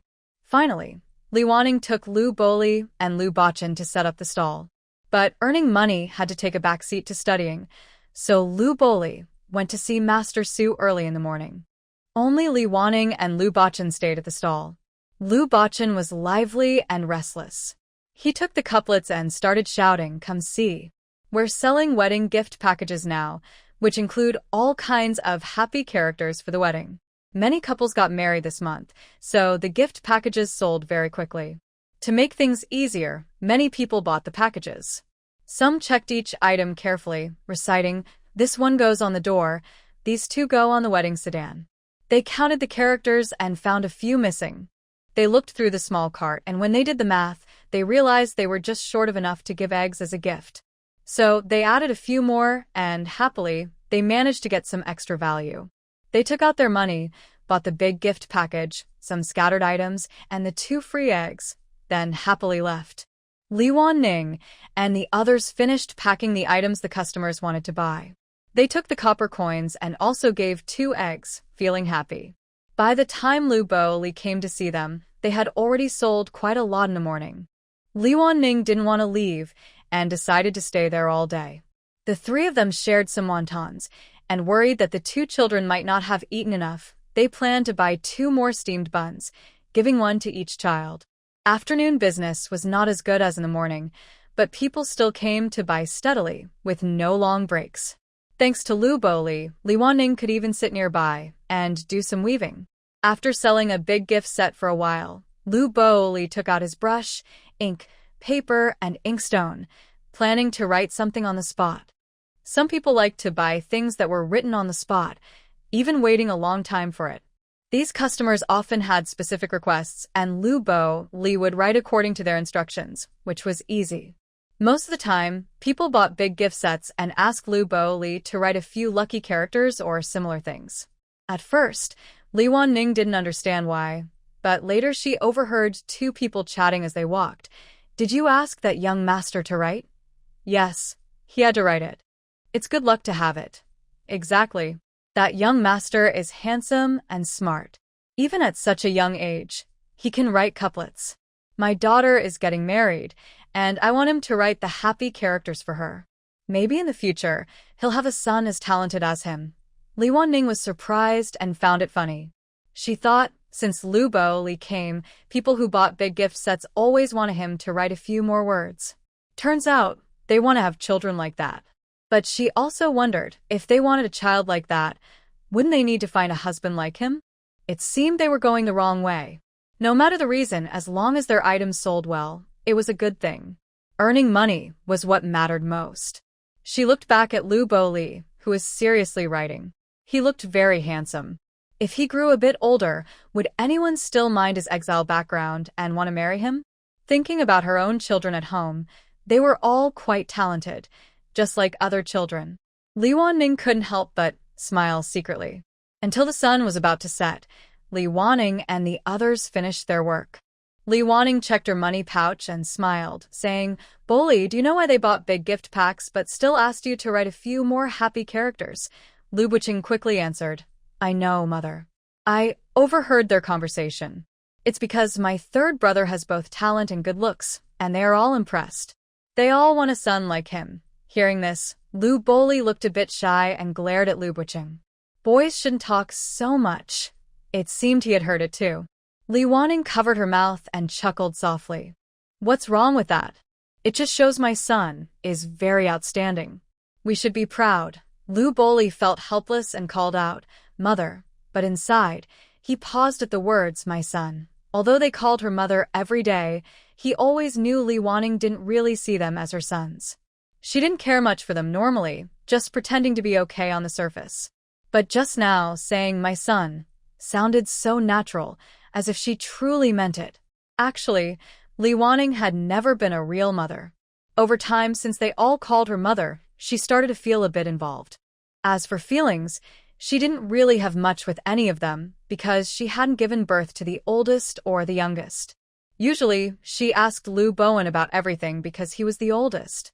She wanted him to grow up quickly so she could relax. She treated Lu Yara well because she was the youngest and the closest to her. She was sweet-talking and playful, which made things fun. It wasn't about whether they were legitimate or not. So, when she suddenly said, "my son," Lu Boli was shocked. Lu Boli wasn't attached to the phrase, "my son." He had his own mother, and he didn't love the idea of being Li Wanning's son. But in their society, it seemed that only gaining the main lady's approval could truly make someone feel part of the family. Especially now, with only the main lady at home and no father to support them. Lu Buqing, carefree and lively, saw Li Wanning praising Lu Boli and quickly patted his chest. "Mother, I'm also very good. I collected all the money this afternoon." Li Wanning aimed to be fair and quickly praised, "Yes, our little fourth is also very talented. Who else can handle the accounts and cash so accurately at such a young age? Our children are so impressive that everyone admires them." Lu Buqing proudly nodded and said, "That's right."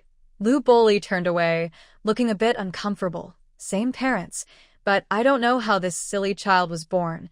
They all chatted and laughed, paid their taxes, and carried heavy silver bags. Then they bought some meat. Recently, everyone has been working hard, so they plan to go home and make dumplings to reward themselves. The task of counting silver was still done by Lu Yaro. Li Wanning kept their usual delivery money separate from the money earned from selling things because their tax amounts are different. Today's income from copying books and doing handcrafts was after tax. They buy their pens and paper wholesale but still need to buy ink, so today's earnings were a bit higher, about 520 coins. They also brought back 21 sheets of paper. As for the handcrafts, Hongxiu mostly stopped embroidering handkerchiefs and now makes more expensive fan surfaces. Lu Yiting wanted to embroider handkerchiefs, and if she wanted to weave nets, she did that. Others focused on weaving nets. Everyone specialized in their craft, so they worked quickly. This time, they earned 240 coins, thanks to Du Rua often going to cut paper. The rest was from selling big gift packs today, which brought in 421 coins. This amount already subtracts the 18 coins spent on lunch today, and they also gave away many eggs. So, today's total from deliveries and sales was 181 coins. They carefully put a whole tael of silver into the money bag, and the rest was scattered in the money box. Wow, today's harvest is quite good. Everyone worked hard, Li Wanning said happily as she carefully stored the money box. Once I save a bit more, I'll buy 10 pieces of ink and get an extra brush.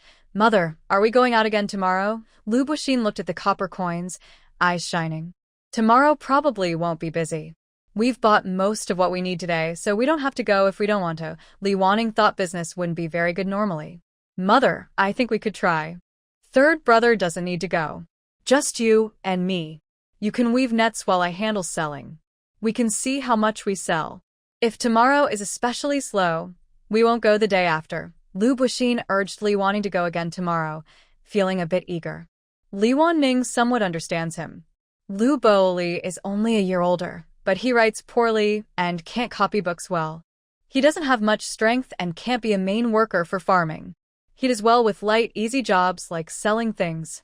He is also very sweet-tongued, calling out to uncles, aunts, brothers, and sisters eagerly all day, making customers feel as if they are bathed in spring breeze. All right, let's continue tomorrow, but only for the morning. We'll come back at noon, Li Wanning said. She doesn't like eating dry food. Eating it outside feels a bit expensive and not very good. So, unless it's absolutely necessary, she prefers not to stay outside at noon. As for walking back and forth, it's not very far. If she sits all day, she feels like she's growing a swimming ring. So, a trip to the town and back, as long as she doesn't carry heavy things, is like a walk. Half a day is good, and in the morning, many people come to buy things. As for why they sold more in the afternoon than in the morning today, it's probably because Lu Bo Li is someone else's child. Her opinion was accepted, and Lu Bo Chun was very happy. He's a very easy-to-satisfy child, smiling happily, saying, "Okay, thank you, Mother." Then he thought of something else and asked again, "Mother, why don't we take the remaining sachets we haven't sold yet? If someone buys them, it's better than just leaving them there. We can sell a few and that would be good." Lu Bo Chun really got addicted to selling things. He looked around and thought hard, suddenly remembering the leftover sachets from the Dragon Boat Festival. "All right, I'll listen to you," she replied. Lu Bo Chun was especially happy. He didn't know why, but he felt that the words, "I'll listen to you," sounded very nice. And it was his mother saying it. Whether in the past or now, his family's head was always his mother, and she made the decisions. But now, she was actually telling him, "I'll listen to you." For a moment, Lu Bo Chun felt himself standing taller. The next day, Li Wanning and Lu Bo Chun went to the town again. Just as they agreed yesterday, Li Wanning sat there spinning her thread, and Lu Bo Chun sold things. At first, everything went smoothly. After a while, he felt there was no business, and people nearby started calling out to sell. Lu Bo Chun also began to shout. A little child shouting to sell things was quite eye-catching, attracting many people's attention. Maybe it was effective because gradually some people bought small items, including 2 sachets. During a quiet moment, Lu Bo Chun happily whispered to Li Wanning, holding 6 coins, "Mother, someone is really buying the sachets." 2 have already been sold. Li Wanning looked up and saw Lu Bo Chun smiling brightly with his crooked front teeth. She couldn't help but smile back. That's great.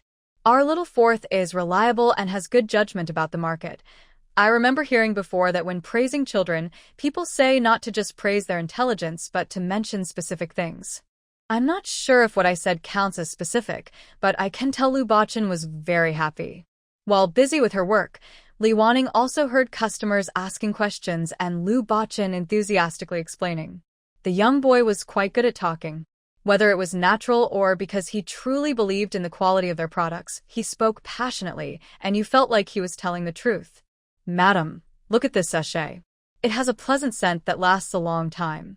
Hanging it on your body or placing it in your home can make you feel relaxed and happy.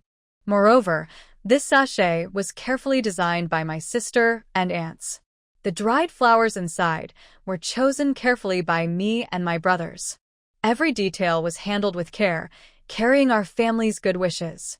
If you buy one as a gift for friends or family, it will surely be a thoughtful present, Lu Bachin enthusiastically promoted to a middle-aged woman. The woman picked up a larger, well-made patchwork sachet, sniffed it, and smiled slightly. This sachet is indeed nice.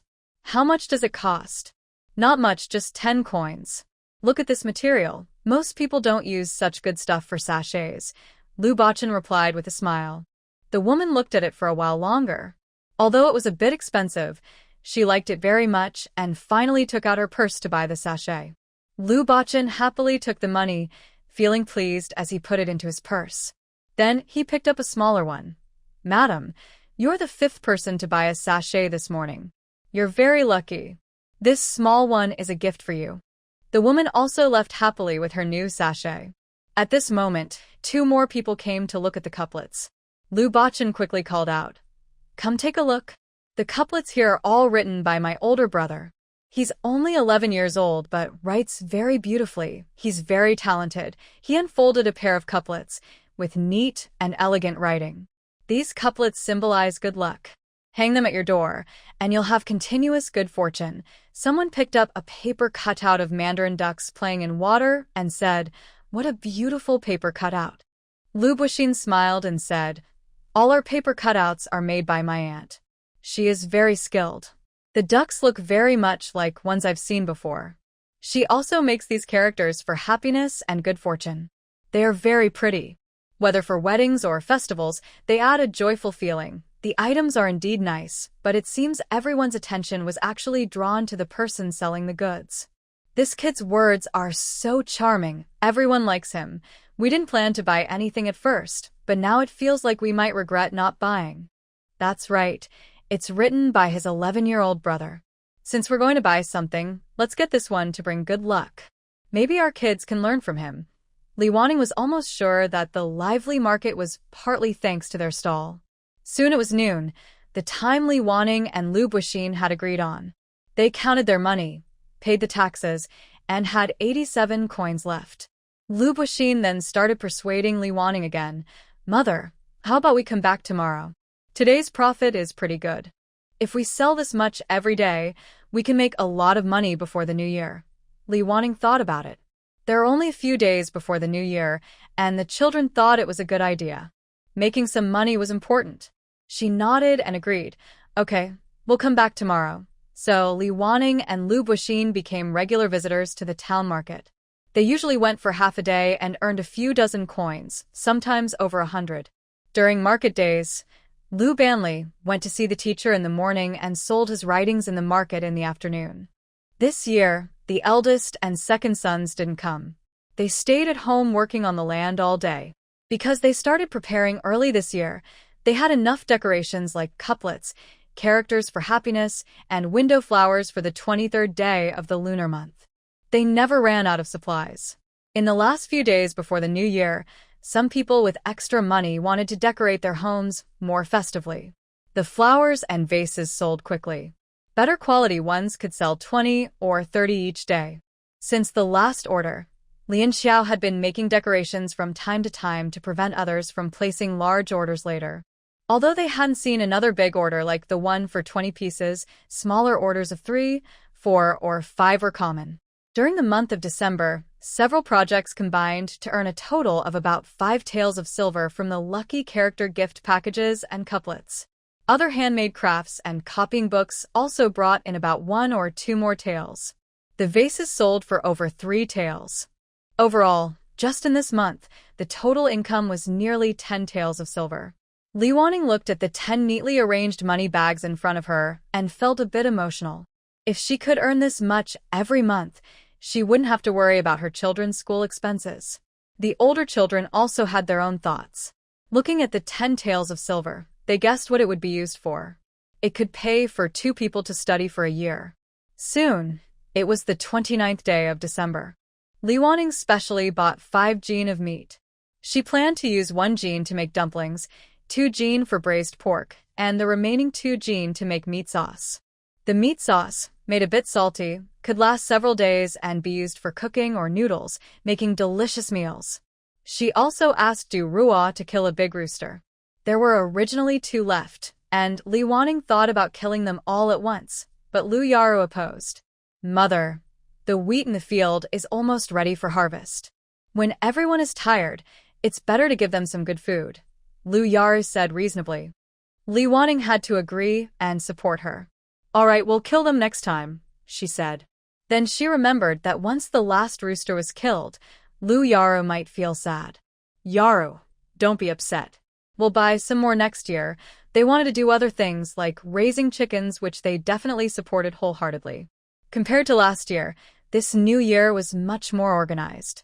The family's money was also more than last year.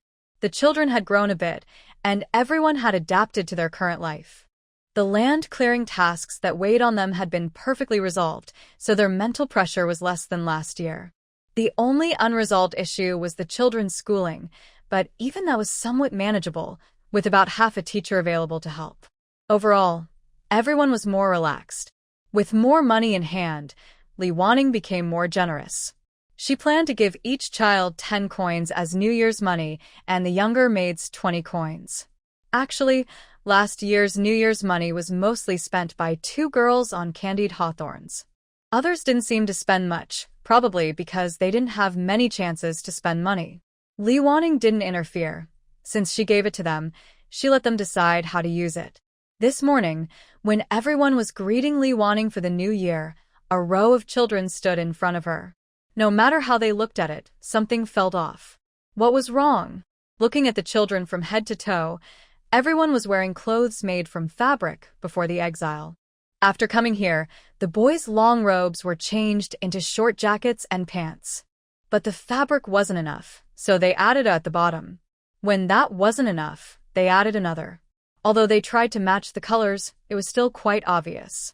Plus, since the children grow quickly, the 2 added strips might not match perfectly. Originally, the clothes were all solid colors, but with the added strips and patches on other parts, the clothes now looked colorful and patchy. And today they wore the best clothes they had. Red Sleeve, do you think we should make some new clothes for the children? Li Wanning felt that the children were very sensible. Even with their clothes in such poor condition, they didn't complain. Yes, madam. Once the New Year fabric shop opens, we can go buy new fabric, Red Sleeve replied cheerfully. Thinking about all these clothes and how they needed at least 2 sets for changing and washing, Red Sleeve knew it would take a long time to make them all.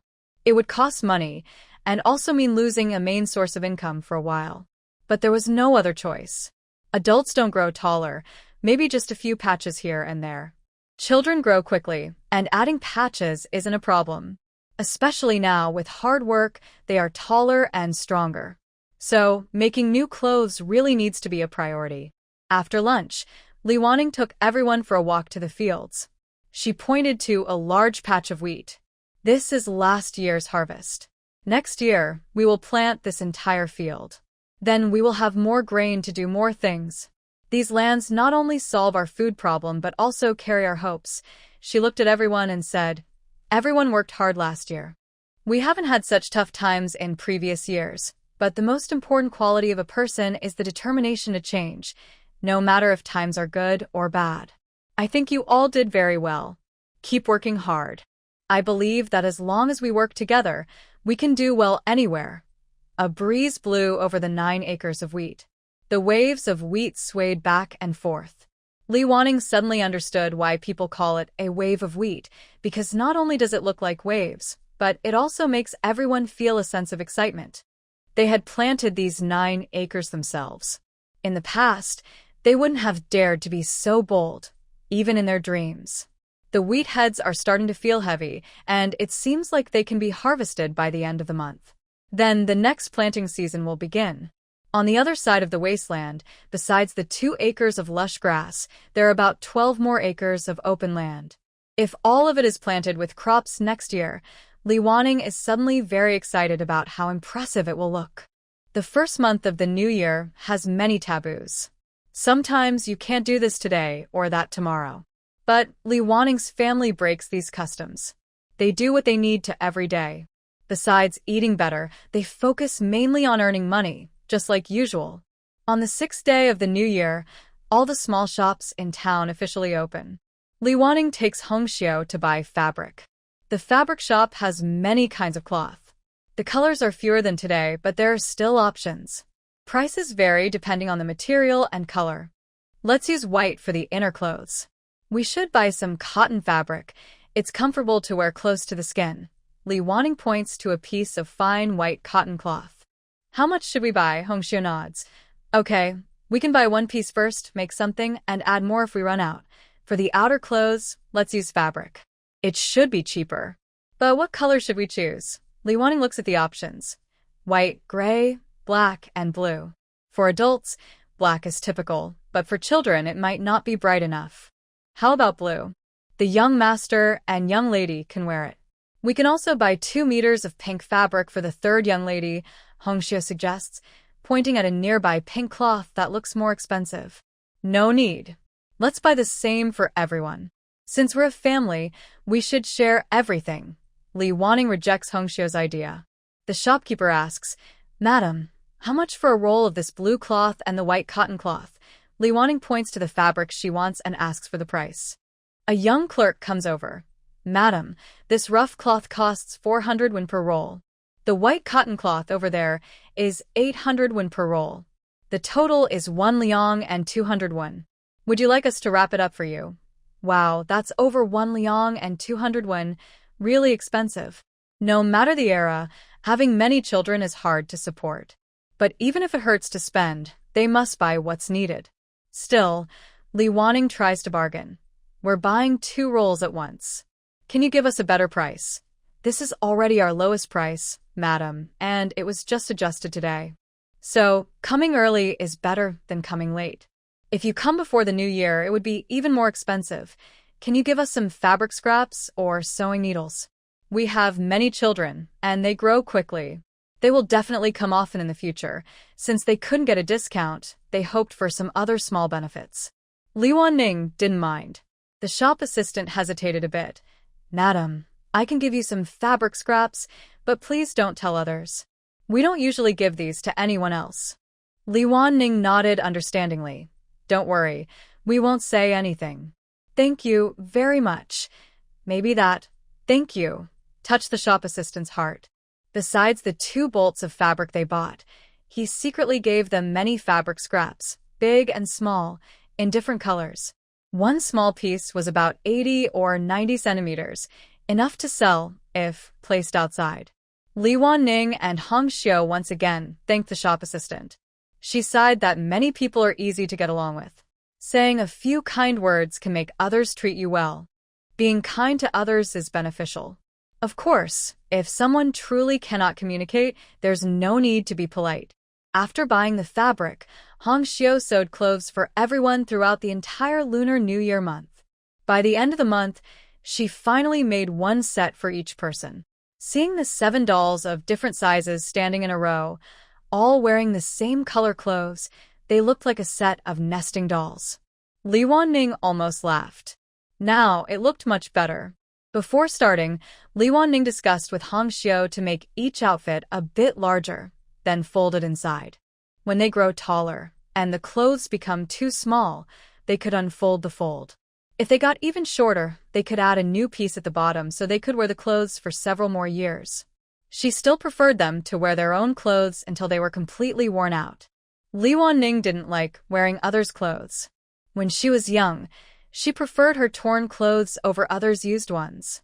But back then, she had no choice. Now that she was raising children, she wanted to do it her way, like reliving her own childhood. On the first day of February, the wheat was fully ripe. Li Wanning decided to start harvesting. So, the dolls who had just worn their new clothes for a day changed back into their patched old clothes and went to work in the fields. This time, they used 9 acres of land and took 8 days to harvest everything. The family was very busy and exhausted, but seeing the full yard of grain made them feel quite satisfied. When they started harvesting, they told the village chief. Since then, the chief has come by almost every day to check their progress. Sometimes, when they were too busy, he even helped a little. Today was finally the day to weigh the grain.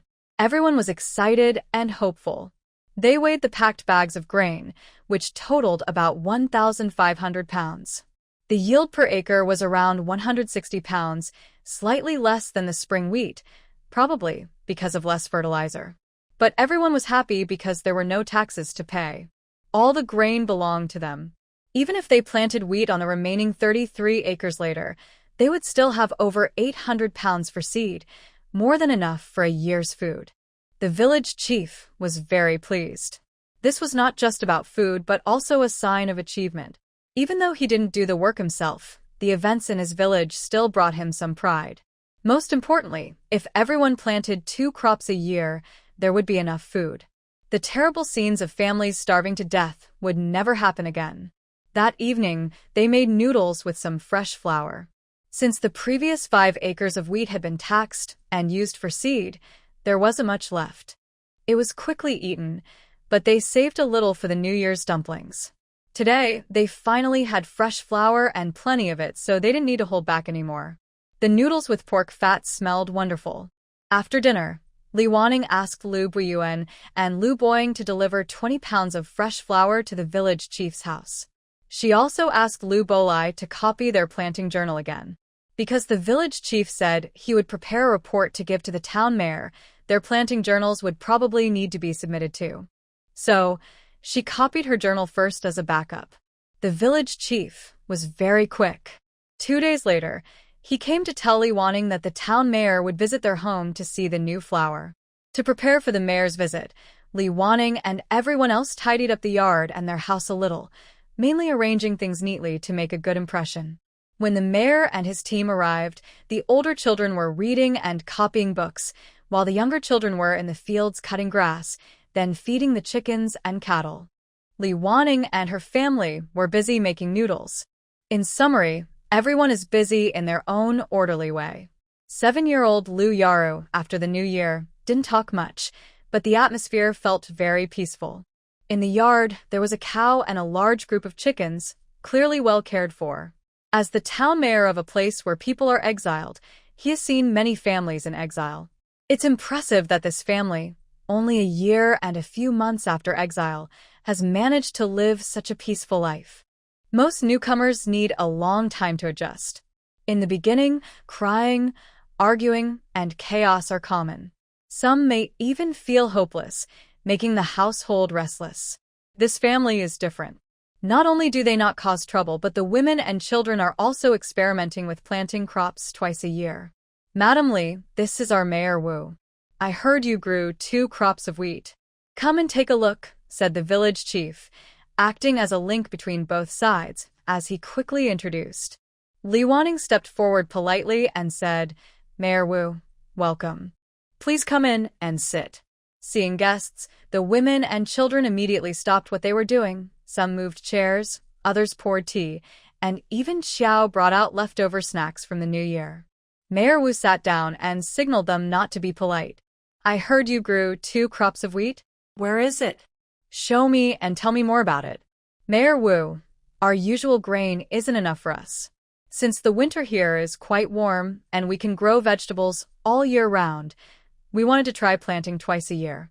This year, we planted 9 acres and harvested 1,500 jin, about 750 kilograms. The yield per acre is over 160 jin. It's not as much as summer harvest, but it's still good, she explained. She then signaled Xiao to bring out the bagged wheat for the mayor to see. This was mostly for show, as without seeing the real scene, it's hard to praise. Lu Buiyuan and the others came out with their farming diaries, handing them over. Mayor Wu, this is our family's wheat growth plan, recorded since childhood. It details the process of planting winter wheat. Please take a look, said Lu Buiyuan confidently, handing over the diary. The mayor took it and flipped through it briefly. It mainly recorded when the seedlings sprouted, when weeding started, and so on. The process was very detailed, and the handwriting was good. Did you write this yourself? Mayor Wu casually flipped through a page, looking at it briefly. The writing was simple and clear, with some parts accompanied by pictures. Mayor, this was written by my younger brother Liu Boli, he said, pointing to Liu Boli beside him. Liu Boli nodet policheli. I copied the record. Usually we record farming activities like planting and weeding, and everyone discusses what to do. Wow, they're quite united. Just now, what were you all doing? Mayor Wu asked again. He saw some children by the window and wondered what they were up to. Mayor, we are copying books.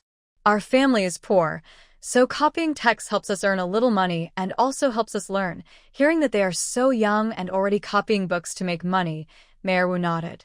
You are all sensible and hardworking. Thinking about his own son, who often tries to skip school and homework, Mayor Wu felt a bit disappointed. His son was also around 12 or 13, but he was so different.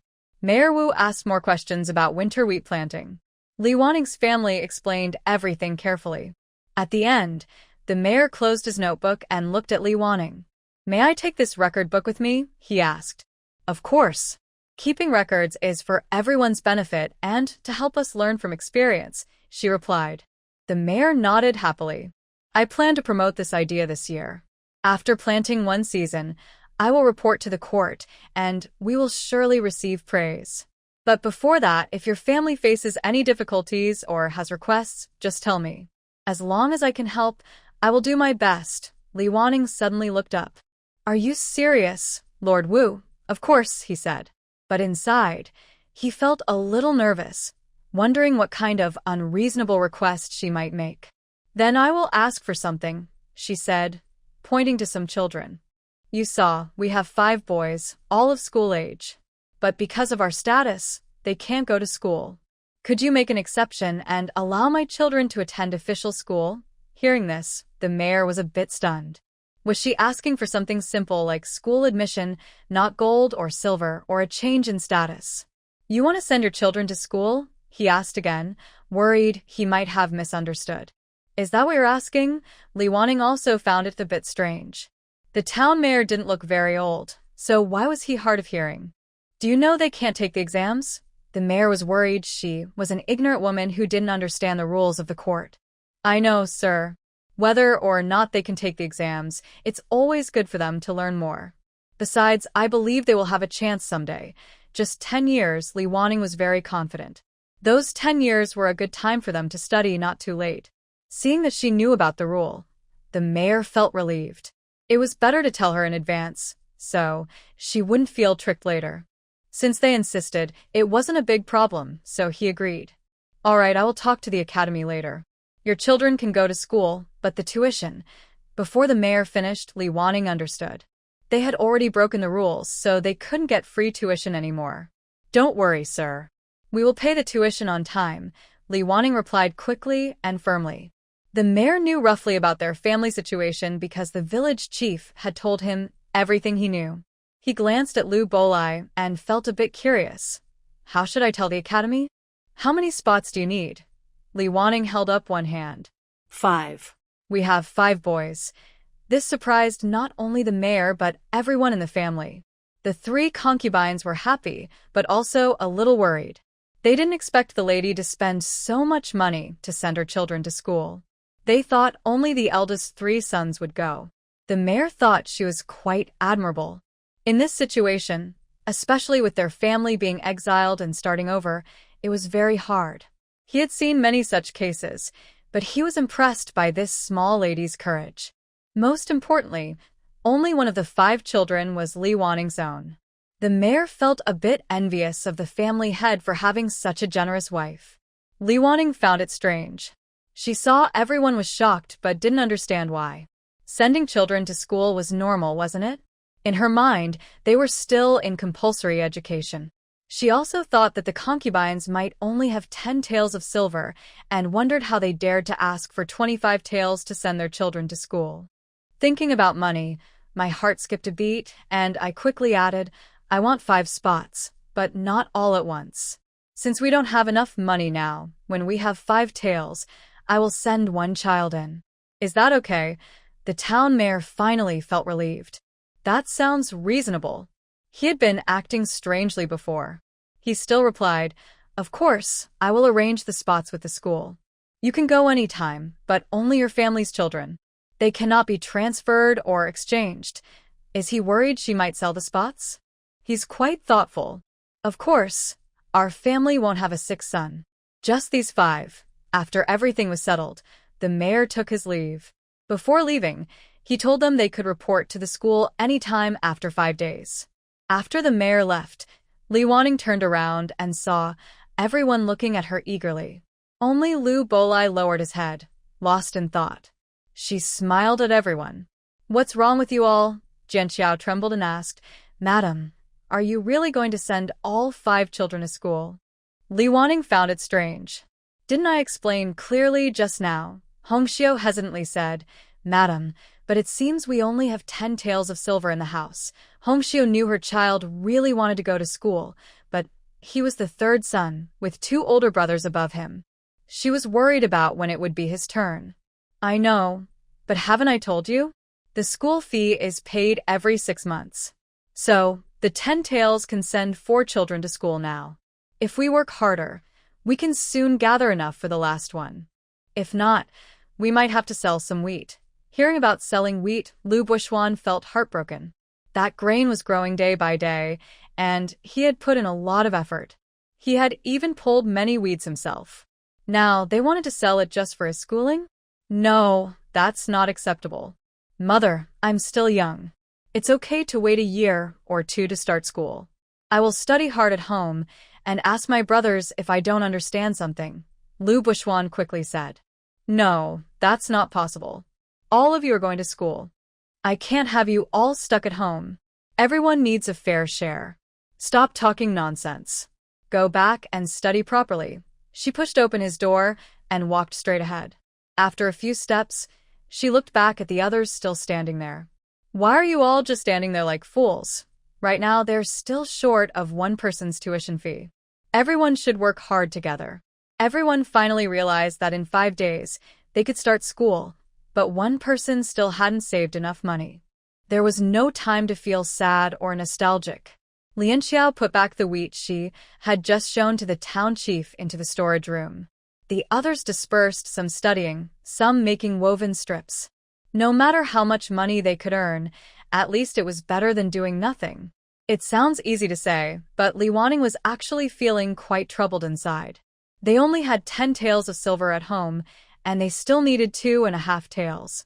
There were only 5 days left. If she could get her children into school, she hoped all 5 could go. Although Lu Bofiai said it was fine, Li Wanning felt that if Lu Bofiai couldn't go to school, he would be upset. It might also affect Du Ruo's mood.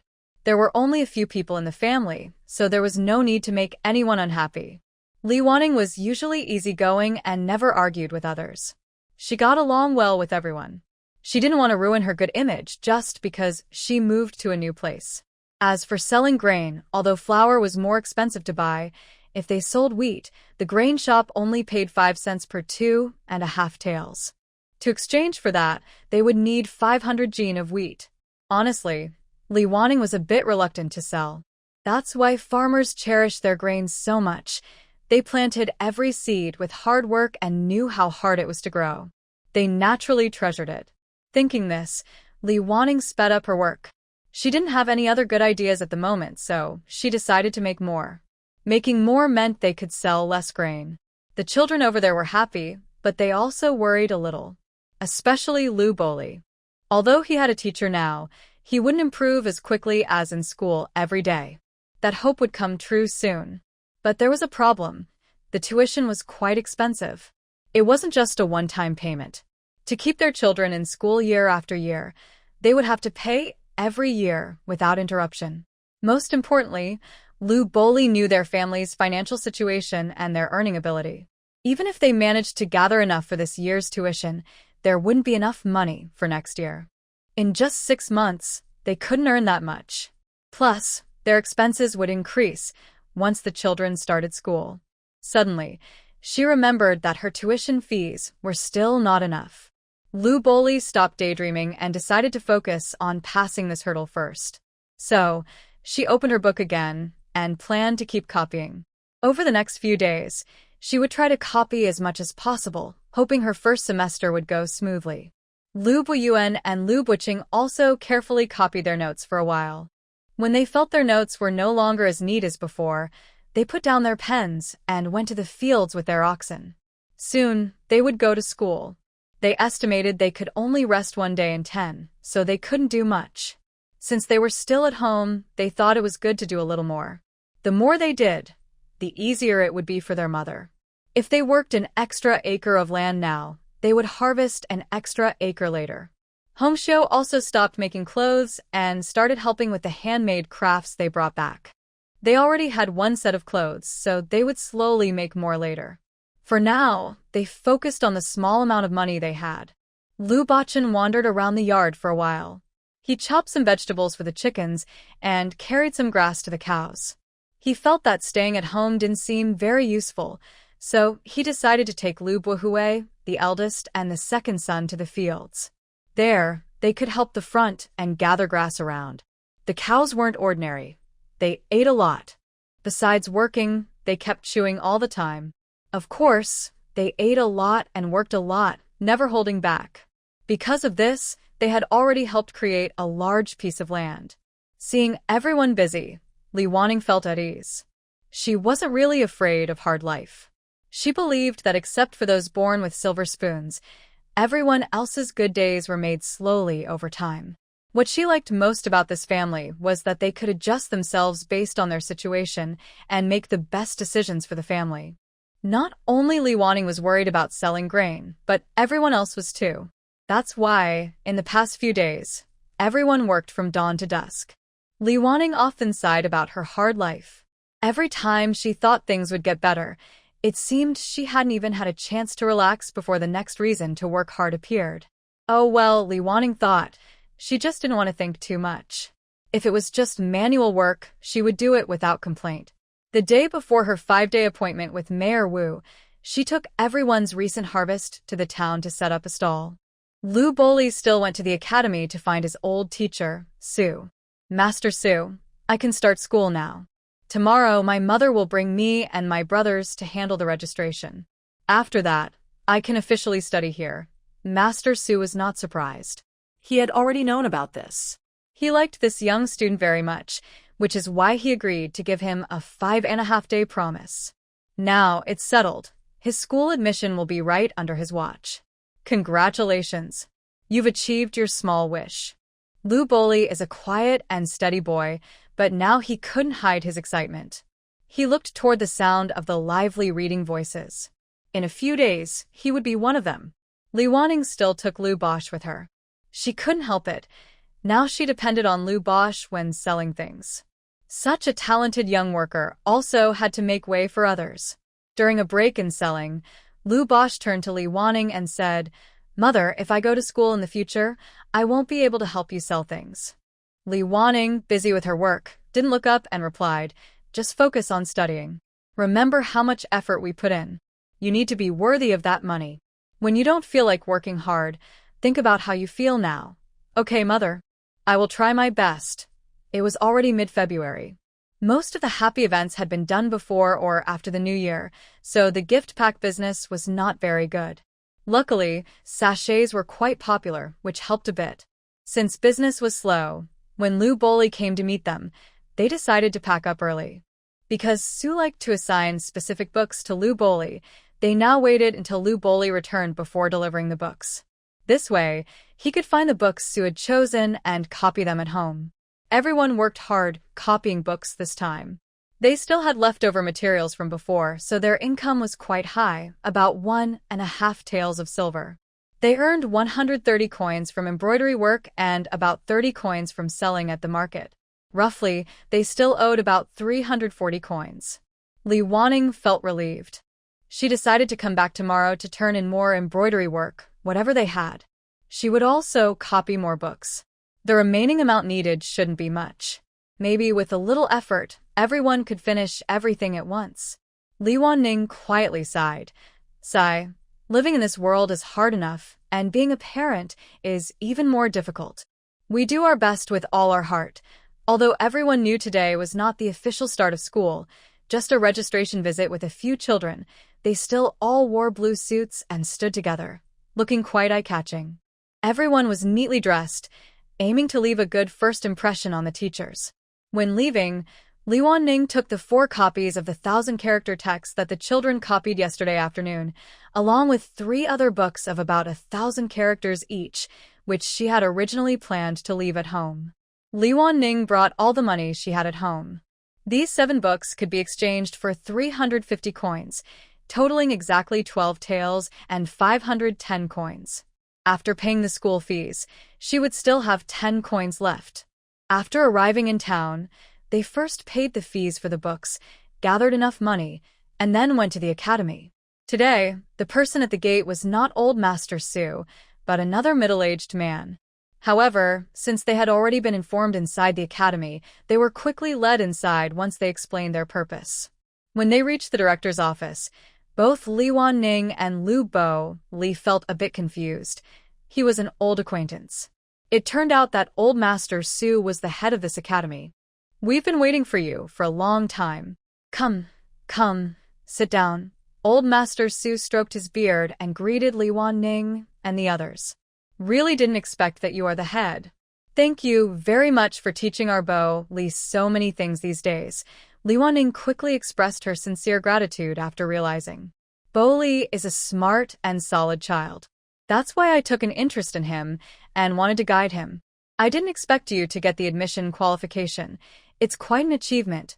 Old Master Su, though aware of how they obtained the qualification, looked at Li Wanning a bit more. He thought she was quite remarkable, something he hadn't noticed in many years, yet a woman who had only been here for a little over a year had discovered it. It's also because the town chief and the head are kind-hearted, which gave us this opportunity. We will always remember this great kindness.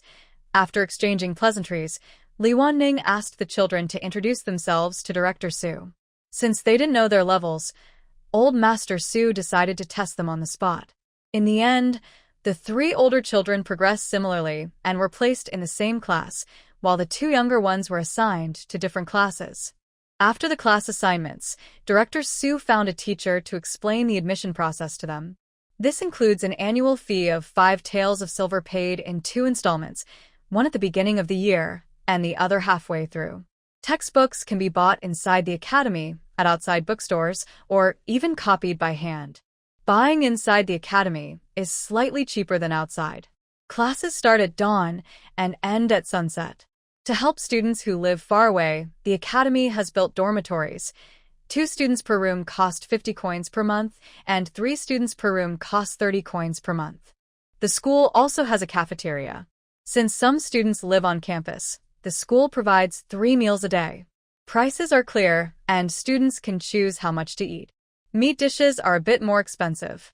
If students don't mind, a meal costs about 6 or 7 coins. Students need to bring their own writing supplies. Li Wanning looked back with a bit of sadness at her 5 children. Lu Bo Li immediately understood her worries and spoke.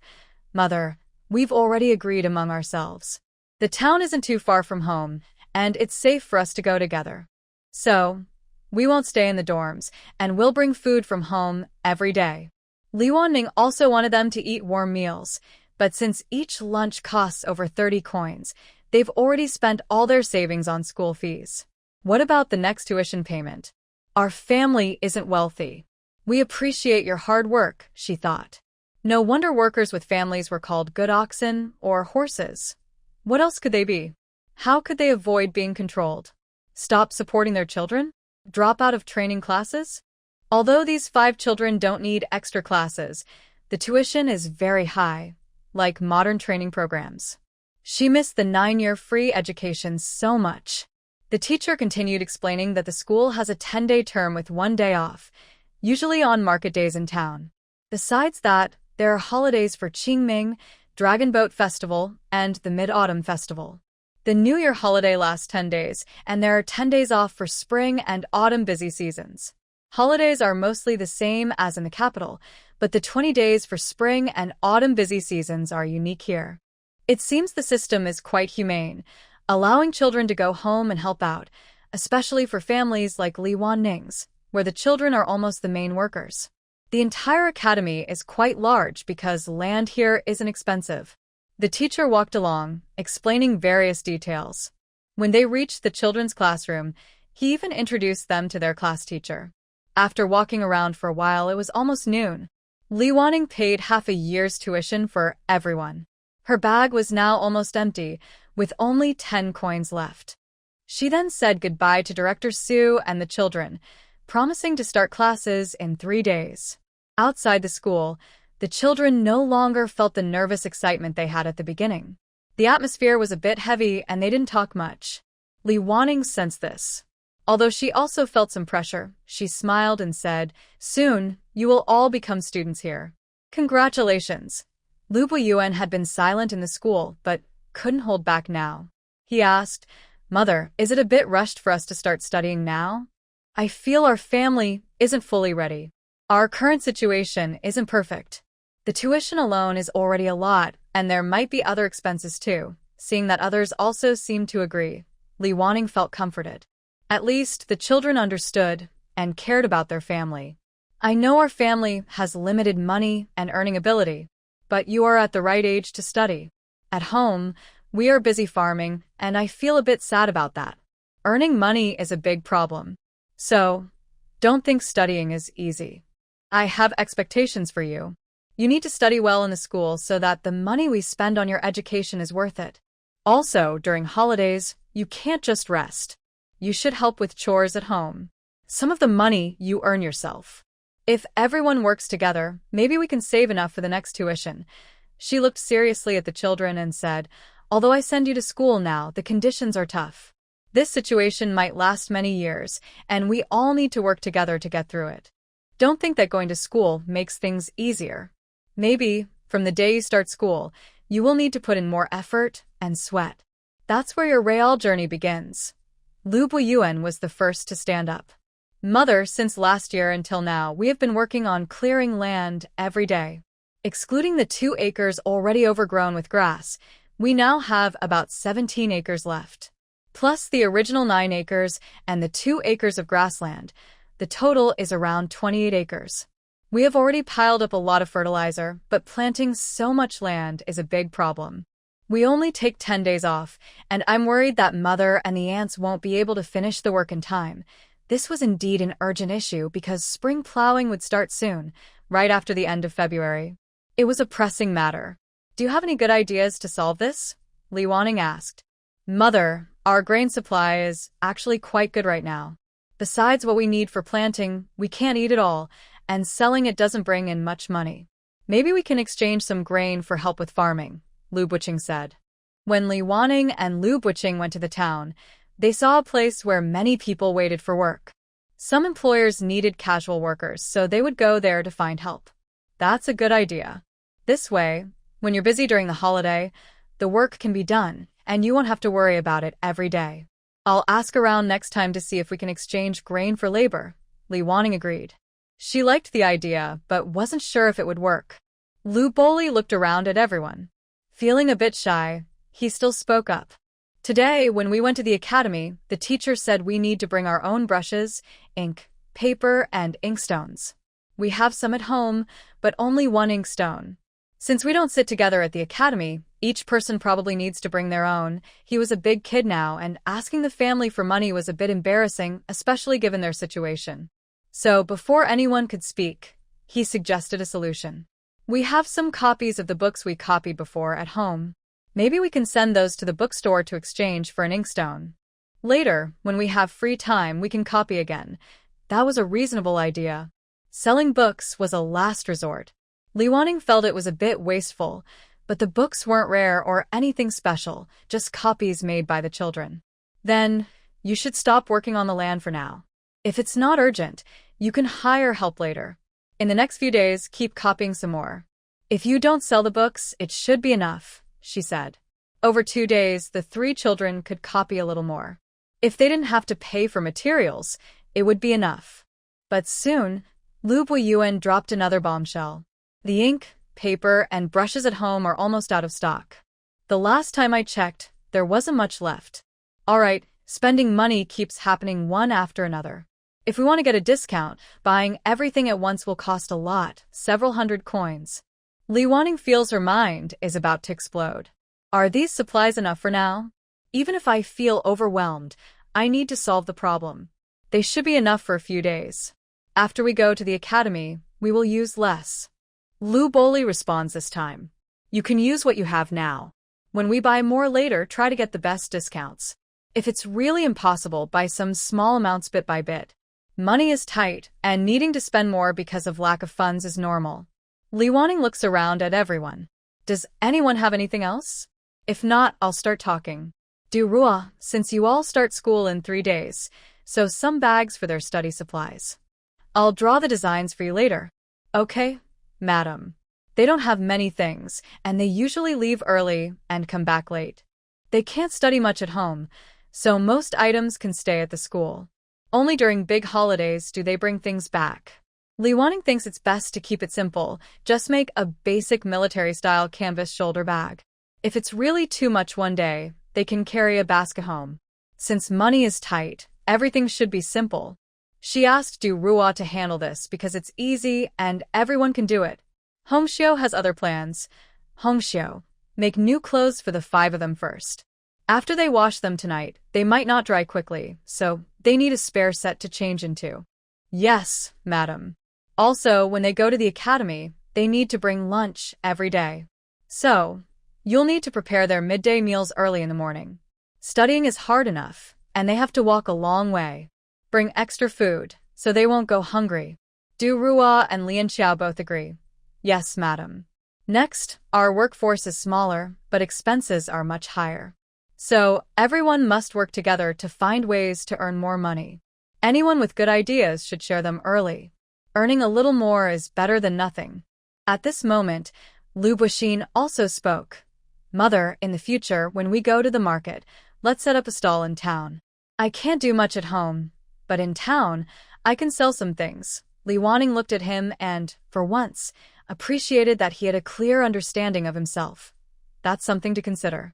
But you have an important task. Practice your writing early. If you can copy books like your brothers, it will be easier to earn money. Yes, it will also benefit you in the future. Lu Buixin lowered his head. Okay, mother, I will try my best. He responded, but inside, he felt a bit uncertain. I didn't hear your firm resolve and determination. Li Wanning thought she should encourage him more. This time, Lu Buixin looked up and repeated loudly. Mother, don't worry. I will work hard. Compared to others, Lu Buixin was still quite young. He hadn't read many books before, and he had only practiced writing for a short time. His handwriting wasn't very good, and he was a lively person who couldn't sit still for long. Sitting for a long time might be difficult for him. But even if he couldn't sit still, he had to sit. He might not need to take exams, but he still needed to learn some basic subjects. In 10 years, he would want to clear his name and restore his status. If he didn't learn what he should, or if his life was difficult, or if someone tried to cheat him by claiming his fate hadn't truly changed, what then? Li Wanning was absolutely suspicious of the character of this author. She knew she could do something about it. So, she believed that the current hardships and difficulties were just part of her experience after coming here. Completing her tasks wouldn't be easy. In the 2 days before school started, everyone worked very hard. Their time was tightly scheduled. The adults thought that doing a little more could help the children go to school properly, while the children doubted the sustainability of going to school. They thought that if they did a bit more now, maybe they could keep going longer. Li Wanning watched this and felt very satisfied. She believed that a sense of urgency was necessary in life. Without it, people could easily lose their fighting spirit. If everyone just coasted along, society wouldn't develop and humanity wouldn't progress. On the first day, they went to the school. Since Li Wanning also needed to go to the town to ask about exchanging grain for work, she decided to ride her ox cart and take them along. When they arrived in town, first they returned the borrowed books and bought 4 inkstones. The shopkeeper was a bit surprised. "Madam Lin, why are you buying so many? Are you giving one to each person?" Since they could share the inkstones, and they had done so before, suddenly buying so many seemed unusual. Li Wanning smiled and said, "Today they need to go to the academy to register, so they can't share." Knowing they were exiled people, the shopkeeper was quietly surprised to see so many children going to school. Although he didn't show it, he was quite amazed inside. "Since that's the case, you bought so many at once. Here, take some paper as a gift to celebrate." The shopkeeper was very considerate, thinking they were quite capable. Since they bought 4, he gave them 5 sheets of paper as a discount. "Thank you very much, and I wish your business prosperous," Li Wanning said happily. Because time was short today, she didn't expect to bargain, and she was surprised that the shopkeeper was so proactive. The shopkeeper ended up giving them 5 sheets of paper, 1 for each child, worth about 100 coins in total. Each child took a sheet and bowed to thank the shopkeeper. After leaving the bookstore, Li Wanning took them to the school gate, watched them go in, then turned to go to the employment office. It was truly of luck that she recognized the man who sold firewood earlier. He had told her some information before, and although he always seemed a bit lazy, she thought he was a good person. She walked straight up to him and said, "Brother, we meet again." The man recognized her and looked at her cart, then glanced at her again. "What's the matter?" "We have some land we want to exchange for work, using grain. Are you interested?" How would the exchange work? Since she was here to make money, whether planting or carrying sacks, it was all physical work, roughly the same. Provide lunch every day, plus a gene of wheat. How about that? Li Wanning had never hired workers before, but earning 10 coins a day was good pay. Since a gene of white flour costs 15 coins, she could exchange a gene of wheat, which could produce about 8 ounces of flour. It might not be as good as others sell, but overall, it wouldn't be less than 10 coins. The most important thing is that these black belt workers still have to pay taxes, but they don't have to pay when they earn wheat. For Li Wanning, selling a gene of wheat at the grain shop only earns 5 cents, but here it can be worth 10 cents. Such a win-win situation, naturally agreed quickly. Then the two went to discuss the timing nearby. After talking, they learned that the man was exiled from San Village, named Wang Ziyuan. He had an old blind mother, who was in poor health. Their 6 acres of land had already been planted, but after paying taxes, there wasn't enough to eat, and they had no money for medicine. So the man came out to sell firewood and do odd jobs to help support his family. Li Wanning was very straightforward. "Brother Wang, our family has more than 20 acres of land and 1 cow. We start planting at the end of February. Once our land is ready, we can lend you the cow for 2 days." Li Wanning told Wang Ziyuan her detailed address and arranged a time to start work. Then she hurried away with the cow. She wanted a slow life, but her circumstances didn't allow it. She had to go back early to work and earn money for her child's writing supplies and for next semester's school fees. Today, she was pulling the cart with the cow, and since she didn't set up a stall, she got home quite early, still before lunch. She started making noodles.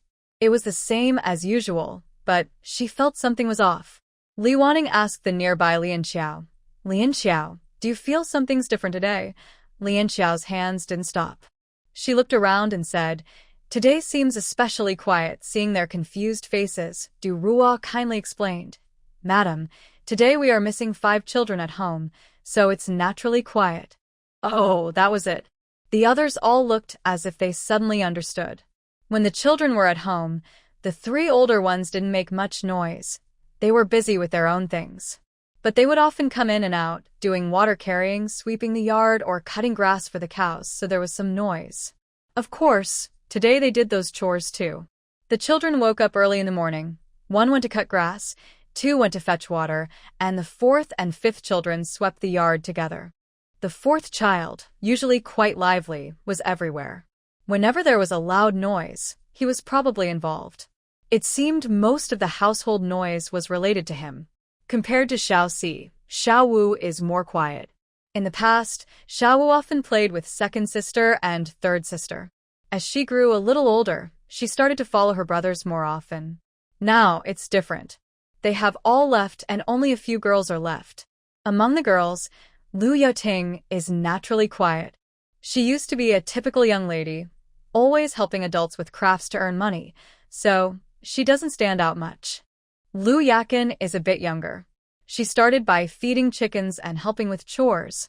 Later, she began to learn how to earn money herself. She can sit still longer and is becoming more like a little adult. Right now, the only girl who makes noise at home is Lu Yaro. But she is limited in ability, and the loudest she gets is when chopping vegetables for the chickens. She is a pretty quiet girl.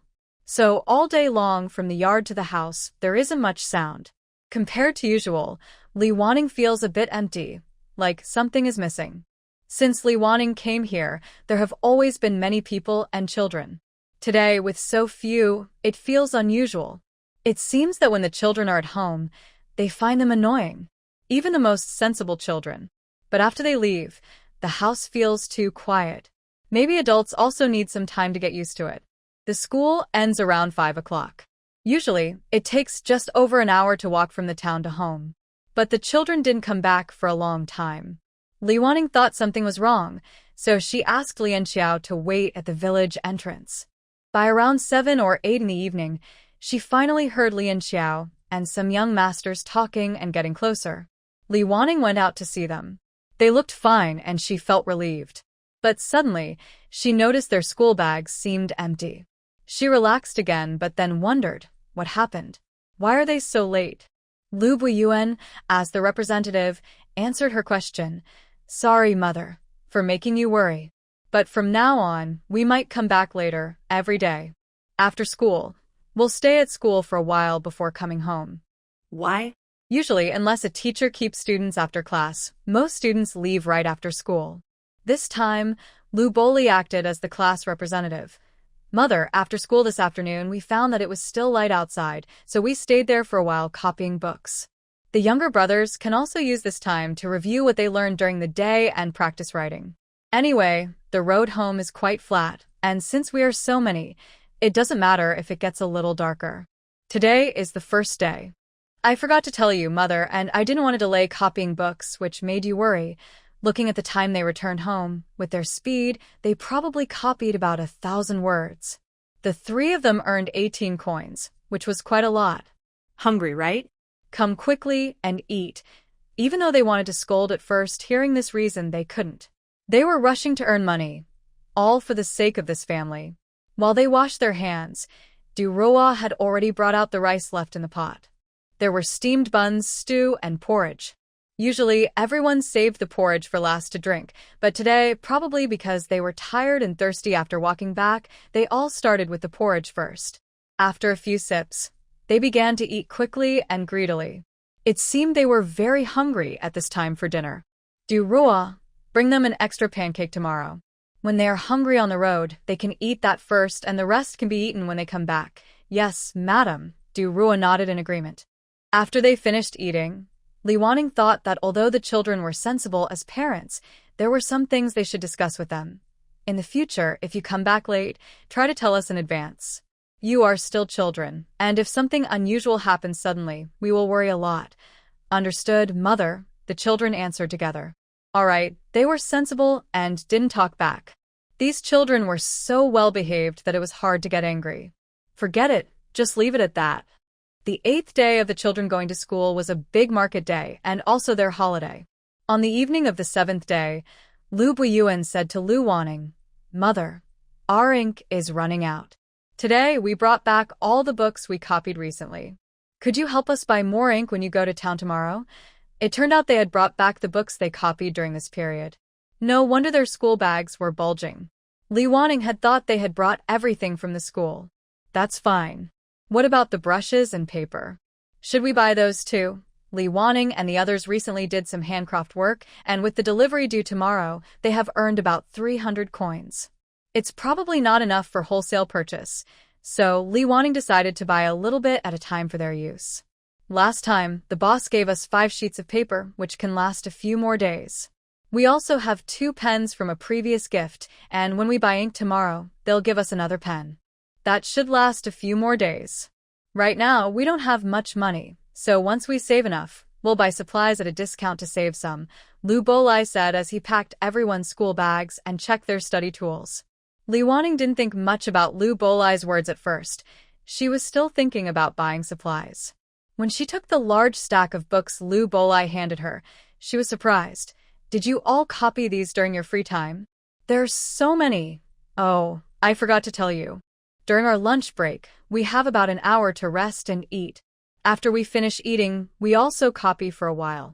These books just meet the threshold for buying ink and getting a pen free, Lu Bolai explained calmly. The children are really thoughtful. It seems that when life is hard and you have some fixed expenses, everyone can become good at managing money. Even if not a master, at least they are careful with their spending. Of course, for wealthy families with noble backgrounds who spend freely, they might think these children are too frugal and not generous enough. But Li Wanning believes that whether a family is rich or poor, being careful with money is a good quality. If you have money, you can enjoy life. But if you can achieve the same quality with less money, spending more isn't about showing off. It's more like wasting money. Big companies worth billions, with dedicated teams to negotiate prices for raw materials, are more wealthy than most. Since she does well, Li Wanning never hesitates to praise them. You all did very well. Our family situation is special. We are all women, with little experience or ability. Living with you and supporting you is tough. But as you grow older and stronger, you can help your mother and aunt support this family. Sometimes inspiring responsibility in boys is very effective. Making them feel useful, like pillars of the family and dependents of their mother, makes them more worthy of your trust. Indeed, after saying these words, she felt that the boys' spines seemed straighter and more confident.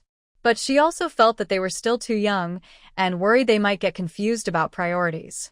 She added, since we spent so much money sending you to school, you should focus on studying. Earning money is important, but you shouldn't let it interfere with your learning. Just do your best with copying books. Understood, Mother, the children answered together. Li Wanning wasn't sure if it was just her feeling, but since sending them to school, she sensed a change in their attitude toward her. Although not very obvious, whenever she said something, they would respond in unison, and most importantly, their tone carried a new sense of trust. Overall, it was a good thing. In the original story, the children of the noble family were afraid of Li Wanning and disliked her, and eventually, they all hated her deeply, leading to negative emotions bursting out. The good impression she had built over the past year was not easy to achieve. The next day was market day. Li Wanning woke up early, packed everything she needed onto the cart, then took out her small money box and put the few silver coins inside her purse to prevent any unexpected expenses. Du Rua knew Li Wanning was going to the town and got up even earlier to prepare breakfast. When she was about to call her, Li Wanning raised a finger in front of her, signaling silence. Don't speak, the children are still sleeping, Li Wanning whispered. Since going to school required waking up early, and the children were disciplined enough to finish their chores before leaving, they usually got up at 5 o'clock. They only took a day off every 10 days. The day before, Li Wanning told them they didn't need to wake up so early and could sleep a little longer. Li Wanning was sitting at the table eating when she heard a voice behind her. Mother, all is well. She turned around and saw Lu Bo-chin. Why are you up so early? Why not sleep a little longer? Li Wanning looked at her sleepy-eyed child with some surprise. Mother, today is market day. I want to go to the town with you. I can help sell things, he said. It turned out he was thinking about this. No wonder he was so sleepy, but still got up early. Since he wanted to go, she couldn't refuse. All right, go wash up and have breakfast first. Li Wanning agreed aloud, but in her heart, she decided to leave a little later next market day so Lu Bo-chin could sleep a bit longer. Lu Bo-sheng nodded and said, Okay, Mother. Wait for me. Then he ran to the water jar, scooped some water into a basin, rinsed his face a few times, and rinsed his mouth with salt water. He grabbed a pancake and told Li Wanning, Mother, We can leave now. Li Wanning looked at the impatient child and said helplessly, sit down and eat slowly. Not in such a rush. Du Rua poured him a bowl of thin porridge. Young Master C, don't worry. If you go to the town, you might come back a little later at noon, so you should eat more this morning. When Li Wanning and the others went to the town, they first delivered the goods to avoid damaging anything at the stall. As expected, the bookstore's total was 250 coins. Li Wanning bought 10 ink sticks, and the shopkeeper gave him a pen as a gift. Then they went to the embroidery shop to deliver handmade work, received 140 coins and some new materials, and finally set up their stall. Although it was a big market, it wasn't during a festival, so business was slow. They only earned about 40 coins in the morning. After paying taxes, Li Wanning and Lu Bachin counted their copper coins, totaling 325 coins. They had hoped to save enough money to buy some paper, but Li Wanning gave up on that idea and told Lu Bachin, let's go buy some bones for soup.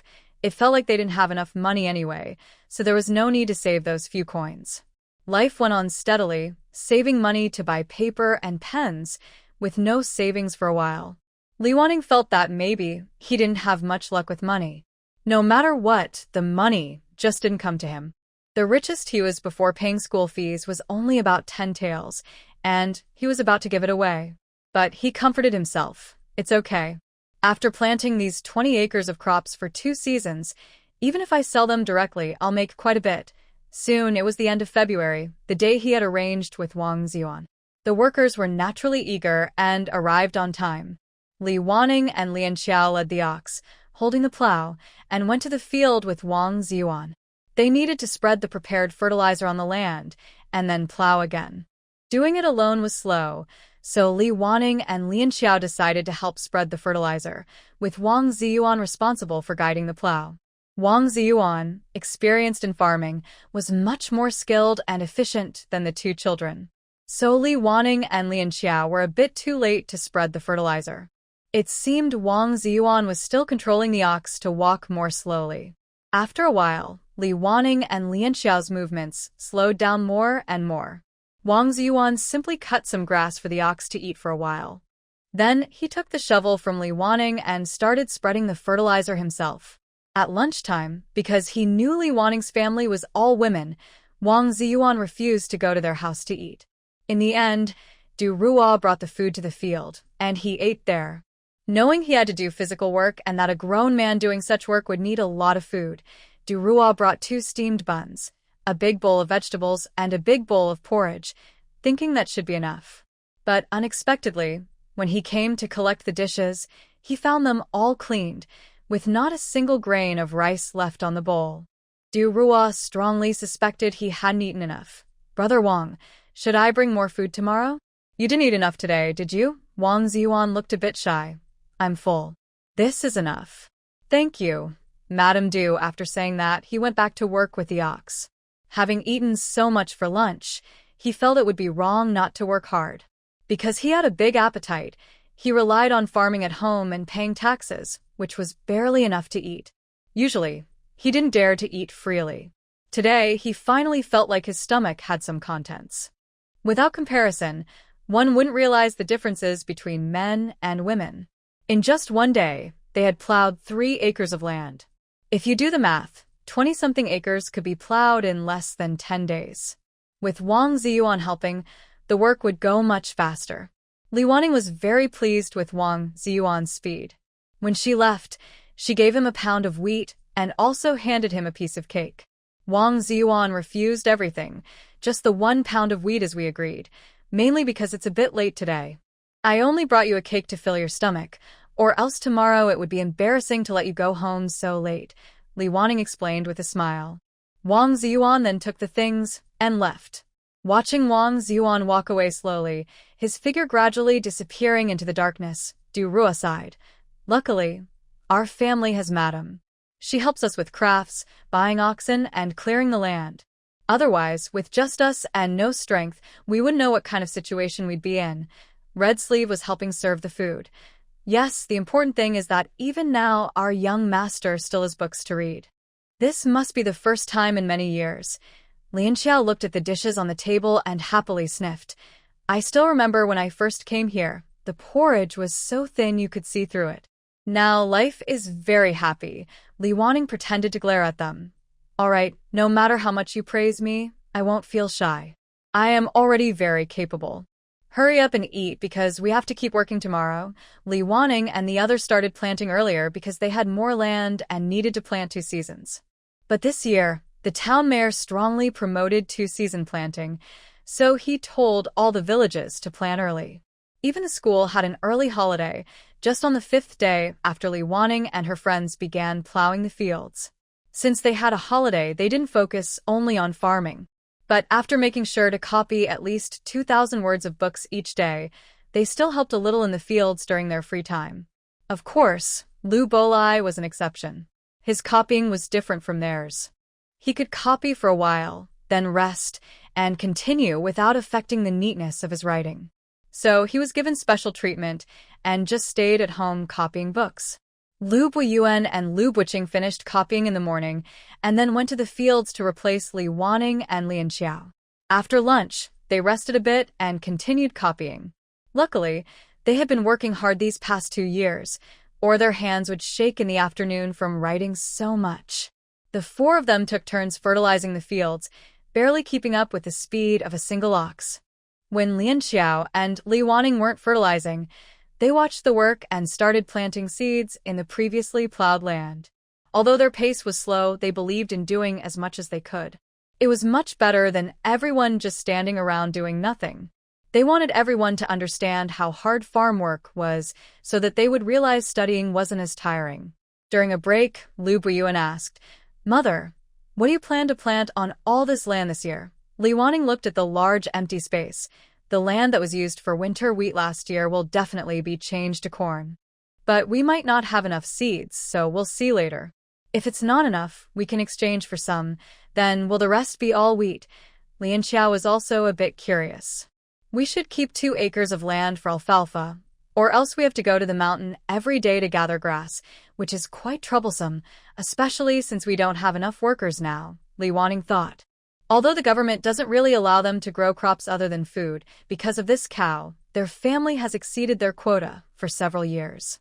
So, in Li Wanning's mind, the cow's feed can also be considered a crop. Now, they are quite familiar with the village head. After the town mayor visited, their family is registered with the local officials, so as long as they don't do anything too bad, it should be fine. They need about 10 acres of wheat, but right now they have plenty of wheat, so seed supply isn't a problem. Thanks to Wang Ziyuan joining, the land was cultivated very quickly. They finished 20 acres in just 15 days. The previous 5 days and the 10 days of holiday at the academy fit perfectly. The 5 children worked hard for 10 days and then returned to school. Li Wanning, as agreed, lent the cow to Wang Ziyuan. "Big brother Wang, thank you for your hard work recently. I'm lending you the cow, but you know we treat Xiao Huang like family, so please take good care of it." Wang Ziyuan nodded. "Mrs. Li, don't worry. I only have 6 acres of land. I'll return the cow to you in 2 or 3 days. From Wang Ziyuan's home to Li Wanning's is only about half an hour. Also, the cows are registered with the government, so Li Wanning isn't worried about him selling it. Besides, he's been working hard lately, and he seems to be a good person." The cow was lent out, but Lu Yaru, who feeds the cow every day, felt a bit uncomfortable. "Mother, what do you think Xiao Huang is doing now?" Looking at the sun outside, "It should be plowing the fields at this time." After a while, "Mother, did Uncle Wang take the alfalfa last time?" "Xiao Huang really likes to eat it." Li Wanning thought for a moment. "I don't think I brought it." "It's okay, Xiao Huang will be back in a couple of days. When it returns, you can feed it alfalfa again." After another moment, "Mother," she was a bit annoyed, but Li Wanning understood her feelings. Raising a pet or a child is similar. You develop feelings for them. Sure enough, 2 days later, Wang Ziyuan returned the cow. Li Wanning suddenly remembered something. "Big brother Wang, do you plan to go out looking for work again? It is necessary because my family doesn't have enough food. Lady Li, if you need help in the future, you can also find me." Wang Ziyuan thought working at Lady Li's house was quite good. He was talking about a meal, but he could eat his fill at noon, and often she would give him a bun or a piece of cake in the evening. He could also take a jean of wheat home to his mother, which helped cover his meals for the whole day. He asked if he could come regularly to help the fields. It wasn't just about weeding. He was willing to do any farm work during festivals, and the pay would be the same. Lady Li felt that the past 2 weeks of planting had been very tiring and was thinking about finding someone to help again. Wang Ziyuan was happy to hear this. He thought he could come around when the weeds grew tall. If needed, he would start working. It was a good way for him to find occasional part-time work. Usually, he just collected firewood or did odd jobs in the market, and there weren't always jobs available, so he often went hungry or ate a little. After Wang Ziyuan left, Lady Li was also happy. She said, "Now that we have a helper in the field, we can finally relax a bit. In the past, farming didn't take long, and she just endured it. But this time, for half a month straight, Lady Li felt like she was about to grind her teeth. When conditions at home improve, she plans to hire 2 or 3 people, and she can just relax and do a little work on the side." Even the dogwood was exhausted, but with her status, Lady Li was always busy and didn't even have the chance to complain about being tired. Now that it was over, she finally said, after resting for 2 days, "I feel like I can finally catch my breath." The lady must be exhausted too. Lady Li shook her head and said, "That's right. I've never been this tired in my life. Food really is hard to come by." She even thought that many modern people waste food, and everyone should be forced to farm a piece of land and be evaluated by their work. If so, how much food could be saved in a year? Duo Rua smiled and said, "The lady is so kind. She must be from a wealthy family, not needing to work so hard." Lady Li also smiled. She considered herself a good person, but she knew she had to give some good advice. Let's put aside whether it's good or bad. "I know you shouldn't curse people casually, even if they deserve it. Otherwise, you'll just make enemies." Although a few people didn't fully understand why Li Wanning said this, her meaning was clear. However, they thought Li Wanning was overthinking. People like them, living at the bottom, are often scolded by others. Unless their family can clear their name, they usually accept it. Thinking back on their past life, it seems that except for their children being unable to take exams and not having enough silver, life was actually happier now. Spring plowing was finished, but they hadn't saved up much silver. It was already mid-February, and they only had a few months before September's school fees. "Hongxiu, let's make more sachets for the Dragon Boat Festival. It's not far now. We should prepare more this year. If we can't sell them all, some people will buy a few casually." Last year's Dragon Boat Festival brought in a good income. Li Wanning thought this period was the best time to prepare. "Yes, madam. I've noticed that the fabrics we've brought back lately are quite nice. Some plain-colored ones. I plan to embroider some designs on them. Since there's still time, we can prepare well." Hongxiu had been thinking about this for a while and was planning it privately. They chatted casually until Lu Yaru suddenly remembered something. She ran over and tugged at Li Wanning's sleeve. "Mother, shouldn't we also bring back our little roosters?" "Yes, now there are no more roosters at home. The last one was killed during spring plowing. Li Wanning plans to bring back 10 more little roosters this year." She had been giving eggs to the person selling chickens little by little before the last rooster was killed. She carefully checked each egg. Only those with tiny black spots could hatch. Once the last rooster was killed, the eggs in the house could no longer hatch chicks. Li Wanning was thinking of waiting until the weather warmed up to bring the chicks back. Although winters here are not very cold, she wanted to raise them until the new year. "Next time we go to town, I will bring back some chicks for you," Li Wanning said.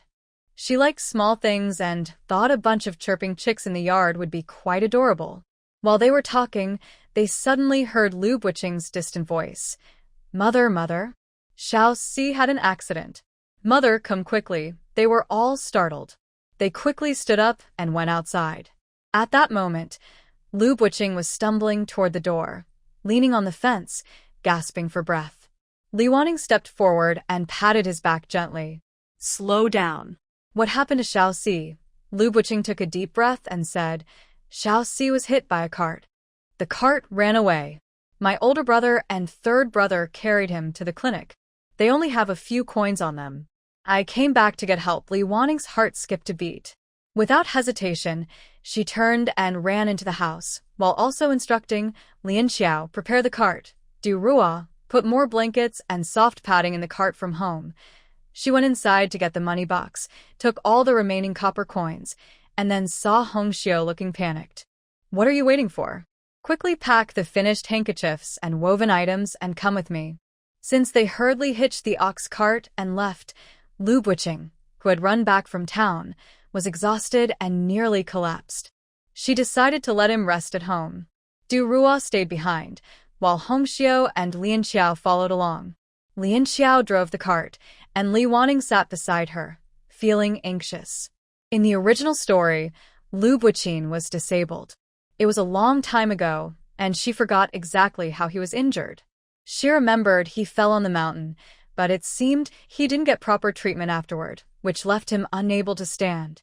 A lively, jumping child had become gloomy and aggressive. Among these children, she actually liked the fourth one quite a bit. He was like a little son, cheerful and lively, bringing energy wherever he went. She didn't want this adorable child to turn out like in the story. System, are you there? Come out quickly, Li Wanning kept calling along the way. After a while, a lazy voice responded. What's the matter? Li Wanning was a bit annoyed. Xiao Si was hit by a cart. Isn't that different from the original story? The author's tone was quite dismissive. It's just a different path leading to the same outcome. No big deal. Fine, let's not talk about that for now. I want to ask you, did he also hurt his leg this time? Can it be cured? This was her most urgent concern. Probably. I'm just the author, not a fairy. I don't know all the details. Whether it can be cured depends on you. If you're good at healing, then you can treat him, the author replied impatiently. Anything else? No? Then I'm leaving. Don't bother me with small matters like this in the future. Hearing this, Li Wanning felt a bit relieved. Since it's a different path but leads to the same result, and the key point is whether she can cure him, then it should be possible with current medical skills.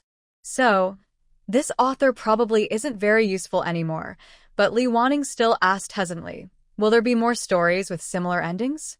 Don't say you don't know. You're the author. Who else would know? A series of loud, confident laughs echoed in her mind. Haha, sorry, I don't usually plan outlines. I haven't decided what happens next. I'll change it as I go. Just wait and see. Don't worry, you'll experience it little by little. Now, I'm leaving. Bye-bye. Li Wanning organized her thoughts and counted the money in her purse, about 580 coins. At that moment, Hongxiu, who had been silent, handed her 30 coins. Madam, this is your New Year gift money. I haven't used it. Li Wanning thought her money might not be enough, so she took it and said, don't worry too much. It's probably just a small injury. We just need to rest and recover. We don't have much money now, so I'll keep this for now. When we have more, I'll give it back to you. Hongxiu's voice trembled a little. I hope everything goes well for the young master. Lian Xiao drove the ox cart at a fast speed, rushing through the streets. The wind of February blew on Li Wanning's face, feeling a bit cool. She turned her head and saw Lian Xiao focused and serious. She couldn't help but feel a little stunned.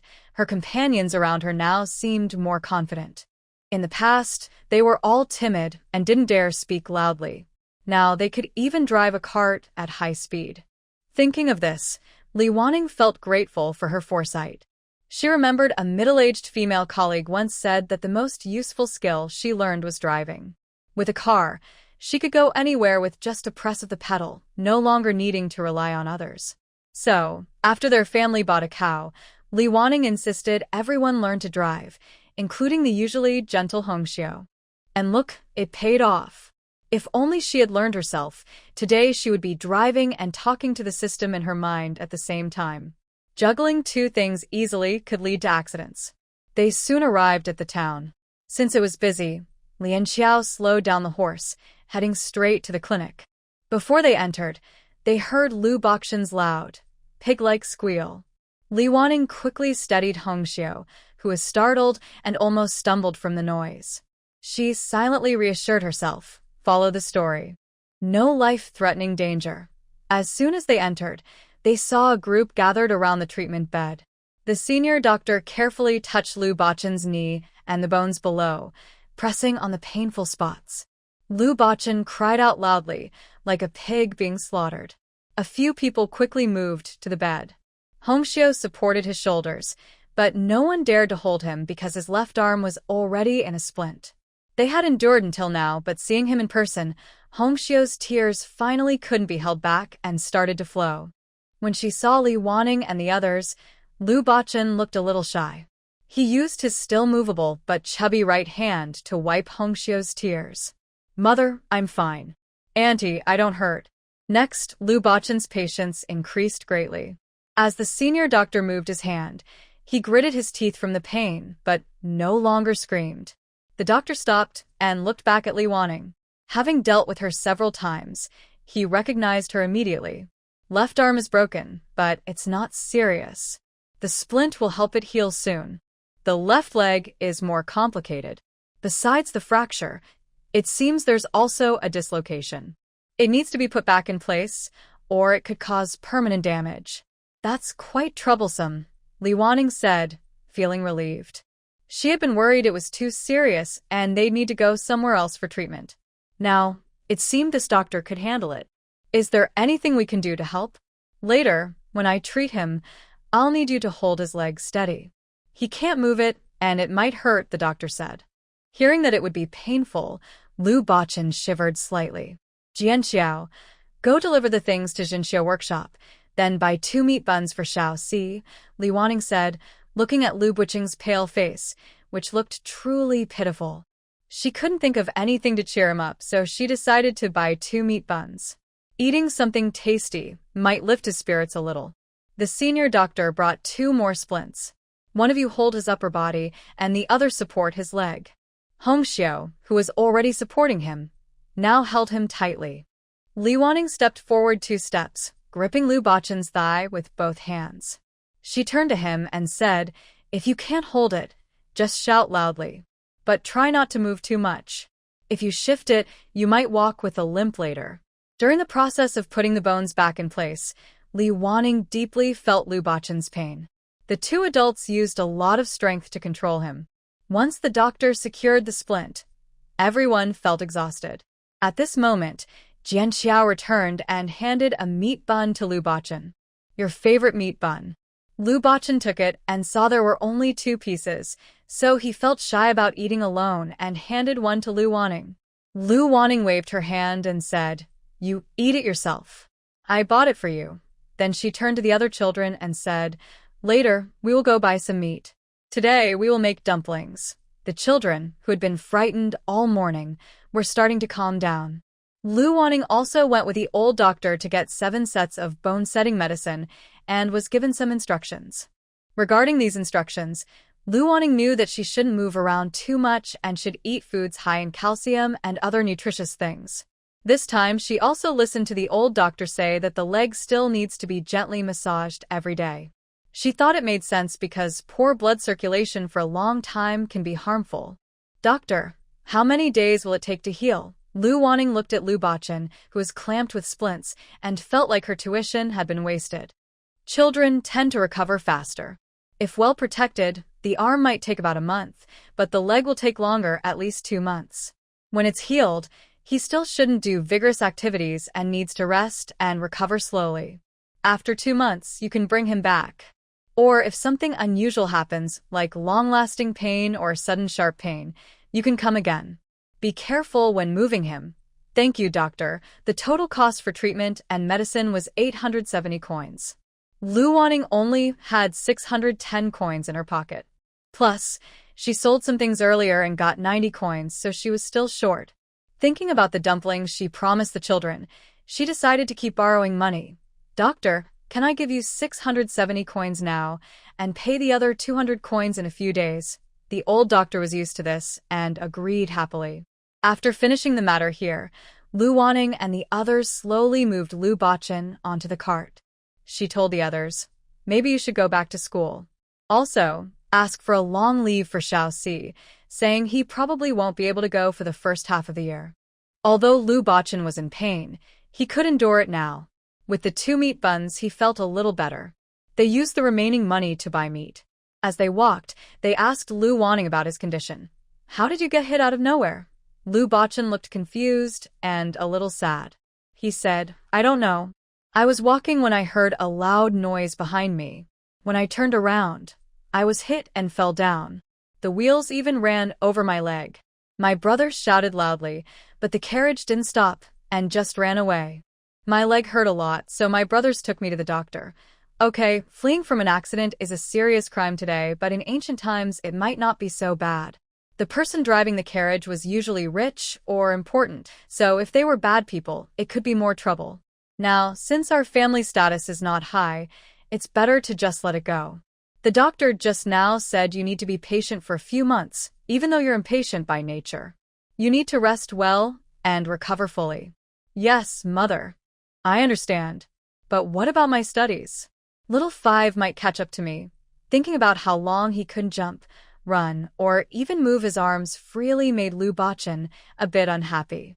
He also thought that in the future, Lu Bihue would learn even faster than him. He wouldn't be able to say to Little Five, Come, brother will teach you. The idea of being taught by his younger brother made him feel like the sky was falling. Seeing how eager he was to learn, Li Wanning found it both funny and a little happy. It's okay.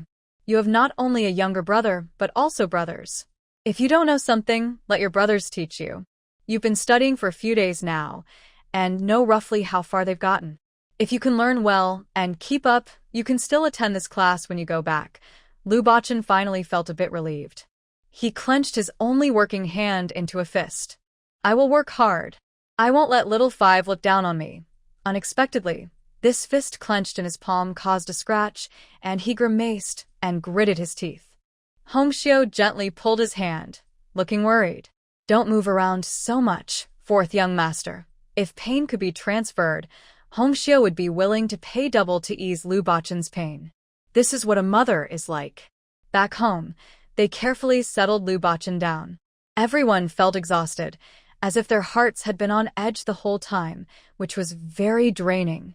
Li Wanning sank into a chair. Durwa, we bought some meat and bones. Let's make bone soup for lunch.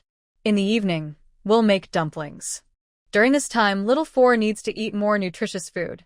Don't let him miss out on eggs. Yes, madam. Is the fourth young master's injury serious? How long will it take to heal? Du Rua could only see Lu Bachan's arm and leg in splints, and the careful way everyone was moving him. His arm will probably take about a month to heal, and his leg might take 2 or 3 months, depending on his recovery. He needs to rest at home for now. Lu Buqing went to check on Lu Bachan. How are you? Does it still hurt? Lu Bachan nodded. It hurts, but I can bear it. Second brother, you should go to school, or all our money will be wasted. Lu Buqing nodded. All right, if you're okay, I'll go to the academy. Then Lu Buqing told Li Wanning he was going to the academy. Li Wanning looked at the sun. Are you tired? Do you still want to go today? Lu Buqing nodded. I can still make it to the afternoon classes. Okay, the child wants to learn and the parents shouldn't hold him back. Then, be careful on the way. Or I can send you in a cart, it might be faster. No need, mother. If I go alone, I can walk quickly. You all are scared today. Rest at home. Meanwhile, Lu Buqing set off for school again. Over here, Hongxiu put 2 quilts and a pillow behind Lu Bachan so he could sit up more comfortably, softly asking, Do you want some water? I can get it for you. I'm not thirsty right now, Auntie. Can you bring me a book? Sitting like this all the time is too boring. He felt bored even before lying down. Okay, I'll go get one for you. She didn't care what book it was, just brought everything available at home. After all, he had been sick for over 100 days. He must have read many books by now. Since his left arm was injured, it didn't affect eating much. She placed a small stool next to his bed, put the food on it, and let him eat slowly. While eating a boiled egg and drinking bone soup, Lu Bachan suddenly felt that life was pretty good. Not long after finishing his meal, Hongxiu, sitting at the door embroidering, heard Lu Bachan call out, Auntie, Auntie. She hurried into the room and saw his face a little red, with his hand covering his stomach. She was worried. What's wrong? Fourth young master. Are you uncomfortable? Does it hurt again? She waved her hands around, not knowing where to touch him. Lu Bachan looked up and said with difficulty, I need to go to the toilet. Hongxiao let out a breath of relief. You scared me to death. I'll go get the chamber pot for you. After bringing him in, Lu Bachan looked at the basin with a sad face. Hongxiao helped him take off his clothes, but he blocked her with his arm and asked, "What are you doing, madam?" Hongxiao pushed his hand away and said, "Both your hands are hurt. How can you do it yourself? I'll help you." He looked up at his face, which was turning redder, and smiled. "Young Master C, are you shy? There's nothing to be shy about. You've been raised by me since you were little, and I've taken care of you all this time. You can't move around much now, so you just need to be patient." After dealing with his urgent needs, Lu Bachan felt that life was no longer beautiful. The worst part was that he had to live like this for a few more months. Oh my, if only time could go back to this morning, he would definitely throw a tantrum and refuse to go to school. Fortunately, the evening dumplings slightly comforted his wounded heart. The food today was really good. That night, the children came back a little earlier than usual, probably worried about the injured family member at home. As soon as they arrived, Lu Buiyuan handed over 2 pieces of broken silver. "Mother, I asked the teacher for leave today. After talking with the headmaster, they refunded 2 taels of tuition. Since fourth brother needs to rest and recover, he can go back to school in the second half of the year." When Li Wanning took the silver, she felt a surprise. She thought she had already paid the tuition, but she didn't expect the headmaster to be so kind and actually refund the money. The headmaster is really kind. We should learn from him in the future. But even though fourth brother is resting at home, he can't fall behind in his studies. From now on, you all take turns helping him study, so he can keep up with the class. "Yes, mother," the 3 young masters answered together. Then they heard Lu Buxiao's sad voice nearby. "But mother, I can't help fourth brother with his studies." Li Wanning looked at him and said, "Let the 3 older brothers do it. You focus on your own lessons." She thought to herself that it's just as well that fifth brother can't help, or Lu Bachan would be furious. With the 2 taels of silver as confidence, Li Wanning felt that her pockets finally had money again, and she was less anxious than before. Although she was drinking the bone-setting medicine, Lu Bachan still hurt for several days. The pain was constant even when he was still. There was no other way, so he had to endure it. Li Wanning then asked Du Ruo to make all kinds of small snacks and treats for him, just to distract him and make him feel better. Several older brothers would give him a lot of homework every day before leaving, and he would memorize it over and over, which helped pass the time. After surviving the difficult first week, he finally reached a stage where moving didn't hurt anymore. Without constant pain, Li Wanning felt much happier. Lu Bachan also gradually adapted to this new life. Once his right hand scrape healed, he finally had one hand completely free. Its range of movement increased, and his mood improved.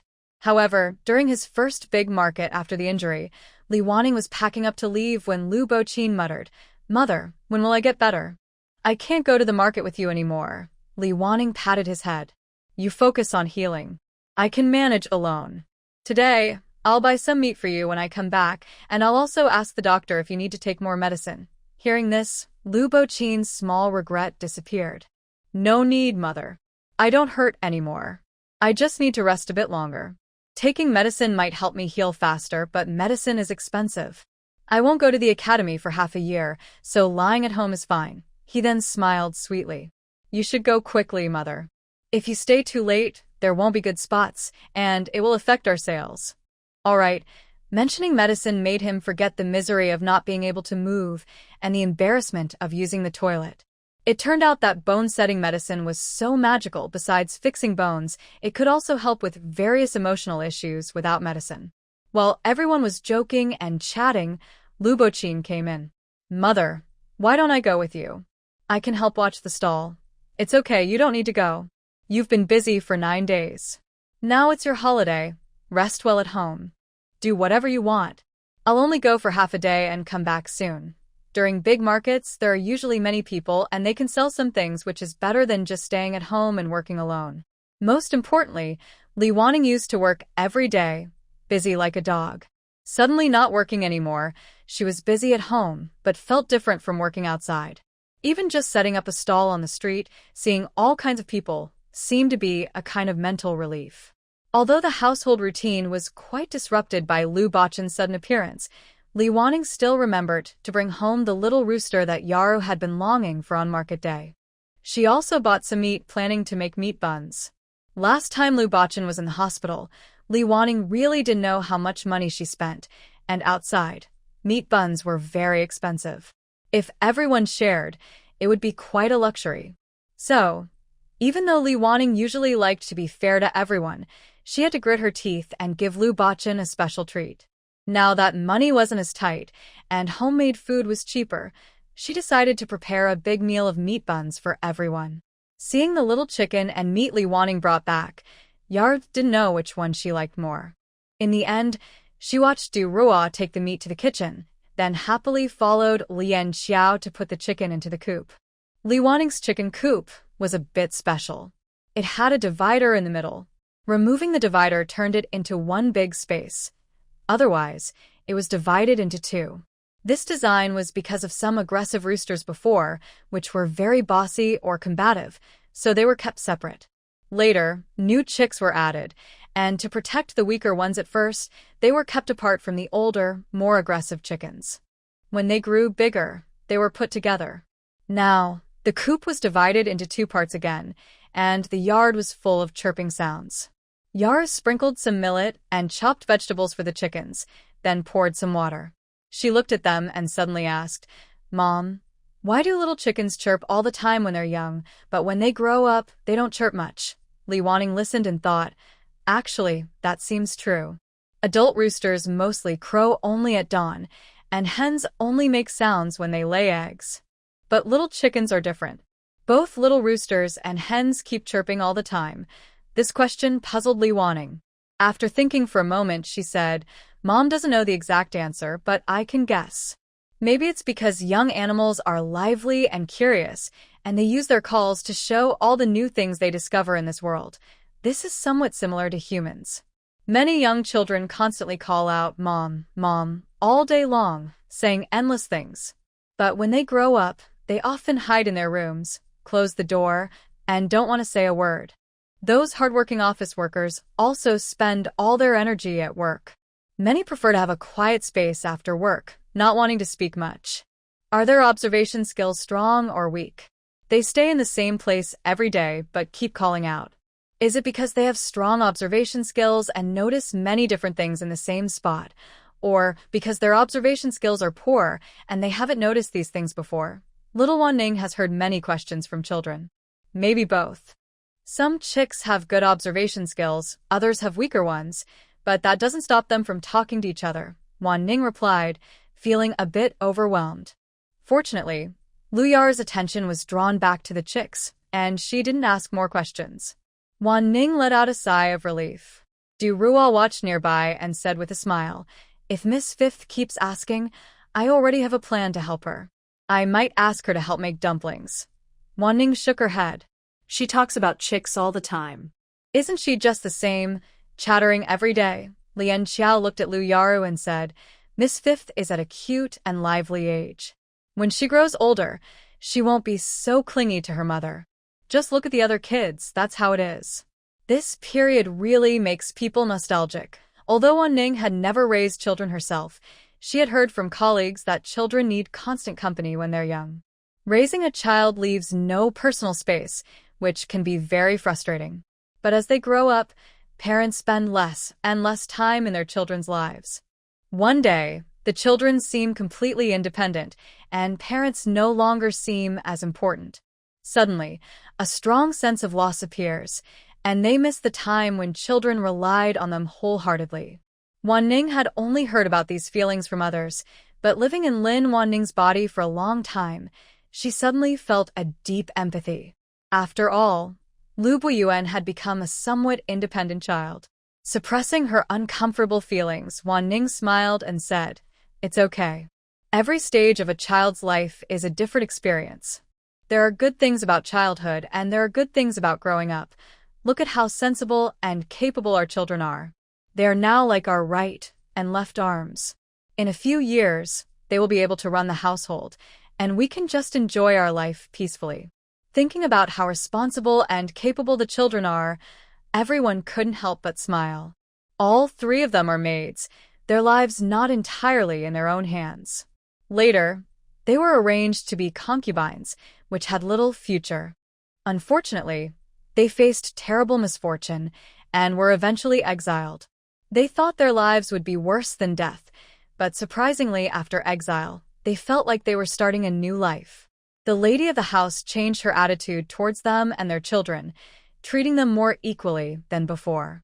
If what the lady often says is true, that they will be cleared of blame in the future, the bonds formed by the children through shared hardships are more valuable than what could be gained just staying in the big house.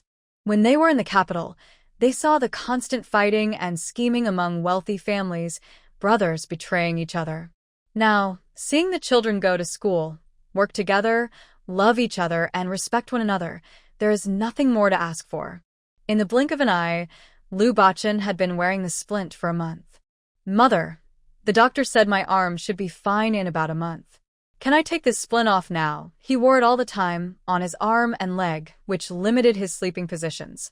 For a child, who can change sleep postures hundreds of times in one night, it was quite uncomfortable. Most people who have had children can understand. In late pregnancy, when the belly is big, you can't sleep on your stomach. After giving birth, many just want to sleep without restrictions. Li Wanning reached through the splint's gap and poked his arm. "Does it hurt here? How about here? And here?" After pressing for a while, she didn't hear him say it hurt. She wasn't sure if it was really not painful anymore or if he just didn't want to wear it anymore. "Maybe we should take it off," Li Wanning said, turning to Hongxiu. Hongxiu looked at Liu Bofiai with a pitiful expression. "Since the madam says so, I guess it's okay, as long as there's no big movement." Liu Bofiai pointed to his leg. My leg is still like this. "I can't really move much either." He made a good point, so Li Wanning decided to go along with it. Carefully, he untied the splint, excitedly straightening his arm. He rotated his shoulders a few times, startling Hongxiu, who quickly stopped him. "Take it slow. You just said you wouldn't make big moves." Li Wanning looked at him with a warning gaze. "If you can't control yourself, should I put the splint back on?" I'm sorry. I'll go slow. Just a small movement." He slowed down and moved his arm gently. He couldn't resist not moving. He finally had some freedom. Seeing his good attitude and admitting his mistake, the two of them decided to let him go. But now that his hands were completely free, Li Wanning made a new plan. "Since both your hands are free now, you can start practicing writing. That way, you won't fall too far behind in school." "Really? Should you put the splint back on me?" Li Wanning smiled, amused. She found that Liu Buixin still had a bit of humor in him. Every time he could make people smile. However, he was just joking. It was impossible to put the splint back on him. He kept saying he didn't want to practice writing, but when he started, he was very serious. He didn't need anyone to remind him. Even though he stayed at home, his progress wasn't slow.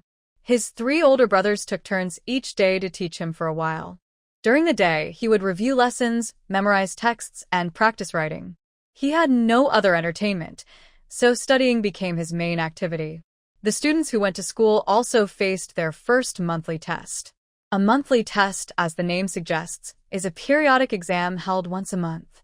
It measures how much students have improved over that month. The academy took the monthly tests very seriously. Every month, the rankings were posted publicly, making it similar to the imperial exams. So, everyone's scores were displayed openly. The academy also rewarded good results. The top student in each class received 50 coins, the second 30 coins, and the third 10 coins. If a student ranked first 3 times in a row, they would get a reward of 100 coins. If they kept winning after that, they would earn 100 coins each time. 6 coins could buy a pound of coarse rice. 100 coins could buy more than 10 pounds, enough for a person's monthly food. So, the rewards were quite tempting. The competition was fierce, with many trying hard to win, but very few actually earned the full 100 coins. During their previous school visit, the teacher had already told them about this matter, so Li Byron knew a little. He had also thought that Liu Boli, from the book, would definitely get a scholarship in the future. But he never expected that this day would come so soon.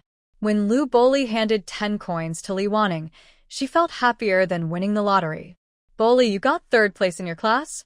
That's great. You've only been here a month. Lu Boli felt a bit shy from the praise. This time my older brother got 6th and my second brother got 9th.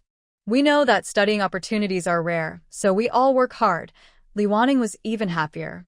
There are about 30 students in your class, right?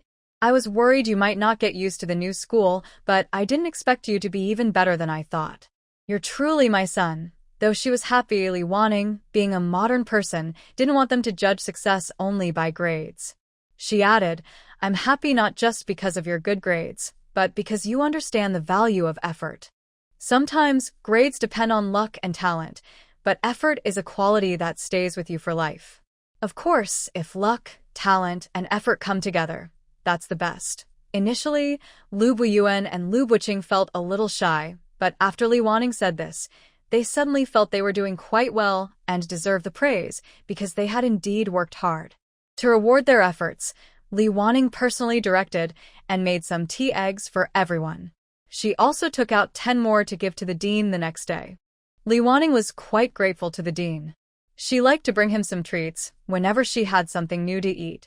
Although they weren't expensive, it was a small way to show her appreciation. The dean seemed to love food. After the first time, he politely declined. He never refused again. He always smiled and said, "Thank you on behalf of your mother. You've worked hard."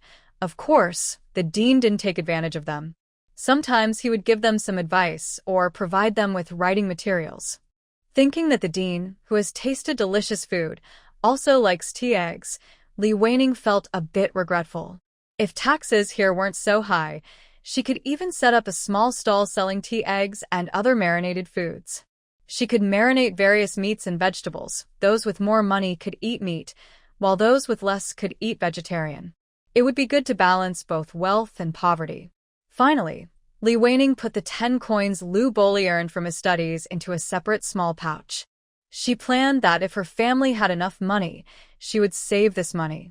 If not, and if tuition fees were due, she would use it as emergency funds. She thought it was best to save as much as possible. When she was a child, her mother saved her New Year's money, but eventually, it disappeared. She secretly vowed that if she became a mother someday, she would truly save her children's money. She hoped she could now fulfill that wish. During big markets, children often come back to help in the fields, like cutting grass for the cattle or filling water jars and buckets. Over time, perhaps to avoid suspicion, Wang Ziyuan also followed this routine. Every time the children returned, he would come to the fields or do similar chores. Now, since the family owns more land and needs more fertilizer, they continue to compost during the crop growing season. One day, after Wang Ziyuan left, Lu Buyuan suggested, "Mother, our family has 12 members and needs 36 acres of land. Any land beyond that doesn't need to pay taxes. We already have over 20 acres. Why not expand a bit? The untaxed land could bring in a few coins a year, which would help ease our financial pressure. Becoming a landowner's wife. That sounds good. The main advantage is that labor is cheap. Right now, only one person helps with farming. If they could find a few more people willing to work in exchange for food, it might not be impossible." With this idea in mind, everyone could develop it further. Lu Buqing added, "Yes, hire a few more people. In the future, for every 10 acres exceeded, we could use the average yield to harvest and then share the grain from 1 acre with them. That way, everyone would work harder." He was quick-witted and naturally a leader, able to use simple methods to motivate everyone to work wholeheartedly. With this beginning, Li Wanning carefully thought about the situation. The others didn't farm much because they didn't have oxen. Relying only on human effort, it would take several months to farm 1 acre. Most importantly, there was nothing to eat, and if they didn't go out to work part-time, staying at home to farm every day, they wouldn't last a year and would risk starving. Their family was lucky to meet a good village leader. In the first year, they received 9 acres of land for free, which solved their basic survival needs and the hardest part of farming. Secondly, there were no idle people at home. Everyone, big or small, could be useful. Whether making crafts or copying books, they had strong skills. It shows that, no matter the era, relying on skills to earn a living always provides some security. Most importantly, Li Wanning was kind-hearted and a good leader. This helped the family stay united and create a fairly good situation now. As she thought about this, she happily labeled herself. That's a good idea. Maybe next time, Brother Wang can come and discuss with him. When he's free, let him come. If there's no other work in the fields, he can farm.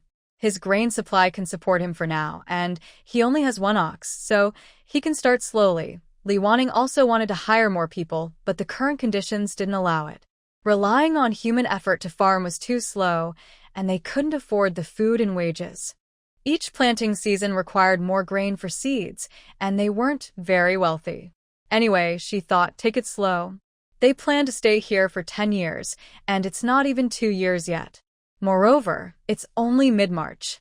Based on the children's usual farming speed, about 4 acres a month, by harvest time, even with some days off, they could farm at least 12 acres.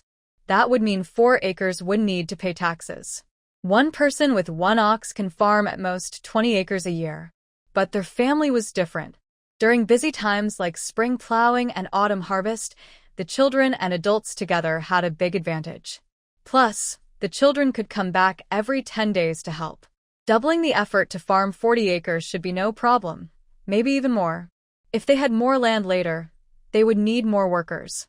Once the family's economy improved and she no longer had to worry daily about livelihood and school fees, she could seriously start doing what she loved.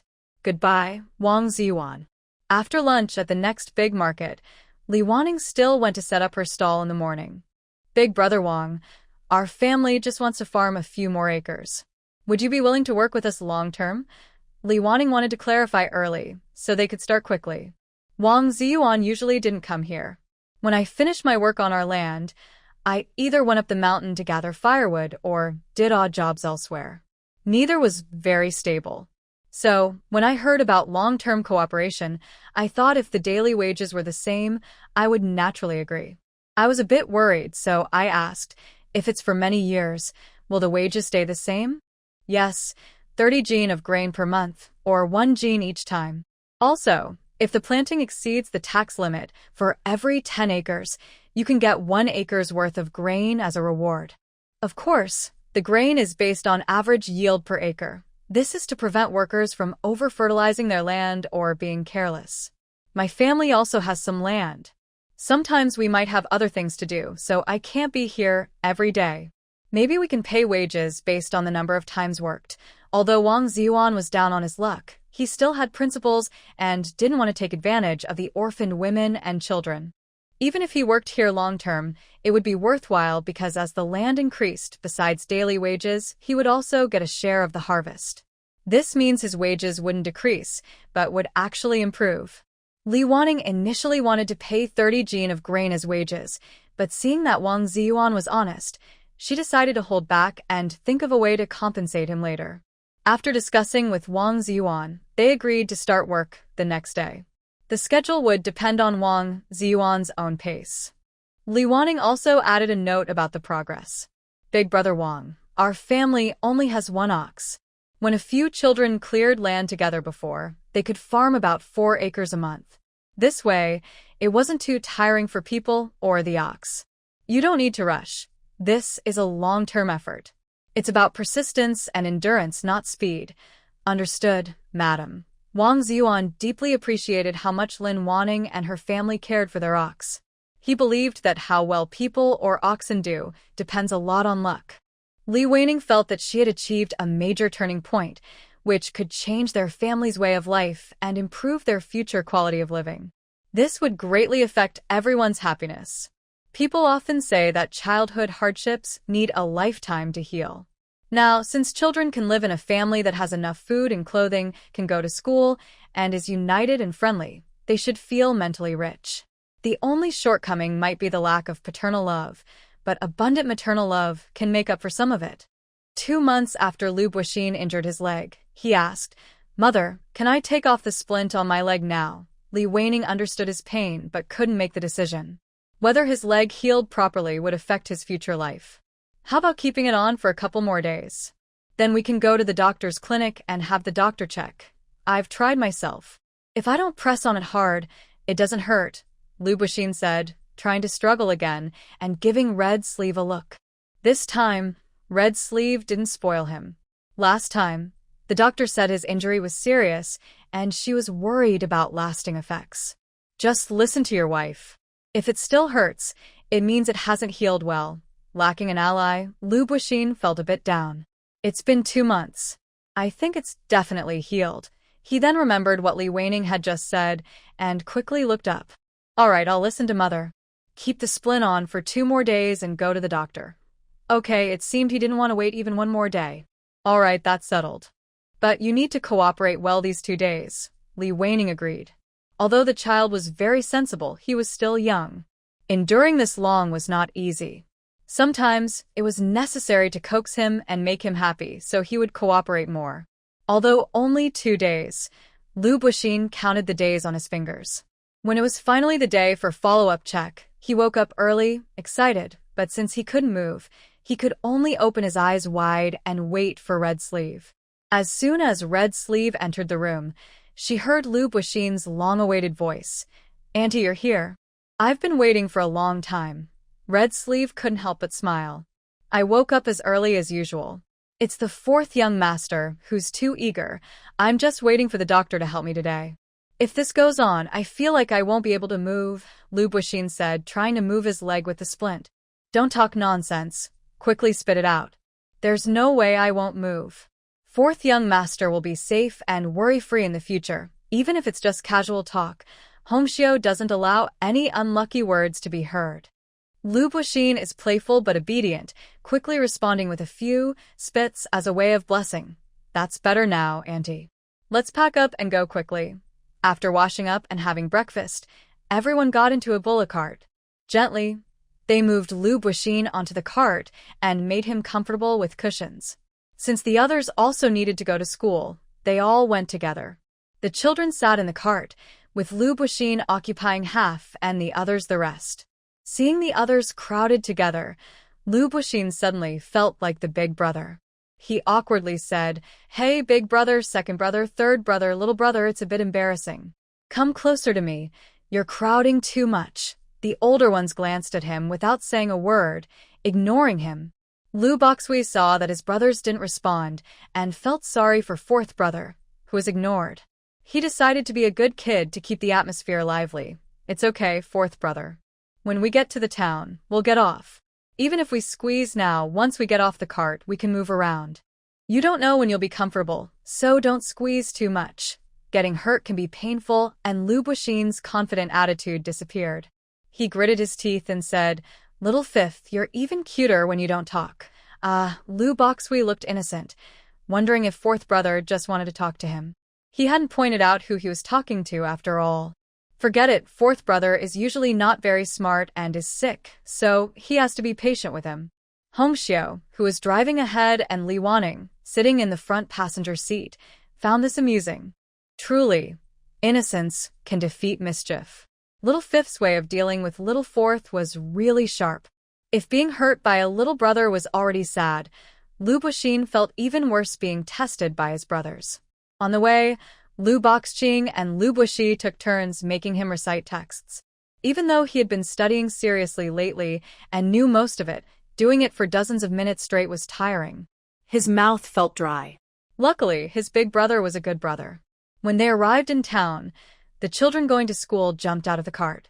Lu Buyuan stood on his horse and said to Lu Buxin, Your task today is to. Lu Buxin listened to the long story and was stunned. After a moment, he slapped his mouth and said, Oh no, I was wrong. Is it okay to apologize now? He watched the others leave, feeling frustrated that time couldn't go back to before they set out. He thought to himself that he shouldn't have been so rude. He had offended his older brother before, but usually only one person at a time. Today, he had gone overboard and offended 3 people at once. He even wanted to say, Serves you right. Lu Buxin looked sad and said, Mother, I am still sick. Li Weining looked at his expression and couldn't help but laugh. It's okay. Maybe today you'll be able to get the splint off. Besides, your brothers are doing this for your good. You can't get out of bed anyway, and lying in bed all day is boring. Finding something to do is good. Lu Basheng's eyes widened and his mouth opened in surprise. Mother, Red Sleeve couldn't help but laugh too. All right, fourth young master, stop causing trouble. We're almost at the clinic. Li Wanning liked hearing her brothers talk kindly to each other. Things were so good now. In the old stories, she was not so kind to them. In the stories, Li Wanning was often mean to the brothers. At first, Lu Buyuan would try to help her secretly, but over time, everyone's dislike for Li Wanning turned into dislike for her children. Sometimes they would secretly take revenge. After being hurt a few times, Lu Buyuan and the others became enemies. Not only were there conflicts between the main wife and the concubines, but the others also fought over supplies and benefits. They often played small tricks on each other. Of course, they weren't always fighting.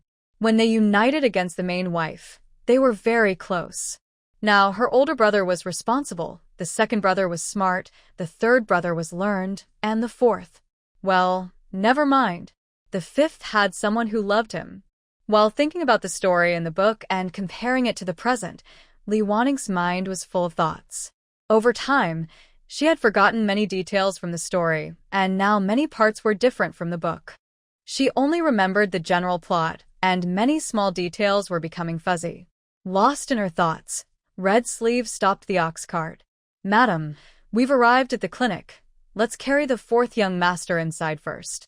Later, you can pull the cart and feed it some grass. Even though she was lost in thought, she knew she couldn't delay the important things. After the doctor examined him, he gave some advice. You're recovering well, but you're not fully healed yet. If you're really uncomfortable, you can take it off for a little while at night, but during the day, it's better to keep it on. Otherwise, the child might lose control, and the unhealed area could get hurt again. As the old doctor summarized, Lu Bachin felt his heart flutter like waves. If he's recovering well, can he take it off? Since he's not fully healed, maybe he shouldn't take it off. If he can take it off at night, does that mean he can? If the doctor recommends keeping it on during the day, does that mean he still can't fully remove it? After thinking for a while, he concluded that he could take it off, but not completely. Mainly, he should keep it on during the day. All right, as long as he can turn over comfortably at night, that's good enough. Lu Bachin tried to convince himself that this was already a good situation. He couldn't help but ask, Doctor, when can I take it all off? The old doctor stroked his beard. Probably in about a month. If after a month you press on it and it doesn't hurt at all, then you can remove it. But after taking it off, you shouldn't start moving around immediately. You need to do it slowly, little by little, or else you might hurt yourself again. Okay, thank you, doctor.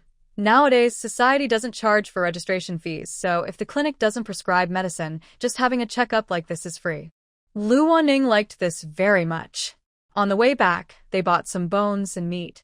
Recently, the quality of their meals had improved, and the children had grown taller.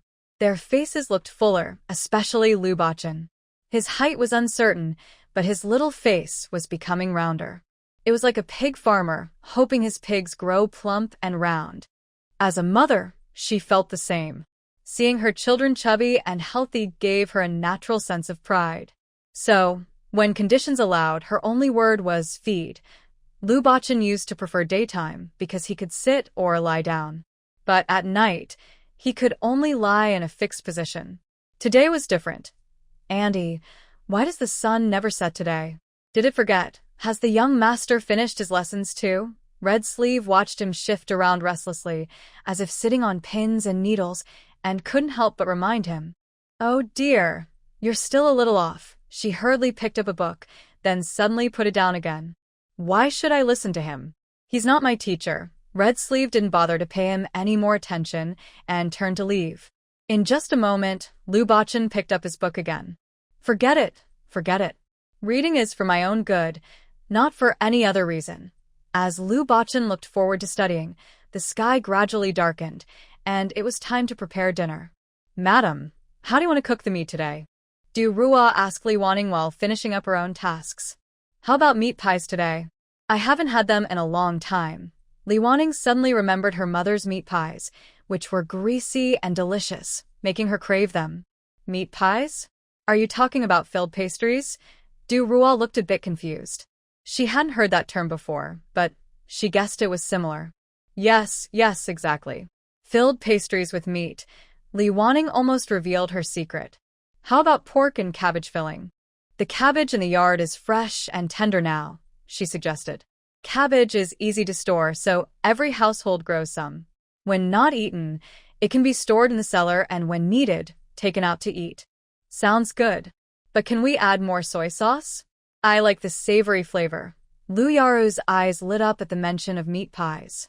Lu Bachin inside the house also nodded in agreement.